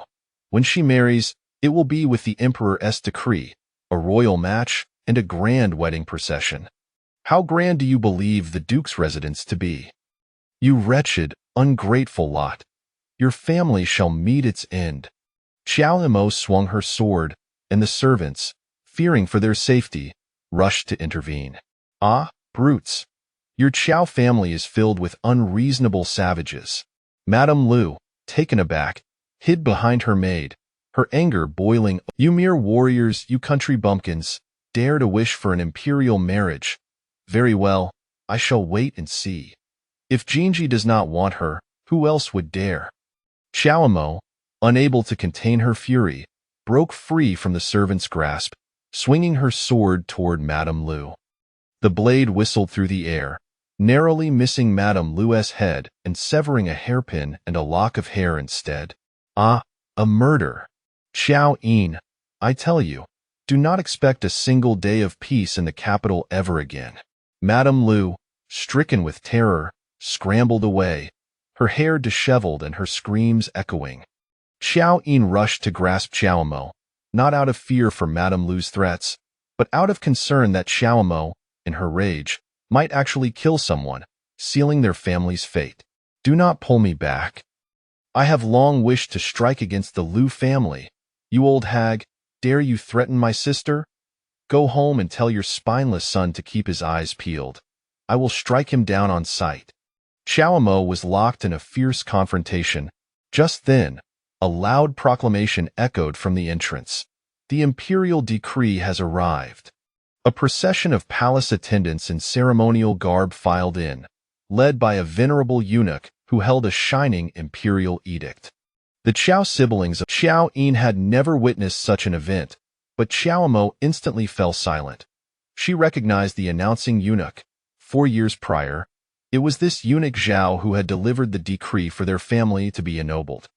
Seeing the array of treasures behind eunuch Zhao, Xiaomo's spirit soared, and she tossed aside her sword, hastening to bring Qiao Yin closer. Sister, come receive the decree. Our father has won another battle. The entire Qiao family rejoiced, kneeling in unison. Madame Lu, who had been hiding behind a maid and attempting to flee, parted her disheveled hair, and stared in shock at the approaching palace attendants.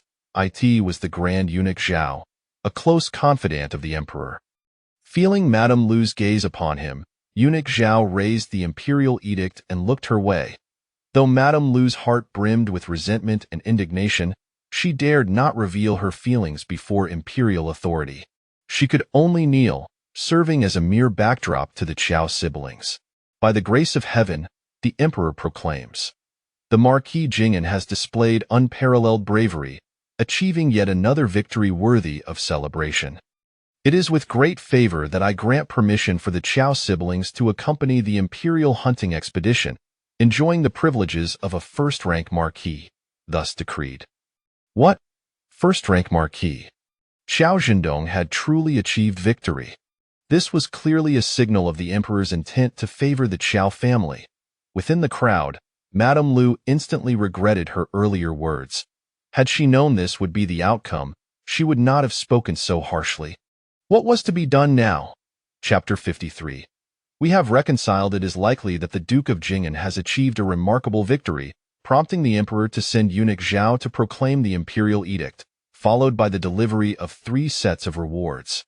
Gold, silver, and precious artifacts flowed like a river, stirring the entire capital city. The Qiao family was enveloped in immense joy, and the entrance of their residence was bustling with visitors. Houses and estates throughout the capital sent congratulatory gifts, creating an unprecedented lively atmosphere. Qiao Mo entered the palace to express gratitude, while Qiao Yin and Baizhu entertained guests at home. For a moment, she forgot about Madame Lu's previous matter and the intention to seek out Xie Yuan, until the evening lamps were lit. As Qiao Yin reviewed the list of gifts received today, she noticed that nearly everyone of note in the capital had sent their congratulations. Even the crown prince from the Eastern Palace had participated, yet the general of the state was conspicuously absent. Xie Yuan did not come. Such a considerate and attentive person, Qiao Yin assumed he would at least send someone to convey his congratulations. Everyone had labored throughout the day, and after organizing the gifts into storage, they decided to rest. Qiao Yin distributed rewards to the household staff, and the entire household joyfully completed their tasks. By midnight, the once boisterous Duke of Jing'an's residence fell into tranquility. Qiao Yin lay in bed, unable to recall how many times she tossed and turned. Sleep eluded her. She thought of Xie Yuan. That scoundrel professed his affection yet showed no genuine response. Having been exposed, he now seemed to abandon pretense altogether. What on earth was Xie Yuan doing? Her father had achieved great merit, yet he did not hasten to win her over. As Qiao Yin continued to toss and turn, she was suddenly startled by 2 soft knocks at the window. Assuming it was merely the wind, she was taken aback when the knocking sounded again. Peering out the window, she saw a dark silhouette reflected on the tightly shut window. "Who is it?" Qiao Yin asked nervously. "It is I," came Xie Yuan's voice from outside. Qiao Yin was momentarily stunned, incredulous that Xie Yuan would dare intrude upon a maiden's chamber at such an hour.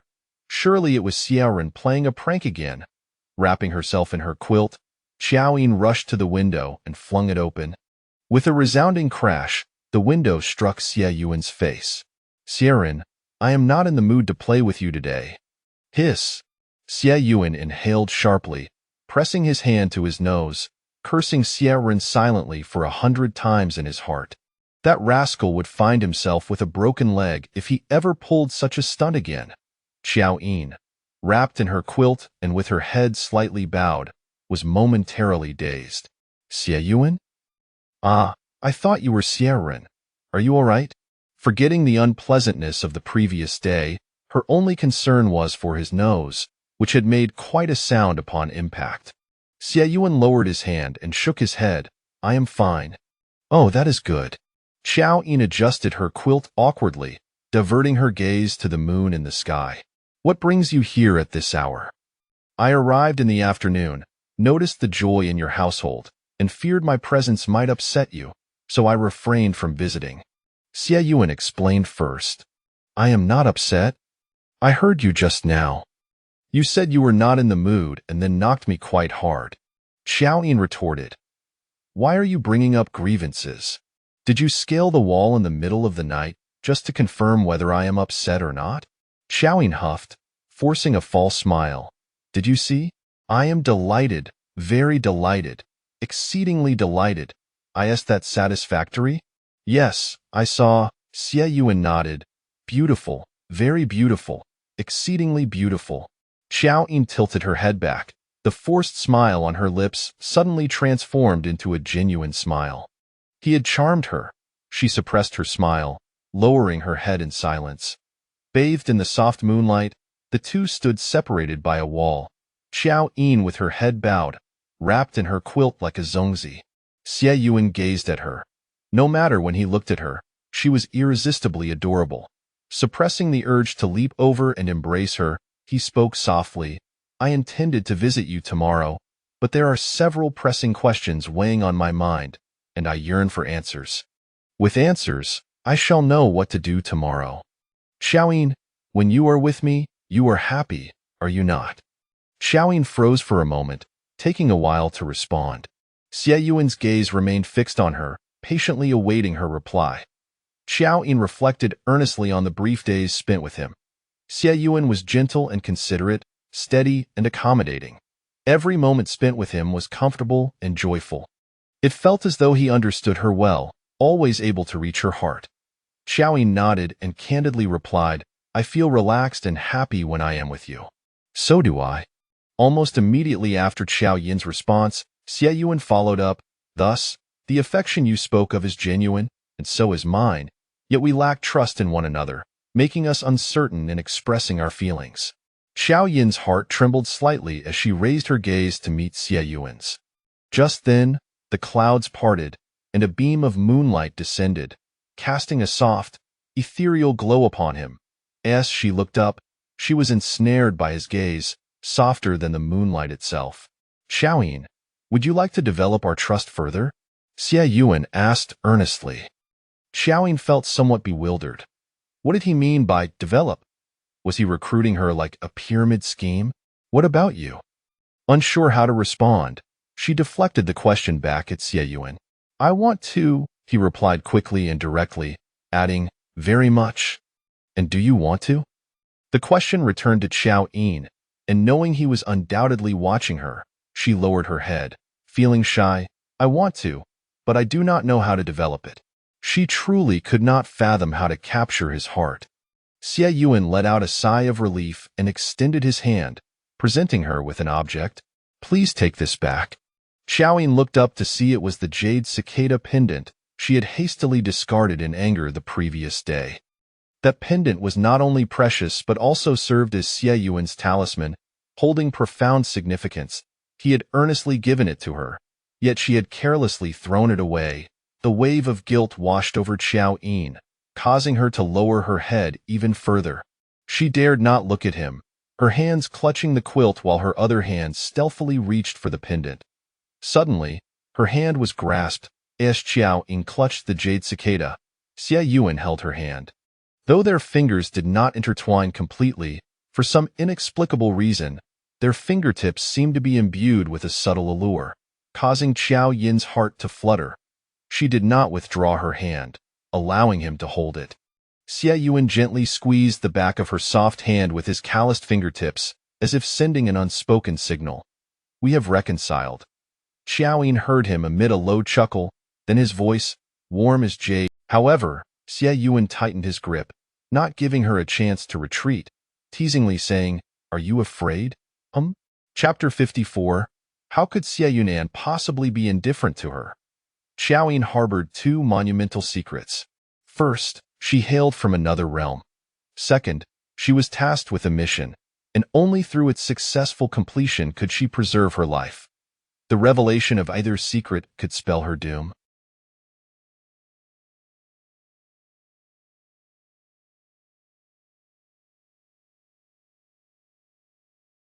Qiao Yin tugged at her hand again, realizing she could not afford to play this game. Yet Xie Yuan tightened his grip, challenging her. Aren't you afraid? What happened to the courage you displayed when you climbed over my wall? Qiao Yin found herself at a loss for words, mustering her resolve to respond. Who is afraid? I am not afraid at all. You proposed the idea, so you go first. Xie Yunan revealed a satisfied smile, stating, "My secret is that I have known you for quite some time." Qiao Yin gasped, her gaze drifting over the camellias in the courtyard, memories of their first encounter flooding her mind when Xie Yunan had called her name with such familiarity. The illustrious Xie Yunan and she belonged to entirely different worlds. Were it not for the system compelling her to pursue him, they would remain parallel lines, destined never to intersect. Really? When did you first meet me? Qiao Yin's curiosity was piqued, but Xie Yunan feigned intrigue. If I divulged everything at once, would you not lose interest in me? He replied, with an air of feigned distress.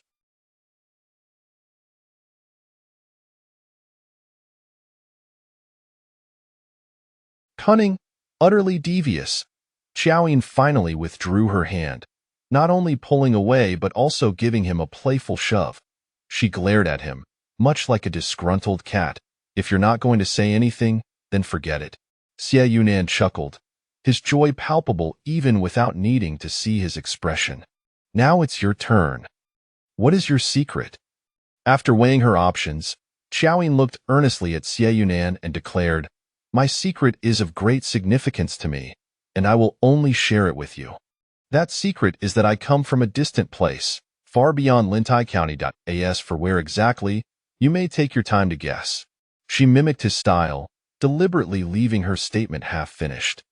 Trusting in Xie Yunan's character, she felt assured that even if he deciphered her origins, he would not harm her. Moreover, a flutter of anticipation stirred within her, eager to witness Xie Yunan's reaction upon learning her background. If even he could not accept her origins, it seemed there would be no one left in this world who could. After she spoke, she quietly observed Xie Yunan's response. He maintained a composed demeanor, showing no shock akin to what she had displayed upon hearing his secret. Everyone presumed she was from Lintai County. Now that she claimed otherwise, how could Xie Yunan remain utterly unfazed? For a fleeting moment, Qiao Yin felt an unsettling notion that perhaps Xie Yunan knew far more than he let on. Or had he simply not heard her at all? Just as she hesitated to repeat herself, Xie Yunan spoke again. "Your secret is quite mysterious. I shall need time to ponder it." Her previous impression had been a mere illusion, yet now she was certain Xie Yunan possessed knowledge of something. Where had she inadvertently revealed herself? Her mind raced, ultimately settling on the day of the challenge at Yingtian Academy. That must have been when he began to suspect her. Yin. Qiao Yin, lost in thought, snapped back to reality when Xie Yunan called her again. "What did you say?" "I said I will thoroughly contemplate your secret, and as for mine." Xie Yunan's figure descended as he spoke, and Qiao Yin looked up to see him leaning slightly forward, his lips gently pressing against her forehead. "You are welcome to seek me out for answers at any time." Standing at the windowsill, wrapped in a foolish blanket, Qiao Yin listened to Xie Yunan's deep voice as it filtered through the quilt, slightly distorted, mixing with the warmth of his kiss, sending a delightful shiver through her. How could Xie Yunan possibly not harbor feelings for her? This was clearly an expression of affection. According to him, he had been observing her for quite some time. Was this not falling for her? Qiao Yin pondered this question throughout the night, unable to find clarity. "System, are you certain Xie Yunan truly does not have feelings for me?" She began to doubt the system's assessment. Yet the system's response remained unchanged. "The mission is not yet complete." "Are you sure? You wouldn't he happen to have made another mistake, would you?" "Dear host, the previous incident was merely an unforeseen coincidence after a decade. You had better not be wrong. If you are, I shall surely smash your head." "Fear not, host. We are bound by an agreement, and should we err again, you shall receive tenfold compensation." "Oh, the jade pendant has returned." That morning, Bai Zhu, while assisting Qiao Yin with her grooming, noticed the jade pendant hanging from her waist once more. "Miss, didn't you say you returned it to General Xie? When did he send it back?" Sometimes, having a keenly observant maid was not always a blessing. "Xie Yunan had it returned yesterday. You were not present." Qiao Yin deflected, then turned her gaze to the camellias on the dressing table. Days later, the flowers still bloomed vibrantly, their fragrance intoxicating. Baiju, when did the velvet flower hairpins become fashionable in the capital? Baiju paused. Why do you suddenly inquire about this, miss? In a world filled with myriad blossoms, each camellia a different hue, what were the odds that Xie Yunan would gift her a red one? Qiao Yin began to suspect that he had prepared it with her preferences in mind. The first time she had shared her fondness for camellias was because of that velvet flower hairpin. It was last August, wasn't it? Qiao Yin recalled. She remembered that year when disasters struck various regions, and the court extended aid everywhere, leading to a financial crisis.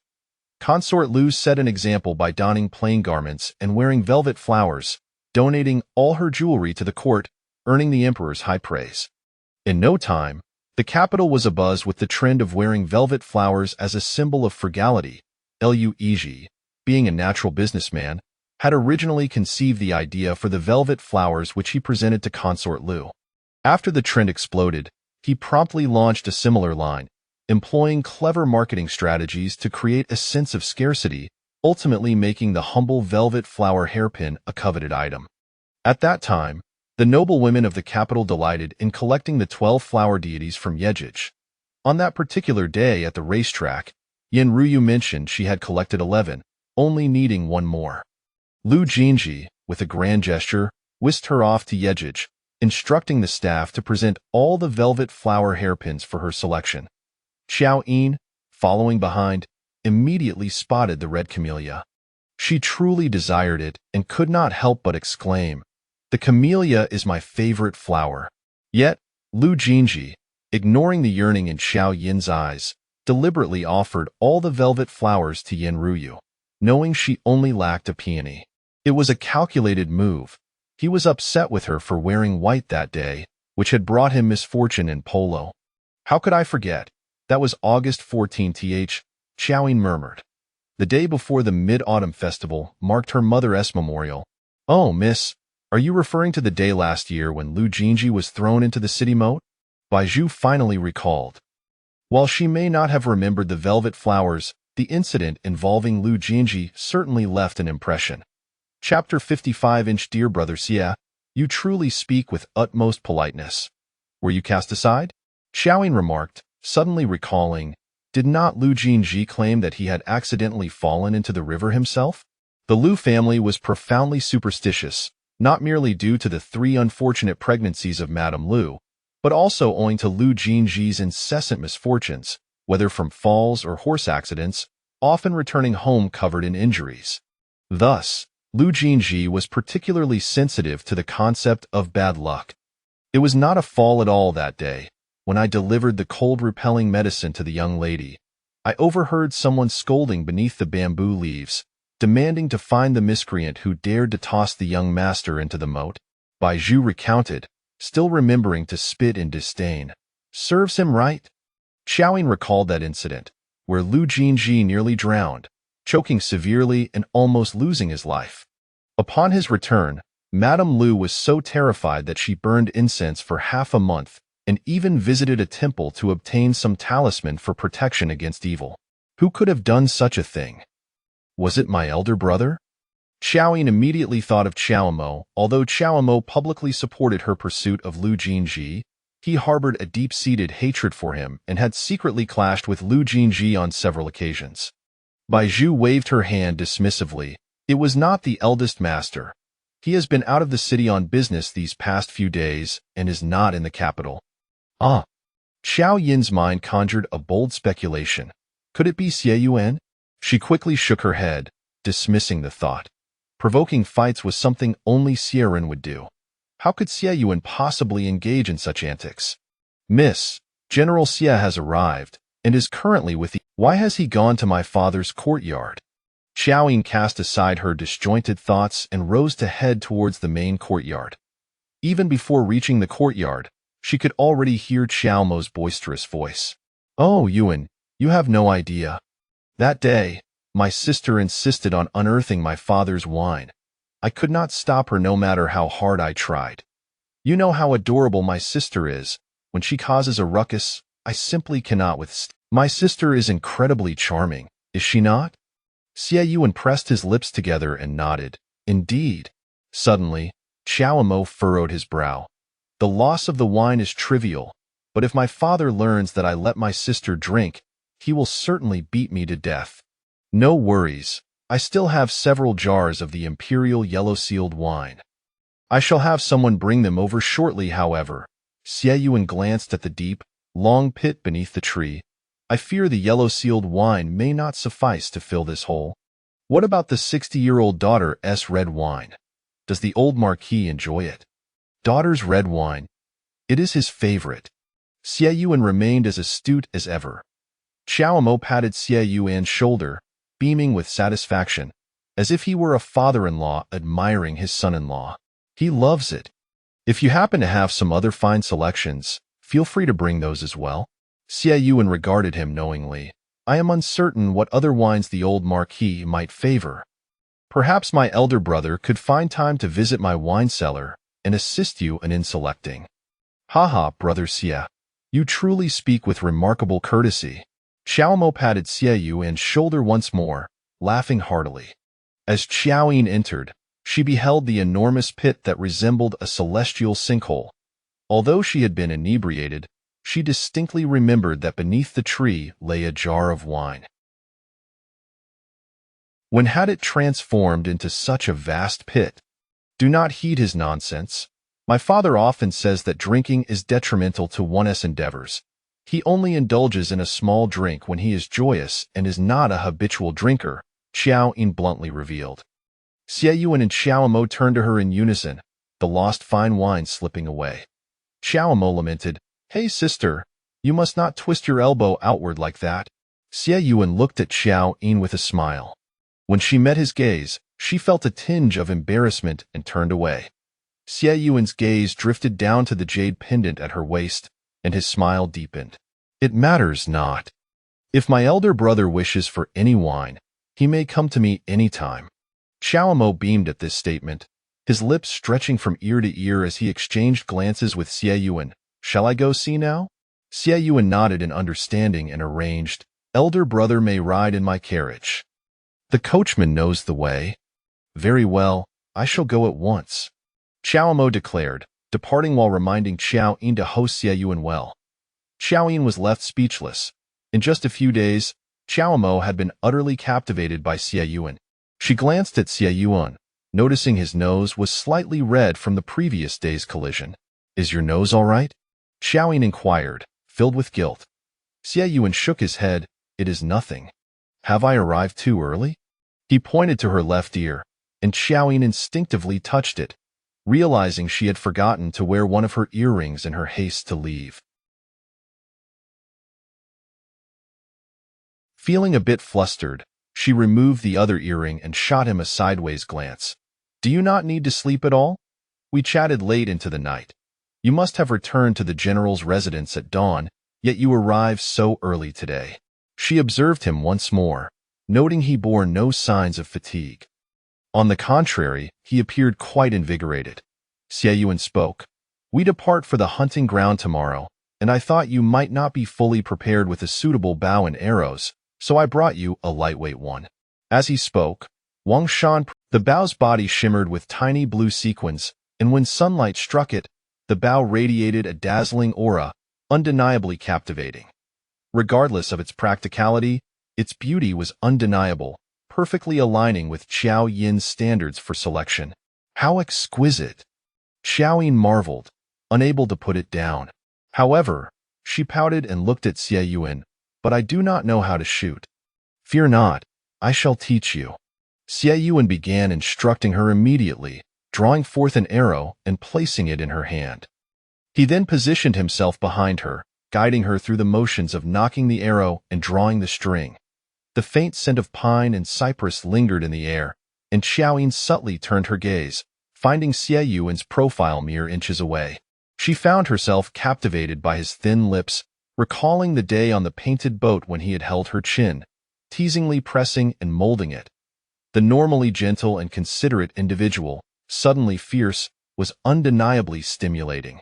With her mind racing in a flurry of thoughts, She was abruptly brought back to reality as a large hand settled atop her head, twisting her gaze back to the bow, as if tightening a screw. Yin, focus. Xie Yuan's voice held a hint of displeasure as he stood behind her, enveloping her with his presence, guiding her hands to draw the string fully as he elaborated on the principles of archery. Xie Yuan genuinely wished to teach her, yet Qiao Yin absorbed none of it, her attention solely captured by his gentle breath and the warmth of his embrace. It was maddening. The sensation of her heart racing and her thoughts scattering returned with full force. Release. As Qiao Yin was lost in her reverie, she heard Xie Yuan's command. Without a moment to contemplate, she instinctively obeyed, letting go of her grip.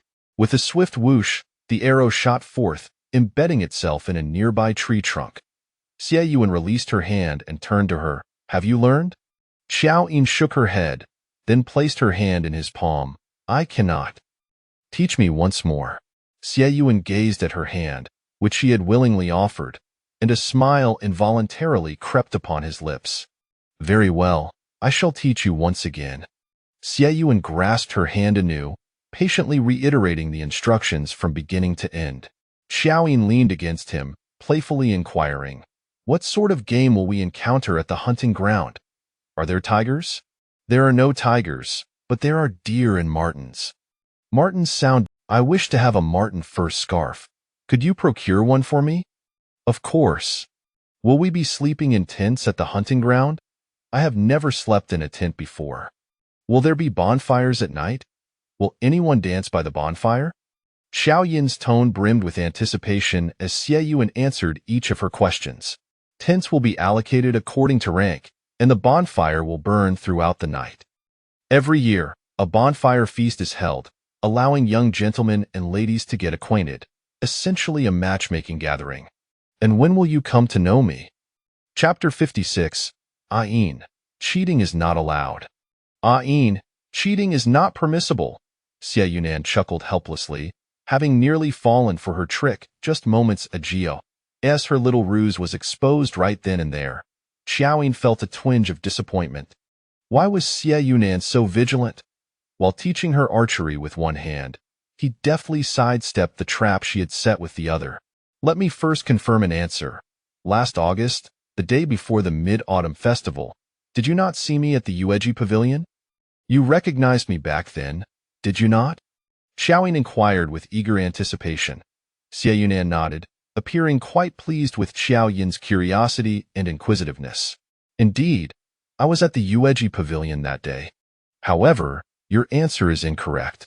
Just as Qiao Yin was about to applaud her own deduction, Xie Yuan doused her enthusiasm with a bucket of cold water. Incorrect?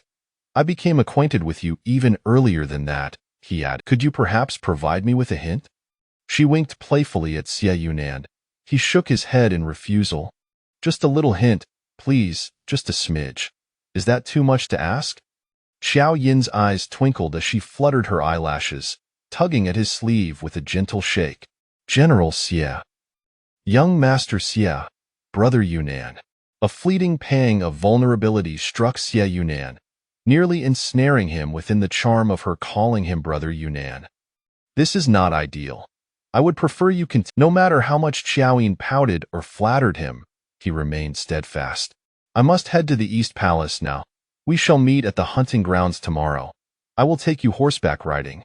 With that, Xie Yuan departed, fearing that lingering any longer would render him utterly defenseless against her allure. Qiao Yin, left with no choice, racked her brain to reconstruct her deductions anew. Xie Yunan's concern over this matter piqued Qiao Yin's curiosity, leading her to ponder whether this question held the key to unlocking Xie Yunan's heart. Might unraveling it lead her to fulfill her quest? With this thought, the previously elusive task took on a semblance of clarity, reigniting a flicker of determination within her. After leaving the Qiao residence, Xie Yuan made a stop at the East Palace.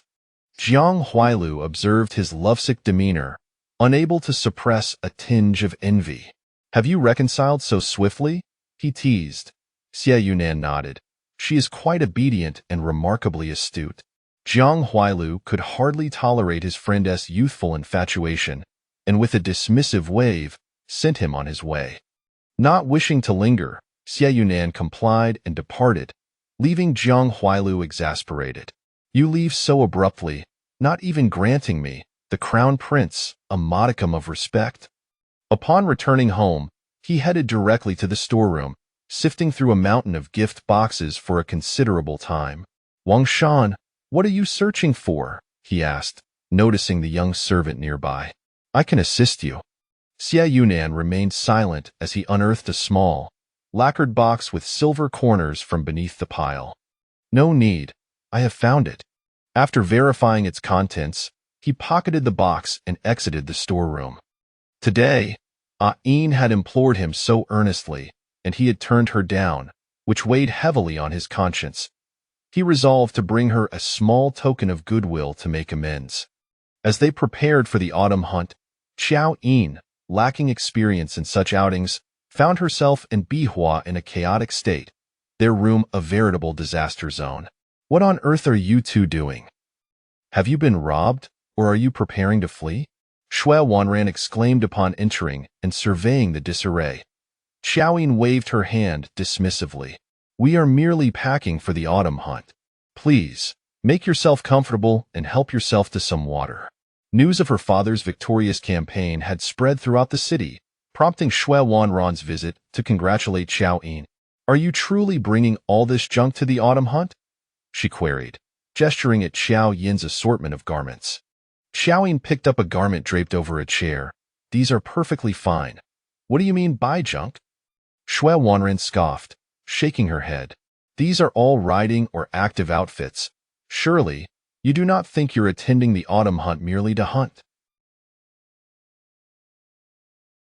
Such displays are for men. For women, it is an opportunity to showcase beauty in a different setting. You must wear your most exquisite and luxurious gown. Otherwise, those wealthy young ladies will mock you. Qiao Yin fell silent. Although she had no intention of hunting, her mind was set on enjoying herself, and her attire was selected for mobility. Do not take my words lightly. Your father has achieved great success and earned the emperor's favor. The Qiao family is now the center of attention. Many are waiting to see you stumble and make a fool of yourself. You cannot afford to lose face. Shui Wanran insisted, resolutely. Both Qiao Yin and Bihua found her reasoning compelling. How about you help me pick some outfits? Qiao Yin ventured tentatively. Consider it a trivial matter. To Qiao Yin's surprise, Shui Wanran proved adept at organizing, swiftly sorting through her belongings with remarkable efficiency, methodically categorizing them by essentials for travel. Missing a few items is forgivable, but when traveling, one must never be without money. Avoid carrying large bills. Instead, prepare a good amount of small denominations and change for tipping. Following her guidance, Bihua quickly packed everything. Shui Wanran, you are truly impressive.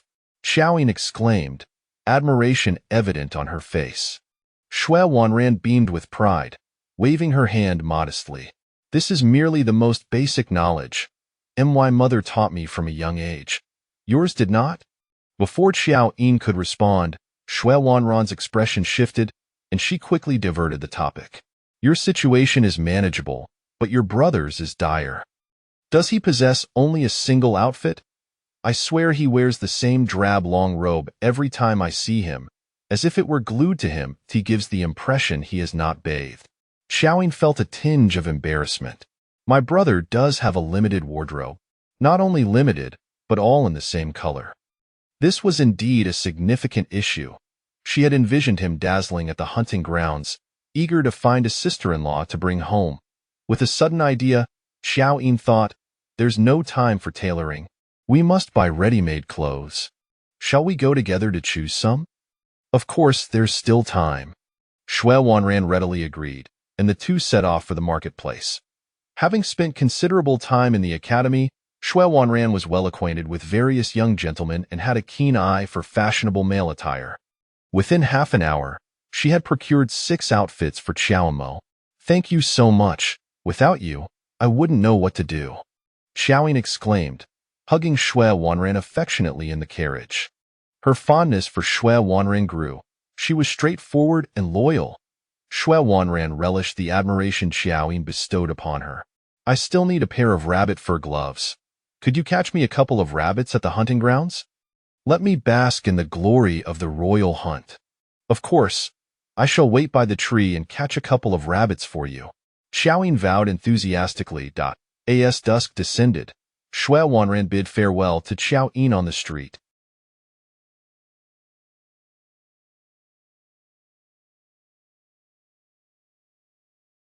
Upon returning to the marquis residence, Qiao Yin instructed her servants to deliver the newly purchased garments to Qiao Mo. Coincidentally, Qiao Mo was in the midst of packing when a servant entered carrying an array of exquisite garments.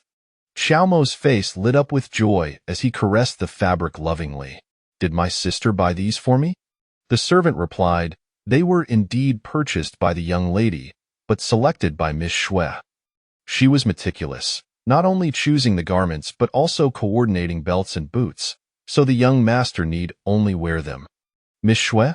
Xue Wanran? The clothes chosen by her. Qiao Mo's cheeks flushed slightly as he regarded the splendid garments. A gust of wind swept through the open door, causing the camellias at the entrance to sway, and Qiao Mo couldn't help but sneeze. Achoo! Chapter 57. The fated blessing star. On the following day, before the hour of the rabbit had arrived, Qiao Yin had eagerly risen from her slumber.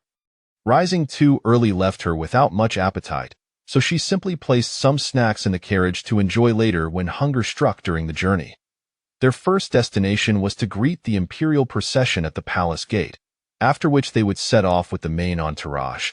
This was her inaugural audience with the emperor and her first participation in such a royal event, filling Qiao Yin with exhilaration. After quickly grooming herself, Qiao Yin made her way to the entrance where Qiao Mo approached from a distance. He was dressed differently today, donning a long robe of azure with wide collars, a white inner garment, a jade belt cinching his waist, black leather boots adorning his feet, and a silver hairpin meticulously securing his hair, complementing the silver sword at his side. Qiao Mo, having trained in martial arts since childhood, stood tall and imposing, his attire refined and sharp, shedding any roughness from his appearance, transforming into a dashing young gentleman embodying chivalry. From head to toe, he was impeccably attired, thanks to Xue Wanran's keen eye for fashion. Qiao Yin was thoroughly impressed by Xue Wanran's remarkable talent. It was as if a rugged man had been transformed into a noble youth by a mere outfit. As Qiao Mo stepped out, the household staff gathered to gaze at him in admiration. The young master looks exceptionally dashing today. One of the young maids could not help but exclaim, "Brother, your attire today is truly captivating, rivaling the beauty of Pan." And Qiao Yin praised enthusiastically. Qiao Mo grinned, having been taken aback by his own reflection in the mirror earlier. I look so damn good, he mused. The garments he had previously worn could hardly be considered clothing. They were merely tattered rags. How could Xue Wanran possess such exquisite taste? Recalling Xue Wanran, Qiao Mo composed himself, turning to Qiao Yin. Sister, I heard that Miss Xue helped select this outfit for me. I feel quite guilty troubling her so. Qiao Yin, not giving it much thought, replied, Wanran mentioned wanting a pair of rabbit fur gloves and asked me to catch her a couple of rabbits. Qiao Mo noted this and chuckled inwardly, thinking, with your meager skills, how could you possibly catch a rabbit? Never mind, I'll handle it. After all, she has been of great assistance to me. Qiao Yin found his reasoning sound. She had only ever handled a bow a single time, making it utterly impossible for her to catch a rabbit. All right then. I'll leave the task of acquiring Wanran's rabbit fur gloves to you. With their agreement in place, Qiao Yin and Bai Zhu boarded the carriage. Qiao Mo, brimming with confidence, mounted his horse and commanded, let us set forth. Upon their arrival at the palace gate, a multitude of carriages and horses had already assembled. Just as their carriage came to a halt, Wang Shan hurried over from the palace entrance, carrying a food box. Miss Qiao, this is the breakfast from the imperial kitchen. The general specifically requested a portion for you to take on your journey. Qiao Yin opened the box to find As if anticipating her lack of appetite from the early rising, the offerings were refreshingly enticing, instantly whetting her appetite. "Is General Xie in the palace?" she inquired. Wang Shan responded. Before the hour of the tiger, the general entered the palace with His Highness the Crown Prince. The prince is overseeing the safety of this hunt, and the general must accompany him throughout. The hour of the tiger. That's 3 in the morning. How exhausting. He barely slept the night before. Qiao Yin accepted the pastries, disembarked from the carriage, and joined Xiaomo to await the emperor's arrival. The civil and military officials stood in formation, and Qiao Yin positioned herself beside Xiaomo in the crowd, lifting her gaze to see Yin Ruyu surrounded by admirers, engaging in lively conversation.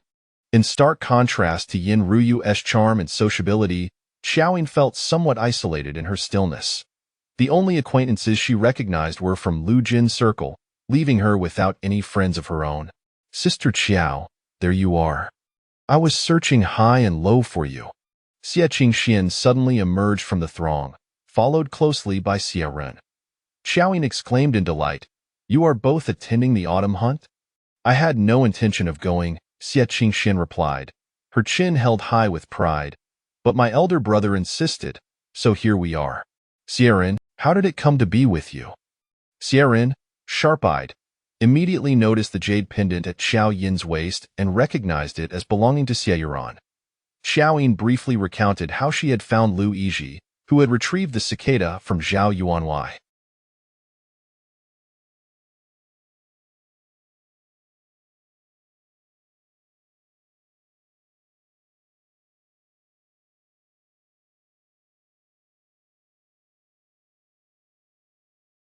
Xie Ren and Xie Qingxian listened with expressions of astonishment. "What a coincidence! My brother searched for years without success, and you found it so effortlessly. You must be the fabled blessing star from my brother's tales." Qiao Yin's curiosity was piqued regarding Xie Yuan. "What blessing star? Does your brother truly believe in such things?" Xie Ren clarified, "My brother does not believe, but it was Master Liaowu who foretold this fate." "Master Liaowu has even divined for Xie Yuan?"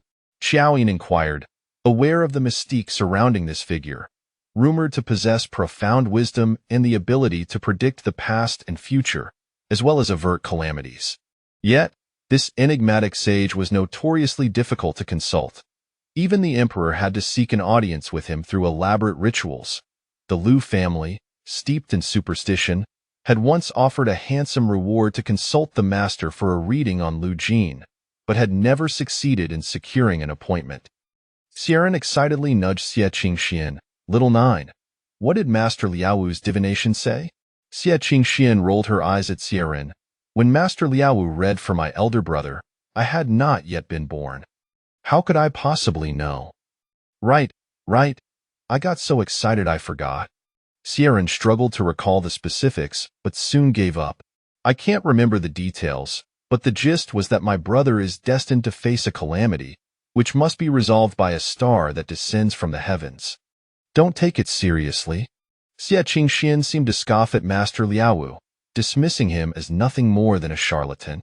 "He even told me I was a phoenix reincarnate, destined to rule the world as a motherly street fortune-tellers are more accurate than him." Qiao Yin was somewhat taken aback. "Master Liaowu has also predicted for you?" "Yes, he has read for him too." Xie Qingxian pointed at Xie Ren. "Every child born into the Xie family is brought to him for a reading. Yet, how can someone whom even the emperor cannot summon be summoned at will by the Xie family?" Qiao Yin could not help but feel a sense of trepidation regarding the Xie family's power. Xie Ren, noticing Qiao Yin's peculiar expression, found it amusing and teased, "Sister-in-law, once you marry my elder brother and have children, Master Liaowu will surely provide a reading for them as well. No need to worry." Qiao Yin shot Xie Ren a glare. "Did Master Liaowu's reading for you include the advice to eat more and speak less?" Xie Ren replied, "How did you know?" Now it was Qiao Yin's turn to be speechless. Across the way, Chu Wenjing had spotted Qiao Yin and, intending to greet her, hesitated as he saw her engrossed in conversation with others. Just as he was about to approach, he caught sight of Lu Jin disembarking from a carriage not far away and hurried over, expressing concern. "I heard you were under house arrest. I thought you wouldn't be attending today. What happened?" Lu Jin remained silent, scanning the crowd until his gaze fell upon Qiao Yin, who was conversing with others. A flicker of brightness crossed his weary face. He hastily made his way toward Qiao Yin, but Chu Wenjing called out, "Jinzi, we're over here." However, Lu Jin paid no heed, striding purposefully out of the ranks of the civil officials toward the throng. Just as he was about to call out Qiao Yin's name, someone unexpectedly pulled him back. Chapter 58. The Emperor bestows great favor upon Qiao Yin. Lu Yizhi, unaware of when he had caught up, tugged at Lu Jinji's clothing, pulling him to a halt and whispering a warning, "Everyone is watching. If you brazenly seek out Qiao Yin now, it would be tantamount to slapping the Xiangfu in the face. Are you certain you wish to proceed?" Lu Jinji turned his head. Annoyance etched on his features as he glared at Lu Yizhi. "Release me. My affairs are none of your concern. Do you think I want to meddle in your business? I simply do not wish to return and face your father's wrath on account of your actions." Lu Yizhi, filled with disdain, released his grip. "Go ahead and court disaster. The imperial concubine, the third prince, the Xiangfu. How do you plan to withstand their fury?" Lu Jinji was about to struggle free when he glanced up and caught sight of Yan Ruyu's piercing gaze amidst the crowd. The surge of motivation within him withered instantly, taking the brightness from his face along with it. Just then, the palace gates slowly swung open, heralding the arrival of the emperor. Reluctantly, Lu Jinji retreated into the throng, bowing deeply to await the emperor's arrival. Yan Ruyu observed the entire scene, a cold smile playing at the corners of her mouth, her mind already made up. The emperor has arrived. The proclamation rang out, and the area fell silent. Qiao Yin, following the others, bent down to kneel but could not resist the urge to steal a glance towards the palace doors. As the gates opened, Qiao Yin did not see the emperor's majestic presence at first. Her eyes were drawn instead to Xie Yuantai stepping forth from the threshold. Standing at the forefront of the procession in a regal purple official's robe, he exuded an imposing stature akin to a towering pine, his demeanor as frosty as the depths of winter, his expression solemn, radiating an inherent authority that starkly contrasted with his usual warm disposition. Indeed, the Xie Yuantai she had glimpsed from afar possessed an oppressive aura. Not only did she refrain from approaching, but she scarcely dared to look at him for long. Just as Qiao Yin prepared to withdraw her gaze, Xie Yuantai's eyes met hers, as if he had anticipated her furtive glance and caught her red-handed. His countenance remained stern, yet his eyes sparkled with mirth. A silent understanding passed between them, and she could not help but curve her lips into a smile. Across from her, Lu Jinji clenched his fists, his gaze fixed on Qiao Yin, wishing fervently to rush forward and seize her away. Witnessing her rapt attention on Xie Yuantai and their unguarded exchange of smiles ignited a fierce anger within him. That look, that smile. Everything about Qiao Yin should belong to him and him alone. It was he who had first discovered her, who had introduced her to the world. He was determined to reclaim Qiao Yin. After Qiao Yin and Xie Yuantai shared a smile, she lowered her gaze, failing to notice the emperor's arrival, much less the seething Lu Jinji opposite her. It was not until a voice inquired nearby, "Where are the Qiao siblings from the Jing'an Marquisate?" that she raised her head, following Qiao Mo's eager steps out of the crowd, kneeling before an extraordinarily luxurious carriage. The emperor's carriage was draped in resplendent yellow curtains, adorned with carvings of 9 dragons playing with pearls on the roof, and gold bells hung from each corner. Even the 6 magnificent steeds pulling the carriage donned golden ornaments, exuding unparalleled opulence. Within, the emperor sat, accompanied by a young maiden. The maiden appeared to be around 16 or 17 years of age, clad in splendid palace attire, her expression distant and aloof. "This humble subject, Qiao Mo, along with my sister Qiao Yin, humbly greets your majesty. Long live the emperor." Qiao Yin mimicked Qiao Mo's actions, kneeling in reverence. The emperor regarded the Qiao siblings with a hearty laugh, exclaiming, The Marquis of Jing'an not only excels in battle, but also boasts beautiful offspring. Especially this young lady, Qiao, who is gracious and possesses a benevolent heart. Your donation of 200,000 taels of disaster relief silver has been received by the court, and I wish to extend my gratitude on behalf of the suffering populace.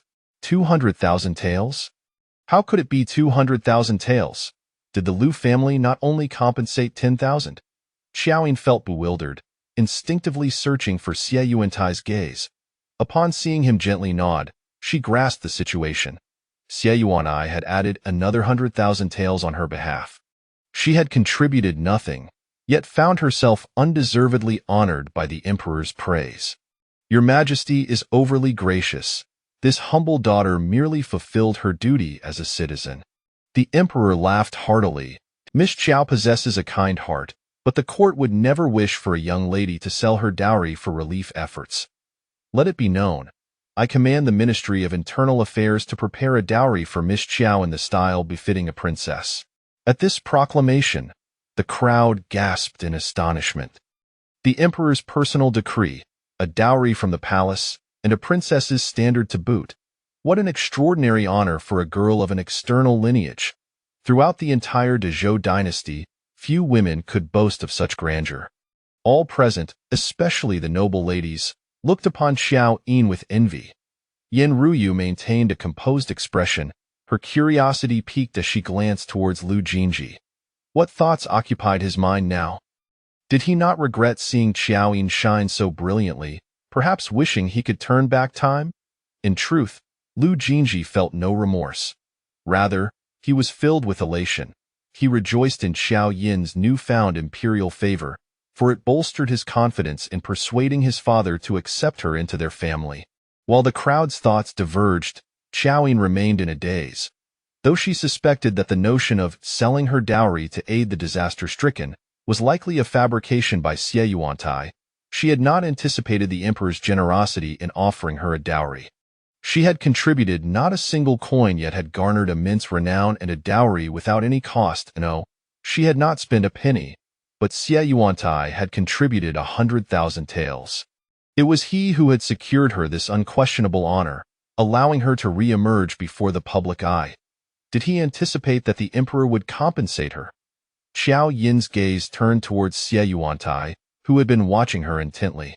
Seeing her look of confusion, he offered her a gentle smile. Still in a stupor, Qiao Mo, brimming with excitement, urged Qiao Yin to express her gratitude once more. He lamented the absence of that wretched madam from the Lu family, wishing he could make her swallow her words about only being able to serve as a concubine to their duke's house, one word at a time. Yin, quickly express your gratitude, Qiao Mo urged. Finally snapping back to reality, Qiao Yin offered her thanks again. Thank you, Your Majesty, for your profound grace. May Your Majesty enjoy longevity and eternal glory. The emperor, in high spirits, turned to the young maiden beside him, saying, Miss Qiao, as it is your first autumn hunt, and being unfamiliar with the surroundings, once we reach the encampment, ensure that Miss Qiao stays with you. What? Who will she stay with? Qiao Yin's delight had yet to fully form when a thunderbolt struck her. Princess Ningyao, she was Xie Yuantai's betrothed. How could she be expected to share accommodations with her? If Princess Ningyao were to discover that she and Xie Yuantai were exchanging sweet nothings, would she not tear her apart? Qiao Yin was utterly bewildered, not only in shock but also in fear, yet she found herself unable to refuse. The emperor had repeatedly honored her and had even entrusted the esteemed princess to look after her. It was clear he intended to elevate the Qiao family and her standing. To decline would be to display utter ingratitude. Chapter 59. What have you done? A kiss, perhaps. Qiao Yin instinctively glanced towards Xie Yuhan, but at that moment, he was nowhere to be found. Feeling helpless, she timidly stole a glance at Princess Ningyao amidst the envious crowd. Jiang Ningyao maintained a stoic expression, resembling a flower on a lofty peak, casting a cold glance at Qiao Yin and succinctly replied, I understand. Her voice was as frigid as ice, entirely unfitting for a girl of 17 or 18. A sense of foreboding gripped Qiao Yin's heart. Anxiety swelled within her, yet she forced a grateful expression as she continued to express her thanks. After the emperor exchanged a few pleasantries with the Qiao siblings, the appointed time arrived, and he commanded the departure. The imperial carriage set off first, while others returned to their respective carriages. The brief journey from the palace gate to the carriage saw Qiao Yin mentally reenacting dozens of episodes of palace intrigue. Alas, is it too late for me to feign illness and withdraw? Qiao Yin slumped despondently inside the carriage. My lady, do not be so disheartened. Is not General Xie still here? Baizhu consoled her. The mere mention of Xie Yuhan ignited her frustration. Why should she bear the consequences of his entangled fate? Sighing, Qiao Yin leaned against the carriage window, peering outside, only to spot Xiao Mo, who was reveling in the emperor's praise, with no sign of Xie Yuhan. Lowering the curtain, she instructed Baizhu, once we arrive at the hunting grounds, you must immediately inquire about General Xie's whereabouts. The romantic entanglements he has created must be dealt with by him. The grand procession proceeded smoothly towards the hunting grounds as dusk approached. As soon as the carriage came to a halt, a palace maid approached to assist. Miss Qiao, I am Shuiyu, a maidservant of the princess, here to guide you. A tall and nimble girl greeted Qiao Yin with a bow. Panic surged within Qiao Yin, but she dared not reveal it. Thank you, Miss Shuiyu. She responded with a courteous nod. Baizhu, take your time to organize. I shall pay my respects to Her Highness the Princess first. Qiao Yin exchanged a knowing glance with Baizhu before following Shuiyu to the princess's tent. Indeed, Princess Ningyao was favored. Her tent was not only adjacent to the emperor's, but also of a far grander scale than those of the crown prince and the third prince. What was referred to as a tent was more akin to a small house, complete with numerous chambers. Upon entering the tent, Qiao Yin found Jiang Ningyao already changed from her court attire, lounging in a light dress, sipping tea to alleviate her fatigue. Your servant pays her respects to your highness, Qiao Yin said, bowing her head appropriately. Jiang Ningyao glanced at her from the corner of her eye and waved her hand dismissively. Rise? As Qiao Yin stood, her mind raced, searching for a suitable greeting. But Jiang Ningyao spoke first. Are you well acquainted with the Xie family? So direct. So soon?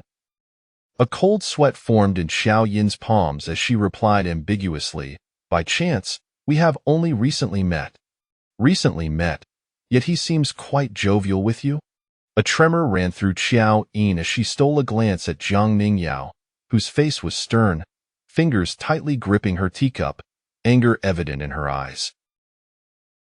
Panic surged through Qiao Yin. How was she to respond? This was not a vacation. It felt like an ordeal. Just as she grappled with her predicament, Baizhu's voice called from outside the tent, Miss, the eldest young master requests your presence. Qiao Yin, feeling as if a weight had been lifted, glanced apologetically at Jiang Ningyao, who merely stood and retreated to the eastern compartment. Sighing with relief, Qiao Yin hurried outside to reunite with Baizhu. How terrifying! Princess Ningyao directly questioned my relationship with the Xie family. Did you find out where Xie Yuhan is? Baizhu nodded, pointing to a nearby tent. He is right next to the crown prince's tent. Navigate. Xie Yuhan and the crown prince had gone to inspect security, leaving only Xie Qingxian behind to tidy up. Today marked the first day of the hunt, with nobility from the capital present in the grounds, and Xie Yuhan, bearing heavy responsibilities, likely would not return to camp anytime soon. Xie Yuhan has gone on patrol, but why is Sierra not here? Qiao Yin surveyed the surroundings, seeing no sign of him. He ran away, Xie Qingxian said disdainfully. He bolted right at the palace gates. Qiao Yin froze. Ran away? Why would he do that? It should be me fleeing. Seeing his adversary, that coward Sieran was scared and made a quick escape. Xie Qingxian scoffed, her expression one of utter contempt. Adversary? Does Sieran even have enemies? Do you know why he came to the capital? He couldn't remain in Huai Prefecture any longer. There, he was constantly embroiled in disputes, and the whole city was outraged at his conduct. His family had to send him away. Xie Qingxian spared no mercy in revealing Sieran's disgraceful deeds. He has enemies everywhere, and the greatest one is right here in the hunting grounds. Who is it? Qiao Yin asked, intrigued. Whoever could frighten Sieran away must be formidable indeed. Yet, with the Xie family's significant power and close ties to the imperial family, who could have the audacity to provoke Sieran? As her curiosity deepened, Xie Qingxian, sensing her interest, suddenly fell silent. Haha, you will find out once you marry into the family. Have you too been tainted by Sieran's bad influence? Qiao Yin Xie Qingxian laughed heartily. Do not BS. H1My brother has already written to Huai Prefecture, requesting our uncle and aunt to come to the capital to meet their future daughter-in-law. They must be on their way by now. Qiao Yin gasped. When did this happen? That night you went to the night market. Upon returning, my brother went straight to the study to write the letter and sent it out on horseback overnight. Xie Qingxian blinked her sparkling eyes, fixing her gaze on Qiao Yin. Did you two do anything that night? What happened that night? They dined together and even shared a kiss. Qiao Yin blushed, feeling a wave of embarrassment wash over her. However, the evening ended on a sour note, with an argument erupting between them.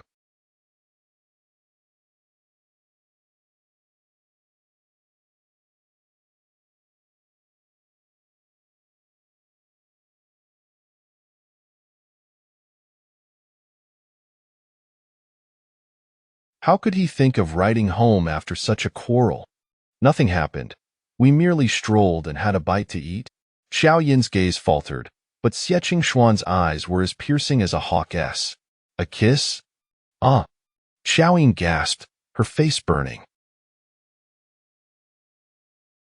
Xie Qingxian, brimming with excitement, exclaimed, Oh, you two are quick. I thought my brother would take a few months to court you politely. Did you kiss him first? Caught off guard, Qiao Yin felt as if she could fry an egg on her flushed cheeks. Xie Qingxian sported a knowing smile. I suspected as much. When Qiao Yin had kissed Xie Yuhan, she felt no embarrassment. Now, under scrutiny, a sense of social mortification enveloped her. Just as she contemplated escaping, the sound of flapping wings filled the air, and a chubby white dove flew in, landing beside Xie Qingxian. Is this your pet? Qiao Yin inquired, astonished. This isn't mine.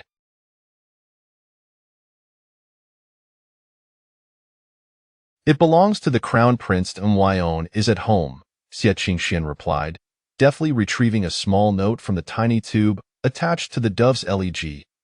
Oh, it was a carrier pigeon, a special messenger between the crown prince and Xie Qingxian. How playful they were. Qiao Yin regarded Xie Qingxian with suspicion as she opened the note, a smile gracing her lips as she read its contents. As darkness enveloped the outside world, and with Xie Yuhan still absent, Qiao Yin reluctantly rose to take her leave. Torches blazed outside, and a few stars twinkled in the sky, the wild wind carrying a chill. With determination, Qiao Yin set her course, head down, moving forward. Suddenly, she caught snippets of conversation. Did you see? Qiao Yin just emerged from Xie Yuhan's tent. She got nowhere with Lu Jin and now shamelessly clings to Xie Yuhan. She has brought disgrace upon us women. I see her as not only debasing herself, but also utterly oblivious. With her status, even if her father won 100 battles, she could never be a match for Xie Yuhan. Who does she think she is, thinking her beauty gives her the right to flirt? Exactly.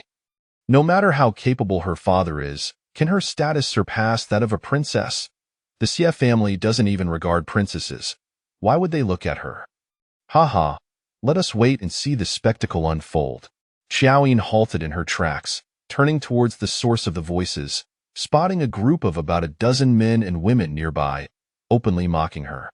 As she glanced their way, they showed no restraint, bursting into laughter.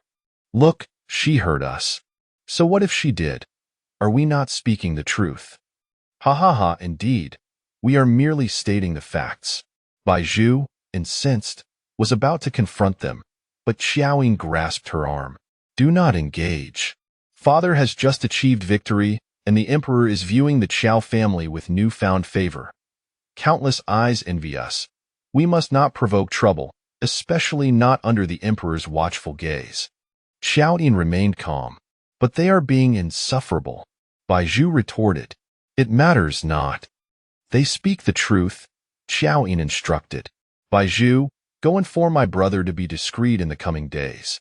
Unable to resist, Bai Zhu turned and dashed off to find Qiao Mo. As Qiao Yin continued on her path, having taken only a few steps, a shadow darted out from the darkness, blocking her way. Did you hear what they said? You and Xie Yuhan are simply impossible. Chapter 60. Are you Qiao Yin raised her head to gaze at the suddenly appearing Lu Jin Zhi. She took a step back before responding with a cool demeanor. They have said so much. Which statement does young Master Lu refer to? Lu Jin Zhi's eyes narrowed as he observed her retreating motion, a sharp sting igniting within him, fueling a fiery wrath. He abruptly seized Qiao Yin's arm. How long will you persist in your delusions? Qiao Yin is merely exploiting you. Upon learning that our Lu family intends to ally with the Xiang residents, he suddenly emerged to snatch you away. His only aim is to curry favor with your father, to challenge us. If he looks down upon the princess, how could he ever desire you? The status of the Xie family could never warrant your entry into our household. Qiao Yin regarded him coldly. The face she once found somewhat handsome now appeared grotesque in the dim light. She brushed aside his hand and stepped back once more. Looking up at him, she forced a bitter smile. So, you mean to say, I am unworthy of Qiao Yin, and only fit to be your concubine? While others merely spoke ill of her, he took tangible actions to humiliate her time and again. Lu Jin Zhi was momentarily taken aback, witnessing the profound loathing in Qiao Yin's eyes, a loathing as intense as that slap she had delivered in public at Jifeng Garden. Panic surged within him as he exclaimed, I will marry you. I will take you as my wife. Is that sufficient? Please do not remain angry. Yet his tone still bore an ingrained arrogance, as though he were bestowing a favor. After enduring for 4 years, Qiao Yin no longer wished to play along for a single second longer. She had no words left to offer. With a frigid expression, she turned and walked past Lu Jin Zhi, not glancing back as she returned to the tent. His declaration of intent to marry her did not elicit even a flicker of response from her. Enraged, Lu Jin Zhi shouted at her retreating figure, I will show you. Qiao Yin, hearing his voice behind her, couldn't help but let out a cold laugh. Was Lu Jin Zhi mad? What was he trying to prove? She shook her head and entered the tent. Upon stepping inside, she was met with the icy gaze of Princess Ning Yao. Feeling a bit awkward, Qiao Yin took a step forward. Princess, are you not resting yet? I am aware of your affairs with Lu Jin Zhi, Princess Ning Yao stated from her seat, looking down upon her. If you are so fond of him, I could intercede with my father on your behalf to arrange a marriage for you both. Your father has rendered great service, and my father would be more than willing to support the Qiao family. Should I speak up? No, please don't. Qiao Yin exclaimed, genuinely frightened. In a moment of panic, she rushed forward to cover Jiang Ning Yao's mouth. By the time she realized her actions, it was too late. Miss Qiao, what are you doing? A maid rushed forward, attempting to pull Qiao Yin away. Unwilling to relent, Qiao Yin, disregarding Jiang Ning Yao's struggles, quickly spoke.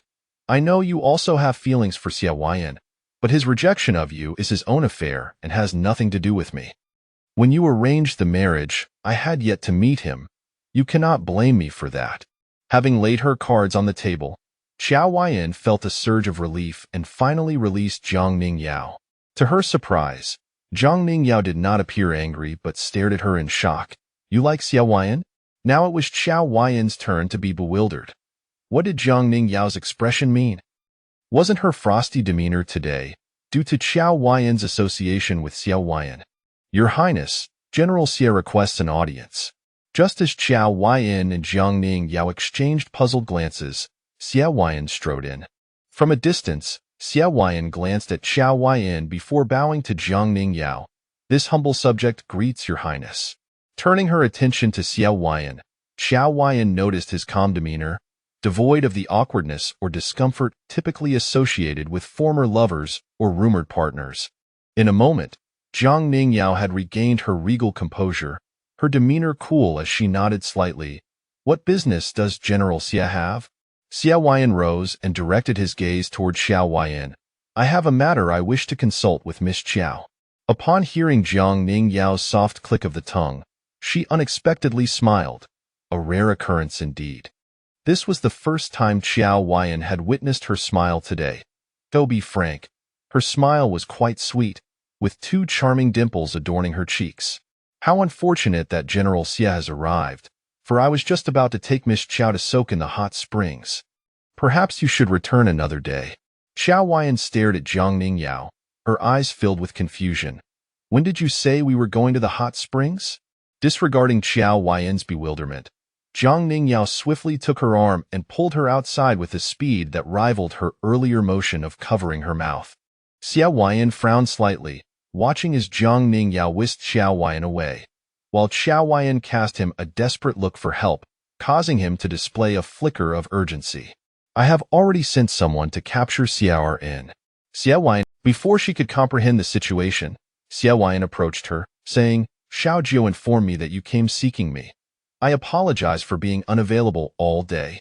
Noticing that he still wore his morning court attire and clutched a riding whip, it was evident he had rushed over immediately after finishing his duties. Would you like to sit for a moment? I can pour you some tea. Xiao Yin invited him to sit down, turning to prepare a cup of tea for him. Xiao Yin accepted the cup she offered, smiling. I was concerned you might have difficulties with Princess Ningyao, yet it seems that in such a short span, you have grown quite close. At his comment, Xiao Yin felt a surge of anger, retracting the cup she had just offered. So, you were aware? Please do not be upset. I can explain, but let me have a sip first. Xiao Yin, evidently parched, grasped Xiao Yin's hand, pulling both the cup and her hand before him, and drank deeply from the warm tea. His movements were swift, yet Xiao Yin could distinctly feel the warmth of his palm, her gaze involuntarily drawn to the bobbing of his Adam's apple, as if entranced. How maddening! This man seemed to have hooks everywhere. Just as the heat began to rise within her, Xiao Yin hastily averted her gaze. After moistening his throat, he continued, For years ago, the emperor indeed had intentions to arrange a marriage, but it was not for me. It was for Xiao Yin. Xiao Yin's eyes widened in disbelief. Xiao Yin stated, The one Princess Ningyao holds affections for is Xiao Yin. Chapter 61. Now that we have shared a bond of intimacy, it is only natural that I take responsibility for her. When I initially enlisted in the military, I used Xiao Yin's name to register, fearing that I might not be accepted. The triumphant news of victory was sent to the palace, leading Princess Ningyao to mistakenly believe it was Xiao Yin. Xiao Yin found the situation amusing as he recalled the events. Upon my return to the capital, the first time Princess Ningyao laid eyes on me, she recognized me instantly, revealing that the marriage proposal was merely a misunderstanding. Yet, for reasons unknown, the news had leaked from the palace and had taken on a life of its own. Xiao Yin explained the situation from beginning to end. Ah! Qiao Yin exclaimed, still in disbelief, for it was difficult for her to fathom that such a aloof person as Princess Ningyao would take a liking to someone as carefree as Xiao Yin. Sensing her skepticism, Xiao Yin continued, The crown prince studied at the Xia family's academy, and the princess visited Huai Prefecture once a year. They were acquainted since childhood. Is that so? Qiao Yin finally understood, realizing that they had known each other since they were young. But wait, if the princess had feelings for Xiao Yin, why did she not directly arrange a marriage for him back then? Xiao Yin chuckled helplessly. Because Xiao Yin ran away. Xiao Yin was once again rendered speechless. Xiao Yin shook his head, expressing his exasperation. Had it not been for that misunderstanding, we would have been oblivious to the princess's feelings for Xiao Yin. They were quite at odds in their youth, often quarreling whenever they met. So Xiao Yin fled today because he saw the princess? Xiao Yin nodded. Everything began to make sense. The princess's hostility stemmed from Xiao Yin, not from Xiao Yin himself. Qiao Yin sighed in relief, but soon found herself with another question. Is it really appropriate for us to sell Xiao Yin out like this? Back then, he left without a word when the marriage was proposed, embarrassing Princess Ningyao, who graciously chose not to hold the Xie family accountable. Ultimately, it was Xie Rin's inconsiderate actions, and his evasion is hardly a solution. In light of this, it was indeed evident that Xie Rin had acted rather inappropriately. Qiao Yin diverted her thoughts, her gaze falling upon the whip in his hand. Did you rush here solely to explain this? Honestly, you could have just asked Wang Shan to inform me. Xie Yuan set down the whip and retrieved a small box from his pocket, handing it to her. It had retained his warmth, having been held for quite some time. Is this for me? Qiao Yin hesitated to accept it, feeling overwhelmed by the multitude of gifts Xie Yuan had already bestowed upon her. Xie Yuan shook his head, a slight smile gracing his lips. It is not a gift, but a reward. A reward? What sort of reward? Qiao Yin's curiosity was piqued. It is a reward for your active participation in answering questions, Xie Yuan replied with a smile, his deep eyes sparkling with infinite tenderness. Qiao Yin gazed at him in astonishment. There's a reward even for incorrect answers. Does that mean for each time I answer, you will reward me? Xie Yuan pondered for a moment before replying, that could be arranged. Qiao Yin opened the box and couldn't help but gasp, Master Xie, you are being excessively generous. The translucent emerald bracelet within resembled a pool of flowing azure water, captivatingly beautiful and impossible to look away from. It was undoubtedly priceless, leading her to wonder why Xie Yuan would be so willing to part with it. If I were to be a bit foolish and answer incorrectly several times, wouldn't that lead to you going bankrupt? Xie Yuan laughed, reassuring her. Do not worry. Your teacher still has some reserves left. I am not afraid. However, Qiao Yin shook her head, pushing the item back. You have given me too much, too valuable, I cannot accept any more. I have yet to thank you for the 100,000 taels you donated. There's no need for gratitude. Your father achieved victory, and the emperor would naturally reward you. Moreover, your donation to the impoverished reflects your true intentions, and you deserve the emperor's commendation. Xie Yuan was not seeking credit, yet seeing Qiao Yin still refuse, he changed the subject.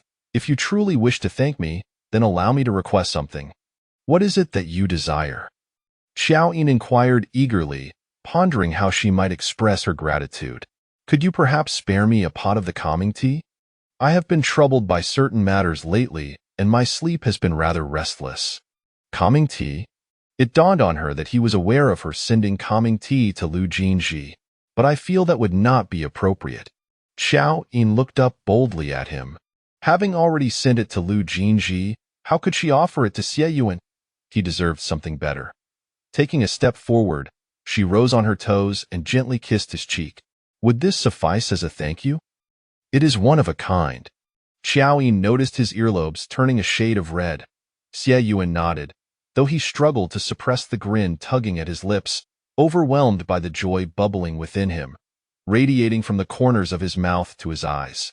Could you not express your gratitude this way from now on?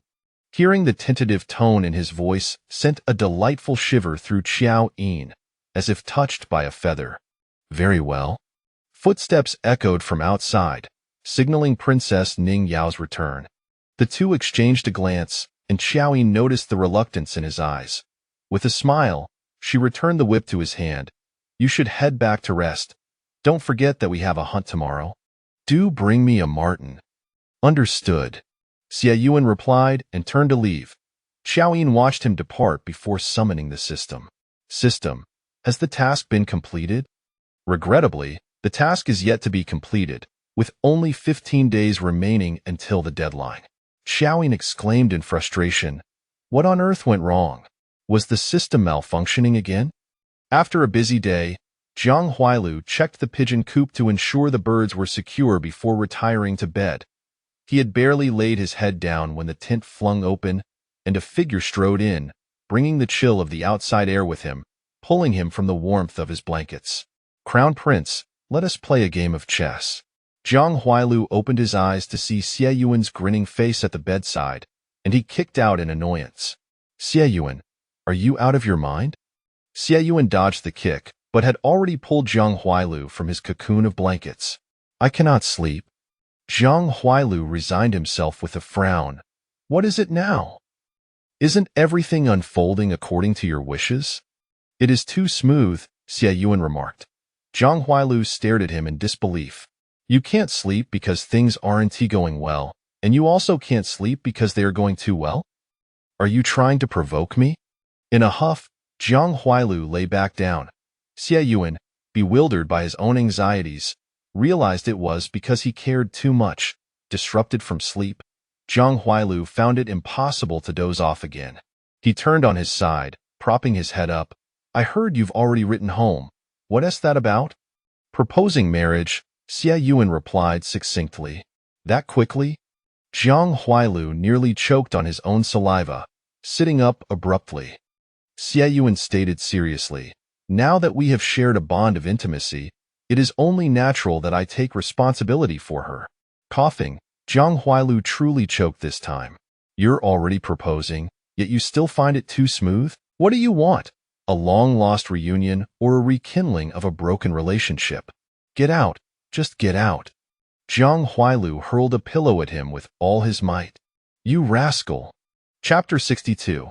To her surprise, Qiao Yin was also a person who was madly in love.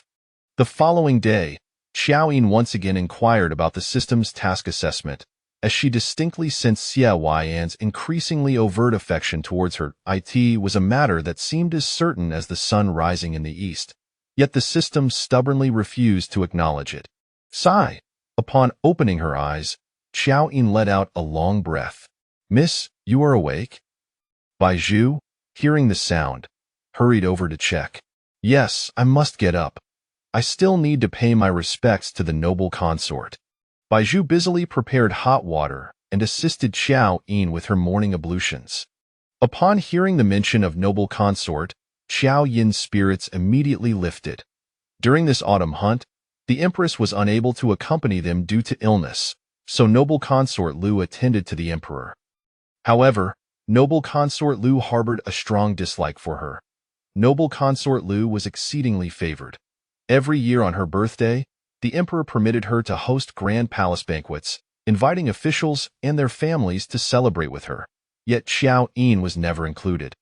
With noble consort Lu setting such an example, other families in the capital naturally followed suit, ensuring that the Jing'an Marquisate was excluded from any gatherings. The Jing'an Marquisate had become an oddity in the capital, looked down upon, to the extent that even Xiaomo, now in his 20s, had yet to find a wife.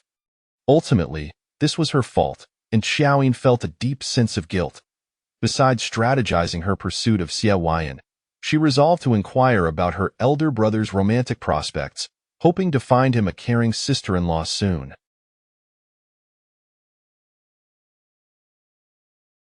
Dressed and seated before the bronze mirror, Bai Zhu asked about the jewelry. Which set shall the young lady wear today? Qiao Yin examined the array before her. While exquisite, it lacked depth. She recalled the jade bracelet Qiao Yin had given her the previous day, which was worth more than a chest full of trinkets. Selecting the bracelet, she adorned herself with a few complementary pieces, opting for a simple elegance, sufficiently substantial yet not ostentatious, to avoid drawing undue attention from noble consort Lu. Just as Qiao Yin completed her preparations, Princess Ning Yao's maid, Shuiyu, lifted the curtain and entered. The princess invites you to join her for breakfast. Qiao Yin was taken aback by the unexpected honor. Emerging from the partition, she found that the tent had already been arranged with chairs and breakfast at its center. Zhang Ningyao sat at the head, clad in a striking red palace garment, crowned with a golden tiara, her lips a vivid crimson, even more flamboyant and radiant than the previous day. As a woman, Qiao Yin found it hard to look away, unable to suppress her thoughts.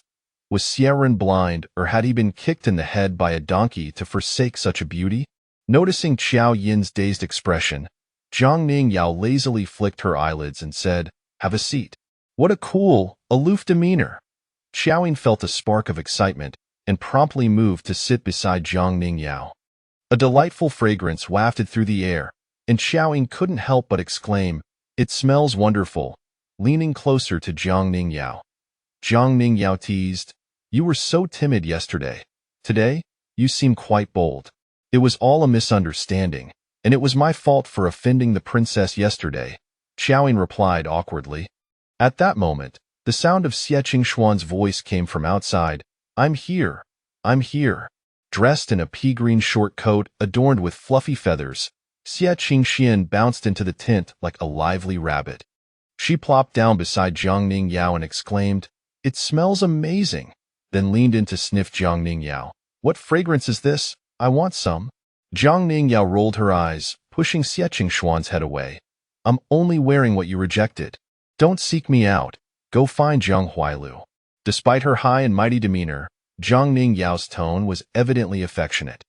Xie Qingxian chuckled and turned to Qiao Yin to explain, "Sister Ningyao fears you might feel constrained, so she specially invited me to join you for breakfast." Qiao Yin was momentarily stunned, her eyes sparkling with gratitude.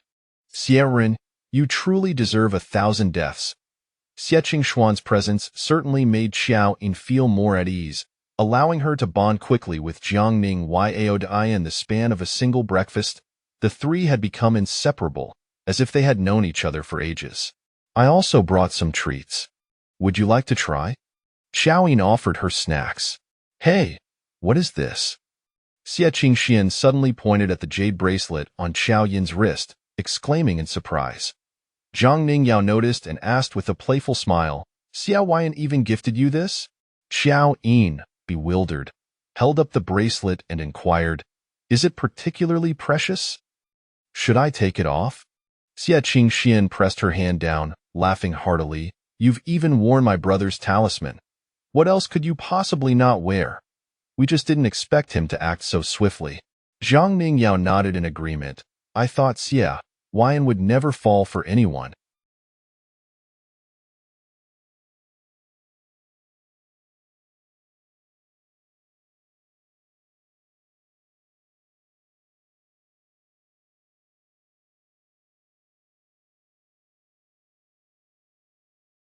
Who knew he was also a person driven mad by love? Mad. Qiao Yin felt increasingly anxious as she probed them, but Xie Qingxian and Zhang Ningyao refused to divulge, insisting she inquire with Xie Yin herself. Qiao Yin mused, could it be a family heirloom? Yet Xie Yin had given it so casually. It hardly seemed likely. After finishing breakfast, the trio made their way to noble consort Lu's tent. It was not far from the princess's quarters, and they arrived in no time. "Miss Qiao from the Jing'an Marquisate is here." As they entered the tent, it was strange that only Qiao Yin's name was called. This unusual maneuver caused her to furrow her brow slightly. A loud announcement silenced the tent, and everyone turned to gaze at the entrance. Following yesterday's events, Qiao Yin had become the most talked-about figure in the capital.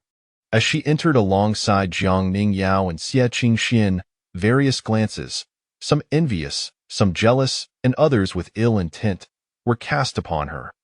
Looking at the young ladies present, all adorned in gold, Qiao Yin silently thanked Shui Wanran for her advice. Otherwise, she would have surely become the target of mockery from these women. Noble consort Lu sat at the head, dressed in opulent palace attire, smiling as she beckoned. "So you are Qiao Yin? Jianji often speaks of you. Come closer so I may have a look." Noble consort Lu completely disregarded Princess Ning Yao and Xie Qingxian, openly elevating Qiao Yin's status. Qiao Yin maintained her composure, scanning the room and noting the absence of Yin Ruyu among the esteemed ladies. Indeed, this was the same greedy behavior as before. Noble consort Lu remained consistently avaricious. "Greetings, noble consort." Qiao Yin offered a perfunctory curtsy, taking only a couple of steps forward, still a considerable distance from noble consort Lu. Noble consort Lu appeared taken aback. She had expected Qiao Yin to be more eager and warm in her approach, especially since Lu Jin Zhi held her in such high regard. Previously, Qiao Yin had shown her intentions to curry favor on numerous occasions during her birthday celebrations. The atmosphere grew slightly chilly as noble consort Lu scrutinized Qiao Yin, remarking, "What a stunning beauty. No wonder Jin Zhi can't forget you. Upon our first meeting, I have no gifts prepared, but please accept this." As she spoke, noble consort Lu removed a jade bracelet from her wrist. The third prince's consort stepped forward to receive it, exclaiming, "Mother, you are truly biased. This bracelet, I have asked for several times, yet you never part with it. But for the first meeting with Miss Qiao, you bestow such a heavy gift." Noble consort Lu chuckled. "Who said you are more beautiful than her? But can this be blamed on the daughter-in-law? It is my parents who did not give me a visage like that of Miss Qiao." With their playful banter, the crowd erupted in laughter, and the third prince's consort flatteringly presented the bracelet to Qiao Yin. "Miss Qiao, the noble consort's gift is a rare honor. Do put it on." The intent to curry favor was unmistakably evident. All eyes turned to Qiao Yin, envy palpable in the air. Qiao Yin smiled gently, slowly raising her right hand to reveal her delicate wrist adorned with her jade bracelet.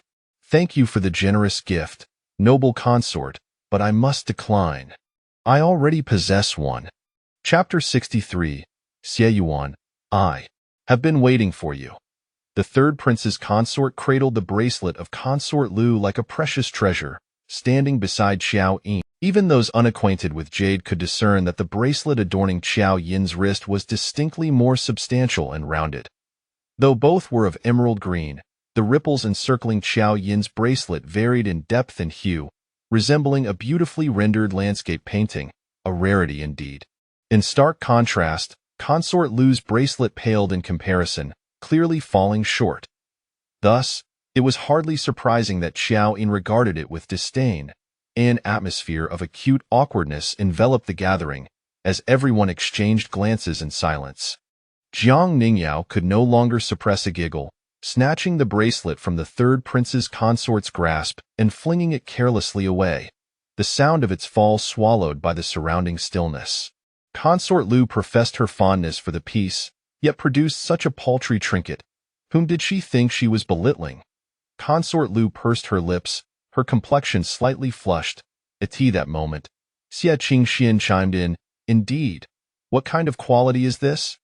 Even my maidservants possess better adornments." As if to substantiate her claim, Xie Qingxian raised the hand of her own little maid, who sported jade bangles of equal quality to Consort Lu's, and even in matching pairs. Consort Lu appeared as if she had been publicly slapped, her face turning a deep shade of anger, her teeth clenched in frustration. "The hunting event is about to commence. Let us proceed to the arena." Without further ado, Jiang Ningyao led Qiao Yin and Xie Qingxian away. Witnessing Consort Lu's displeasure, others hastily excused themselves, fearing the repercussions in the blink of an eye. Only Consort Lu and the third prince's consort remained within the tent. "Vile woman!" Consort Lu exclaimed, sweeping everything within reach to the ground in a fit of rage.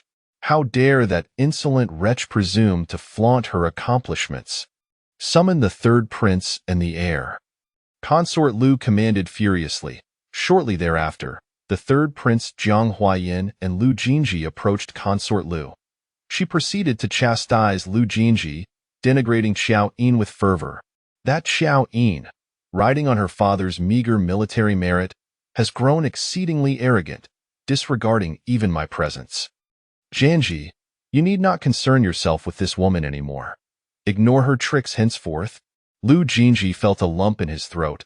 He had intended to persuade his aunt to approve of his desire to marry Qiao Yin, but now she had incited Consort Lu's wrath before he could utter a word.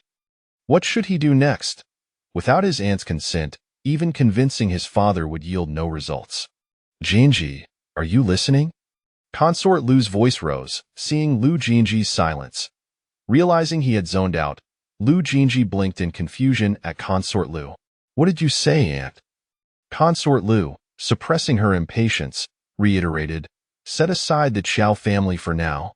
Focus on the affairs of the residence. Today's hunting event. I've arranged for a special quarry in the northwestern corner of the forest. You and Huayan should head there first to secure the prize. When the emperor bestows his accolades, I shall intercede on your behalf for a marriage grant." Noticing Lu Jinji's continued bewilderment, Consort Lu frowned and asked, "Do you comprehend?" Lu Jinji remained unresponsive. Consort Lu, stifling her frustration, noted Jiang Huayan's concern as he asked, "Jinji, what ails you?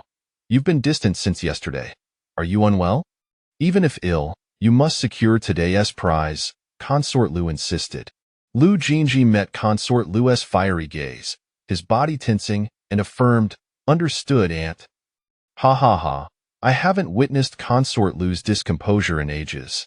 Qiao Yin followed Zhang Ningyao and the others into the Qiao Yin turned to Xie Qingxian, astonished. Do all the maidservants in your household truly wear gold and jade? Xie Qingxian smiled enigmatically, her little maid removing 2 bracelets from her wrists, explaining, "Do not misunderstand, Miss Qiao. These bangles belong to my young lady. She discreetly took them off earlier to adorn me." Ah! Qiao Yin was taken aback, then raised her thumb in admiration for Xie Qingxuan's cleverness. As the trio engaged in light-hearted, all 3 donned immaculate riding attire, basking in the sunlight. Xie Yuan appeared in a deep blue ensemble, exuding maturity and composure, while Zhang Huailu donned a sky-blue outfit, radiating elegance. Upon noticing their approach, both turned to regard them, whereas Xie Ren, clad in black, sulked with his head bowed, idly kicking at stones on the ground. Qiao Yin discreetly glanced at Zhang Ningyao, who, with pursed lips and a frosty demeanor, seemed displeased, though her gaze remained fixed on Xie Ren. As Xie Yuan and Zhang Huailu closed the distance, Xie Ren lingered behind, casting a sidelong glance at Zhang Ningyao before dropping his gaze again. "Qingxian, do I still have that bamboo bow with you? I wish to use it today." "Whichever bow you use is irrelevant. You won't hit much," she replied. "Even if I fail, I can at least put on a show, right? Bring it to me." Zhang Huailu and Xie Qingxian excused themselves, and Qiao Yin, sensing the unspoken tension, followed Xie Yuan to grant Xie Ren and Zhang Ningyao some privacy. "General Xie, what is the origin of this bracelet?" Once alone, Qiao Yin eagerly inquired, raising her hand adorned with the vibrant accessory. Xie Yuan regarded the bracelet encircling her slender wrist, its ripples seemingly alive, even more exquisite than he had anticipated. "It's merely an old family heirloom. A family treasure? Then I cannot keep wearing it. What if it breaks?" Qiao Yin reached to remove it, but Xie Yuan grasped her hand, preventing her. "If you return it to me, do I not owe you a token of gratitude in return?"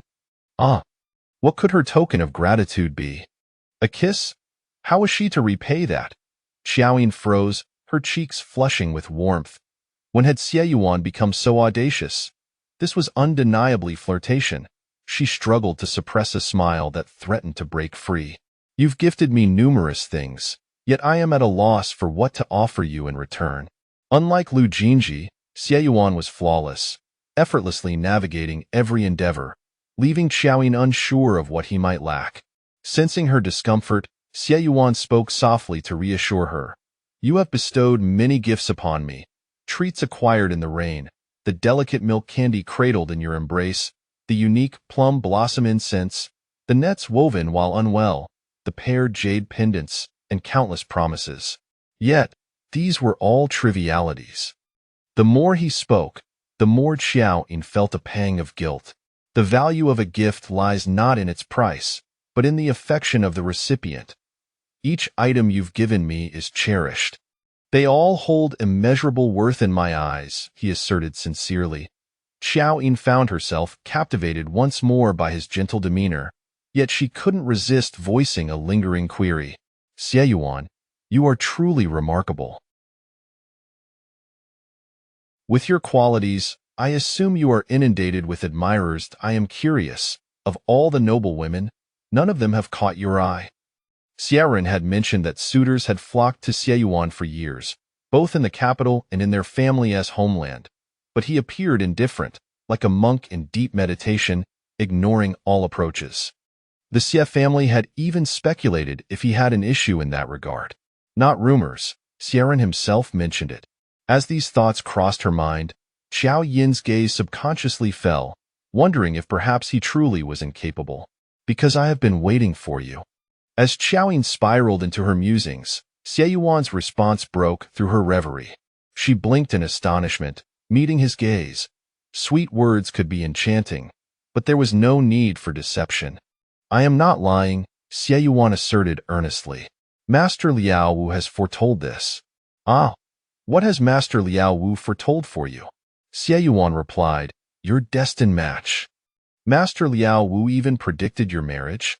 Surely he wouldn't go so far as to calculate the fates of the Xie family?" Qiao Yin asked in disbelief. Xie Yuan nodded. "Though his predictions are not entirely accurate, your arrival was 2 days earlier than he anticipated." Ah!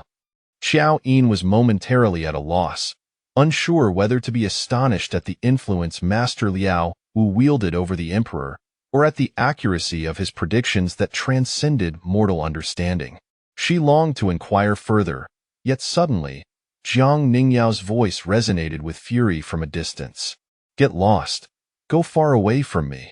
Jiang Ningyao shoved Xieran, storming off in a huff. Chapter 64. He is determined to marry Qiao Yin. No one can stop him.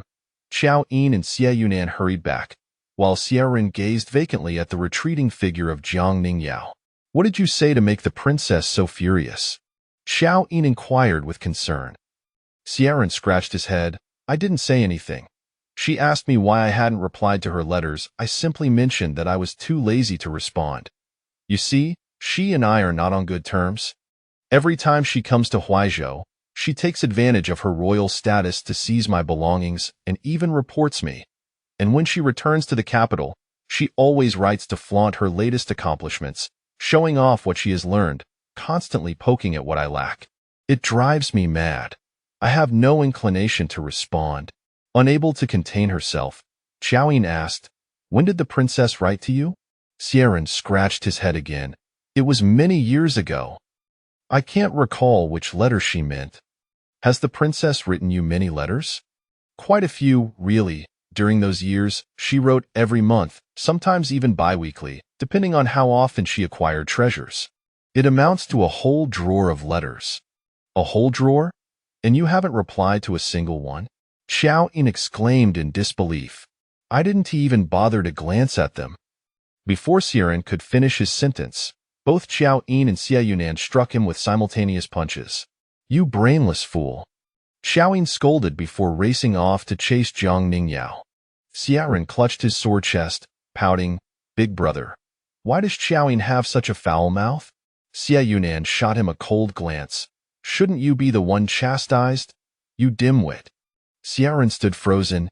"Even you, big brother?" Before he could finish, Zhang Huailu, who had appeared out of nowhere, placed his bow over Xieran's head. "I'll strangle you, you scoundrel. My sister must be blind to have fallen for you." However, Xieran, brimming with strength, flipped the bow over and ensnared Zhang Huailu's head with it, retorting angrily, "You're not any better. How long have you been coveting my sister?" Zhang Huailu, out of breath, protested, "That's a different matter." "Do you even realize it's a different matter? I don't like your sister. You can't force me to." Xieran replied impatiently. Zhang Huailu had no retort, only seething, "Fine. You said it yourself. Don't regret it later." Xieran remained unfazed, releasing Zhang Huailu's bow and swiftly fleeing, disappearing in a flash. Qiao Yin caught up with Jiang Ningyao on the high platform of the hunting grounds. By the time she arrived, the emperor had also come, and Jiang Ningyao stood beside him. Qiao Yin felt it inappropriate to approach, so she silently observed Jiang Ningyao's expression. Jiang Ningyao appeared composed, her demeanor unremarkable, yet the corners of her eyes were tinged with red. Qiao Yin sighed inwardly. "Damn you, Xieran." As the sun ascended and the morning mist dissipated, a resounding horn echoed, and a herd of animals was driven forth, charging towards the nearby forest. The emperor stood on the platform, bow in hand, launching the first arrow of the autumn hunt. The arrow struck true, hitting the leading deer. Father Emperor is truly as sharp as ever.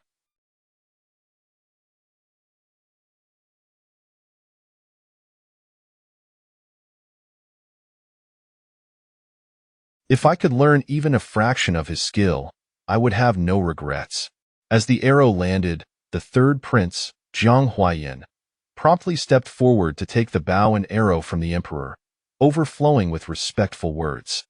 The emperor pointed at Zhang Huaiyin, his voice filled with affection. "Your flattery rivals even Zhao Duriest later. I expect to see what you can achieve. Don't embarrass me. I have been diligently practicing archery. I will certainly bring home the first prize for you, Father Emperor, Jiang Huaiyin declared confidently. The emperor smiled, casting a sidelong glance at Zhang Huailu, who stood nearby with a slender bow. Zhang Huailu had left the palace at 5 for his studies and returned only at 15.10 years away had naturally made him less familiar than Zhang Huaiyin, who had grown up under the emperor's knee, and Zhang Huailu lacked the charm and guile of his brother. The emperor merely glanced at him before turning his attention away, tossing the prized bow to Zhang Huaiyin. Third, don't disgrace me with this bow today. Zhang Huaiyin embraced the emperor's gift with uncontained joy. Thank you, Father Emperor. In his words, he did not forget to cast a provoking glance at Zhang Huailu.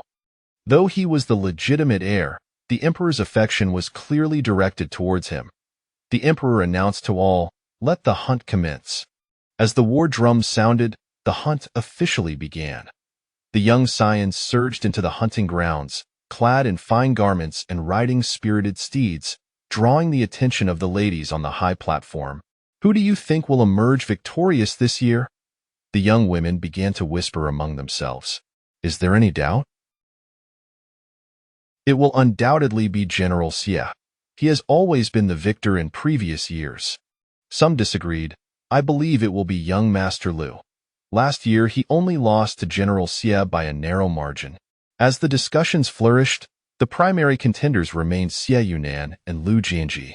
Qiao Yin recalled that while Lu Jin Zhi's martial prowess was average, his skills in horseback riding and archery were exceptional, learned directly from the commander of the Imperial Guard. Since his first participation in the autumn hunt at 15, he had consistently claimed the top prize until Xie Yunan's emergence. 4 years ago, Lu Jin Zhi faced his first defeat during the autumn hunt and returned home, sulking for half a month. Qiao Yin had to act as a target for him to practice archery, expending considerable effort to lift his spirits and encourage him to persevere. Who do you think will win? A voice suddenly broke through her thoughts. Qiao Yin turned to see Yin Ruyu standing beside her. Turning back, she gazed at the young men in the hunting grounds. Each was remarkable in their own right, yet none compared to Xie Yunan, whom she could always spot amidst the crowd.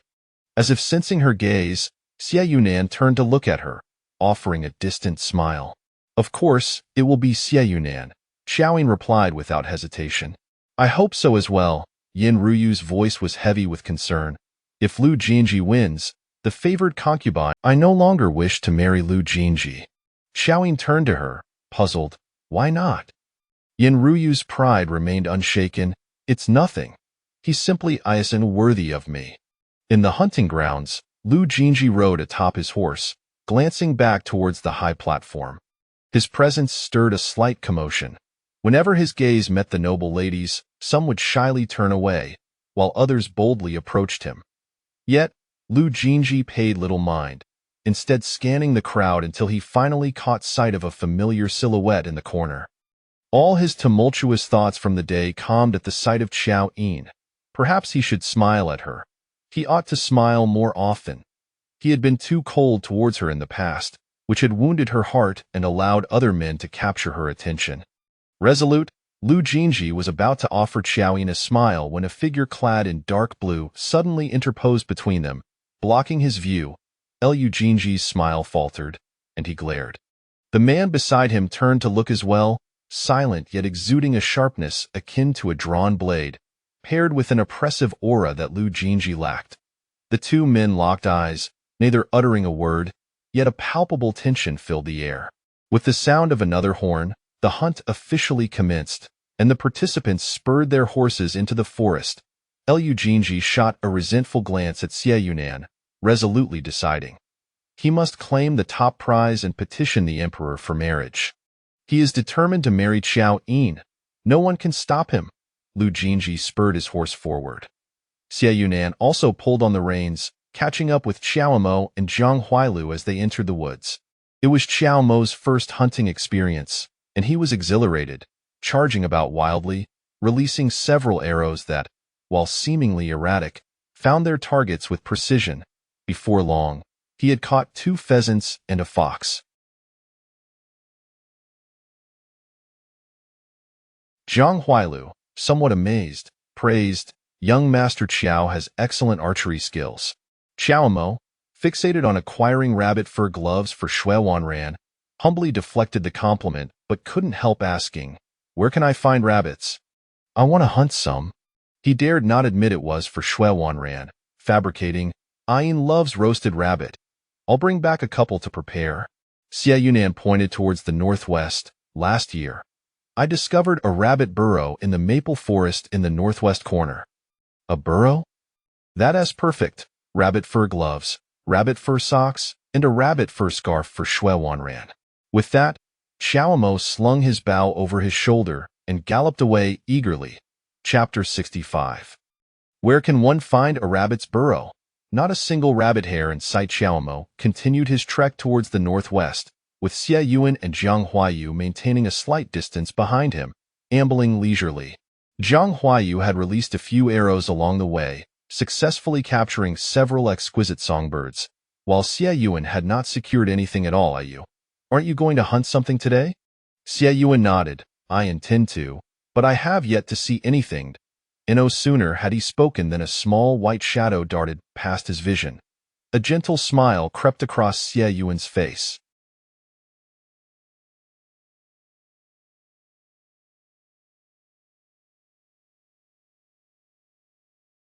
"Here it comes, the sable fur scarf that Yin desires." With his bow already strung, Xie Yuan deftly pulled the bowstring with 2 fingers, the tendons on the back of his hand subtly pronounced from the effort, his gaze intently fixated on the distant snowy landscape. Concurrently, Lu Jin Zhi and the third prince approached from another direction, with Zhang Huaiyin being the first to notice Zhang Huaiyu. "Why is the crown prince here as well?" Zhang Huaiyin felt a surge of vigilance.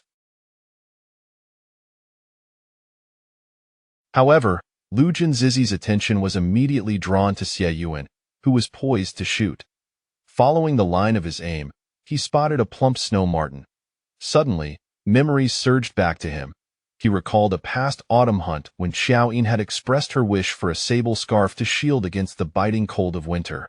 Had she shared this desire with Xie Yuan as well? A wave of jealousy washed over Lu Jin Zhi, akin to being submerged in a vat of vinegar, bitter and unwilling. Without a moment's hesitation, he readied his bow, aiming in the same direction as Xie Yuan. Zhang Huaiyin furrowed his brow, cautioning, "Jin Zhi, focus on the greater matters at hand." In that instant when Lu Jin Zhi positioned his bow, he suddenly exuded an air of sharpness, sneering dismissively, "It's of no consequence. I shall take its life with a single arrow." With unwavering determination, he drew the bowstring taut, releasing his finger. Clang! The 2 arrows collided mid-air, emitting a sharp metallic sound. The snow marten, unscathed, hastily dove into the thicket, disappearing in the blink of an eye. Xie Yuan, displeased, lifted his gaze, casting a cold stare at Lu Jin Zhi. Lu Jin Zhi, equally unyielding, met Xie Yuan's gaze defiantly. "Let it run. It's better than being shot by Xie Yuan." Before Lu Jin Zhi could bask in his perceived triumph, a sudden, fearsome roar erupted from the depths of the forest, causing his expression to shift dramatically. "What was that sound?" Zhang Huaiyu inquired. "It resembles the roar of a bear." Xie Yuan turned towards the source of the noise, which lay in the northwest, then glanced at Lu Jin Zhi with a knowing smile. "It seems this year's first prize belongs to Brother Qiao." As Xie Yuan's words fell, Lu Jin Zhi and Zhang Huaiyin surged ahead with their entourage. Roar! Another bear's roar echoed from the depths of the forest, the sound laced with unmistakable anguish. Lu Jin Zhi and Zhang Huaiyin galloped towards the northwest, where they beheld a massive black bear crashing to the ground, with an arrow embedded in each of its eyes. Qiao Mo, bow in hand, grumbled, "Where could one find a rabbit's burrow? Not a single rabbit hair in sight, yet I stumble upon a bear that nearly gives me a fright." Zhang Huaiyin shot a dark glance at Lu Jin Zhi, whose face was as grim as if he had lost a loved one. The bear's roar reverberated throughout the hunting grounds, reaching the spectators in the stands. Everyone was startled, and the emperor hastily summoned his guards, inquiring, "What is this commotion?" "Go investigate immediately." Among those who entered the forest were the prominent young nobles from the capital, and any error was unacceptable. "It sounds like a bear," an experienced general replied. "How could a bear possibly appear in the woods?" Nearby, concubine Lu exclaimed, "Your Majesty, I recall that back when the late emperor was still alive, you hunted a bear right here, did you not?"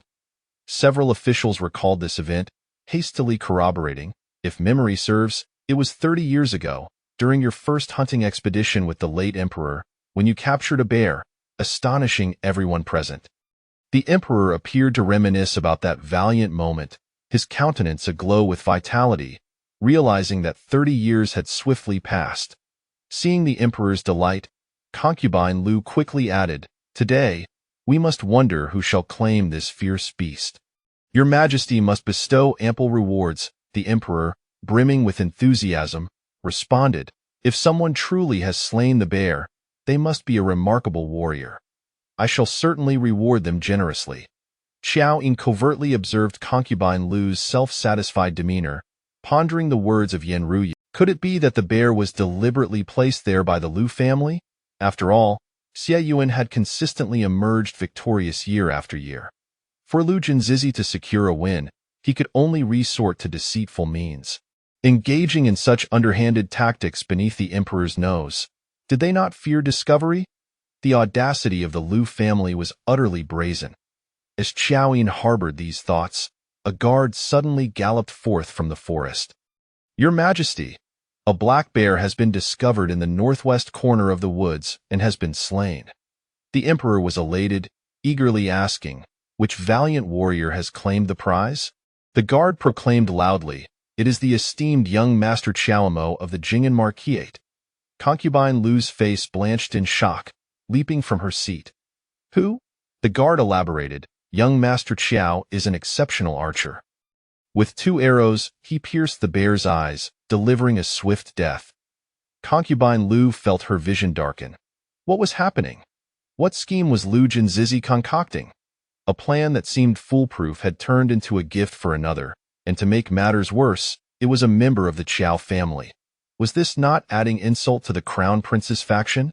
As the commotion continued, the forest erupted with activity as a group of guards dragged the massive black bear into view. Its imposing form resembled a small mountain, truly a sight to behold.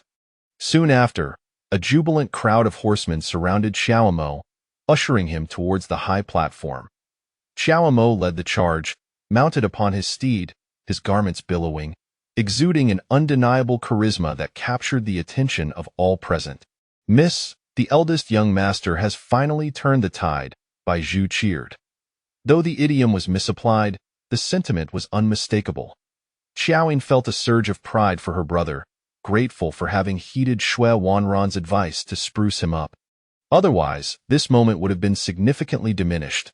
Before long, Qiao and his companions arrived before the emperor, with the crown prince Zhang Huayu formally presenting, "Father, young Master Qiao of the Jing'an Marquisate has slain a black bear.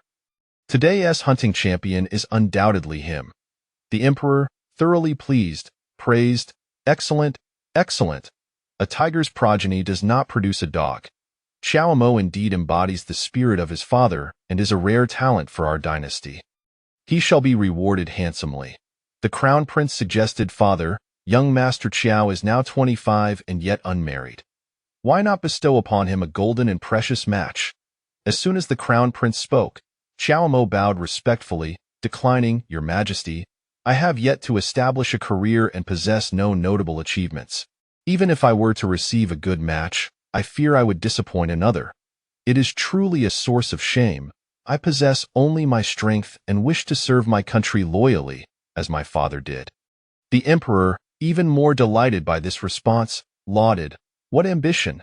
Truly a fine son of the Zhou dynasty, not to be overlooked." After a moment's contemplation, the emperor waved his hand.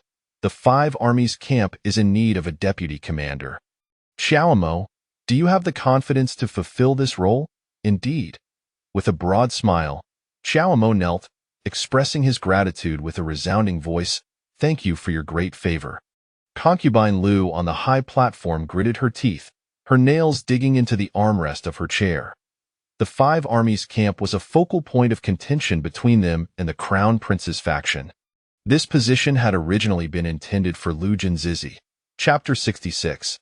Have you been hiding here all this time, just to witness their affectionate exchanges? The emperor not only promoted Qiao but also commanded a grand banquet in his honor. Everyone, regardless of gender, gazed enviously at Qiao and Qiao Ying. With the Qiao family's patriarch achieving merit on the front lines, Qiao Ying basking in the limelight yesterday, and now Qiao claiming the top spot. What extraordinary fortune is this? In a single night, the Qiao family has established a significant presence in the capital, one that cannot be overlooked. Those with discernment promptly set aside their previous heirs and actively congratulated Qiao Ying and Qiao, with some even inquiring directly about Qiao standards for a potential partner. Miss Qiao, your elder brother is quite impressive. Miss Qiao, does your elder brother have someone special in mind? Qiao Ying felt a surge of joy, feeling somewhat guilty for her brother's inability to find a wife. After patiently engaging in conversation with others, she descended from the elevated platform and approached Qiao, radiant and brimming with confidence, seemed enveloped in an atmosphere of jubilation. Elder brother, did you sustain any injuries? Qiao Ying inquired with concern. Qiao waved his hand dismissively, replying, No, that black bear had been starved for who knows how long and couldn't move at all. I took it down with just 2 arrows, never even got close. I told you before, my marksmanship is impeccable. You still doubt me. As he spoke, a hint of grievance crossed his face. All right, your marksmanship is indeed remarkable. But weren't you supposed to be hunting rabbits? How did you end up confronting a bear?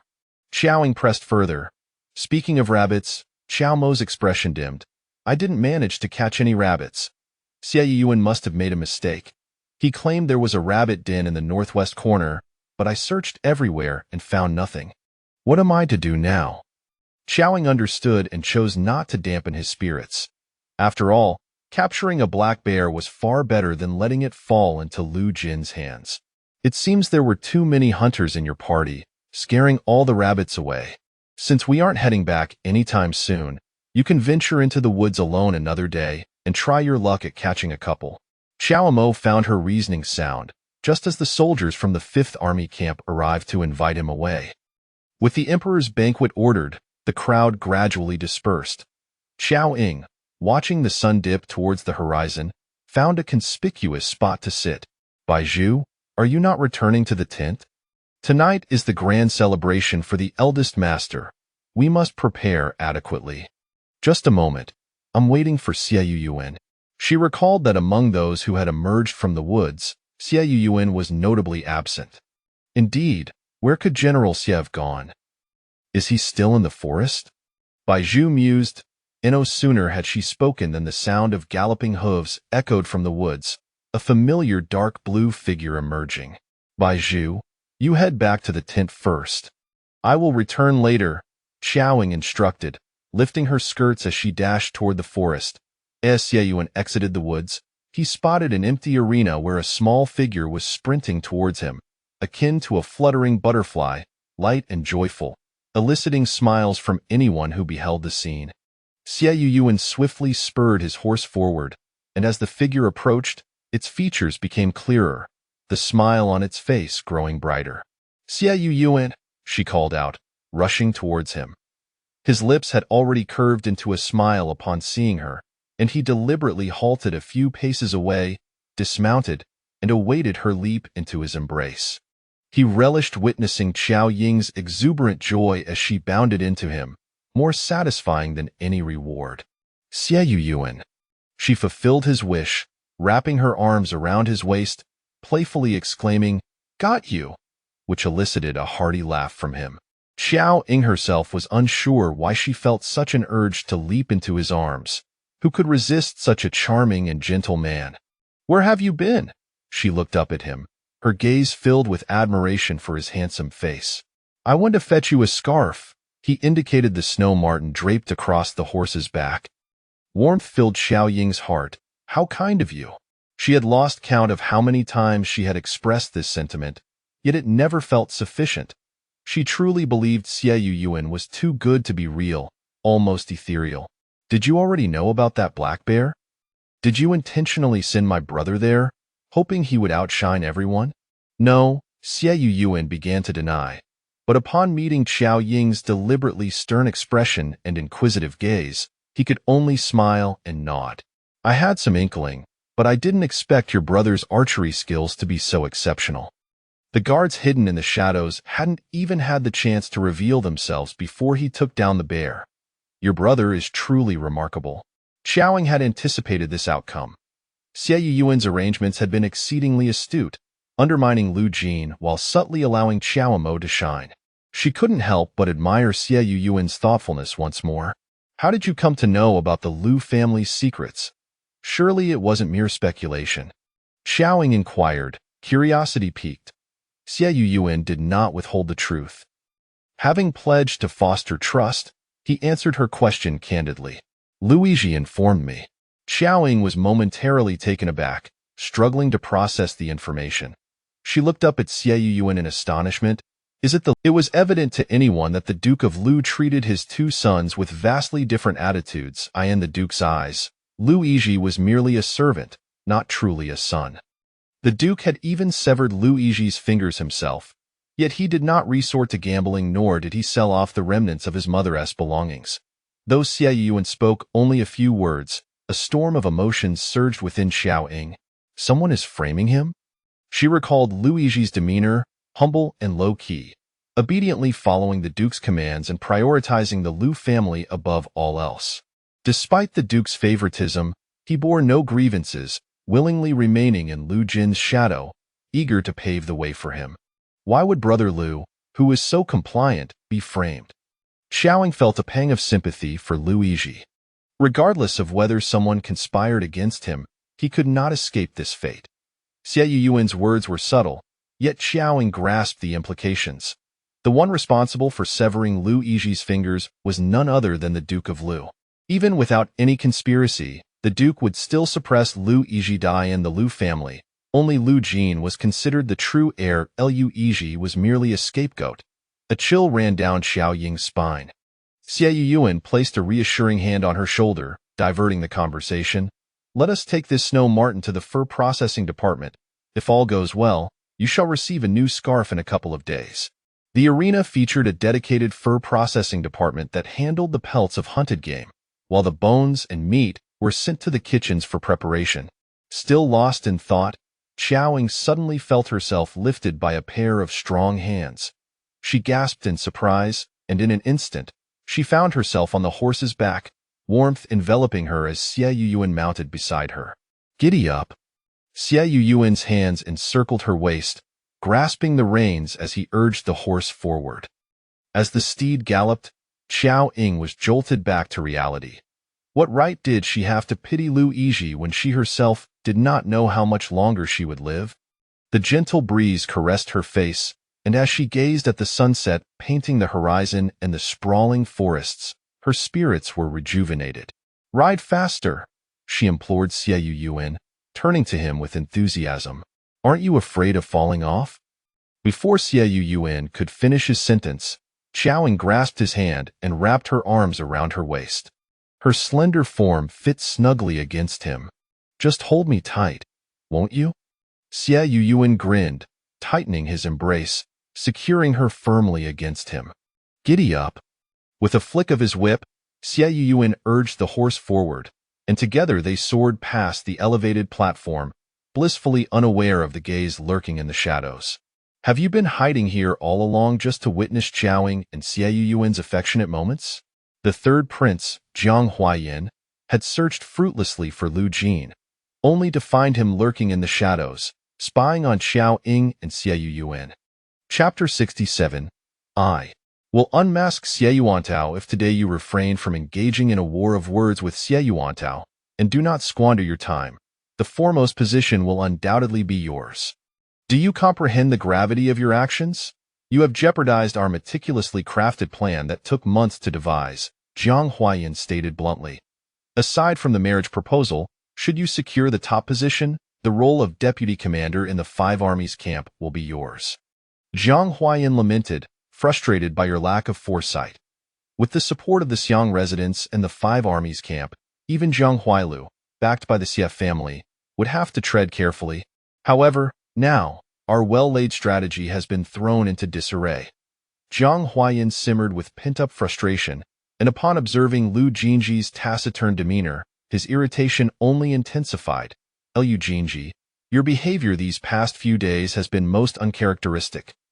What on earth are you plotting? Zhang Huayin admonished sharply. Lu Jinji seemed to finally regain his composure and looked up resolutely, declaring, I intend to marry Qiao Yin. What? Zhang Huayin felt as though a thunderclap had echoed in his mind, a buzzing filling his ears. I have no desire to wed Yin Ruyu.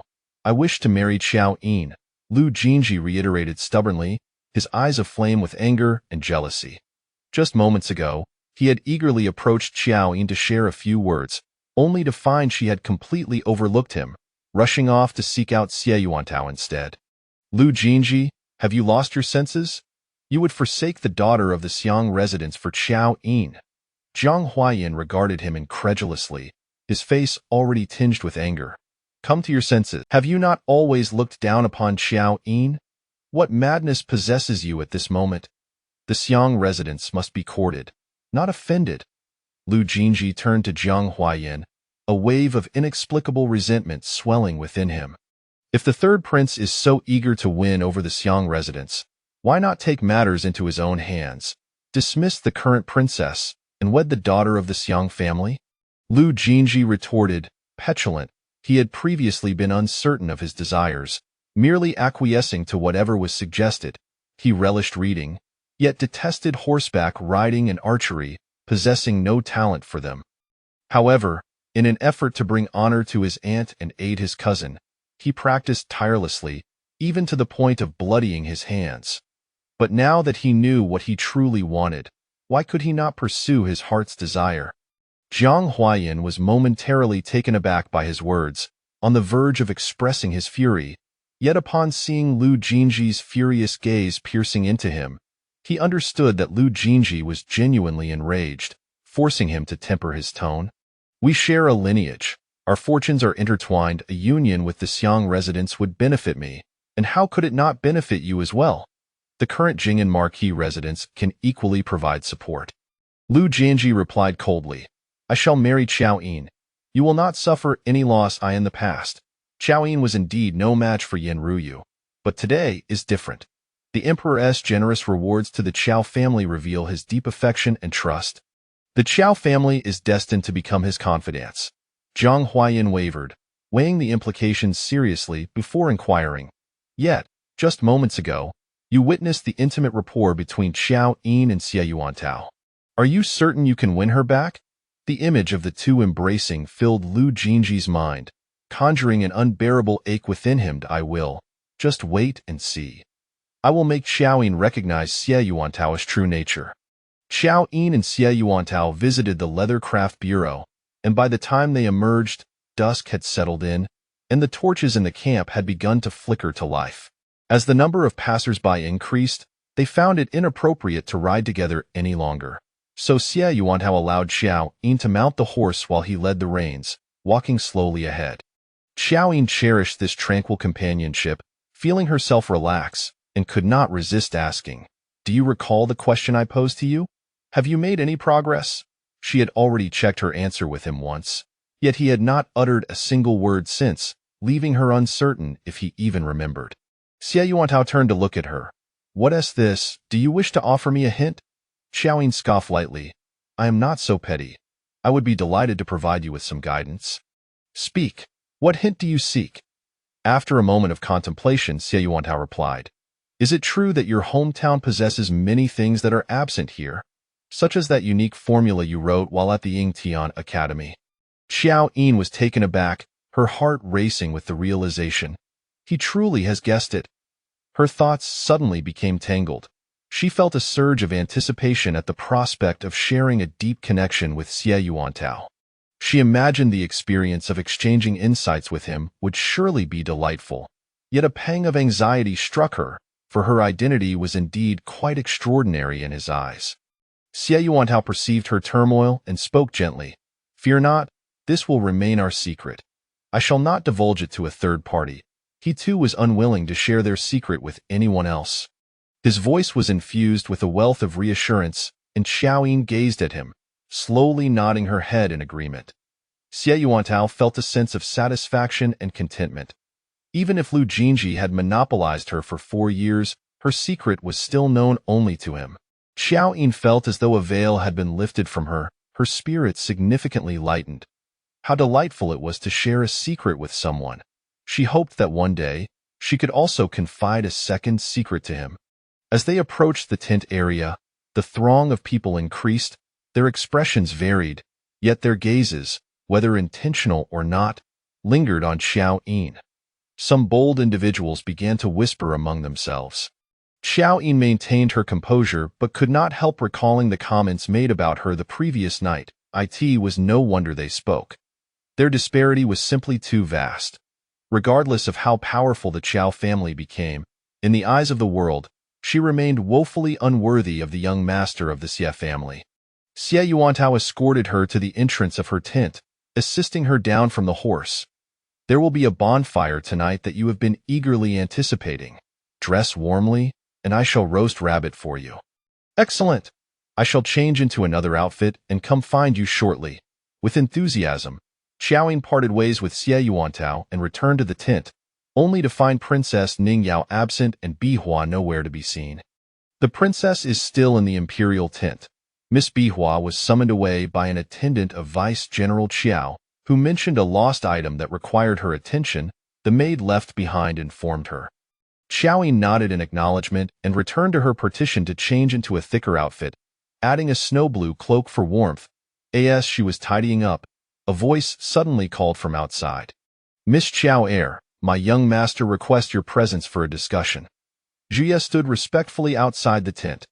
Qiao Yin paused momentarily, then without a second thought replied, Please return and inform your young master that there is nothing left to discuss between us. I ask that he exercise restraint. Restraint? Jia felt a flush of embarrassment, mortified for his young master. Previously, the young master's most frequent admonition to Qiao Yin was, Please exercise restraint. Never did he expect that today, these words would be thrown back at him. Zhuya waited outside the tent for quite some time, and upon confirming that Qiao Yin truly would not meet Lu Jin Zhi, he dejectedly turned and returned to deliver his report. Inside the tent, Qiao Yin continued to organize her belongings, wholly unconcerned with the incident, her heart brimming with anticipation for the bonfire gathering with Xie Yuantao. Just as she finished tidying, a frantic maid burst in, exclaiming, Miss Qiao, hurry and see. Vice General Qiao has gotten into a fight after drinking. What? Where? Qiao Yin was taken aback, hastily setting down what she had been holding and following the maid briskly out of the tent. How could this happen? The maid, equally perplexed, explained. I overheard several people mentioning you, and somehow, Vice General Qiao charged in to confront someone. The maid's words rang true, and Qiao Yin, filled with anxiety, hurried after her into a nearby tent. Chapter 68. Xie Yuanan, dare you acknowledge?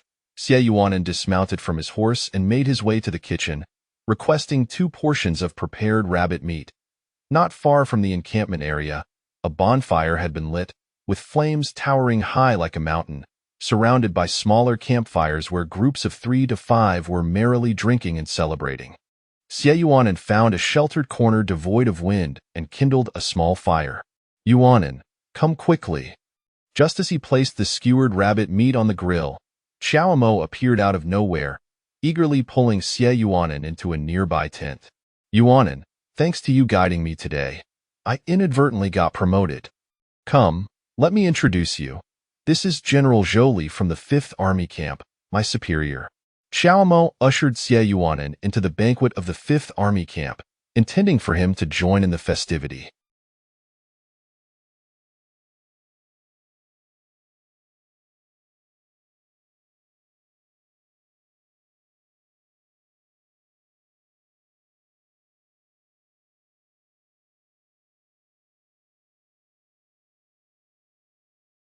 However, upon Xie Yuanan's entrance, everyone rose in unison, respectfully calling out, General. Qiao Mo, draping an arm over Xie Yuanen's shoulder, gazed at him with a silly expression, then glanced at his superiors. I am no longer your superior, Xie Yuanen said amiably. Please take your seats. Yet, the crowd remained hesitant, unwilling to sit. The atmosphere turned solemn, and Qiao Mo instinctively swallowed hard, retracting his arm from Xie Yuanen's shoulder and standing upright. Observing this, Xie Yuanen lifted a cup from the table and toasted Qiao Mo, saying, Brother, congratulations. I've made plans with Yin to watch the bonfire, so I shall take my leave first. Qiao Mo habitually replied, Go on, go on. Xie Yuanen set down his cup, excusing himself before departing.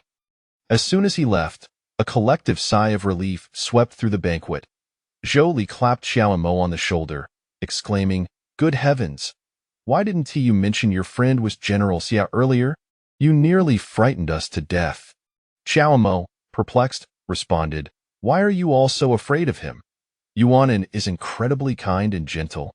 Zhou Li's eyes widened in disbelief. Gentle? Is that the kind of gentleness that could snap your arm in an instant? General Xia was notorious in the Xuanjia army for his ferocity, known as the living king of hell.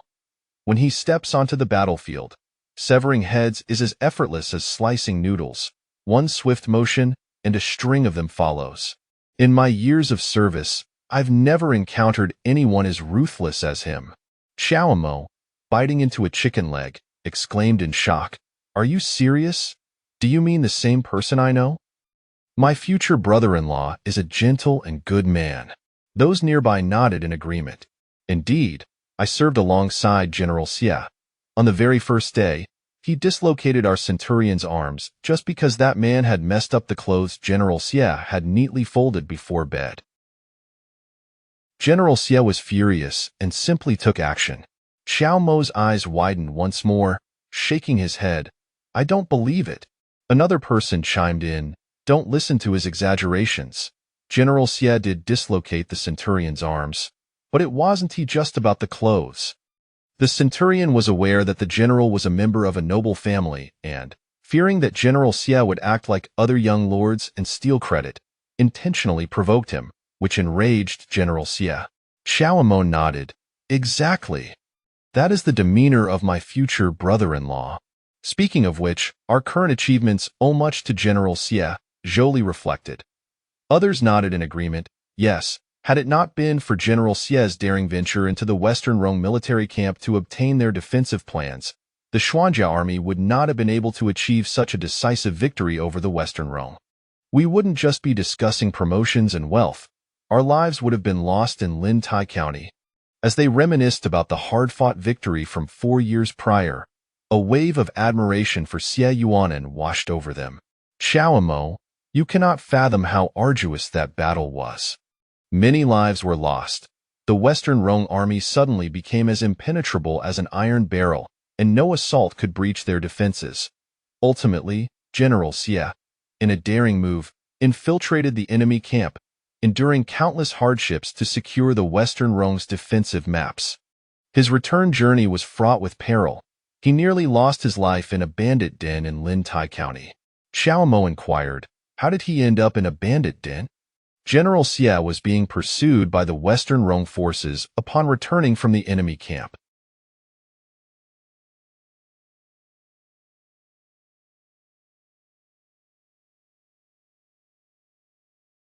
He barely made it back to Lin Tai County, only to be captured by a band of ruthless bandits. That time, General Xia was grievously injured and encountered the bandits during their robbery, inadvertently leading him to their hideout, causing us to search for him for half a month. The crowd expressed their indignation, cursing the bandits vehemently. Upon returning to the bonfire, Xie Yuanen found the rabbit meat perfectly roasted, yet still no sign of Qiao. A sense of worry crept in, and just as he was about to send someone to look for her, an unfamiliar servant approached him, saying, Miss Qiao is in the third prince's tent. Xie Yuanen's expression darkened as he put down his things and strode towards Jiang Huaine's tent. From a distance, he could see that the interior was brightly lit, with the sounds of clinking cups and laughter echoing within. Qiao Yin pursed his lips, entering without uttering a word. As if a cold wind had swept in, the temperature in the tent dropped sharply, and the lively chatter abruptly ceased. Those within, reveling in merriment, turned their gazes toward him. Qiao Yin scanned the room, not spotting Qiao Yin. He then fixed his gaze on Lu Jin Zhi nearby. If you wish to see me, why resort to sneaking around using Qiao Yin as an excuse? With a scoff, Lu Jin Zhi stepped forward, dismissing Qiao Yin's righteous tone. I feared you had ulterior motives, and thus did not dare to come. Qiao Yin lowered his gaze slightly, their eyes locking in a tense standoff. Is it not you who harbors ulterior motives? Otherwise, why would you be so fixated on her? Lu Jin Zhi felt a surge of frustration, recalling the earlier message sent back by Zhu Yi from Qiao Yin, which had contained the word self-respect. His anger flared, and he cut to the chase. Qiao Yin, why the sudden interest in Qiao Yin? The Xie family's merchant fleet spans the globe. Did you know about the victory of the Jing'an Marquis beforehand, and are you thus deliberately approaching Qiao Yin? Is this your objective tonight? Qiao Yin surveyed the crowd, who had initially been eagerly anticipating the spectacle between the two men. Now, under Qiao Yin's piercing gaze, they all lowered their heads. Qiao Yin, be accountable for your actions. Whatever deeds you have committed, do not fear being exposed. Do you dare to admit that your pursuit of Qiao Yin is solely for your own advantage? Lu Jin Zhi pressed relentlessly. Casting a disdainful glance at the excited and prying faces around him, Qiao Yin turned away in disgust. Yes, I admit it. I intentionally approached Qiao Yin. I have ulterior motives, and I am determined. Do you understand? Chapter 69. Lu Jin Zhi, Farewell. As Qiao Yin's words resonated in the air, a sharp sound emerged from behind the curtain of the compartment, as if something had fallen to the ground. Qiao Yin's keen gaze swept over, and with a clap, Lu Jin Zhi approached, mockingly applauding. General Xie is indeed a gentleman, bold enough to take responsibility. I am truly impressed. Qiao Yin, unwilling to engage further, turned to leave amidst a sea of astonished stares. The moment he departed, the tent erupted into a frenzy. I could hardly believe my ears. What had Qiao Yin just stated? Was it true that he had deliberately enticed Qiao Yin to curry favor with the Qiao family? Having previously regarded him as an untouchable figure, I had assumed his lofty demeanor stemmed from genuine integrity. It appeared he was merely another who would resort to unscrupulous means for power. I had thought Qiao Yin was the one shamelessly pursuing him. I never anticipated this revelation would be so enlightening. Lu Jin Zhi had gleaned the answers he sought from Qiao Yin. His suspicions were confirmed. Qiao Yin was indeed manipulating Qiao Yin, and he was intentionally opposing Lu Jin Zhi. Ecstatic, he strode towards the entrance of the compartment and lifted the curtain, inquiring, Qiao Yin, did you hear all that? Seated on a chair, Qiao Yin appeared somewhat dazed, a shattered teacup lid at her feet. Half an hour prior, upon entering the tent and encountering Lu Jin Zhi, she had instantly realized she had been deceived. Initially intending to leave, she stayed when Lu Jin Zhi claimed he could prove Qiao Yin's ulterior motives. The system had consistently deemed her mission a failure, and as time slipped away, Qiao Yin's urgency was palpable. She desperately sought to understand the crux of the matter, which compelled her to remain. When she heard Lu Jin Zhi's question, her concern for Qiao Yin's answer surpassed that of anyone else present. Her mouth went dry with anxiety as she reached for her teacup, yearning for a sip to steady herself, just in time to hear Qiao Yin declare, I admit, I deliberately approached Qiao Yin. Her heart inexplicably twisted, causing the cup lid in her hand to fall to the ground. It was unbearable. The pain was more profound than when the system stated, the target shows no signs of affection. He had been using you all along. Lu Jin Zhi, as if reveling in victory, proclaimed his achievements before Qiao Yin, entirely oblivious to her furrowed brow and trembling hands. Is that so? Qiao Yin lifted her gaze, her expression devoid of emotion, as she regarded Lu Jin Zhi. And what of it? What does it matter to you? Rising, Qiao Yin sidestepped Lu Jin Zhi, and exited the tent without a backward glance. Lu Jin Zhi stood there, bewildered, unable to comprehend. Qiao Yin should not have reacted this way. She ought to have expressed gratitude for his revelation of Xie Yuan's fade. Could it be that she had genuinely developed feelings for Xie Yuan? Impossible. Lu Jin Zhi hurried after her, reaching out to grasp the sleeve of her garment at the tent's entrance, urgently exclaiming, "Qiao Yin, I regret it." Turning to face him, Qiao Yin observed a rare plea and trepidation in Lu Jin Zhi's eyes, a stark contrast to his usual proud demeanor, rendering him somewhat pitiable. Yet she had already expended 3 years and 11 months on this wrong target, depleting her meager hopes for romance. She could not afford to invest any further. Lu Jin Zhi, farewell. Realization dawned upon Lu Jin Zhi, and instinctively, he tightened his grip, as if releasing her would mean eternal loss. You once granted me so many chances.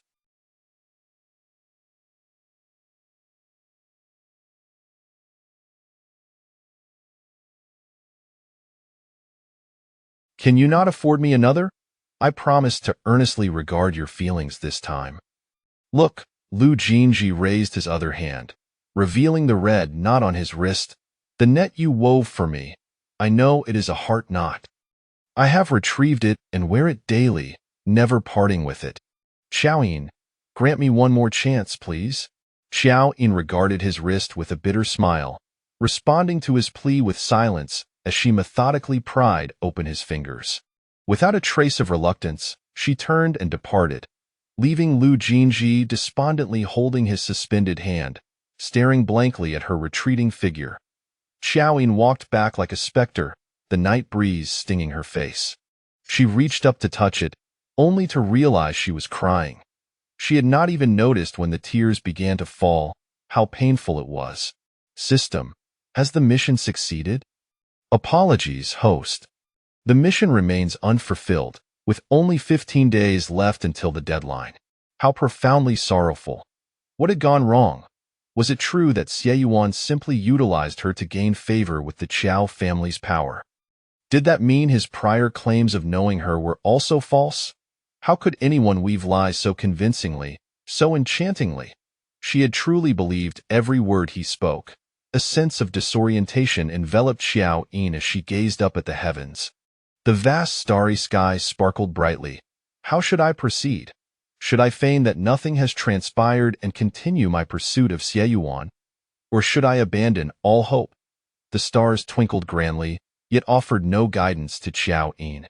She stood for a while, her thoughts a muddle, before retracting her gaze and turning towards the distant campfire. Lu Jin Zhi was Lu Jin Zhi, and she was herself. She would confront Xie Yuan directly to ascertain his true intentions. Even if it meant facing her demise, she would seek clarity. With this resolve, Qiao Yin quickened her pace, ultimately breaking into a run. She dashed towards the campfire, neglecting the cloak that had slipped from her shoulders, and arrived breathlessly at the center of the flames.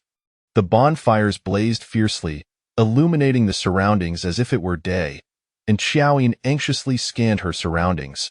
Previously, she could effortlessly spot that remarkable figure, but today, he was nowhere to be found.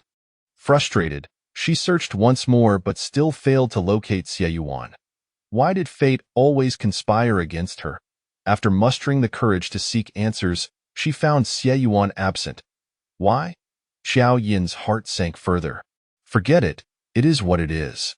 She resigned herself to her fate. Lowering her head, she dejectedly turned away. Are you looking for me? A familiar voice rang above her, causing Qiao Yin to look up in astonishment. Xie Yuan stood before her, merely a step away. He unfurled the cloak draped over his arm and stepped forward to carefully drape it over her shoulders. Were you not told to keep warm? Qiao Yin glanced down at the snow-blue cloak, realizing it was the very one she had carelessly abandoned in her haste. So, Xie Yuan had been following her all along? Chapter 70. She realized that she had truly developed feelings for him. Qiao Yin gazed at Xie Yuan before her, astonished. Since when have you been following me? Xie Yuan met her gaze unwaveringly. Since you left Zhang Huayin's tent, or perhaps, since you dropped something. I have been waiting outside the tent for you all along. Qiao Yin opened her mouth in surprise, casting him a resentful look. How could he be so clever, unable to hide anything from his discerning eyes? No wonder she felt so ensnared by him. Why have you been following me? Qiao Yin averted her gaze, a hint of annoyance in her tone. I have always been somewhat apprehensive and restless regarding you. The feelings linger, both unshakable and persistent, causing me considerable torment. I followed you to discern whether you genuinely wished to trust me, rather than merely appeasing me with empty words.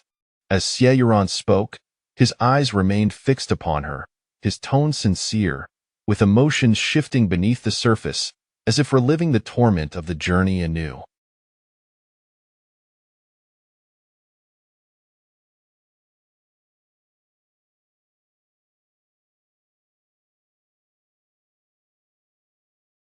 No one knew the extent of his anxiety as he lingered in the shadows, like a prisoner awaiting judgment.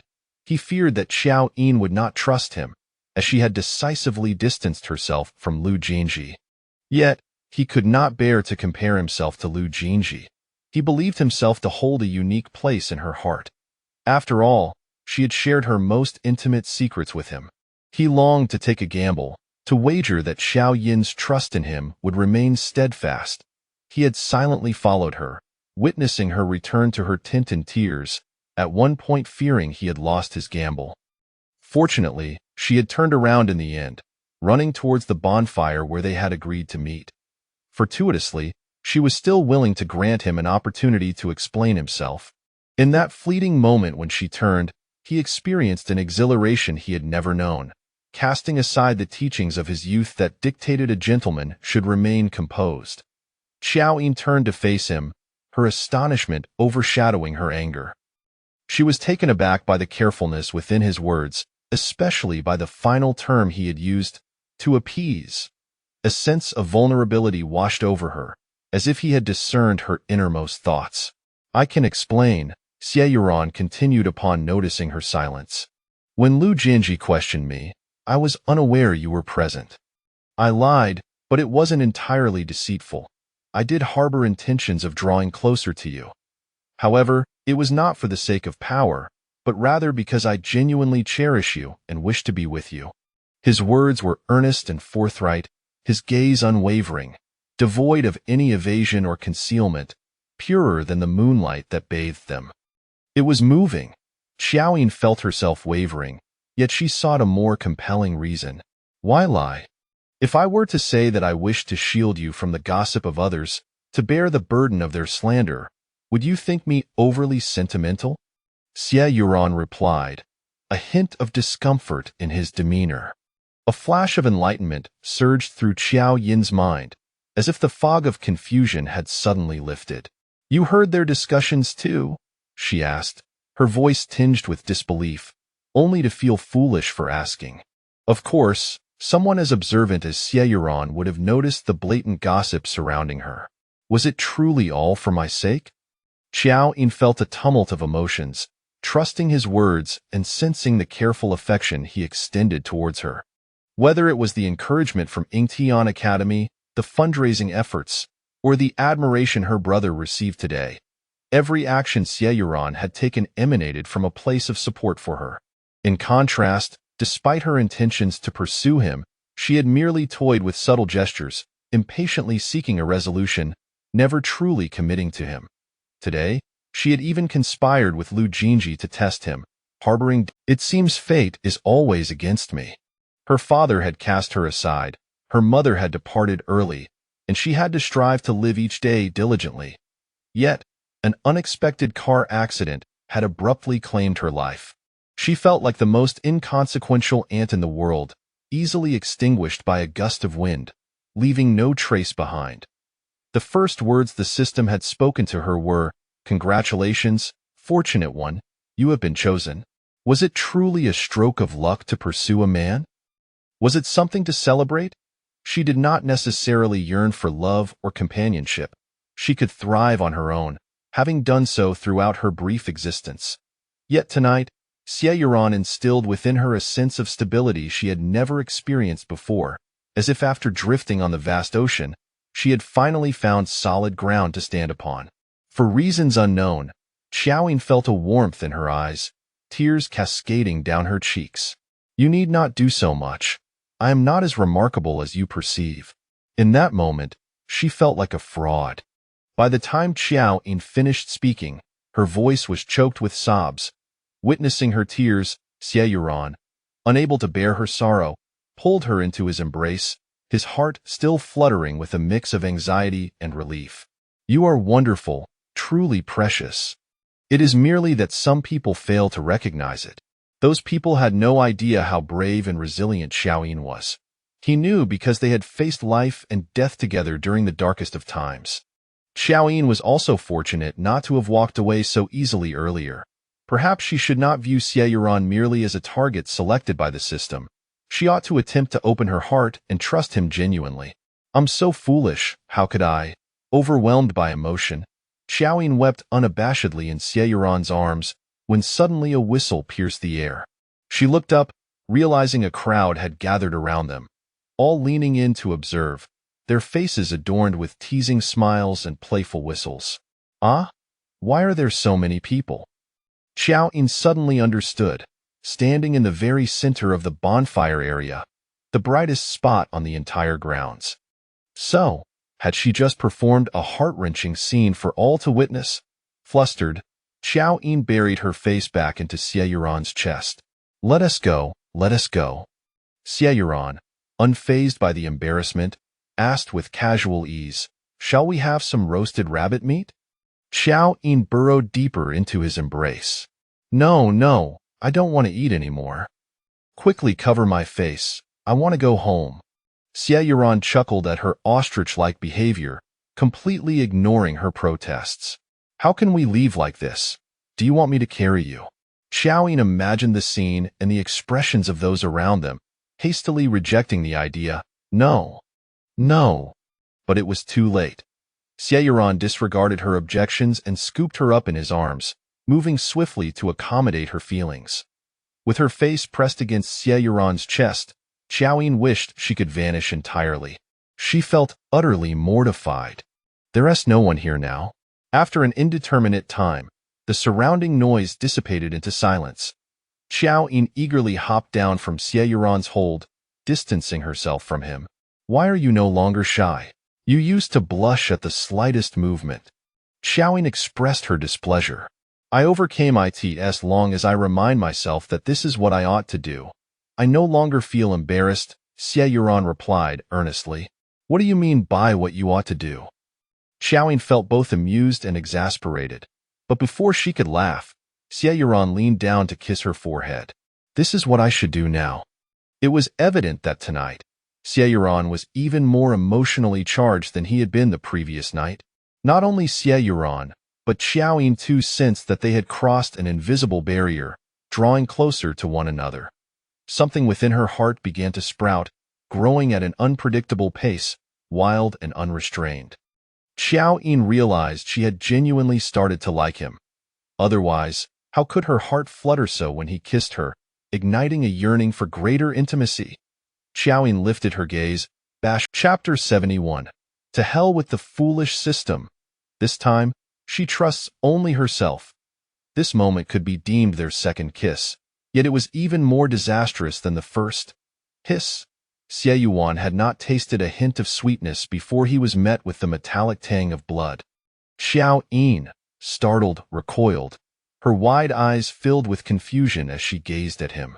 Otherwise, Yin, shall I take the lead? Xie Yuan licked the blood from the corner of his mouth, his voice inexplicably seductive. Qiao Yin's face flushed a deep crimson, akin to a monkey's backside, unwilling to concede her lack of kissing prowess, and even less eager to acknowledge the burgeoning desires within her. You're too tall. My tiptoeing hinders my performance. Lower your head a little. She beckoned with her fingers, and Xie Yuan genuinely bent down. However, with a thud, in her haste, their foreheads collided once more. Ah! Qiao Yin cried out in pain, clutching her head, mortified and wishing to vanish into the ground. How embarrassing! She felt utterly useless, unable to even properly partake in the moment, Despite his inner turmoil, Xie Yuan noticed her tear-streaked cheeks and ultimately allowed reason to prevail. It's getting late. I'll escort you back. He extended his hand towards her, palm up. Qiao Yin felt somewhat dissatisfied, yet as she beheld his outstretched palm, an idea sparked within her. She placed her hand in his, and before he could close it, she deftly wove her fingers through his. Let us head back. Xie Yuan was momentarily taken aback, observing their fingers intertwined, an overwhelming sense of security washing over him, the sweetness blooming in his heart rivaling that of a kiss. This was a silent yet poignant acknowledgement. Qiao Yin and Xie Yuan strolled side by side, the myriad stars above stretching their shadows long, their hands firmly clasped together. What are tomorrow's plans? Qiao Yin inquired casually. Tomorrow morning, His Majesty will assess horsemanship. In the afternoon, we may hunt freely. There's a small grove to the south, with gentle terrain and some small game. I'll take you hunting tomorrow. What do you say? Sounds great. He answered all her questions in detail, and before they knew it, they had arrived at the tent. Xie Yuan still held onto Qiao Yin's hand, which she hadn't released. He pressed his lips together, having slowed his pace, yet they still arrived so swiftly. Qiao Yin glanced at their tightly clasped hands, tilting her head to look at him. Shall we take another stroll? Xie Yuan's lips curved upward in a smile, and he nodded. All right, let us walk another round. Thus, they continued hand in hand, meandering outside. Tsk. Jiang Ningyao, hearing the commotion, approached the tent's entrance, just in time to witness their affectionate display, unable to suppress a shake of her head. Jiang Ningyao had already settled down. She dared not make much noise, hastily washed up, and slipped into bed. Qiao Yin felt as though her heart was filled with honey, lying there unable to suppress a smile even in the darkness.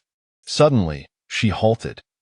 The system had not activated, clearly indicating that her task was yet to be accomplished.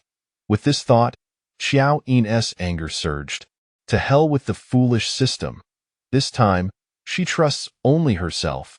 After escorting Qiao Yin back to Princess Ningyao's tent, Xie Yuan turned to retrace his steps. As night deepened, the area outside the tents fell silent. Xie Yuan reached his own tent, only to abruptly pivot and head toward the Crown Prince's quarters nearby. General Xie, His Highness has retired for the night, the guard at the entrance replied respectfully. Xie Yuan, with an impassive expression, stated, I have urgent business with the Crown Prince. The guard, upon hearing this, promptly granted access, and Xie Yuan strode inside. Zhang Huailu, not yet fully asleep, heard Xie Yuan's voice and scrambled up, hastily donning his clothes. What's the matter? What has happened? Xie Yuan chuckled softly. Nothing much, just a small matter. Yin kissed me. Whoosh, a boot flew through the air. Xie Yuan, get out. Zhang Huailu exclaimed in exasperation. Xie Yuan deftly sidestepped, taking a couple of steps forward while reflecting. Tonight's events have been quite tumultuous, but fortunately, the outcome was unexpectedly delightful. I can now feel her growing affection for me. I don't want to hear it. I don't want to hear it. Hurry and take your sour words and get out. Zhang Huailu covered his ears. Xie Yuan remained unfazed. I specifically came to thank you. If you refuse to accept it, then so be it. By the way, you promised to be my best man at my wedding.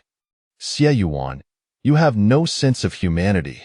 In the dead of night, he initially thought Zhang Huaiyin was making a move, causing him to shiver. And this? Just this? A thank you. Was he here to gloat or mock him? Xie Yuan, you're such a scoundrel.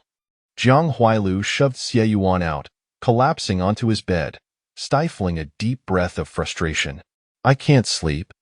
Not at all. In such a short time, Xie Yuan and Qiao Yin had already progressed to discussions of marriage, while he had remained stagnant for a decade with no advancement whatsoever.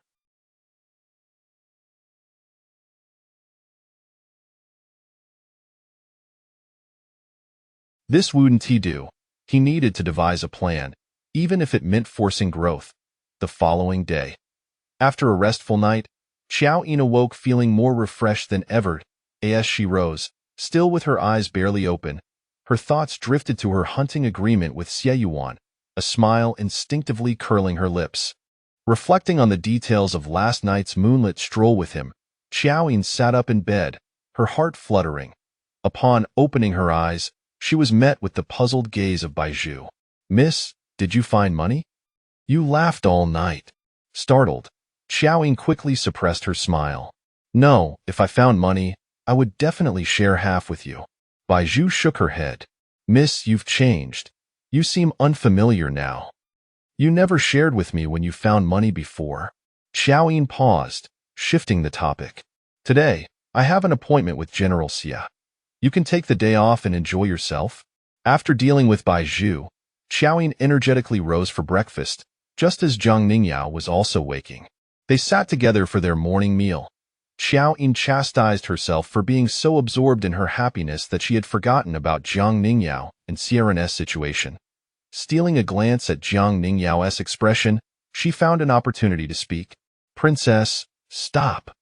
Zhang Ningyao seemed to anticipate her words, shooting her a glance that silenced her.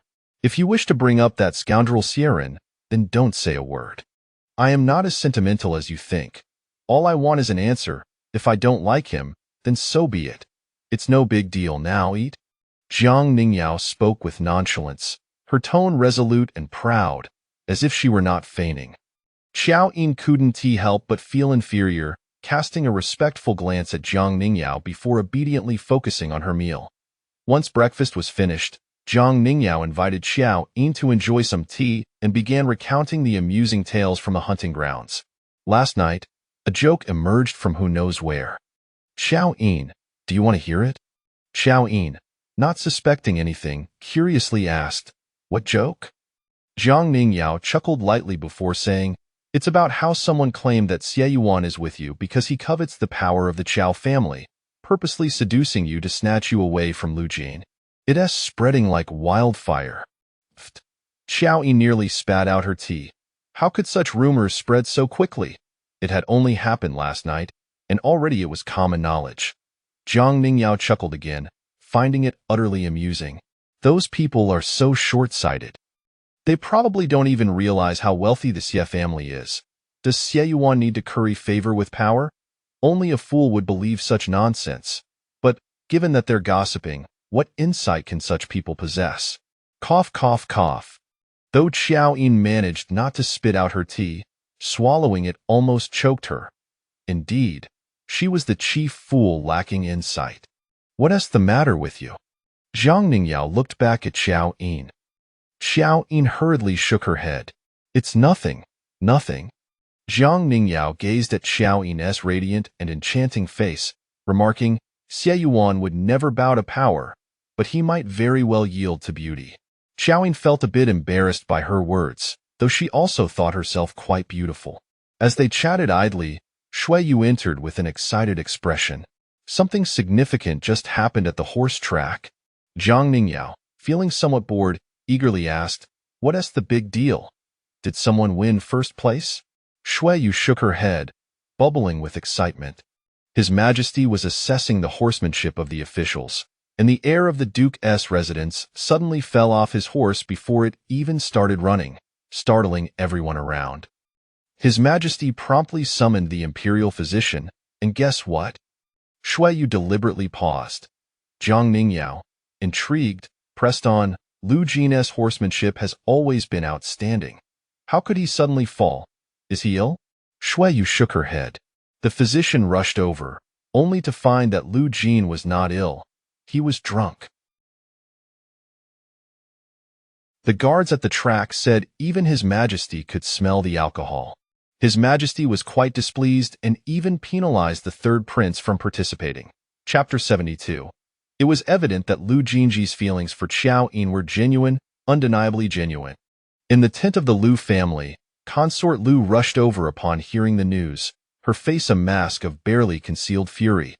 Upon seeing Lu Jinji lying unconscious on the couch, her anger surged to an uncontrollable peak.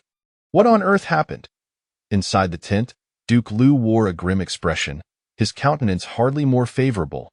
Lu Yizhi stood quietly in the corner, observing silently.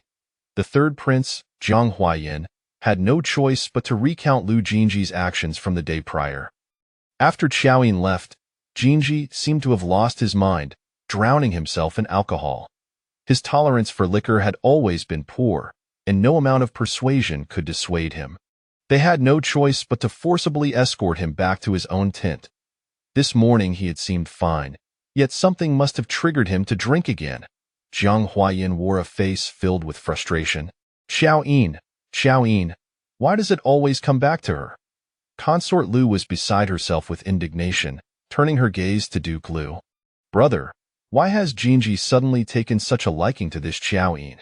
Jiang Huayan added, it's not just a passing fancy. He insists on marrying Qiao Yin instead of Yin Ruyu. Consort Lu felt her blood boil, her fury surging to her head. Has his mind been addled by a donkey's kick? Lu Jinji must marry Yin Ruyu, Consort Lu declared emphatically. Just then, the voice of the family steward echoed from outside.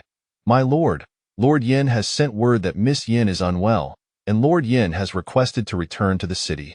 He also mentioned that upon his return, he will immediately send back the birthday token for the young master.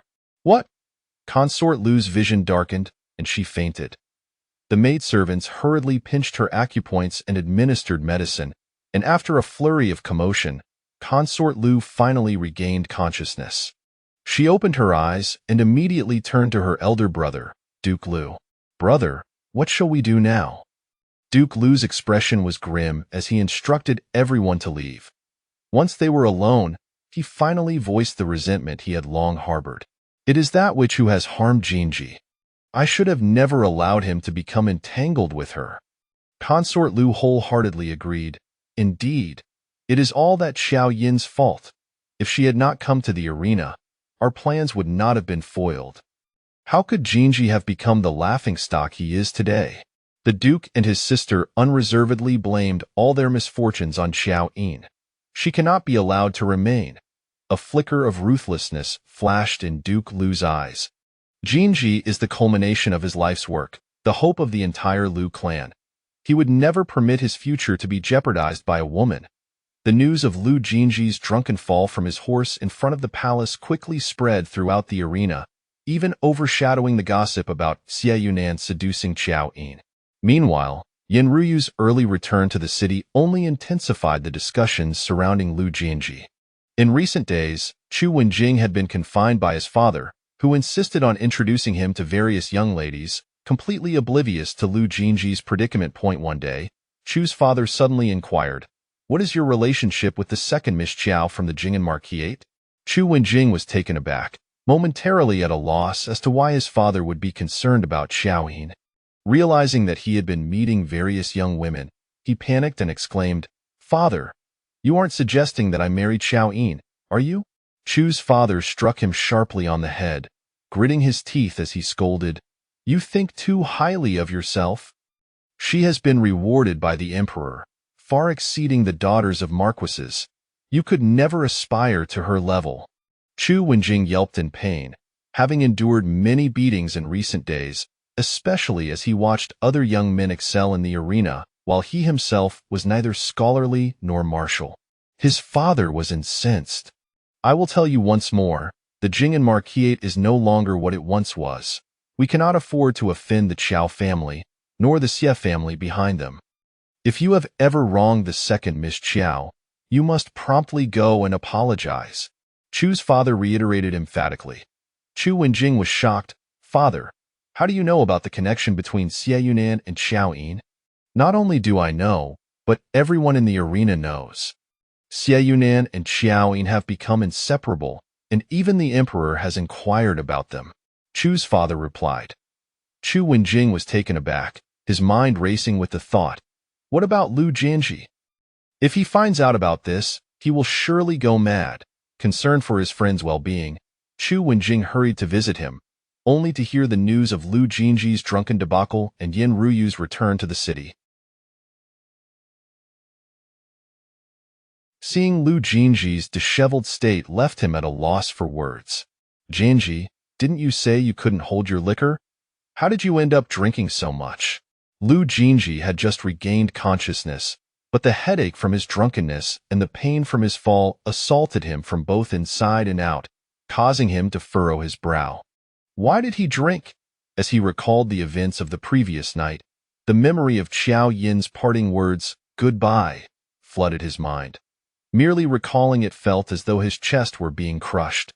He had felt so miserable last night, suffocated by the pain of missing her, his mind uncontrollably replaying thoughts of Qiao Yin, her laughter, her praise, the tea she had brought him, and their first meeting. She had appeared as a celestial being, cornering him with her audacious charm and radiating an unparalleled brilliance.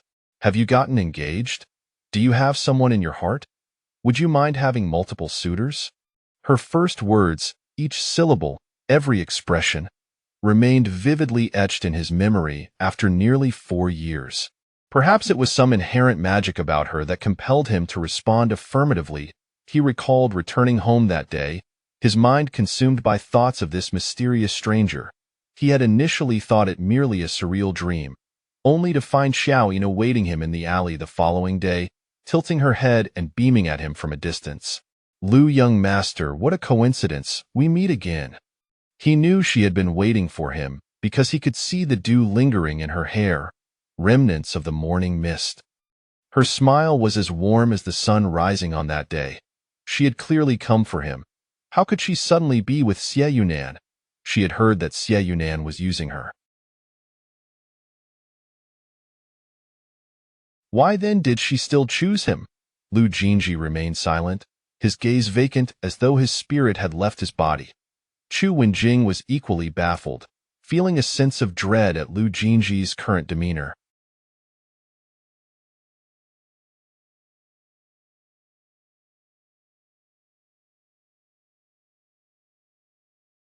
He berated himself for being slow to recognize Lu Jin Zhi's feelings for Qiao Yin. Otherwise, Lu Jin Zhi would not have made such a grave error at such a critical moment. It seemed that Lu Jin Zhi himself had only just realized that he had unknowingly fallen for Qiao Yin. But what difference did that make? It was too late. Qiao Yin was already with Xie Yunan, and given their ostentatious display, it was likely they would soon be betrothed. Lu Jin Zhi could regret it all he wanted, but he could not turn back time. Could he actually rewind time and start over? If only he could go back just a day before his birthday. Alas, such miracles do not exist in this world. Chu Wenjing sighed inwardly, glancing at Lu Jin Zhi with a tinge of sympathy. Out of years of friendship, he gently advised, "What is past is past. Qiao Yin has chosen Xie Yunan. You should not dwell on it any longer. Consider it a case of fate not aligning." Lu Jin Zhi shook his head, muttering insistently, "No, Qiao Yin cannot choose Xie Yunan. He is merely using her, as he himself has admitted." Chu Wenjing was left speechless, unsure of how to respond, murmuring, "Is there anyone who would go so far as to give away their protective talismans and heirlooms merely to exploit another? If she desires those things, I could give them to her." Lu Jin Zhi retorted defiantly. Chu Wenjing was rendered speechless once more. Did Lu Jin Zhi truly not understand, or was he simply unwilling to accept the truth?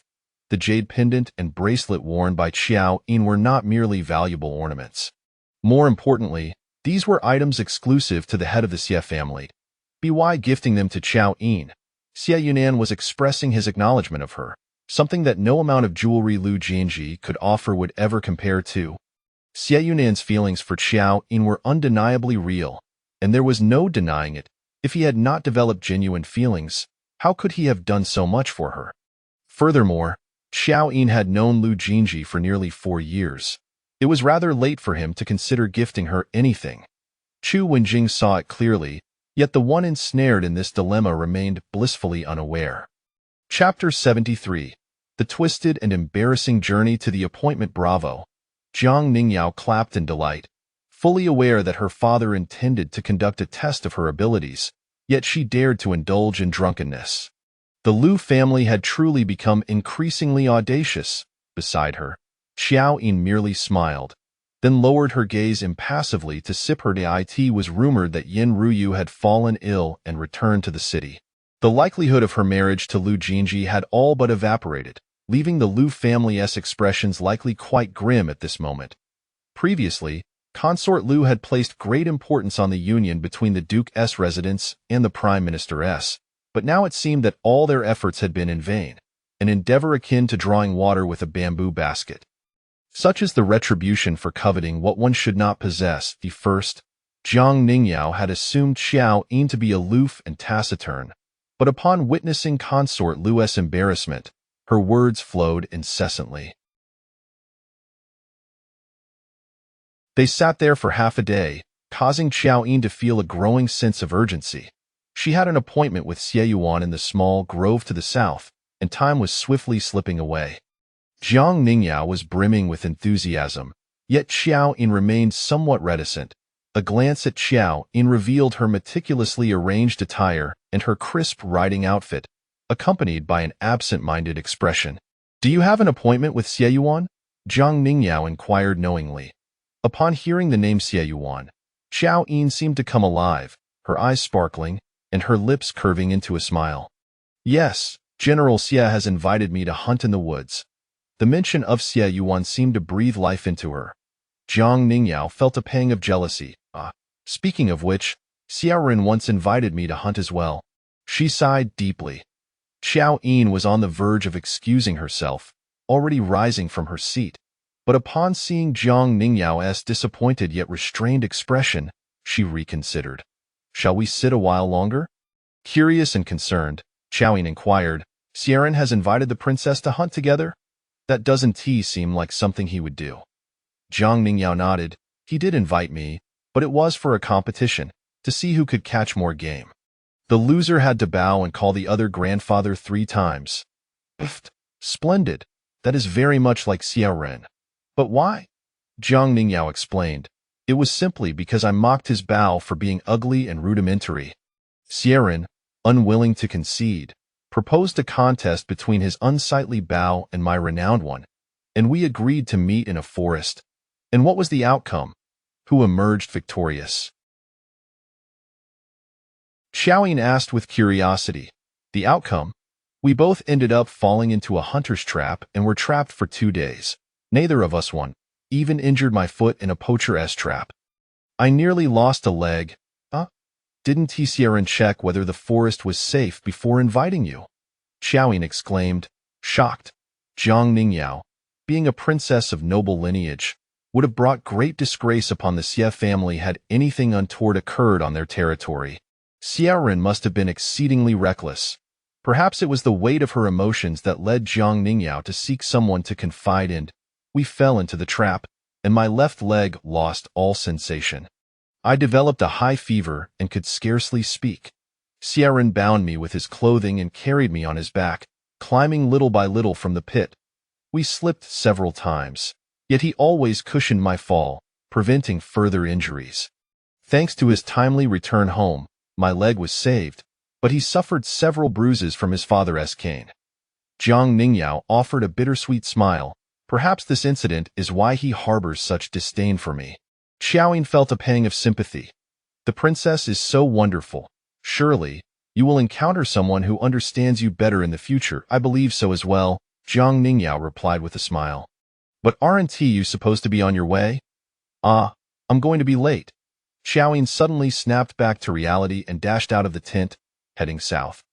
Eager to arrive at her appointment, Qiao Yin hastened her pace, but as fate would have it, she encountered Xiao Mo and her entourage approaching. "Sister, Yin, come quick, look." Xiao Mo approached, her face radiant with joy, adorned in a splendid yellow horse robe. "Sister, how does it look?" "The Emperor rewarded me today at the racetrack. He praised my equestrian skills and bestowed upon me this yellow robe." Xiao Mo exclaimed with pride that "It looks lovely, truly lovely." Qiao Yin closed her eyes and offered a few compliments, preparing to excuse herself.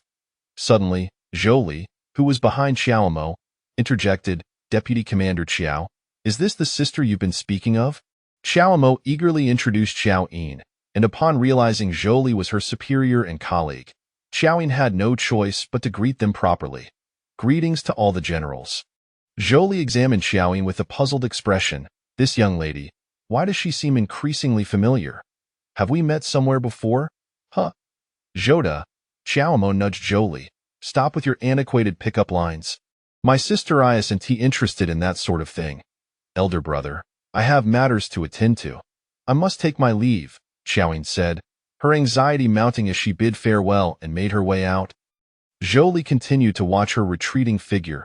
I'm serious. Your sister does seem familiar. Qiao Mo held her head high, brimming with pride. It doesn't matter whether she is steamed or boiled. Just forget my sister is destined to marry Xie Yuan. Upon hearing Xie Yuan's name, a fleeting realization crossed Zhou Li's mind, but after a night of heavy drinking, his thoughts were still muddled, and he couldn't quite grasp what it was. Meanwhile, Qiao Yin had already exited the tent and made her way to the arena. Crossing the arena to the south would lead her to the small grove. She was focused on her path when suddenly, two young men approached her. Is that not the little Qiao sister? The two young men smiled as they walked towards Qiao Yin, who froze for a moment. What day was it today that she was encountering so many familiar faces? She intended to stop and greet them, but upon recognizing their faces, two that bore a striking resemblance to Lu Jin Zhi, she gasped, Qi Xiang. Zhao Heng. Little Qiao sister remembers us? Qi Xiang and Zhao Heng closed in, deliberately blocking her path. Our little kitty has been waiting for you for half a month. Why haven't you come to visit? Yes, little Qiao sister. I polish my treasured sword daily, just waiting for you to come and admire it, Zhao Heng added. Qiao Yin, unable to evade them, felt a cold sweat bead on her forehead. She needed to leave quickly. She mustn't let Xie Yuan catch her. As she attempted to flee, she heard, Ain? Xie Yuan's voice suddenly rang out. Qiao Yin jolted, catching a glimpse of Xie Yuan approaching through the gap between Qi Xiang and Zhao Heng. Help! Help! Someone save me. Why must every appointment be so embarrassing? Chapter 74. Am I too easily soothed? General Xie, Qi Xiang, and Zhao Heng, upon encountering Xie Yuan, promptly clasped their hands in greeting and departed like the wind, leaving Qiao Yin standing alone, feeling utterly mortified. Unsure of how to respond, her face burned with an intensity that felt as if it might ignite. Help!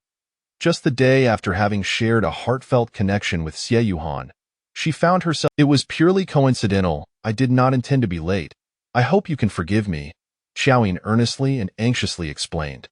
Xie Yuan regarded her in her peacock blue riding attire. Initially, he felt a flicker of anger, but upon seeing her garb, his ire dissipated. The hue of her attire mirrored that of his long robe perfectly. Realizing her secret had been uncovered, Qiao Yin instantly broke into a smile, unconsciously drawing closer and wrapping her arms around his waist, nestling into his embrace. I noticed you have a fondness for blue, so I deliberately chose this outfit. Xie Yuan, observing her relaxation, could not help but chuckle. Am I perhaps too easily appeased? Qiao, I truly did not mean to be late. I was so excited last night that I could not sleep. How about you? Did you manage to rest well? Xie Yuan, captivated by her crimson lips, was suddenly reminded of the unfinished kiss from the previous night, causing a rush of warmth to flood his chest, and he instinctively swallowed hard. Not quite permissible, he shook his head. Qiao Yin, nestled against him, gazed at him in surprise. Are you truly upset? You employed this very gesture to thank me earlier, so I cannot discern the difference. Xie Yuan's gaze softened, a smile playing on his lips as he asked, should we perhaps delineate the distinction? What manner of distinction? She inquired. Then how about this? Xie Yuan feigned contemplation while leaning down. Before Qiao Yin could react, his breath enveloped her, and he gently lifted her chin, seizing the opportunity to capture her soft lips with his own. The kiss that had lingered unfulfilled the previous night surged forth, like a dormant beast awakened by the slightest touch, spiraling into an uncontainable fervor. His skill far surpassed hers, as if he were inherently adept at this art. Within mere breaths, Qiao Yin found herself utterly entranced. She was but a paper tiger, fierce in words yet timid in practice. Completely surrendered to his embrace, Xie Yuhan supported her waist with one hand, drawing her even closer. They held each other tightly, their breaths entwined. Qiao Yin had never fathomed that a mere kiss could render one so intoxicated. Time slipped away unnoticed until Xie Yuhan finally released her. Gasping for air, her face aflame with embarrassment, she lamented the broad daylight that could expose them. Yet, Xie Yuhan remained unperturbed, his demeanor as refreshing as a spring breeze, stating earnestly, "For future apologies, let this be the standard." Qiao Yin, momentarily bewildered, mused on the peculiarity of how he so artfully masked his intentions. As they strolled to the southern grove, she soon realized that Zhang Wei and Xie Qingxian were also present. Xie Yuhan explained, "We encountered them while waiting for you. They too are off to hunt. You do not mind, do you?" Qiao Yin looked up at him, perplexed by the question. "What reason would I have to mind? This is hardly my private woodland. I had thought that you, Yin, would prefer our solitude." Xie Yuhan's voice carried a hint of disappointment. Qiao Yin shot him a playful glare. "How is it that a single night apart has rendered you a different person? What were you two up to, taking so long?" Xie Qingxian teased, twirling her bow with a knowing glance towards them. "Qiao Yin, your lip color seems smudged," she remarked. "Ah." Qiao Yin quickly raised a hand to cover her mouth, only to have Xie Yuhan grasp it firmly. "No, I have already seen it. He has devoured it all. Where would the color come from?" Xie Qingxian raised an eyebrow at Zhang Wei. "See? I told you, they must have been kissing." Zhang Wei rolled his eyes, shedding his feathered cloak and draping it over Xie Qingxian. "This is a new cloak I just acquired, and here you are, claiming it on the first day." Xie Qingxian fastened the cloak with a smile. "I knew they would be all lovey-dovey. You did not believe me. You should have seen my brother this morning. He wore a grin that did not leave his lips." It dawned on Qiao Yin that Xie Qingxian had been gambling with Zhang Wei, using her and Xie Yuhan as pawns. "Your Highness, if you wish to gift her something, do so openly. Why must you use us as a ruse?" she chided. Zhang Wei paused, struck by a sudden thought, and looked up at Xie Qingxuan's reaction. Xie Qingxian scoffed, "What sort of nonsense is that? Why would I need a gift without cause? I have no shortage of cloaks at home." With that, she began to untie the cloak, intending to return it to Zhang Wei. He grasped her wrist. "It is settled. I lost the wager. What I lost cannot be reclaimed." Qiao Yin marveled at the scene, realizing that Xie Qingxian was not as innocent as she appeared. Zhang Wei, having given her a gift that even Zhang Ningyao did not possess, was clearly intent on something more. One could dismiss it as coincidence, but the pattern was undeniable. "Qingxian, did you not mention competing with Miss Jiao? How shall we proceed?" Zhang Wei deftly shifted the topic. Xie Qingxian eagerly took the reins. "We shall pair off and see who can hunt the most game. However, only pheasants count. The loser must perform an unconditionally agreed-upon task for the winner. In a contest of sheer numbers, who could outmatch Xie Yuhan's archery skills? However, with the stipulation of a single type of prey, luck would play a significant role. Then I must strive diligently today. I cannot allow you, Qingxian, to be embarrassed," Zhang Wei declared, rolling up his sleeves. Xie Qingxian linked her arm with Qiao Yin's. "I shall team up with Sister Qiao. You two gentlemen can pair together." "Unacceptable," both men exclaimed in unison. Xie Yuhan stated, "Though the woods are not extensive, it is your first time here, and for your safety, you should not wander alone." Zhang Wei nodded vigorously. "AU is correct. It would be too perilous for you both to venture out alone." Xie Qingxian blinked innocently. "Then, brother, shall I pair with you?" "Absolutely not," both men reiterated. Xie Qingxian teased, gazing at Xie Yuhan. "You speak so piously, yet it is clear you are reluctant to part with Sister Qiao." She was so engrossed in her jest that she failed to notice Zhang Wei's equally anxious expression. "All right, enough jesting, Qingxian. Do not provoke your elder brother." The four reached an agreement to reconvene at the other end of the woods and split into two groups, with Zhang Wei leading Xie Qingxian eastward while Qiao Yin and Xie Yuhan headed west. Unable to contain her curiosity, Qiao Yin posed a question. Your Highness, is it true that your prolonged bachelorhood is due to the premature marriage omens? And what do you think, Yin? Xie Yuhan inquired as he cleared a branch from their path, glancing back at her. It is evident. The crown prince has an affection for Xiaojiu. Every time they meet, he is entirely devoted to entertaining Xie Qingxian. The tone he adopts when speaking to her is overflowing with tenderness. Qiao Yin ventured a bold hypothesis. Could it be that the rumors of premature marriage were orchestrated by the crown prince himself? Chapter 75. I am utterly curious about everything regarding you, Xie Yuan, and gazed at Qiao Yin, a smile gracing his lips as he exclaimed, truly astute. Qiao Yin widened her eyes, taken aback. Is that really the case? Then why is that? Does your family oppose Qingxian entering the palace? She speculated. Xie Yuan chuckled softly, uncertain whether to nod or shake his head. His uncle indeed harbored some disdain for the crown prince. In Huai Prefecture, he seldom allowed the prince to cross the threshold, let alone permit him to be alone with Xiaojiu. Why? Qiao Yin inquired, her curiosity piqued. Xie Yuan explained, it is likely due to a prophecy declaring Xiaojiu to be the reincarnation of a phoenix when she was merely 4 years old. Is it the prediction for Master Wu? Qiao Yin asked. Xie Yuan nodded, adding, my uncle, having fathered a daughter late in life and relishing only a few years of familial bliss, was incensed upon hearing this news. He immediately expelled Zhang Huailu and took stringent measures to prevent anyone from approaching, even going so far as to malign Master Wu as a charlatan. Qiao Yin was astounded. And what was the outcome? Ironically, Xie Yuan continued, this only piqued Zhang Huailu's interest. He would play a game of cat and mouse with my uncle, sneaking out to whisk Xiaojiu away whenever my uncle stepped out, parading her around the streets. Qiao Yin chuckled. So the crown prince would use delightful treats and amusements to coax Xiaojiu, even bringing her directly to the capital? Xie Yuan nodded in affirmation. As they conversed, they ventured deeper into the woods, the afternoon sun filtering through the withered yellow leaves, casting various shapes upon the grass. The low shrubs rustled in response to their footsteps, and a small rabbit perked up its ears.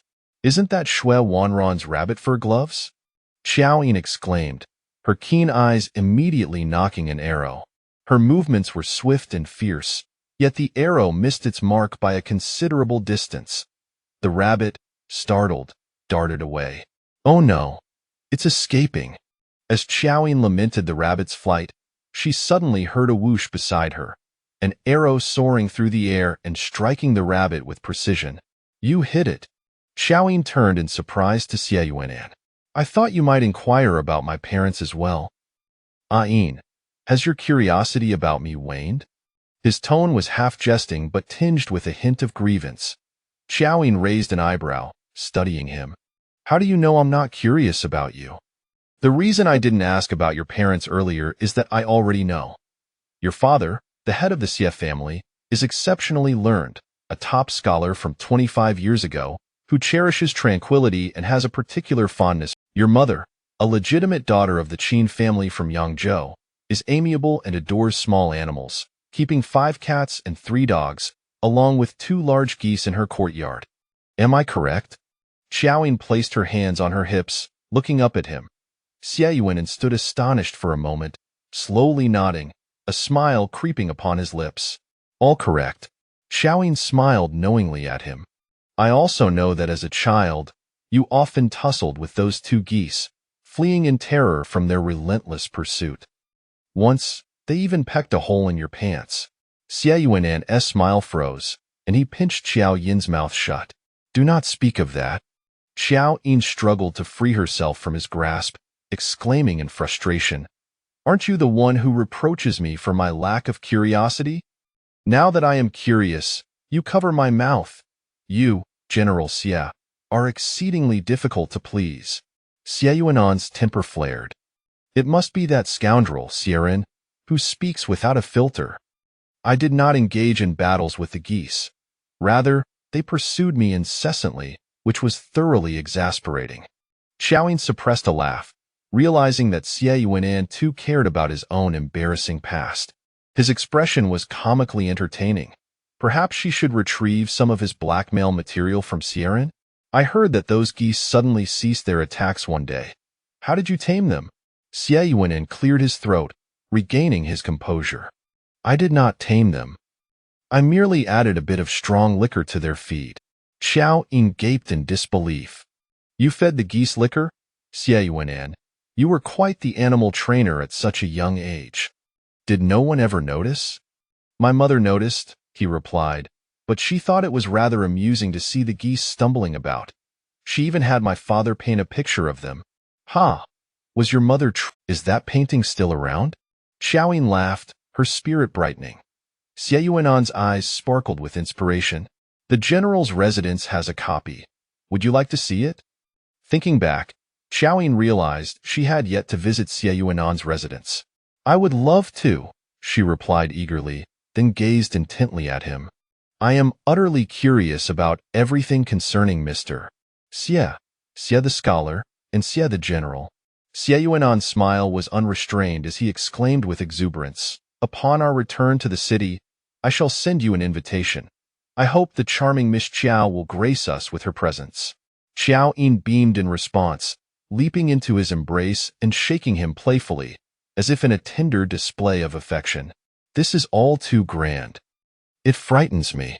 Xie Yuanan savored the moment, relishing the intimacy they shared, wishing it could last forever. He gently tucked a stray strand of hair behind her ear and pressed a soft kiss to her forehead. Do not fear. It will be just the two of us. When the time comes, all that I possess will be laid bare for you. You must come. As Qiao Yin listened to his tender words, a delightful fluttering sensation arose within her heart, her gaze involuntarily drawn to his charming lips. What should she do? She wished to kiss him again. Would it seem too forward if she initiated it now? But the longing was overwhelming. May I kiss you? She ventured, hoping it would come across as polite. Xie Yuanan met her gentle, sweet gaze and couldn't help but chuckle. I am at your service. He acquiesced, bending slightly to lower his head. Qiao Yin felt utterly defenseless against Xie Yuanan's charm. Having received his permission, she wasted no time and leaned in to give him a fervent kiss. What started as a gentle peck quickly escalated as he grasped her hand and pulled her against the tree, their kiss becoming fervent and chaotic. We are losing control, Qiao Yin murmured between breaths. Not to worry, Xie Yuanan reassured her, but he still released her, sensing that such unrestrained fervor might overwhelm her. Qiao Yin, feeling lightheaded and soft all over, suddenly blurted out, Rabbit. Xie Yuanan laughed. Do you have such a fondness for rabbits? I shall fetch the rabbit. With that, he dashed through the thicket to retrieve the one he had struck. Just then, a sudden whistling sound pierced the air. Xie Yuanan, instinctively alert, turned to see an arrow hurtling toward Qiao Yin. Yin, be careful, he shouted, swiftly pulling her to safety, but the arrow grazed her arm. Qiao Yin gasped, clutching her arm. Yin. Xie Yuanan shielded her behind him, inspecting her injury. I'm fine, just a minor scrape, she reassured him hastily, eager to quell his concern. Yet, upon seeing the blood trickling from her fingertips, Xie Yuanan's expression darkened. Without a word, he nocked an arrow and aimed it at the direction from which the projectile had come. Qiao Yin, hidden behind him, could not see his face but felt the sudden shift in his demeanor, a chilling intensity enveloping him. He aimed at a cluster of trees nearby, the veins in his hand standing out as he gripped the bough. The surrounding air grew eerily still, and even Qiao Yin found herself holding her breath. In the profound silence, a branch rustled, and almost simultaneously, Xie Yuanan released the arrow. The shaft sliced through the air, followed by the sound of something heavy crashing to the ground amidst the fluttering leaves. At that moment, Xie Yuanan ignited the fireworks strapped to his person.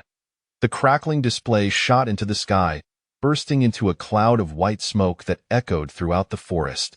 To the east, Zhang Huailu, upon hearing the commotion, instinctively tightened his grip on Xie Qingshuan's hand. This is bad. there's danger. Qingxian, we must flee. Xie Qingxian, alerted by the sound of the fireworks, sensed the urgency and swiftly followed. I think I twisted it. You go on ahead, Xie Qingxian replied, releasing his hand. What nonsense is this?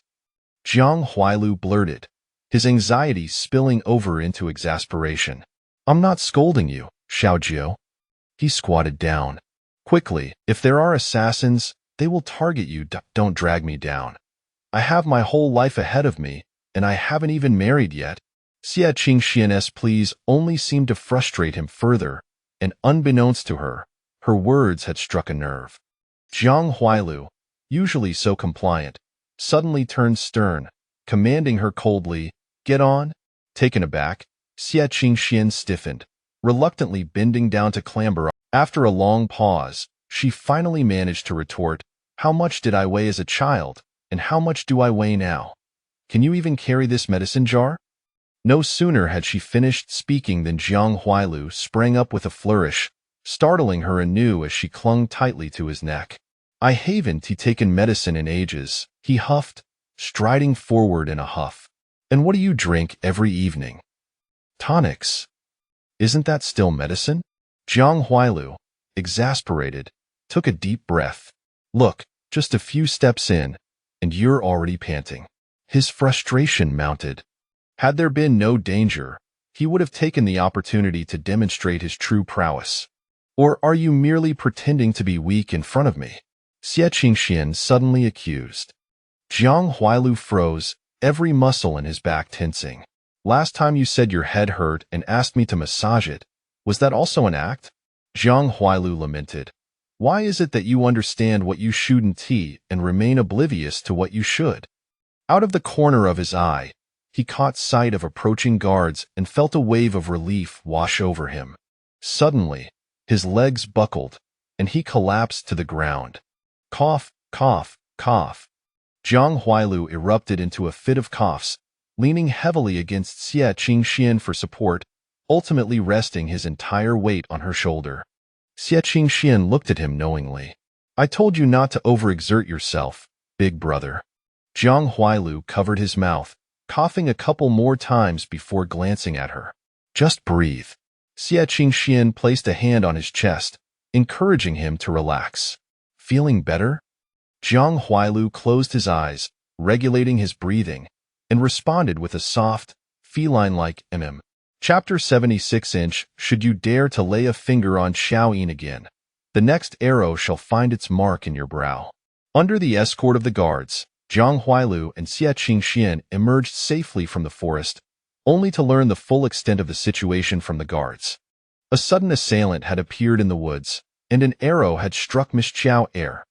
General Xie had already slain the attacker, and his subordinates had proceeded to seal off the entire area. Qiao Yin had been attacked. Was my sister injured? Both Jiang Huailu and Xie Qingxian were taken aback, and they hurried to the tent of Princess Ning Yao. Inside the tent, a crowd had gathered. The princess had summoned the attending physician, and Xie Yuan, not at ease, had also called for Uncle Xie. "What medicine do we need?" "I will fetch it immediately," Xie Yuan said anxiously. As Uncle Xie examined Qiao Yin's wounds, he caught a glimpse of Xie Yuan out of the corner of his eye. He had never seen the boy so agitated, even when his own father had been injured. This little rascal was indeed a fickle one, inheriting his father's temperament. "There is no damage to the tendons or bones, nor is there any poison, just a slight flesh wound. You may leave now." Uncle Xie waved his hand, dismissing Xie Yuan. Though Xie Yuan's tense nerves relaxed somewhat, he felt a pang of pain upon seeing Qiao Yin's pale face. "Are you truly all right? Shouldn't we check again?" Uncle Xie retorted irritably. "If you continue to linger here, you will only hinder the doctor from treating her wounds. Then there will truly be a problem." Xie Yuan, aware that his concern was causing chaos, turned to Qiao Yin with an apologetic glance. Qiao Yin lay on the small couch, smiling at him. "I am really fine, just a minor injury." Just then, a furious voice echoed from outside. "Who dares to harm my sister? Step forward and face me." Qiao Yin turned to Xie Yuan. "General Xie, please tell my brother that I am fine, and to not act impulsively." Understood, Xie Yuan replied, turning to step outside, just as he encountered the enraged Qiao Mo, who had rushed over. Yuan, what is happening? My sister has no enemies. How could she be ambushed? Qiao Mo exclaimed. Zhang Huailu and Xie Qingxian arrived as well. Zhang Huailu first entrusted Xie Qingxian to the physician, confirming that her foot was not severely injured, before saying, the forest has been searched thoroughly. No other assailants were found. The one you killed bore no identifying marks, and it will be difficult to ascertain the identity of those behind this. Xie Yuan furrowed his brow slightly. Given how well they knew our movements, it must be someone from the hunting grounds. Zhang Huailu continued, without any enmity, why would anyone target a young lady? Could it be that the assailant was after you? Xie Yuan recalled the scene at that moment. The arrow had been aimed directly at Qiao Yin, making it more likely that she was the intended target. Who is the scoundrel that seeks to harm my sister? I will pierce his eye with an arrow. Qiao Mo's patience waned. I do not care. I will report to the emperor and ensure that the true culprit is dismembered. Just as he was about to rush off to file a complaint, a maid entered, carrying 2 lacquered boxes. Masters, these are sent by Manager Lu from the Yueji Pavilion. He claims they are new offerings for the princess and Miss Qiao to play with. The expressions of both Xie Yuan and Zhang Huailu darkened. Zhang Huailu could not help but exclaim, have they lost their minds? Such audacity! Xie Yuan said nothing, but his eyes glinted with icy menace, instilling a sense of dread. Qiao Mo observed the chilling demeanor of the two, feeling utterly bewildered. What are you two hinting at? No sooner had he spoken than a guard announced from outside, the young master of the Duke's residence has arrived. Is he looking for a fight? Qiao Mo's pent-up fury had found a target at last. He rolled up his sleeves, ready to charge out. Brother, Xie Yuan intercepted him, his expression inscrutable as he picked up a bow and arrow from the table and stepped outside. Let me handle this. Lu Jin Zhi had hastily rushed over upon hearing the news of Qiao Yin's injury. Though he appeared fatigued, the worry etched on his face was unmistakably genuine. As he walked, memories of Qiao Yin injuring herself to save him flooded his mind, and he felt a wave of shame wash over him. He should not have been so willful, so selfish as to place the blame for that unwarranted calamity on her, nor should he have so coldly abandoned her.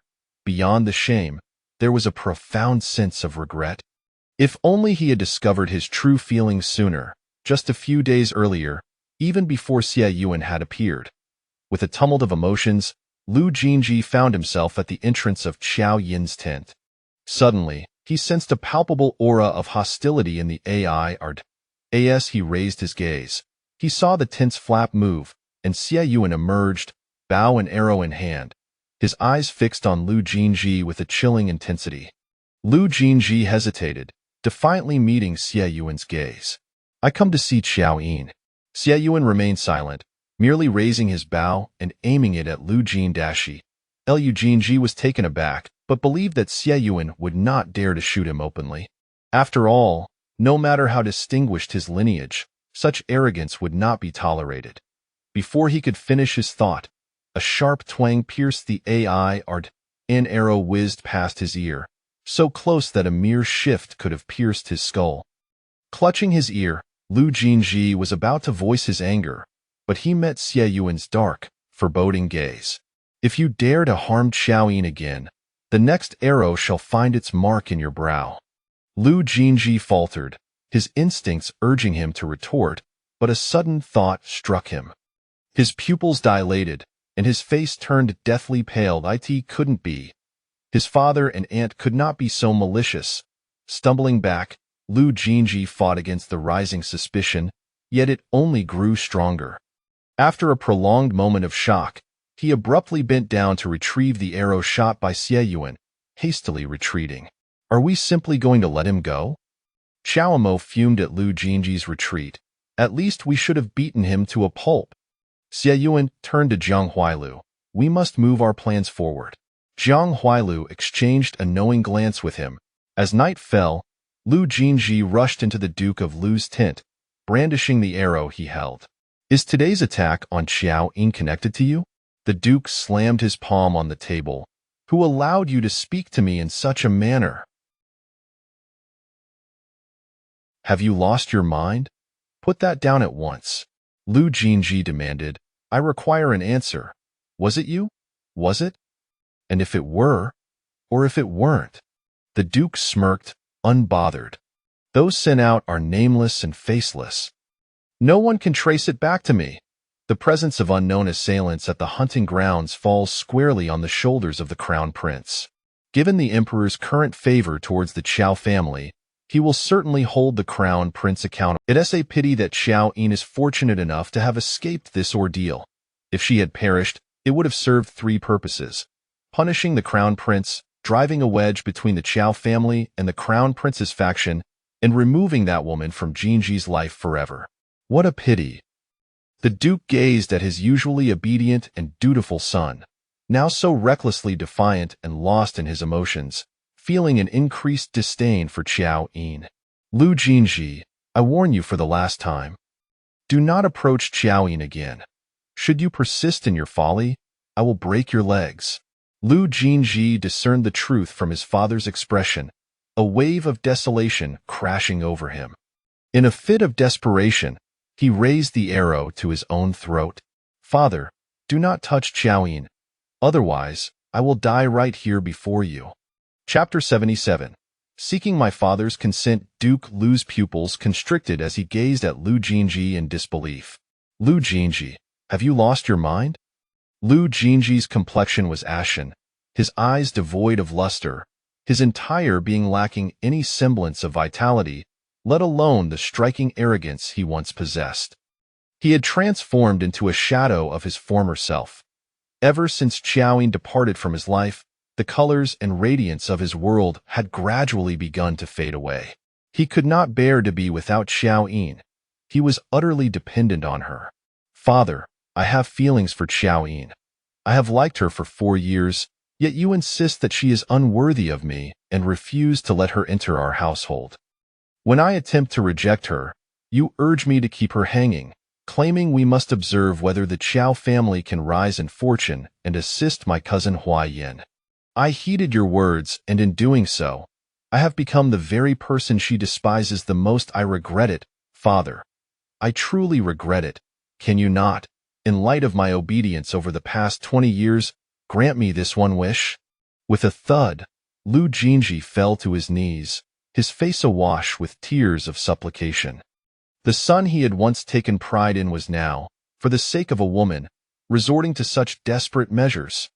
Duke Lu was seething with rage, nearly driven to strike this infatuated fool back to his senses. Yet, upon noticing the arrow in Lu Jin Zhi's grasp, he swallowed his fury. Filial wretch, accursed wretch, how am I to grant your request? Lu Jin Zhi's, should you fail to resolve your situation with Qiao Yin within a month, you shall conform to the family's arrangements. Whoever the family decrees for you to marry, you shall wed, do you understand? Lu Jin Zhi hesitated, but this was the greatest concession he could hope for. Thank you, Father, for your understanding. He laid down the arrow and bowed respectfully to Duke Lu. Yet, Duke Lu remained incensed, casting a scornful glance at Lu Jin Zhi before storming out of the tent in a huff. And no sooner had Duke Lu departed than Lu Yizhi sauntered in at a leisurely pace. How enviable you are. No matter how grave the mistake, you are never punished. A mere 2 days of confinement is the worst you've endured, I suppose.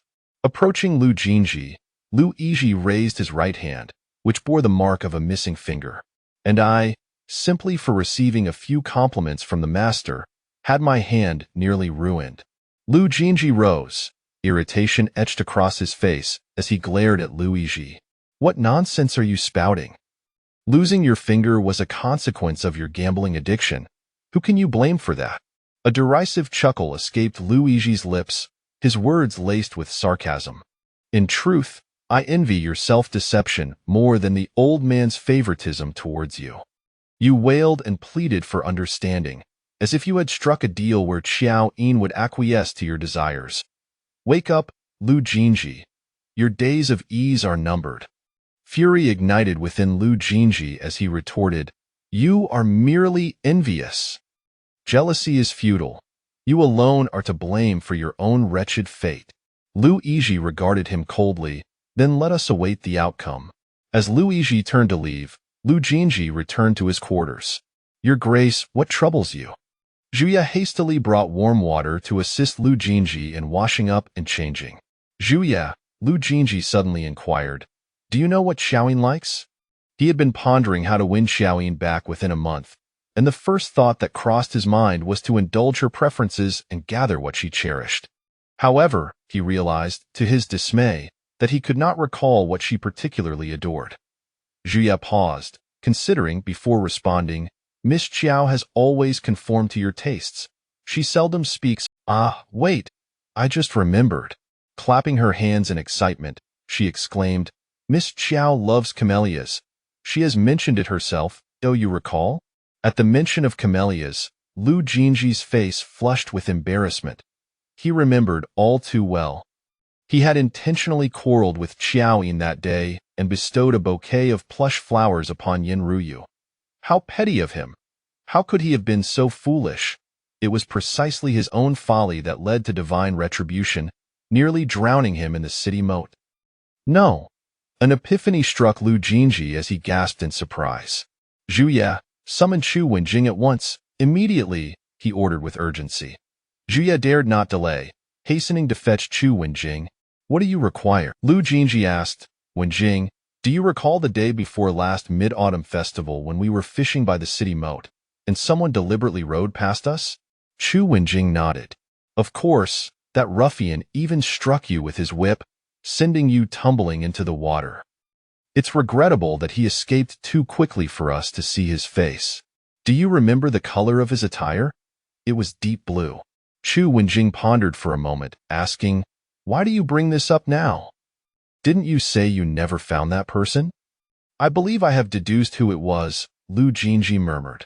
Curiosity piqued, Chu Wenjing inquired, "Who?" "Xie Yuan." Chu Wenjing stared blankly at Lu Jin Zhi. "Huh? Are you certain your mind is clear?" Lu Jin Zhi impatiently pushed Chu Wenjing's hand away. It was him. Chu Wenjing was bewildered. He could not fathom Lu Jin Zhi's train of thought. Why could he not simply move on from Qiao Yin? Though Xie Yuan favored blue clothing, he was not the only one in the capital to wear such a color. This reasoning seemed too hasty. "It is not merely the clothing, but the gaze," Lu Jin Zhi insisted. "When I fell into the water, in my moment of panic, I locked eyes with that ruffian. His piercing, cold gaze was identical to the look Xie Yuan shot me when he aimed his arrow just now." Chu Wenjing felt as if Lu Jin Zhi had lost his senses. "And what is your reasoning? A year ago, why would Xie Yuan suddenly strike you with his whip? Did you offend him that day?" Lu Jin Zhi faltered. He had not offended Xie Yuan, yet that day, he had indeed wronged Qiao Yin. Could it truly be because of her? Had they known each other a year ago? An answer loomed before him, yet Lu Jin Zhi was reluctant to accept it, instinctively suppressing the conjectures swirling in his mind, even going so far as to dismiss his own deductions. Impossible. Merely a coincidence. Just a coincidence. No, he had made an error. That man was a mere ruffian, and it could not possibly be Xie Yuan. Chapter 78. In truth, I have fallen madly in love with you. Our plans must be expedited, the Duke of Lu said with a furrowed brow amidst the flickering candlelight. The concubine Lu suddenly felt a surge of anxiety. Are we to act tonight?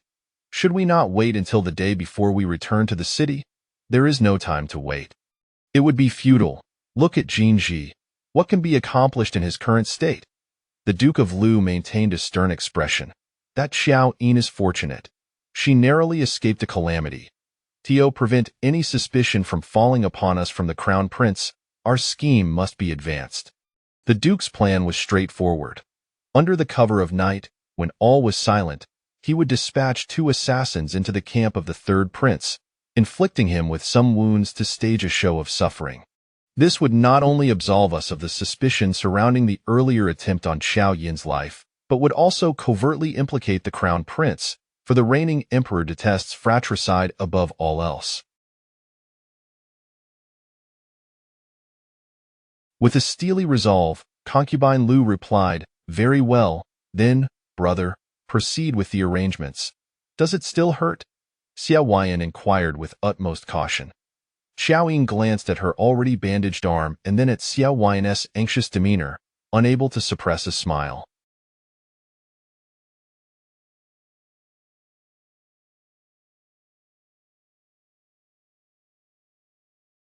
"If I were to say it hurts, do you possess a remedy for the pain?" Qiao Yin chuckled softly. "Given your query, if I were to say I have no remedy, it would merely reflect my ineptitude, would it not?" Leaning against the headboard, Qiao Yin asked with curiosity, "Then please, esteemed teacher, enlighten me." Qiao Yin produced a volume of strange tales seemingly from thin air, raising it aloft. "Allow me to share a bedtime story with you." Qiao Yin's gaze faltered momentarily, a stirring within her heart. "What brings you to recount stories for me?" Qiao Yin smiled. In the past, the crown prince would read stories to little Jiao during the midday hours to delay her return home, and upon hearing a tale, she would quiet down. "I surmise you would enjoy it as well." "What a predicament! You have guessed me correctly again," Qiao Yin lamented, yet her eyes shimmered with unshed tears. "What troubles you?" Qiao Yin paused, wondering if she was reminiscing about her mother again. Qiao Yin turned her head away, concealing her uncontrollable tears from his sight. The bedtime stories from her mother were a distant memory, so far back that she nearly forgot them. Though their life was modest, her mother had bestowed upon her an abundance of love. This revelation took Qiao Yin by surprise. He had merely intended to divert her attention, unaware that it would evoke her sorrowful memories.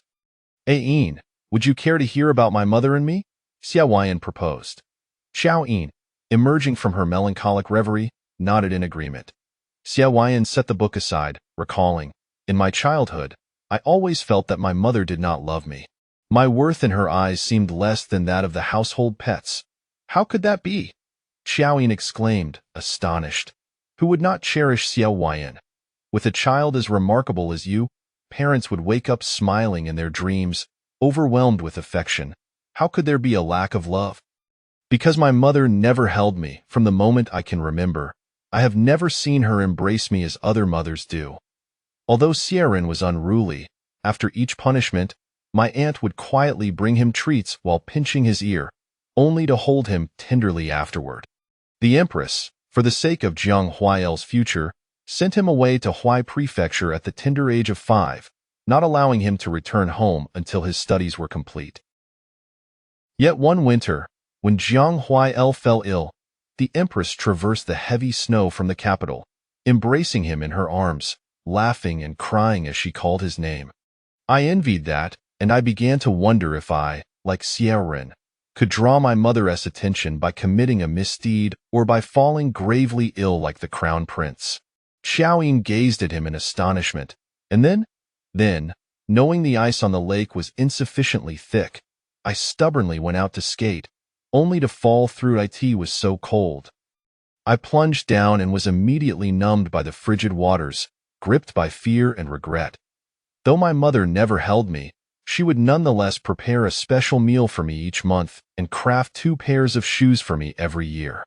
Just as I thought I would sink, with a resounding splash, the ice broke, and my mother, like a heroic figure, leapt in to rescue me.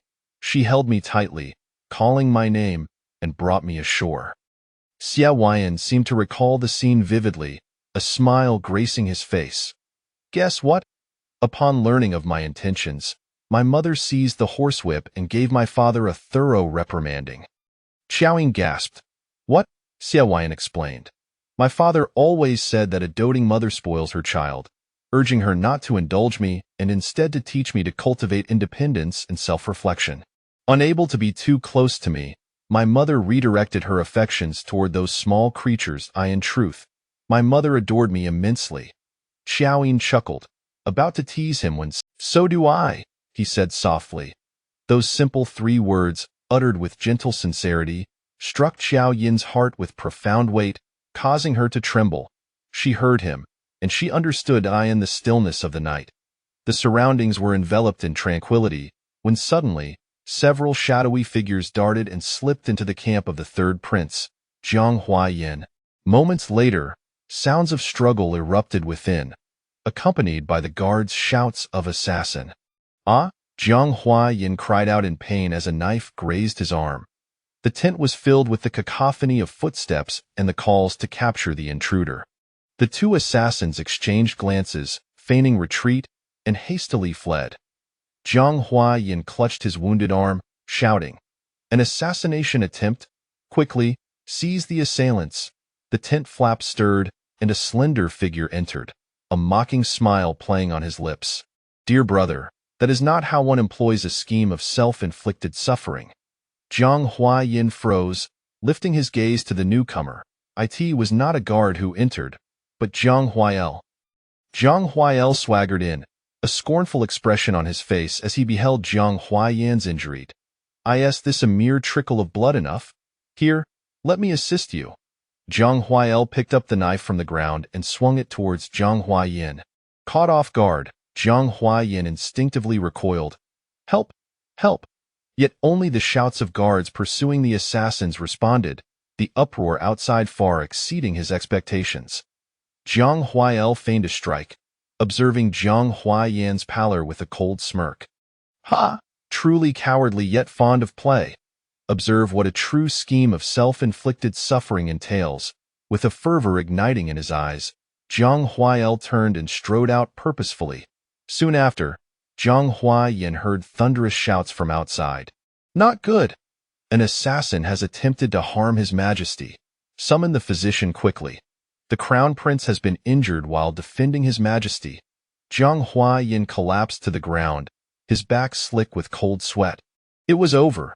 Their plan had been discerned by Zhang Huayel. Zhang Huayel stepped over him, proceeding to enact a genuine scheme of self-inflicted suffering before their father, the Emperor. Though Zhang Huayel had spent his youth away from the capital, fostering a distant relationship with the Emperor, that was in the past. After tonight, as the Emperor gazed upon this son who risked his life for him, he would surely be filled with paternal affection and remorse. Chapter 79. Allies within the bandit den in the dead of night. Qiao Yin was roused from her slumber by urgent shouts, while Bai Zhu had already risen and donned her attire. "Bai Zhu, what is happening outside? It seems assassins have broken in. There are quite a number of them." Assassins? Qiao Yin's initial reaction was one of alarm.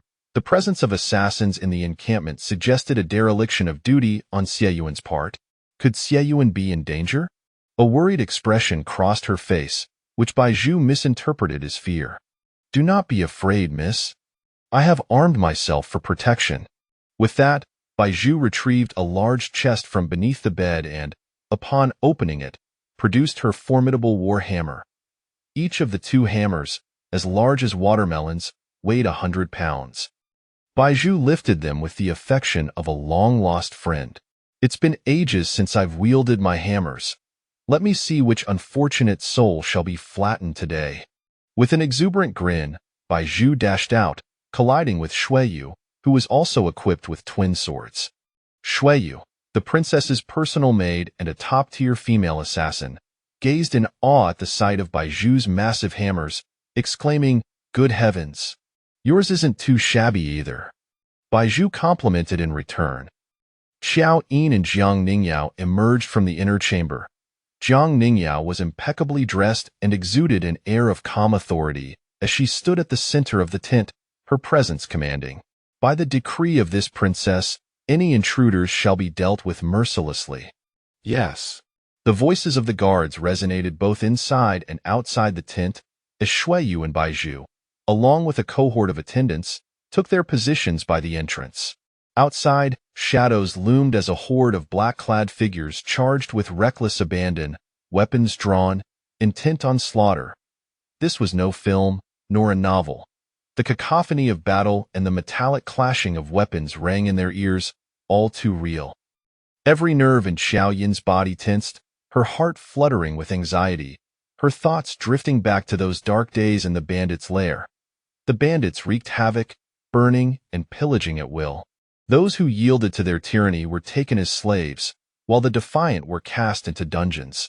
They were given scant rations, a mere chicken leg or a piece of meat, inciting the captives to fight like dogs over scraps. Eventually, the desperate began to turn on one another, resorting to cannibalism. By the time she arrived, the real Qiao Yin had starved to death. What she beheld were eyes like ravenous wolves, waiting for her to breathe her last before pouncing to feast. As hunger gnawed at them, they could scarcely wait for a corpse to arrive. Their gaze shifted entirely to the living. Qiao Yin dared not close her eyes. As soon as she did, shadows would materialize, eyes would glimmer, and a claw would reach out, seeking to tear her apart and consume her whole. Later, the system revealed to her that this was a trial. Only those with a strong will to survive would be chosen by the system, granted the possibility of a second life. Thus, fortune never simply fell from the heavens, especially for someone as unfortunate as her. Determined not to perish, Qiao Yin revived a near-dead man with a bowl of blood, persuading him to become her ally. They relied on each other. He would sleep while she kept watch, and when he awoke, she would take a respite. This mutual dependence allowed them to endure the most harrowing days in that predatory dungeon. Eventually, her ally made his escape. "I can only hold out for 3 days. You must bring help to rescue me within that time." Qiao Yin vividly recalled that day, filled with both anticipation and trepidation as she urged him repeatedly before he departed. 3 days passed with no sign of her ally or any rescuers. Outside, Baizhu had already flattened 4 large cakes. The assassins rushed toward the emperor's tent, and the prince's tent was caught in the fray. Baizhu scanned the area and spotted a guard being besieged by 2 assassins, rushing forward without a second thought, wielding her hammer. "Look out for the hammer!" With a resounding crash, Baizhu charged in, smashing one assassin to the ground and sending the other flying with a powerful swing. The fallen guard was none other than Wang Shan, Xie Yuan's aide, who found himself cornered, with nowhere to retreat. Suddenly, a massive hammer flew through the air, crushing the skull of one of his attackers. Wang Shan stared in disbelief at the seemingly delicate yet godlike figure before him, wielding 2 enormous hammers. "What are you staring at? Never seen a hammer before." Baizhu chastised him. Wang Shan nodded and shook his head. He had seen hammers, but never had he witnessed such an elegant display of hammer-wielding by a woman. Baizhu had no time to spare. She helped him to his feet. "Tell me, do they pay for killing these assassins as if it were on the battlefield? How much is a head worth?" "They should," Wang Shan replied. "Then I'll help you take down a few. You can give me half of what you earn afterward. Sound good?" Her earnestness and cheerful smile left Wang Shan with no room for refusal. "All right." Baizhu, invigorated by this arrangement, charged forth with her hammer. "Today, I shall make a fortune." Though she dreamed of sudden wealth, her hopes were soon dashed as Xie Yuan arrived with archers, surrounding all the assassins. To attack the imperial presence is a crime punishable by death. "Release the arrows." Qiao Yin, within the tent, heard Xie Yuan's commanding voice, and her taut nerves and anxious heart were miraculously steadied. Before long, a guard entered to report, "All assassins have been dispatched. Your Majesty is unharmed, but His Highness the Crown Prince has been gravely injured while protecting you and lies unconscious." "Where is the Crown Prince now?" "In the Emperor's tent. His Majesty has summoned all physicians for his treatment," the guard replied. Jiang Mingyao immediately rushed toward the Emperor's tent, while Qiao Yin, anxious for Xie Yuan's safety, hurried out to search for him. At last, she spotted a familiar shade of blue outside the imperial tent. Forgetting her own injuries, she rushed toward him. "Xie Yuan, are you hurt?" Upon reaching him, she noticed the blood staining his attire, causing her heart to skip a beat. "Where are you injured?" "Let me see." Qiao Yin anxiously attempted to lift his clothing when suddenly, a large hand grasped her wrist, halting her. Xie Yuan, smiling, said, "I'm fine. This blood isn't mind. Don't dirty your hands." "Really? You re truly unharmed?" Upon seeing him appear unscathed, she exhaled a sigh of relief. "You scared me to death." As she spoke, A chill crept down her spine, as if a knife were pressed against her back. Turning around, she met the gaze of Qiao Mo, filled with reproach. Brother? It was then she realized that another figure stood beside Qiao Yin, her beloved elder brother. Elder brother. Qiao Mo's expression darkened as he scoffed, "Humph, I'm not dead." He shot a glare at Qiao Yin, suddenly finding him rather irritating. In the past, it had always been Yin who showed concern for him, sharing her discoveries of delectable treats and amusements with her elder brother before even considering Lu Jin. And now, in such a short time, Qiao Yin had seemingly eclipsed his position. Unpleasant, very unpleasant. Not in public. Stop pulling at each other. Qiao Mo interjected, stepping between them. Qiao Yin, feeling guilty, dared not. Is he badly injured? Qiao Yin did not know either, and the three hastened toward the emperor's tent. Before they could approach, they were met with the emperor's furious voice. "You useless lot! If anything happens to my son, you shall all pay the price." Within the imperial tent, physicians knelt in a line, while civil and military officials stood by, heads bowed, afraid to utter a sound. Jiang Huailu lay upon the dragon bed, eyes shut, pallid, blood seeping from his body and staining the entirety of the bed, a horrifying sight. "Where is Xiao Lin? Bring him to me," the emperor bellowed. "Here he comes, here comes Uncle Xia," a voice announced as Xia Shugang rushed in, breathless. "Where have you been, Xiao Lin?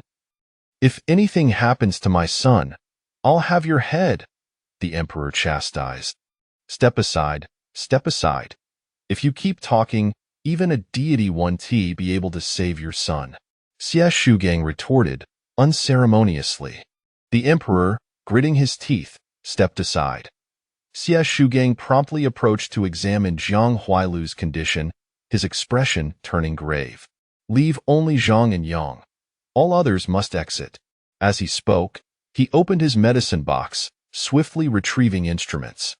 The two summoned physicians stepped forward to assist, the atmosphere thickening with tension. "All of you, leave," the emperor commanded, and everyone withdrew. Concubine Lu approached to support the emperor. It may disturb the dragon's health." Before she could finish, the emperor reprimanded her. "Is that appropriate? My son faces death to shield me, and as a father, I fear a little blood. Everyone out. I will remain here to guard Huailu until he awakens." With that, the emperor turned his gaze toward his bloodied eldest son, filled with regret. In his youth, he had been preoccupied with state affairs, neglecting to show his son the care he deserved. As he matured, the emperor had treated him merely as a subject, failing to foster a closer bond. What kind of father was he? Yet, despite this, Huailu had selflessly stood in harm's way for him, uttering such foolish words. "Father, you protect the entire populace of the Great Zhou, but I only wish to safeguard you." The emperor would never forget the moment his son collapsed in his arms, uttering those words. Chapter 80. The hunt concludes prematurely. Imperial concubine Lu was publicly reprimanded by the emperor, and in a fit of rage, she stormed out of the royal tent and returned to her own quarters with the third prince. Not long after, Duke Lu stealthily arrived. Unable to contain her fury, concubine Lu slammed the table and exclaimed, "What is the meaning of this? How could a foolproof plan unravel so completely?" Her teeth ground together, and her voice trembled with indignation. Recently, nothing had gone her way. Every endeavor had met with misfortune. Her earlier intention to leverage a marriage alliance with the Xiang family had been disrupted by the unexpected emergence of Qiao Mo, causing the plan to collapse. Moreover, tonight's scheme was designed to evoke the emperor's sympathy for Jiang Huaiyin, thereby sowing discord between the emperor and the crown prince. Yet, to her dismay, Jiang Huailu had unexpectedly become the emperor's favored one. The third prince was equally incensed, feeling as though he had been dealt a blow for no gain. Witnessing the emperor's concern for Jiang Huailu had nearly made him choke with rage. The emperor's affection had been the most significant leverage in his rivalry with Jiang Huailu. Reflecting on Jiang Huailu's appearance the previous night, he grew increasingly suspicious. How could everything align so perfectly, as if the crown prince was aware of their every move. Concubine Lu, sensing the tension, inquired, "What do you mean, Qiao Yin? Are you suggesting we have a traitor among us?" She turned her gaze to Duke Lu, demanding, "Who among us has been in contact with the crown prince's faction in recent days?" Duke Lu's expression stiffened. If anyone had been in frequent contact with the crown prince's party, it would undoubtedly be Lu Jin Zhi, who had been visiting Qiao Yin incessantly. "Jin Zhi cannot be so reckless," Duke Lu defended. Concubine Lu let out a cold snort, her heart already filled with resentment. What can he not do? He dares to threaten his own life with an arrow. What won't he do for that Qiao Yin? Now, if she beckons him, he will run to her like a dog, forsaking all sense of the greater scheme. Concubine Lu's public accusations left Duke Lu feeling quite uncomfortable. He could not believe his son would so foolishly betray their secrets unless he had no regard for his own life.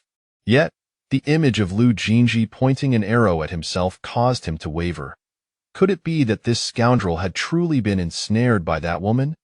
Duke Lu's thoughts spiraled, yet he refused to embarrass his son before others.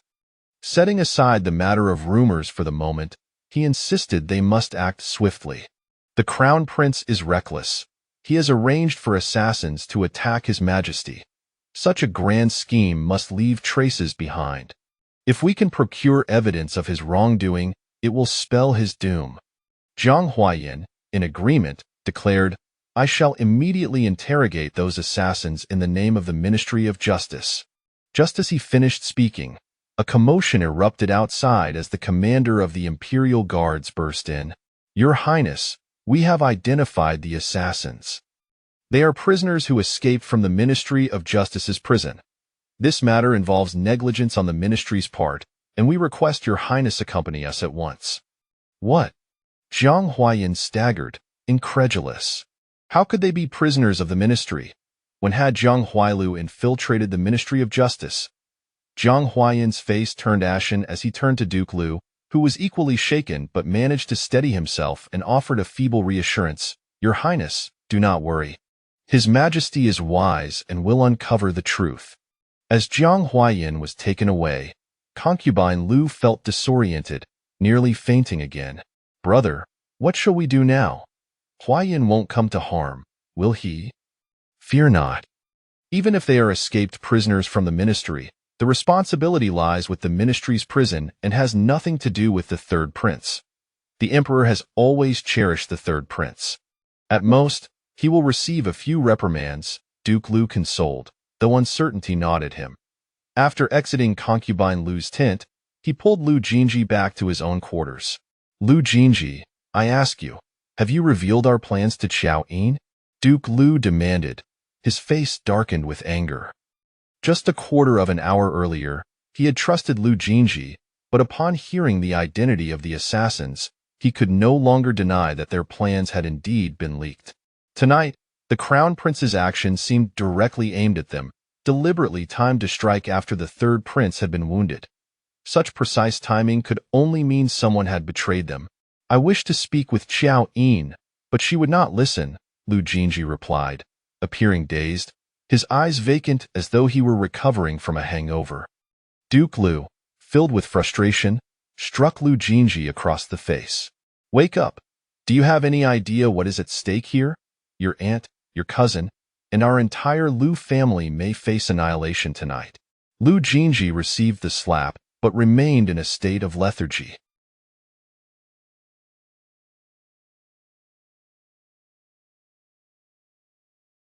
Duke Lu, infuriated but with no time to deal with him, turned to summon Lu Yizhi. "The plan has been exposed. You must swiftly handle the hunter who delivered the black bear, as well as the whereabouts of those involved. It must all be resolved before dawn."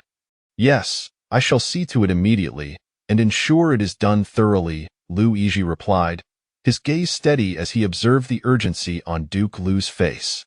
As night fell, a chill wind swept through, and everyone stood silently outside the royal tent, praying for the Crown Prince's safety.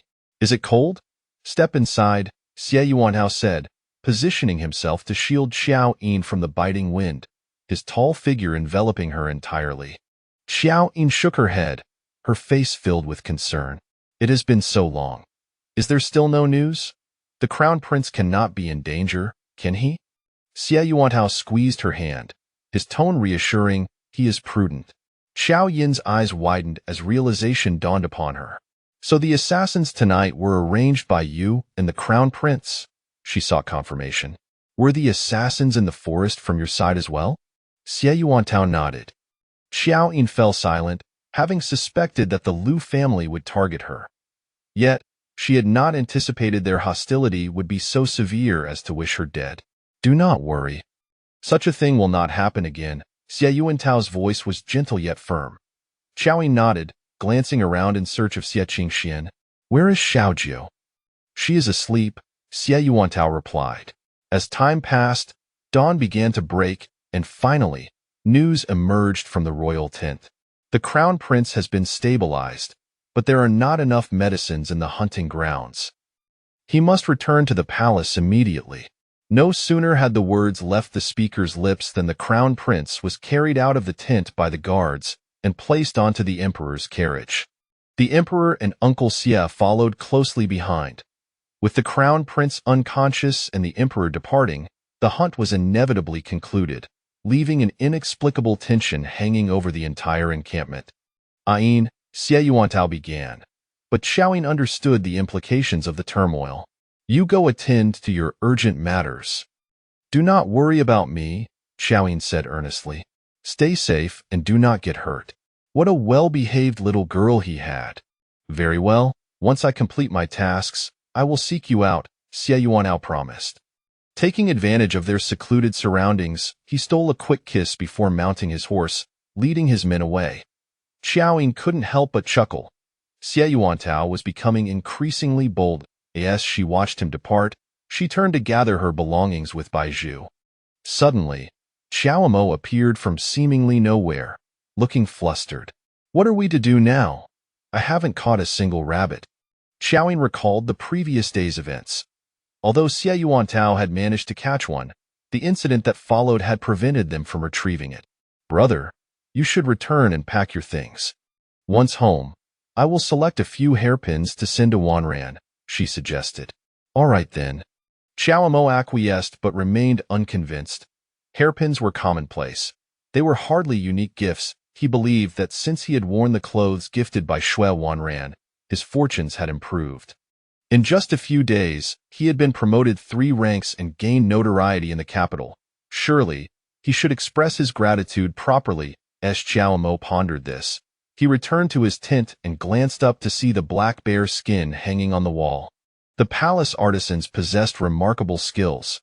The skin was flawlessly prepared, with the bullet holes covered by 2 pieces of agate, making it appear almost lifelike. Was this not superior to a rabbit fur glove? Qiao Mo chuckled to himself, already formulating a plan. Chapter 81. Uncovering secrets from 2 years ago. As dawn broke, the returning caravan set forth from the arena. Leaning against the carriage wall, Qiao Yin dozed. Her curiosity piqued. Qiao Yin couldn't help but ask, Baizhu, what are you calculating?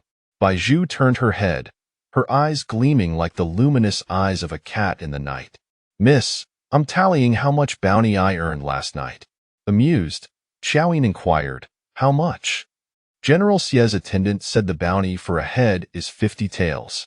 I took down 8 last night, so that would be 400 taels, right? Oh wait, I have to share half with him, Baizhu exclaimed, her face alight with excitement. Qiao Yin teased her, calling her a miser. How much have you saved now? You're still far from my golden hammer. Baizhu, eschewing houses or properties, simply wished to have a pair of golden hammers, not entirely made of gold, just gold-plated would suffice. Reclining against the carriage wall, Qiao Yin reminisced about when Baizhu first arrived at the Qiao household. Her extraordinary strength often uncontrollable, breaking whatever she touched, even having to sleep on the floor. Fortunately, her affinity for wealth, every day dangling 10 copper coins as motivation, eventually taught her to temper her strength. Baizhu, on the 6th day of next month, I have a grand gift prepared for you. Would you like to know? Qiao Yin suddenly announced. Baizhu paused, perplexed. The 6th day of next month. What day is that? It's neither your birthday nor the eldest young master's. Don't concern yourself with what day it is. Just wait for your gift, Qiao Yin replied, uninterested in elaborating. Baizhu nodded eagerly, her fingers counting down. There are still 12 days left. Qiao Yin affirmed, I guarantee you will adore it. As Baizhu noticed that Qiao Yin was now awake, she remarked, Miss, your arm needs a change of medicine.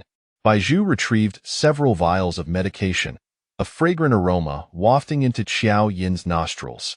Suddenly, a shiver ran down her spine. The scent of the ointment was so familiar. Who had given it? Baizhu brought all the medications over. These were all given by that esteemed Master Xie. Miss, is there a problem? Qiao Yin brought a vial closer to her nose for another whiff, carefully examining the porcelain bottle, which bore the name of the medicine and had a small ginkgo leaf stamped at the bottom. Her heart raced. Baizhu, do we still have the medicine from when I injured my leg 2 years ago after jumping from the carriage? Baizhu nodded. Because this medicine from the clinic is particularly effective, you specifically instructed us to purchase a large quantity to keep at home. There should still be some left with the eldest young master. Qiao Yin's thoughts drifted back to 2 years prior. 2 years ago, she inadvertently learned that the Lu family sought an audience with Master Wu for a fortune-telling for Lu Jin Zhi, prompting her to seek information about Master Wu. By a stroke of fate, Master Wu indeed traveled to the capital and was residing at Xianghua Temple. Upon receiving the news, Qiao Yin promptly invited Lu Jin Zhi to visit the temple. However, once they ascended the mountain, they were unable to locate him. Lu Jin Zhi was quite displeased, claiming she had wasted his time, and stormed off. That was the moment she chased after his carriage, leading to the disastrous accident. The horses bolted uncontrollably, tossing the driver from his seat, leaving Lu Jin Zhi in a state of panic. As the carriage hurtled towards the cliff, Qiao Yin, in a desperate bid for survival, leapt. The shattered carriage and her fall from the horse brought her perilously close to the precipice, almost costing both her and Lu Jin Zhi their lives. Every recollection sent chills down her spine, mingled with immense relief for still being alive. She was fundamentally driven by a fear of death, willing to relinquish her dignity to survive. The deceased merely become lifeless corpses, pushed into the furnace, reduced to mere ashes, sealed away in airtight urns, never to witness the blossoms of March, the rains of April, or to feel the tears of a lover. Yet, she now seemed to have stumbled upon something far more terrifying than death itself. That accident had left Qiao Yin with a leg injury, confining her to bed for an entire month, the wound slow to heal. Fortunately, a physician from the clinic had procured a secret remedy, which eventually cured her. Given her propensity for accidents and that Qiao Mo also occasionally sustained injuries, she had instructed Baizhu to stockpile more ointments at home.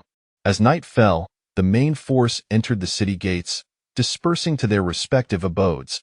Upon returning home, Qiao Yin wasted no time and immediately rummaged through the medicine chest for the old vials. 2 vials stood identical, one on the left purchased from the clinic 2 years ago, the other on the right given by the esteemed Xie Shukong from the Tai hospital. The porcelain markings and the scent of the ointment were indistinguishable.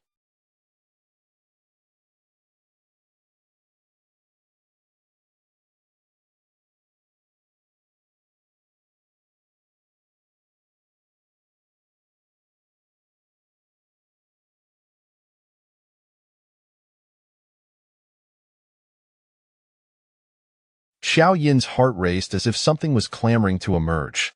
Just then, Baizhu returned from outside. Miss, I just inquired at the clinic, and they claimed this ointment isn't theirs. How peculiar. We bought it there several times. Baizhu expressed her confusion. Clutching the vial, Qiao Yin felt a surge of adrenaline, her blood boiling as memories long forgotten surged forth. She yearned to see Xie Yuanong. However, upon his return to the city, he was summoned to the palace, and the crown prince had yet to awaken. Qiao Yin suppressed her racing heart and instructed, Baizhu, at first light tomorrow, send someone to the palace gates to wait and see if General Xie emerges. If he does, return immediately to inform me. The following day, as dawn broke, the messenger returned with news. The crown prince remained in a coma, and the emperor, concerned, had halted court proceedings to go to Xianghua Temple to pray for him. Xie Yuantong had accompanied the emperor outside the city. "Prepare the carriage. We are going to Xianghua Temple." "Miss, your arm injury?" "What is a little injury?" "Hurry, prepare the carriage." Without delay, Qiao Yin ordered the carriage to be ready. She must see Xie Yuantong today. Waiting an entire night was her limit. As the sun rose, the thick fog began to dissipate, bathing the solemn temple in the fresh morning light. With the emperor praying, security outside Xianghua Temple was tight, and carriages were not allowed near. "Baizhu, take the family's nameplate and ask if we can ascend the mountain." Baizhu took the nameplate and disembarked, scanning the surroundings when suddenly her eyes lit up. 200 taels. Wang Shan, tasked with patrolling outside the temple, was suddenly tapped on the shoulder. Overwhelmed, he buckled at the knees, collapsing to the ground. Looking up, he saw a lovely young girl beaming at him. Baizhu. Wang Shan knelt, grinning foolishly. Ecstatic, Baizhu, unable to restrain her strength, quickly pulled him up. "Brother Wang Shan, my lady wishes to see the general. Is it possible to go up?" She would settle her business with the miss before discussing the 200 taels bounty. Wang Shan stood up, nodding vigorously. Of course. My young master has mentioned your lady countless times. Come, I shall take you both up." Chapter 82. I wish you hadn't waited for me. I wish to consult the oracle on behalf of the crown prince, beseeching the master's compassion. Within the grand hall of the state minister temple, the emperor, clad in a dragon robe, knelt upon a mat, while opposite him sat a venerable monk with a flowing white beard, holding a feather duster. "Your Majesty need not worry. The crown prince is a favored child of destiny," spoke the monk. At the entrance, Xie Yuan, witnessing the completion of the matter, quietly closed the hall door and retreated outside. Just as he exited the grand hall and had not yet turned around, he was unexpectedly embraced from behind by a pair of small hands encircling his waist. Xie Yuan was taken aback and turned to see a pair of familiar embroidered shoes, causing his lips to curve into a smile. "What brings you here?" he inquired, grasping her hand, his voice filled with mirth. "I wish to see you." "I missed you terribly," came the reply from the figure behind him. Though Xie Yuan could not see her expression, he could feel her warmth against his back, even as she nestled closer. "Your clothes are dirty." He gently pried her hands apart and drew her closer, gazing into her troubled eyes, feeling a pang in his heart. "What has happened?" As they walked outside, hand in hand, he continued to question her. They arrived in a secluded area of the courtyard, where Qiao Yin stared at the osmanthus tree, nearly bare of leaves, and said, half amused, "Did you deliberately bring me here?" Xie Yuan chuckled softly. "Did you catch me?" "Yes, I did it on purpose." "Qiao Yin, how do you feel now? Does your heart ache? Do you feel guilt?" With a tremble in her voice, Qiao Yin admitted, "I feel very guilty enough to cry. I am sorry." Xie Yuan lowered his head and pressed a gentle kiss to the corner of her eye. "Do not see or why I, in truth, I was the first to break my promise. It was I who sought forgiveness. That 3-day promise he had failed to keep. He was 5 days late, thus missing 4 years of her life." Qiao Yin looked up at him. The tenderness in his eyes was so palpable. "The medicinal herbs I received from Ji Shi Medical Hall last summer were a royal concoction specially prepared by your uncle, weren't they?" A smile spread across Xie Yuan's face as he pinched her nose playfully. "Ah, my little Yin came to seek answers early this morning. How studious of you." His delight was evident on his face. Qiao Yin grasped his hand, urging him, "Quickly, answer me, is it true?" Xie Yuan nodded, "Indeed." He felt elated, drawing ever closer to the answer, satisfied with their current progress. He preferred allowing her to take the initiative, inching closer rather than rushing in and burdening her. As Qiao Yin observed his expression, his joy inspired her like never before. "But our first meeting was even earlier, wasn't it?" Xie Yuan nodded eagerly. "Shall I give you a hint?" This time, Qiao Yin shook her head. "No. I wish to find the answer myself, like a treasure hunt. Each discovery will be a surprise. Xie Yuan's eyes brimmed with affection. Very well. I shall patiently await your discoveries. Qiao Yin rose on her toes and kissed the corner of his mouth. I won't keep you waiting too long. She had already unearthed her next clue, and there was more than one. On their first meal together at the star-picking tower, he knew her preferences, ordering all her favorite dishes. The clay pot soup and river lanterns at the night market were no mere coincidences. Xie Yuan's presence was woven throughout her life. She just had yet to realize it. It matters not how long it takes. I am quite skilled at waiting. Beautiful things always come at the end, Xie Yuan assured her. Qiao Yin gazed at him, unable to contain her feelings. But I can't wait any longer. She halted, concealing her inner turmoil, and smiled. Master Xie, I will come to you soon for answers. Xie Yuan nodded, pulling her closer, lowering his head to nuzzle her petite nose with his own. As you wish. The atmosphere grew enchanting, and the fallen osmanthus seemed to bloom anew, filling the air with a sweet fragrance. As Xie Yuan's lips descended, Qiao Yin obediently closed her eyes. General Wang Shan's call suddenly echoed in. Startled, Qiao Yin pushed Xie Yuan away. He pressed his lips tightly together, casting a light glance towards the source of the voice. Wang Shan, drenched in cold sweat, did not wish to disturb his lord's moment, yet the urgency of the matter was undeniable. General, news from the palace. The crown prince has awoken, and his majesty has already returned to the palace. Qiao Yin straightened her demeanor and turned to Xie Yuan. You should go tend to your duties. Xie Yuan did not leave immediately. He first instructed Wang Shan, you take your men down the mountain. I shall join you shortly. Then, he took Qiao Yin back to the grand hall of the state minister temple. There's no time like the present. Allow me to introduce you. This is Master Liao Wu. Xie Yuan gestured towards the venerable monk in the hall. Qiao Yin glanced over and exclaimed, This is Master Liao Wu? Master Liao Wu rose and nodded respectfully at Qiao Yin. Dear benefactor, I hope you're well. Qiao Yin was momentarily stunned. The year before, when she had visited the state minister temple with Lu Jin, she had not encountered Master Liao Wu, but rather a monk sweeping the grounds. That monk had informed her that Master Liao Wu was absent, yet could still divine fortunes. Lu Jin had dismissed the notion and departed in disdain. Thus, her previous information had been accurate. Master Liao Wu was indeed present at the state minister temple, though Lu Jin had not been destined to meet him. Still in shock, Qiao Yin turned to Master Liao Wu as he addressed Xie Yuan. What shall we divine? A marriage compatibility?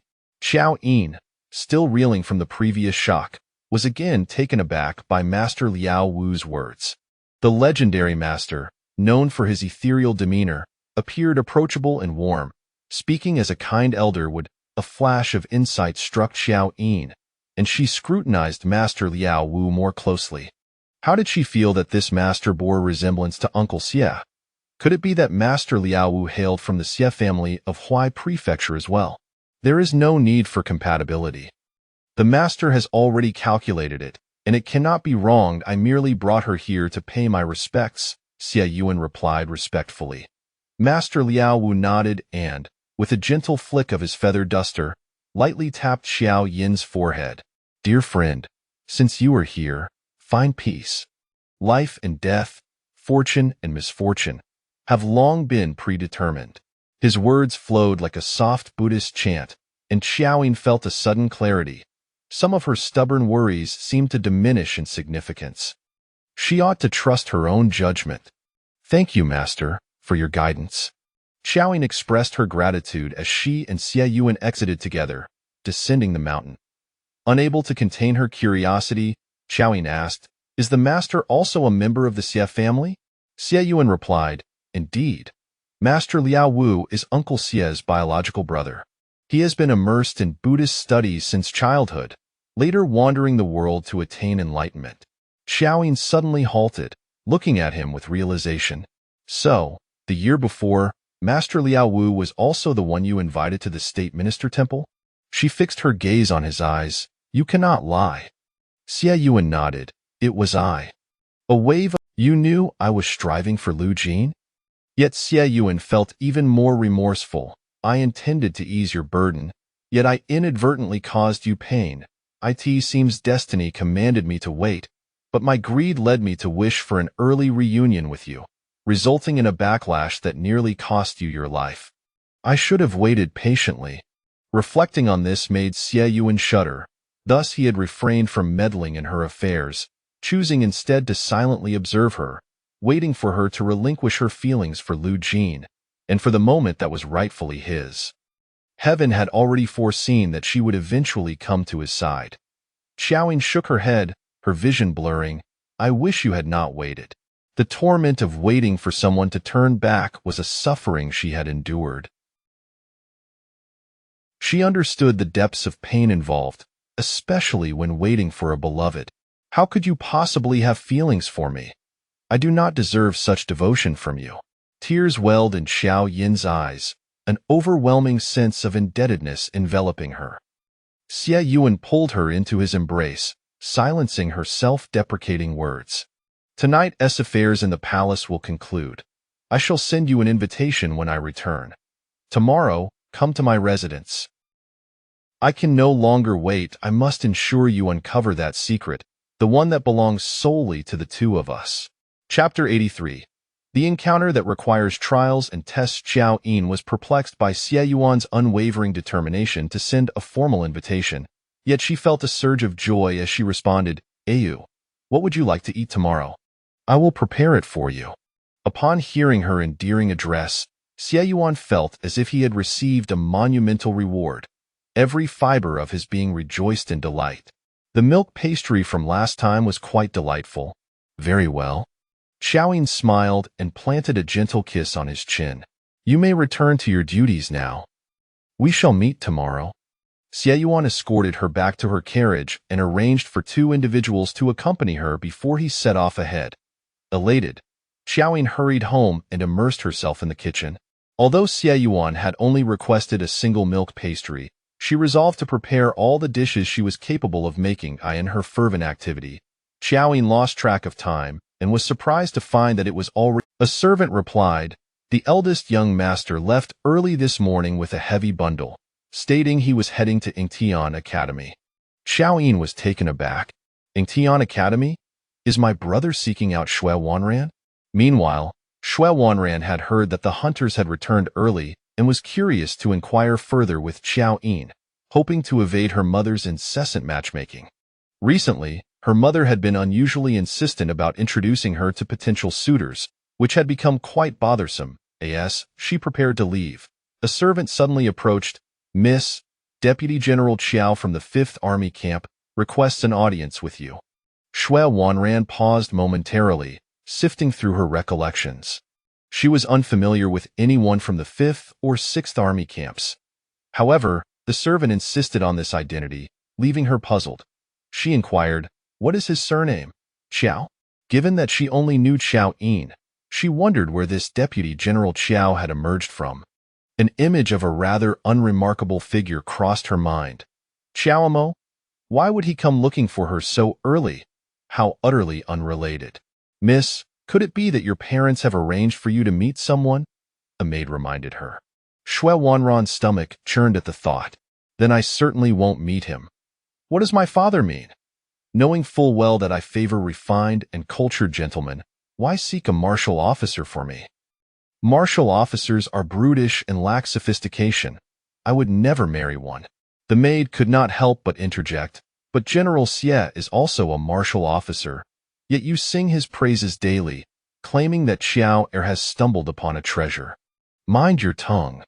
Xue Wanran shot a glare at the maid, though inwardly she began to ponder. If she refused to meet him, her parents would surely not relent. Perhaps it would be best to let him withdraw on his own accord. Resolute, Xue Wanran instructed the servant outside, go tell this Deputy General Qiao that according to our academy's rules, anyone seeking entry, rights, music, archery, horsemanship, writing, and mathematics. The word quickly reached the entrance. Upon hearing this, Qiaomo dropped the heavy bundle from his shoulder and exclaimed, you scholars play such frivolous games. Must I be tested merely to meet someone? Is this what they call a woman's whimsy? Very well, if that is their only requirement, I shall oblige. Bring me a bow. Qiao Mo commanded with a grand gesture. Is this gentleman challenging us to archery? Our academy's archery is no ordinary test, a servant kindly cautioned. I wouldn't relish a simple challenge.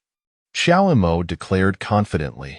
Very well, let us fetch a bow for this gentleman, and do ensure to hang a coin as well.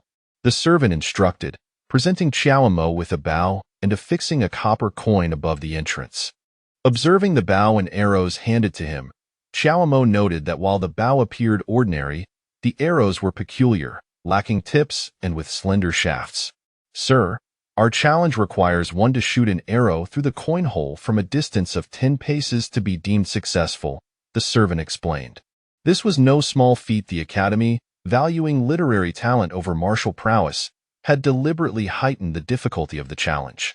If I succeed this time, can I gain entry to your academy whenever I wish? Qiao Mo inquired. The servant hesitated to reply directly. According to the rules, that would be the case. But given that this gentleman was a potential suitor for the young lady, it was a different matter altogether. The servant discreetly signaled to a nearby maid, who hurried back to report to Shui Wanran. Such audacity! I detest boastful and impractical individuals. Shui Wanran scoffed inwardly. The copper coin's red thread had nearly worn through, and no one had ever succeeded. Go tell him that if he succeeds, he can meet me whenever he pleases. I am at his service. The maid rushed out with the message, but Shui Wanran felt it insufficient and decided to witness the spectacle herself. She was curious to see how the martial man would embarrass himself in public. Approaching the entrance quietly, she concealed herself behind a maid and peered outside. To her astonishment, what? Is that Qiao Mo? Qiao Mo was her potential suitor? Initially, she felt disdain. She had no affection for rough and unrefined martial men.